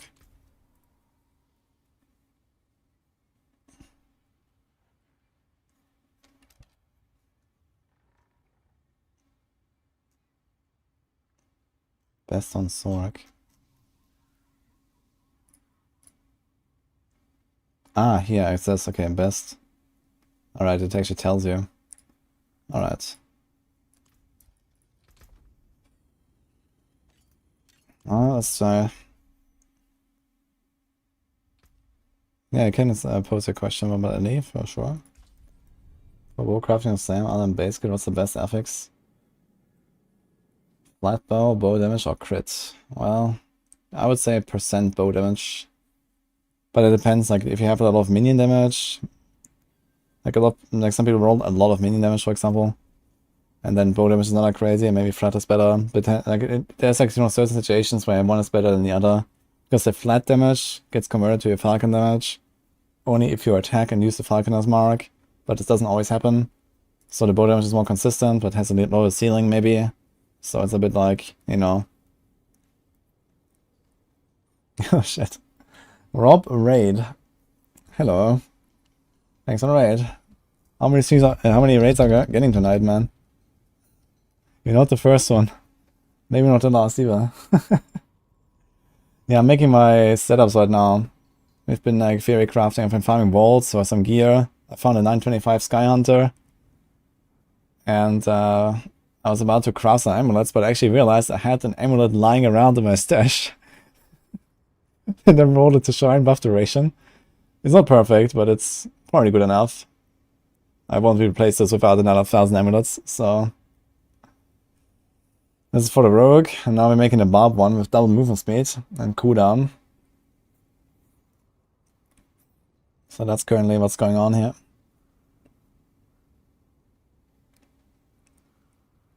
Just find it in his stash. Yeah, it was like for some old build, you know, it has like some random, not even perfect edge masters imprinted on this here. I tested some random shit, like way back, you know, like a month ago. It was just like lying in my stash. And I did look at it actually, until now. I was like, okay, I was like desperate to look for some more amulets, because I had already checked my mules twice and everything. But this thing was actually here of like my completed items. I just didn't look at it.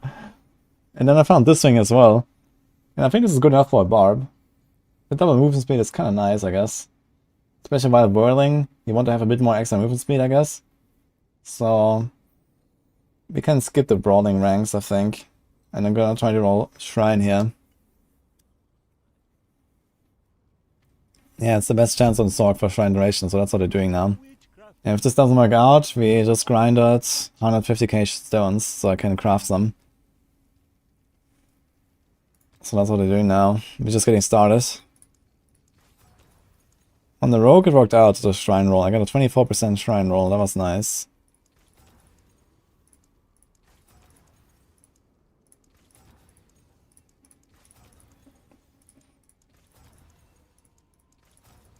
I kinda hope that the shrine buff duration is not a thing. Next season at least. Like now, okay, this is how it works, but I think technically this is probably a bug. That the pillar is buffed by shrine buff duration. If it wasn't for that, I don't think I would actually use shrine buff duration. Although it's still not terrible, I guess. Okay, 6 million a pop.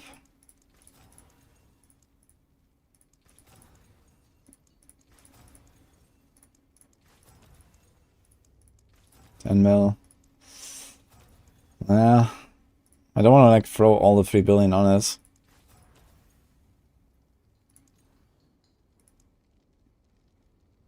%24% is on average 2.7 billion. Yeah, that's very lucky. I mean, I'm not trying to get like a 24% roll, but of course the more the better.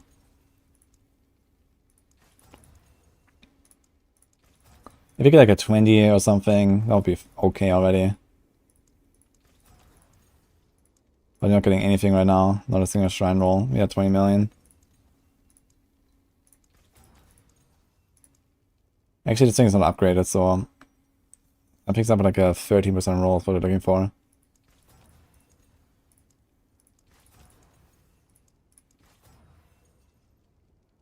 I was saying it's picking the keys and the chest. Yeah, I agree with that actually. I mean, I kind of like that as like an extra, like, you know, strategy around those things. But I guess for like the top ranks, like these chests just give too little anyway.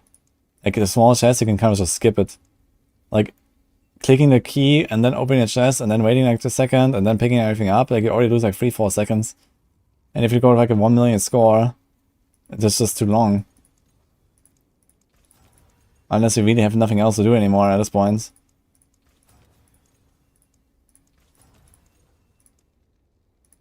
Fuck, man.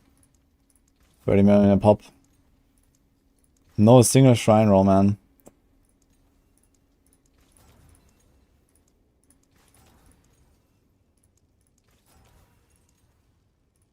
$40 I should stop. Give me a roll.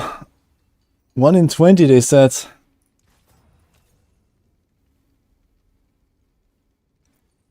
Giant barb, 4 big, 1 small round.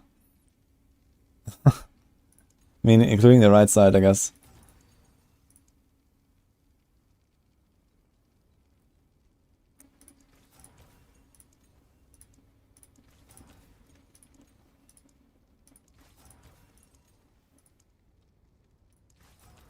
Shit, dude.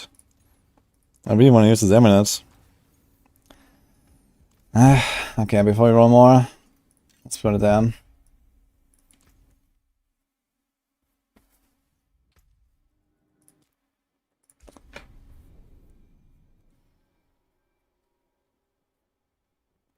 Yeah, I'm not planning to do a Sorc Gauntlet ref, so don't worry. I have nothing on a Sorc, just like a random Blizzard Sorc I leveled. Has no stones, no gear. Like I didn't even get to play Arc. I wanted to play Arclash this season at some point, but I never got there.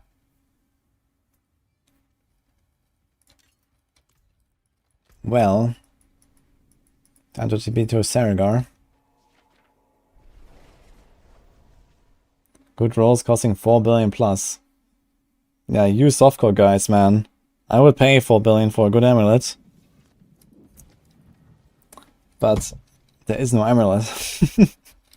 So you have to find them, and then you have to roll them.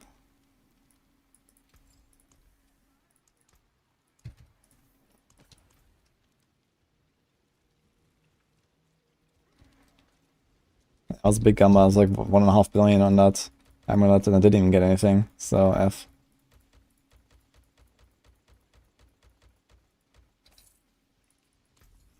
Oh, let's see what I can go. Maybe I'm also gonna get a metamorphosis while we're here. But that's kind of unlikely, I suppose.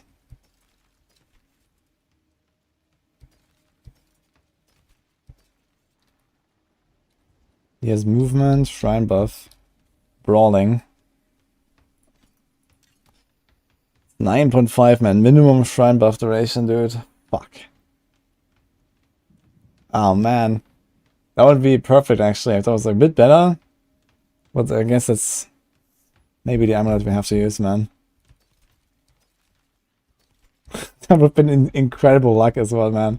Just first gamble. Holy.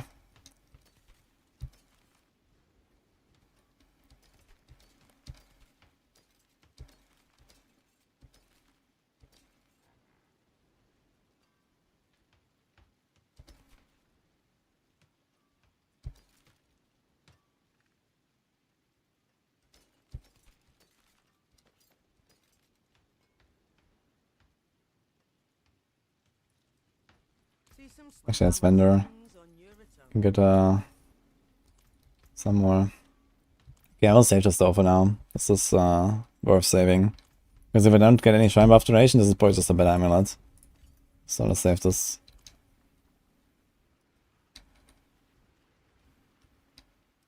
Nah, we're not gonna roll it down. We're gonna craft more amulets. We don't really have much other use for this stuff here anyway, and we might do like some more runs, worst case, in case we need something.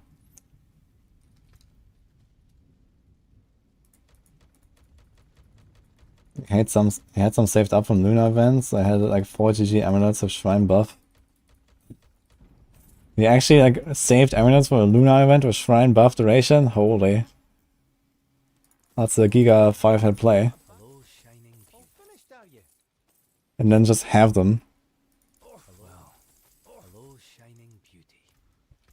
Gonna get a max roll Hectic. You wanna try to use Hectic? Oh, you mean for the Sorc, I guess. Yeah, for the Sorc makes sense.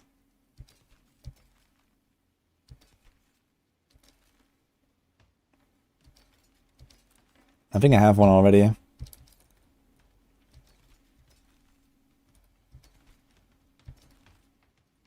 There's a Ghost Walker, I can just keep that around.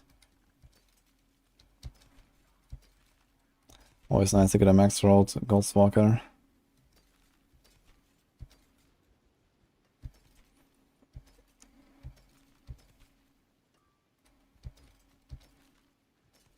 Greetings. I'll keep my forge hot. Return soon.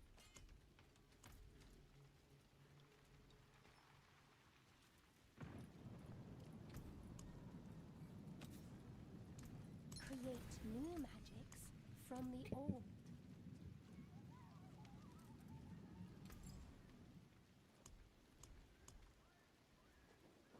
Too much unstable currents downtime with 3.6 hectic. That 0.4 makes such a difference. I guess if you like attack is like super fast, it'd have like, I don't know, 1 hectic proc every second or something. I guess you can notice.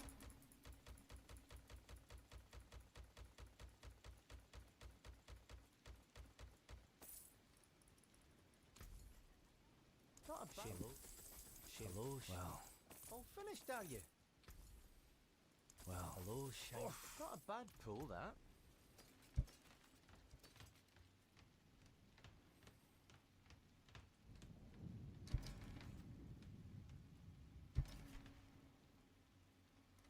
Yeah, I was finding votes for the Shadow Stones.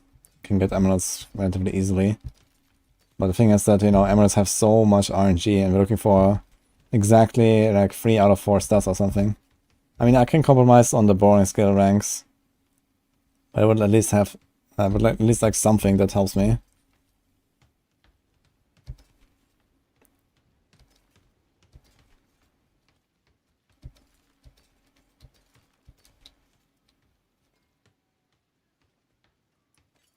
It's an okay hectic roll.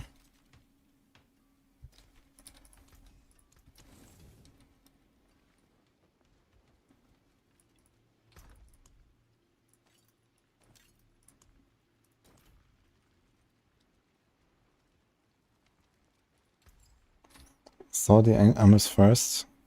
Ah, true, actually, it's a good tip.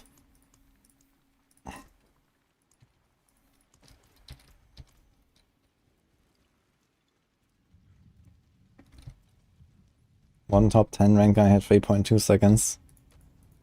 Yeah, okay, I mean, like, top 10 is like so far away from top 1 though. I mean, how much difference is that? Like 200k points probably? That's literally like 1 less round for the entire map, you know? Basically. So that doesn't really tell us much. Hello, shining. All finished, are you? That's the spirit. Not a bad. Hello, well, there's something special.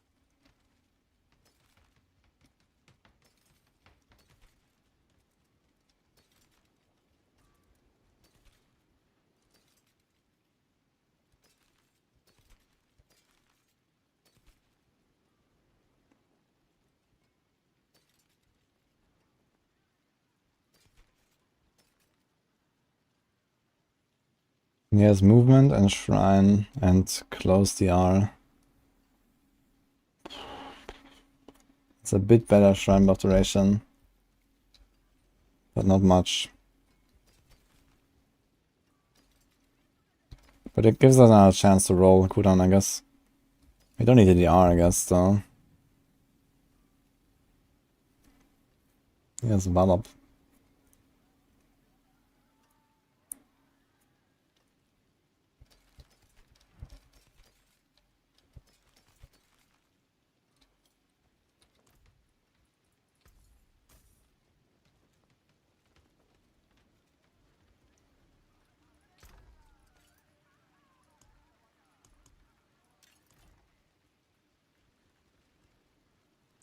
Yeah, I'm not sure why they make obols so shit in this game.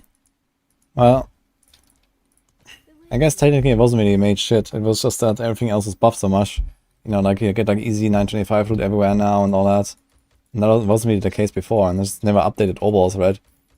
On the other hand, we're getting like, you know, 100 times more obols this season than we got anywhere else, so. Hello, shining. Well, But yeah, without Shadow and Stones, obols are gonna be really bad. hello, shame that. Not a bad pull, that.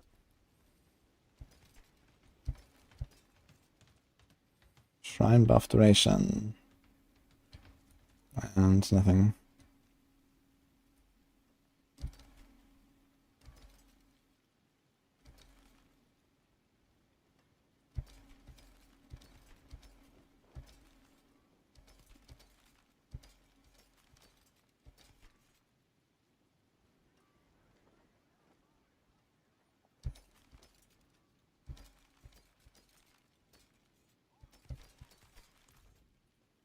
I'll work on that later. Oh, Danny.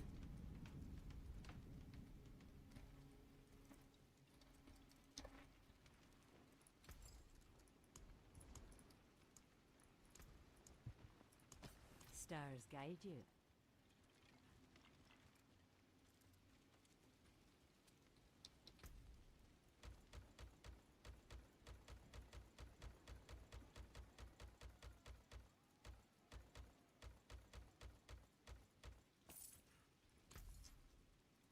Hello.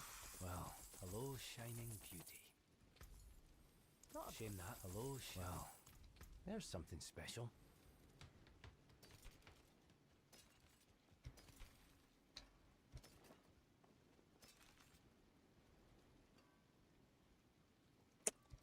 So many good shrine buff duration rolls.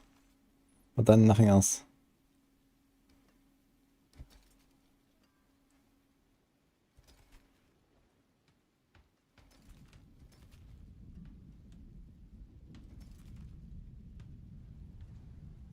There's cooldown, brawling, and berserking duration. Fuck. Close. Very close.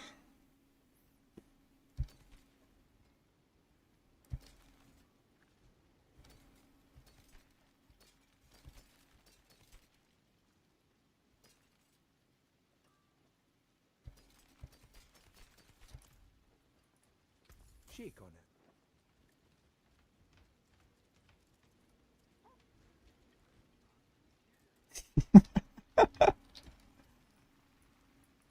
There is power in these stones. Dani mit Sahne. I remember that.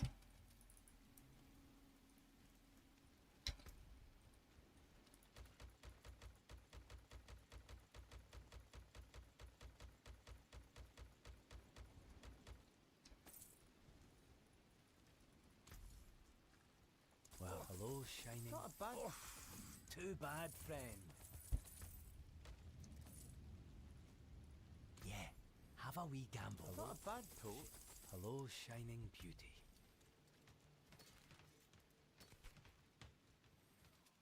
Oh. Oh. Oh yeah. Okay.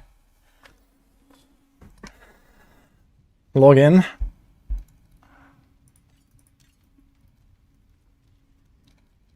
Now we need to roll it. Yeah, it's perfect movement roll. Brawling, shrine. Let's go. Okay.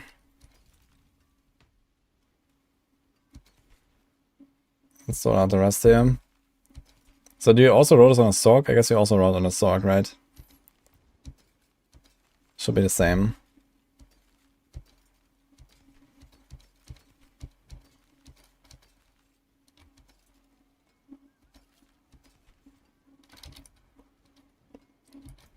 We're looking for movement, cooldown, shrine, plus maybe something else. And brawling is the best next. Oh, so it has 4 out of 4 potentially. With brawling, okay, it's like only 1 rank, but that's fine.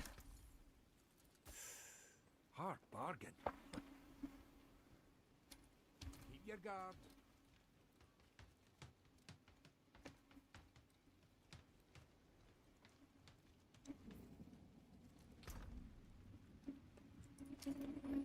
Der mit Sahne. Yummy. It's been a long time since I had that last time, but I think it's good, yeah. Okay, let me just double check this. So, add to item. Remove this. I want this as a requirement. And I guess like we just take like any, like it has, I don't know, this right. Okay, let's click on Barb.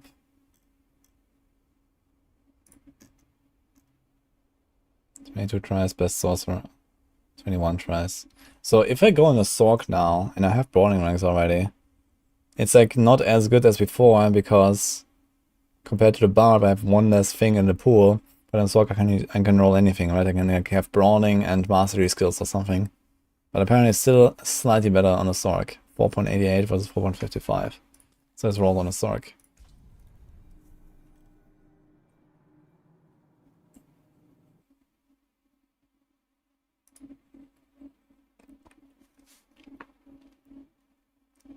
%80 basic skill damage on ring of adaptability is still bugged after a patch of pain gorges.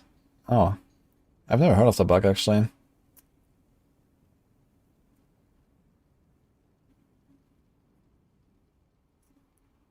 Yeah, that kind of sucks actually.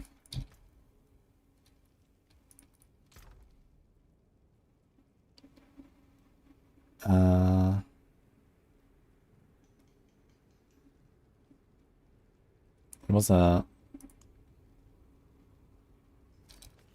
this one. Alright. You want cooldown.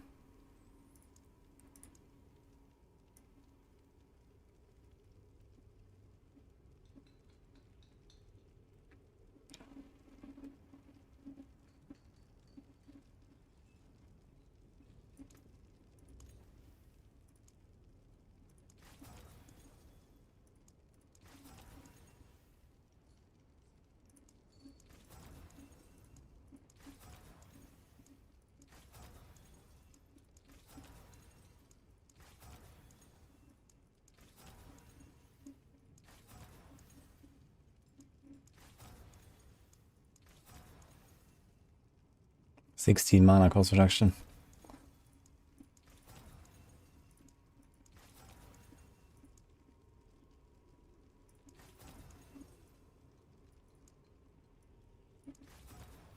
It's gonna click movement speed off the elite kill for now.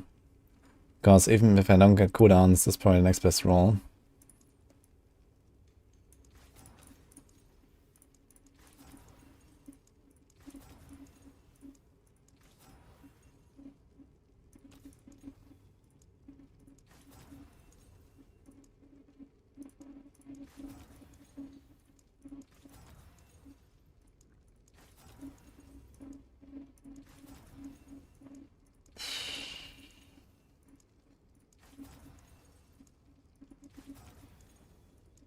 Come on.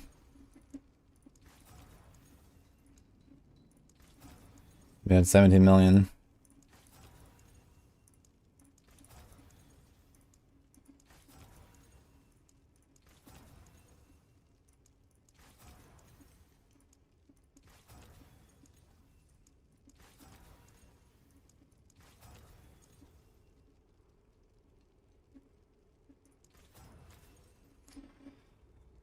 I guess this will have to do, guys. I have 1.8 left. I'm gonna keep that. 5.8. It's fine. It's middle, basically, exactly. The shrine is good and the movement is perfect, so I'm not complaining about this one, I think.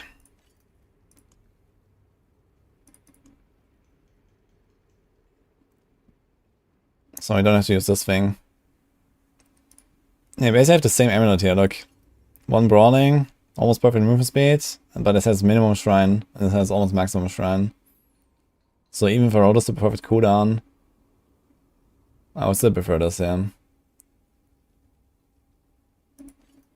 This will probably be worth quite a lot, actually.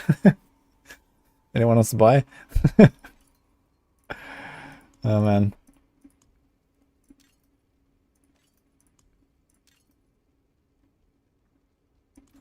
The rolling is bad, like a Miriam. That's... I mean, the advantage is in Diablo 4, this is why I like Diablo 4 rolling more than Diablo 3 is, you're just like done after, you know, a few minutes, right? You don't do it very often and you don't do it very much. Whereas in Diablo 3, every time you find an item, you potentially stand there for like 15 minutes rolling that one item because you have infinite gold and infinite materials, right? And at least here, that doesn't happen. Which, you know, you may interact less with the system, so it's more fun. But on the other hand, it kind of sucks when you have that crazy item and you can't roll it to anything, right? So that's another problem, I guess. Let's hope this shit is just gone next season, man. I hope they're gonna remove the enchanting altogether, if you ask me.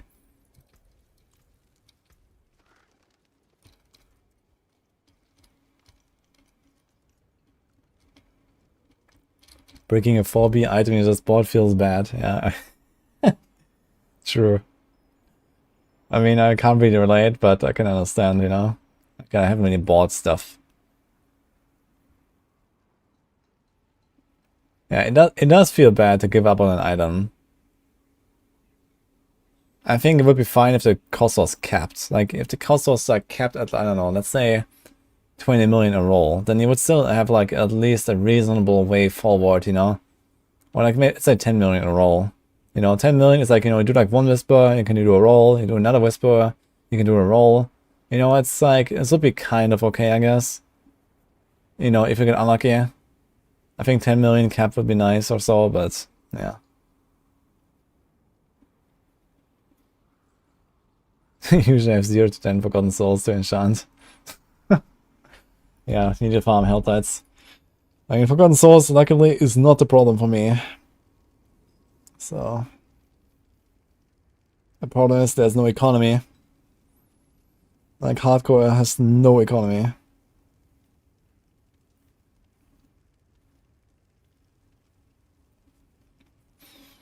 Hardcore, what level is it safe to start doing health lights?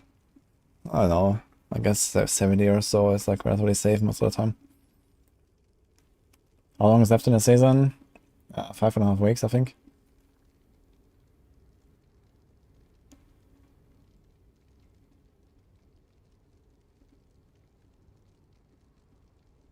Yeah, I wonder like what we're gonna see soon on the PTR, man. Like insane pruning of existing stats, I think. There's like so much shit that you can roll on so many slots, especially amulets. Just bloat. Always low on crystals. Yeah, you farm boards, you have like a full inventory, just salvage everything, boom. You do this like for a few hours and you're good on red crystals. Dude, I have 6 resplendent sparks now, and nothing to do with them. It's kind of funny. I could craft it in a Barbarian if I want. And I still have a second Undial lying around. I have actually 7 sparks.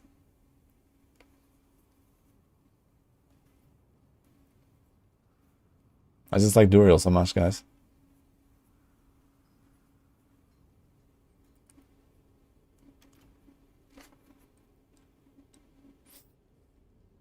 Mercy's Rage is 1k crystals per hour. Normal dungeon just kill the elites.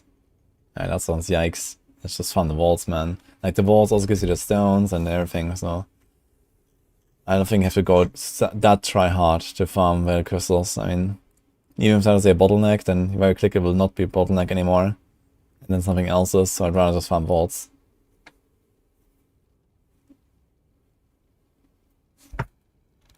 So updated damage bucket guide. I'm not sure if this has been updated in like the notice damage bucket sheet or something, but yeah, I need to know that vulnerable is now additive damage. Okay, how many stones do we have left? That's the question. 30k, we're almost right out actually, but we've got a really good amulet, so I'm happy with it for now. I guess it's probably the best I can realistically hope for right now, without starting a fresh season and doing like the grind from the start, knowing what to look for. So...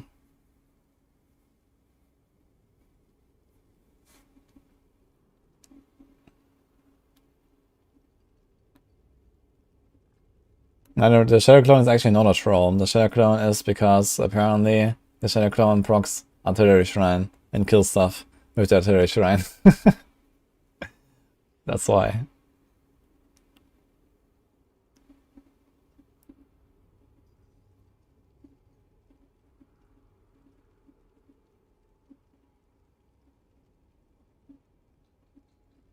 Yeah, I also didn't know that, but it's a kind of funny interaction.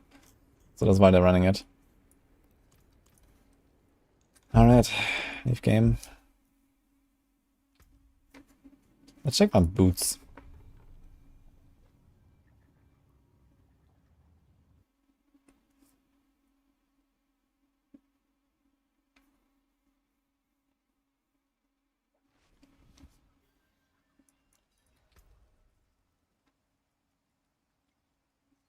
You want the attacks reduce evade cooldown, first of all.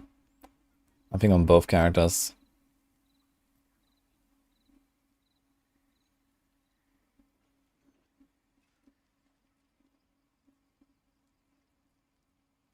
Something like this here.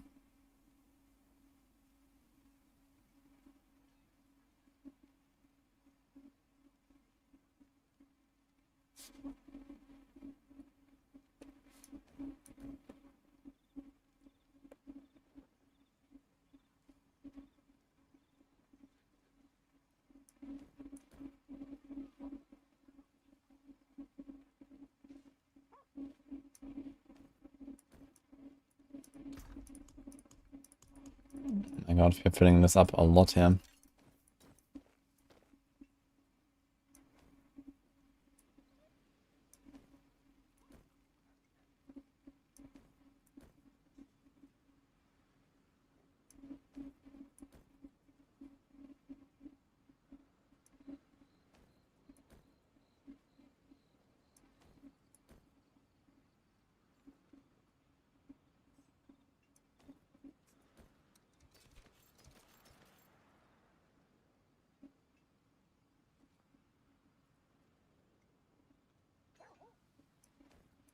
Perfect, nothing with shrine duration, yeah.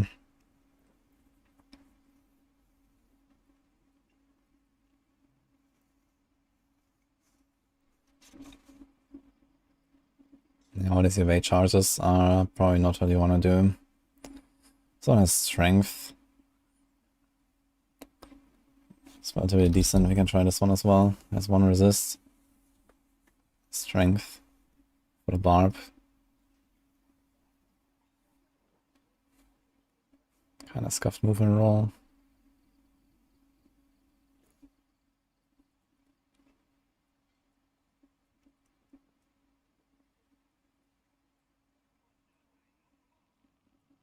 Okay, what else do we have for boots?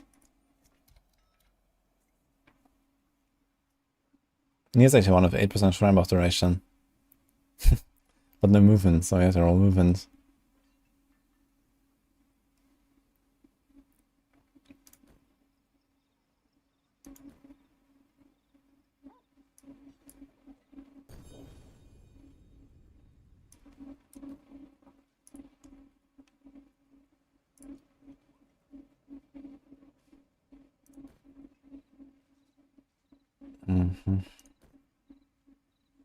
Here's actually a 60 movement.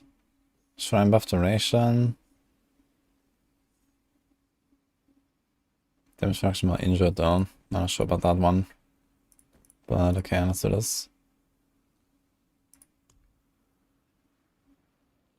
Here's shrine buff duration. 2 resists.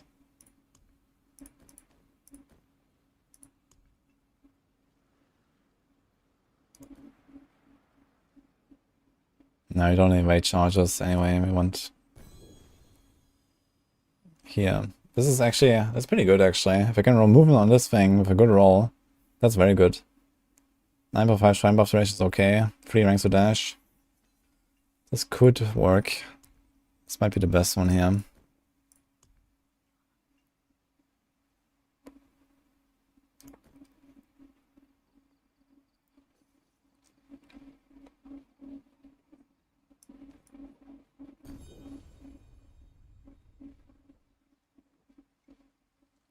This also says strength. Dash, lighting with. Oh, this is like a hectic. Okay.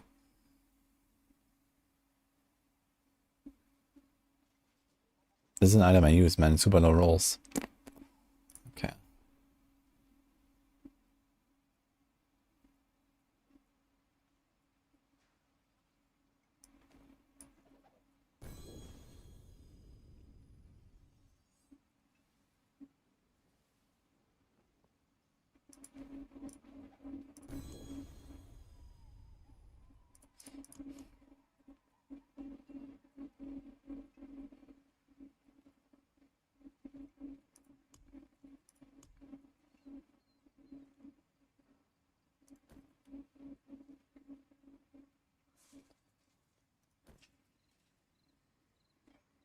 Yes, Dex, Shrine, Fire us. And then we could do movement speed as well. Instead of dash ranks. This could also work. So let's put us here. Okay, so we have some boots to work with.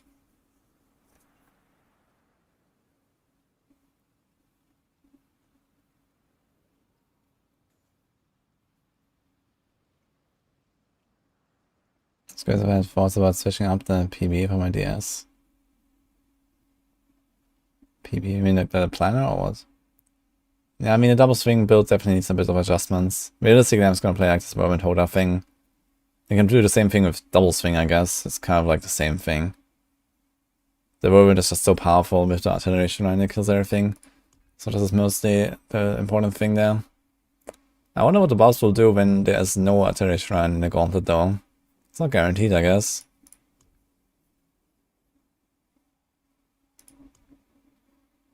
But yeah, I mean, that's still charged getting everything, so.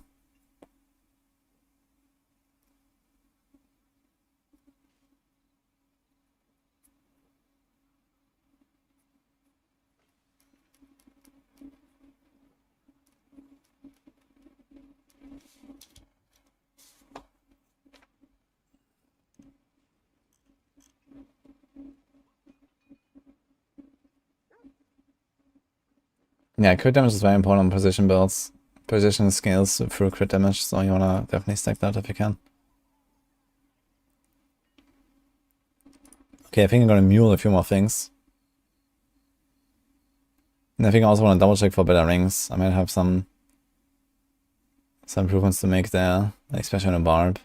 On the barb is like a bunch of stuff I need to upgrade still. Also, there's no chance for me to not use like Doomring anymore, right? So I can probably like throw these like two-handed swords and stuff. That's like really good here. But sorry, Grandfather. I have Grandfather now, so there's no way I'm not gonna run Grandfather, right?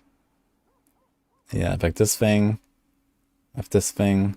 They're very good stat sticks, but I think the time is over for them.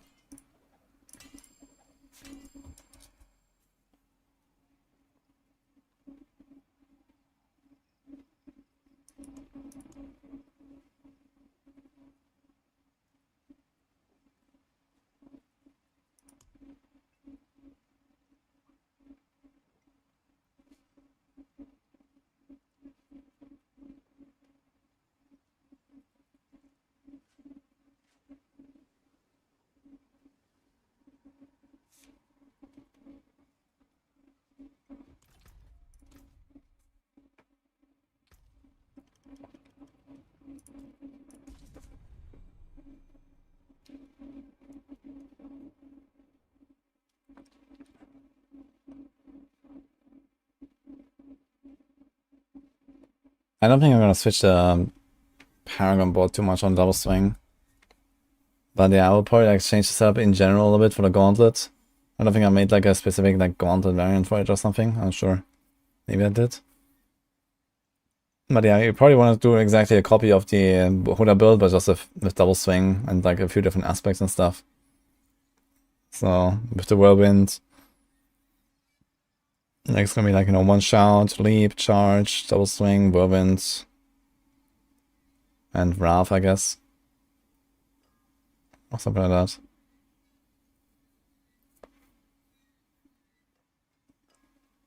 Poor woman. Yep. I guess I'm gonna throw all these like two-handed slashing, two-handed slashing. Look how many good swords I have, man. Holy. You won't really do anything with those, so.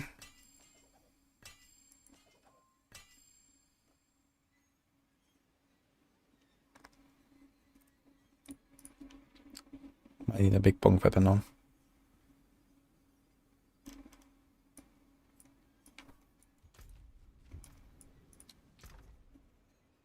Did we find that Ashiras? Okay, we can also put this thing here.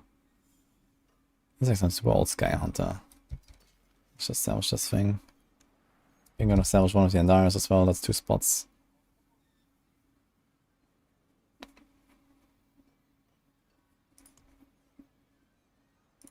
Okay, what else we got for weapons? Dex, creative one. Sure, I guess.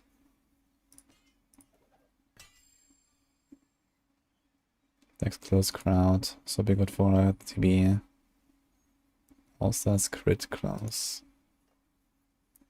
Also that's Dex overpower. We're not gonna do any overpower shenanigans. He's a totem. Will I play another Druid? I still wanted to make a Lightning Storm and some stuff, so maybe I'll save this.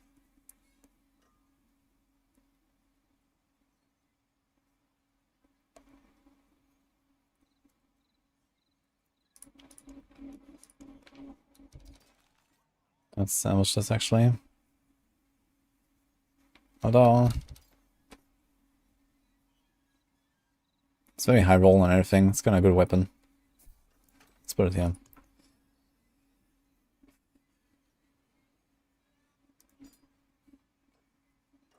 We have 2 Eagle Horns down. Just salvage this thing.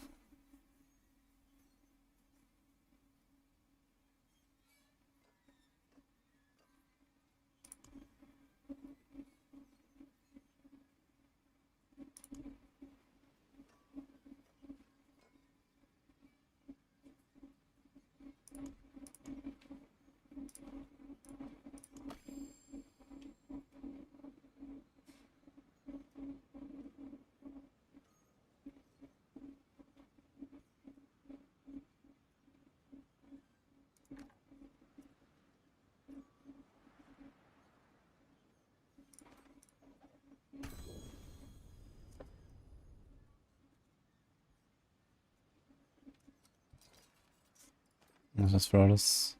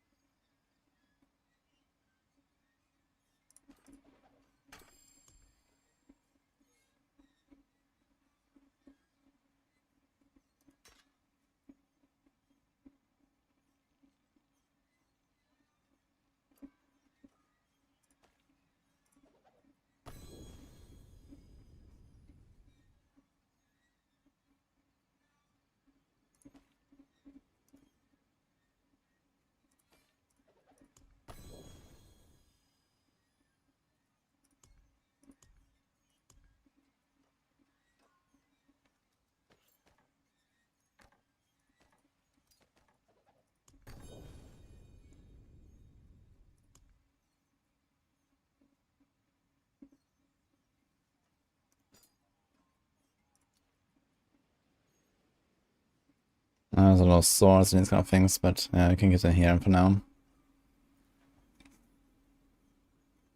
What the hell is this? It's like some little weapon I was using.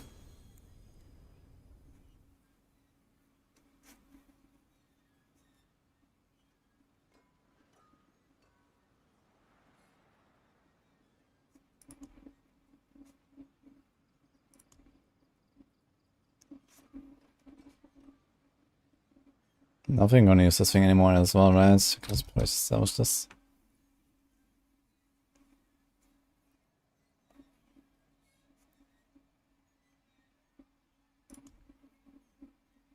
Okay, Jenny looks much better already here. Means I need to sort out some of these like one-handed weapons for the rogue and the barb, and then we're gonna be okay. And then some of these two-handed weapons, I have a bunch of them lying around. But I think it's gonna be something for tomorrow. if you ask me.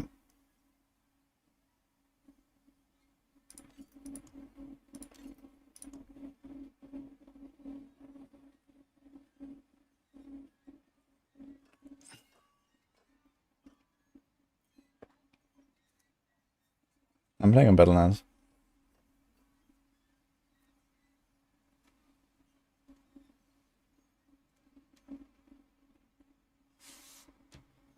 Alright.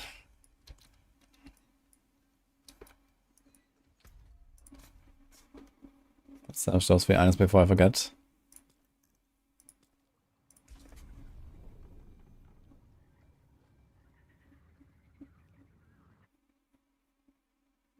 And I'm gonna go after this now, guys. So, hope you enjoyed the stream. Thanks for all the raids I won today.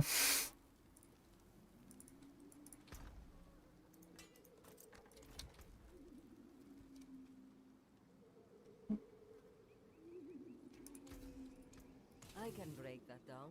1 respin spark. 7 of them lying around.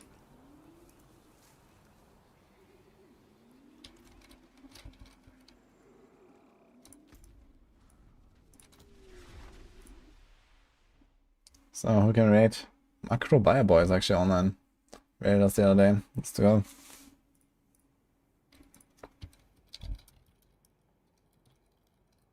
Alright, sending some love, guys. I'll be back tomorrow. Have a good one.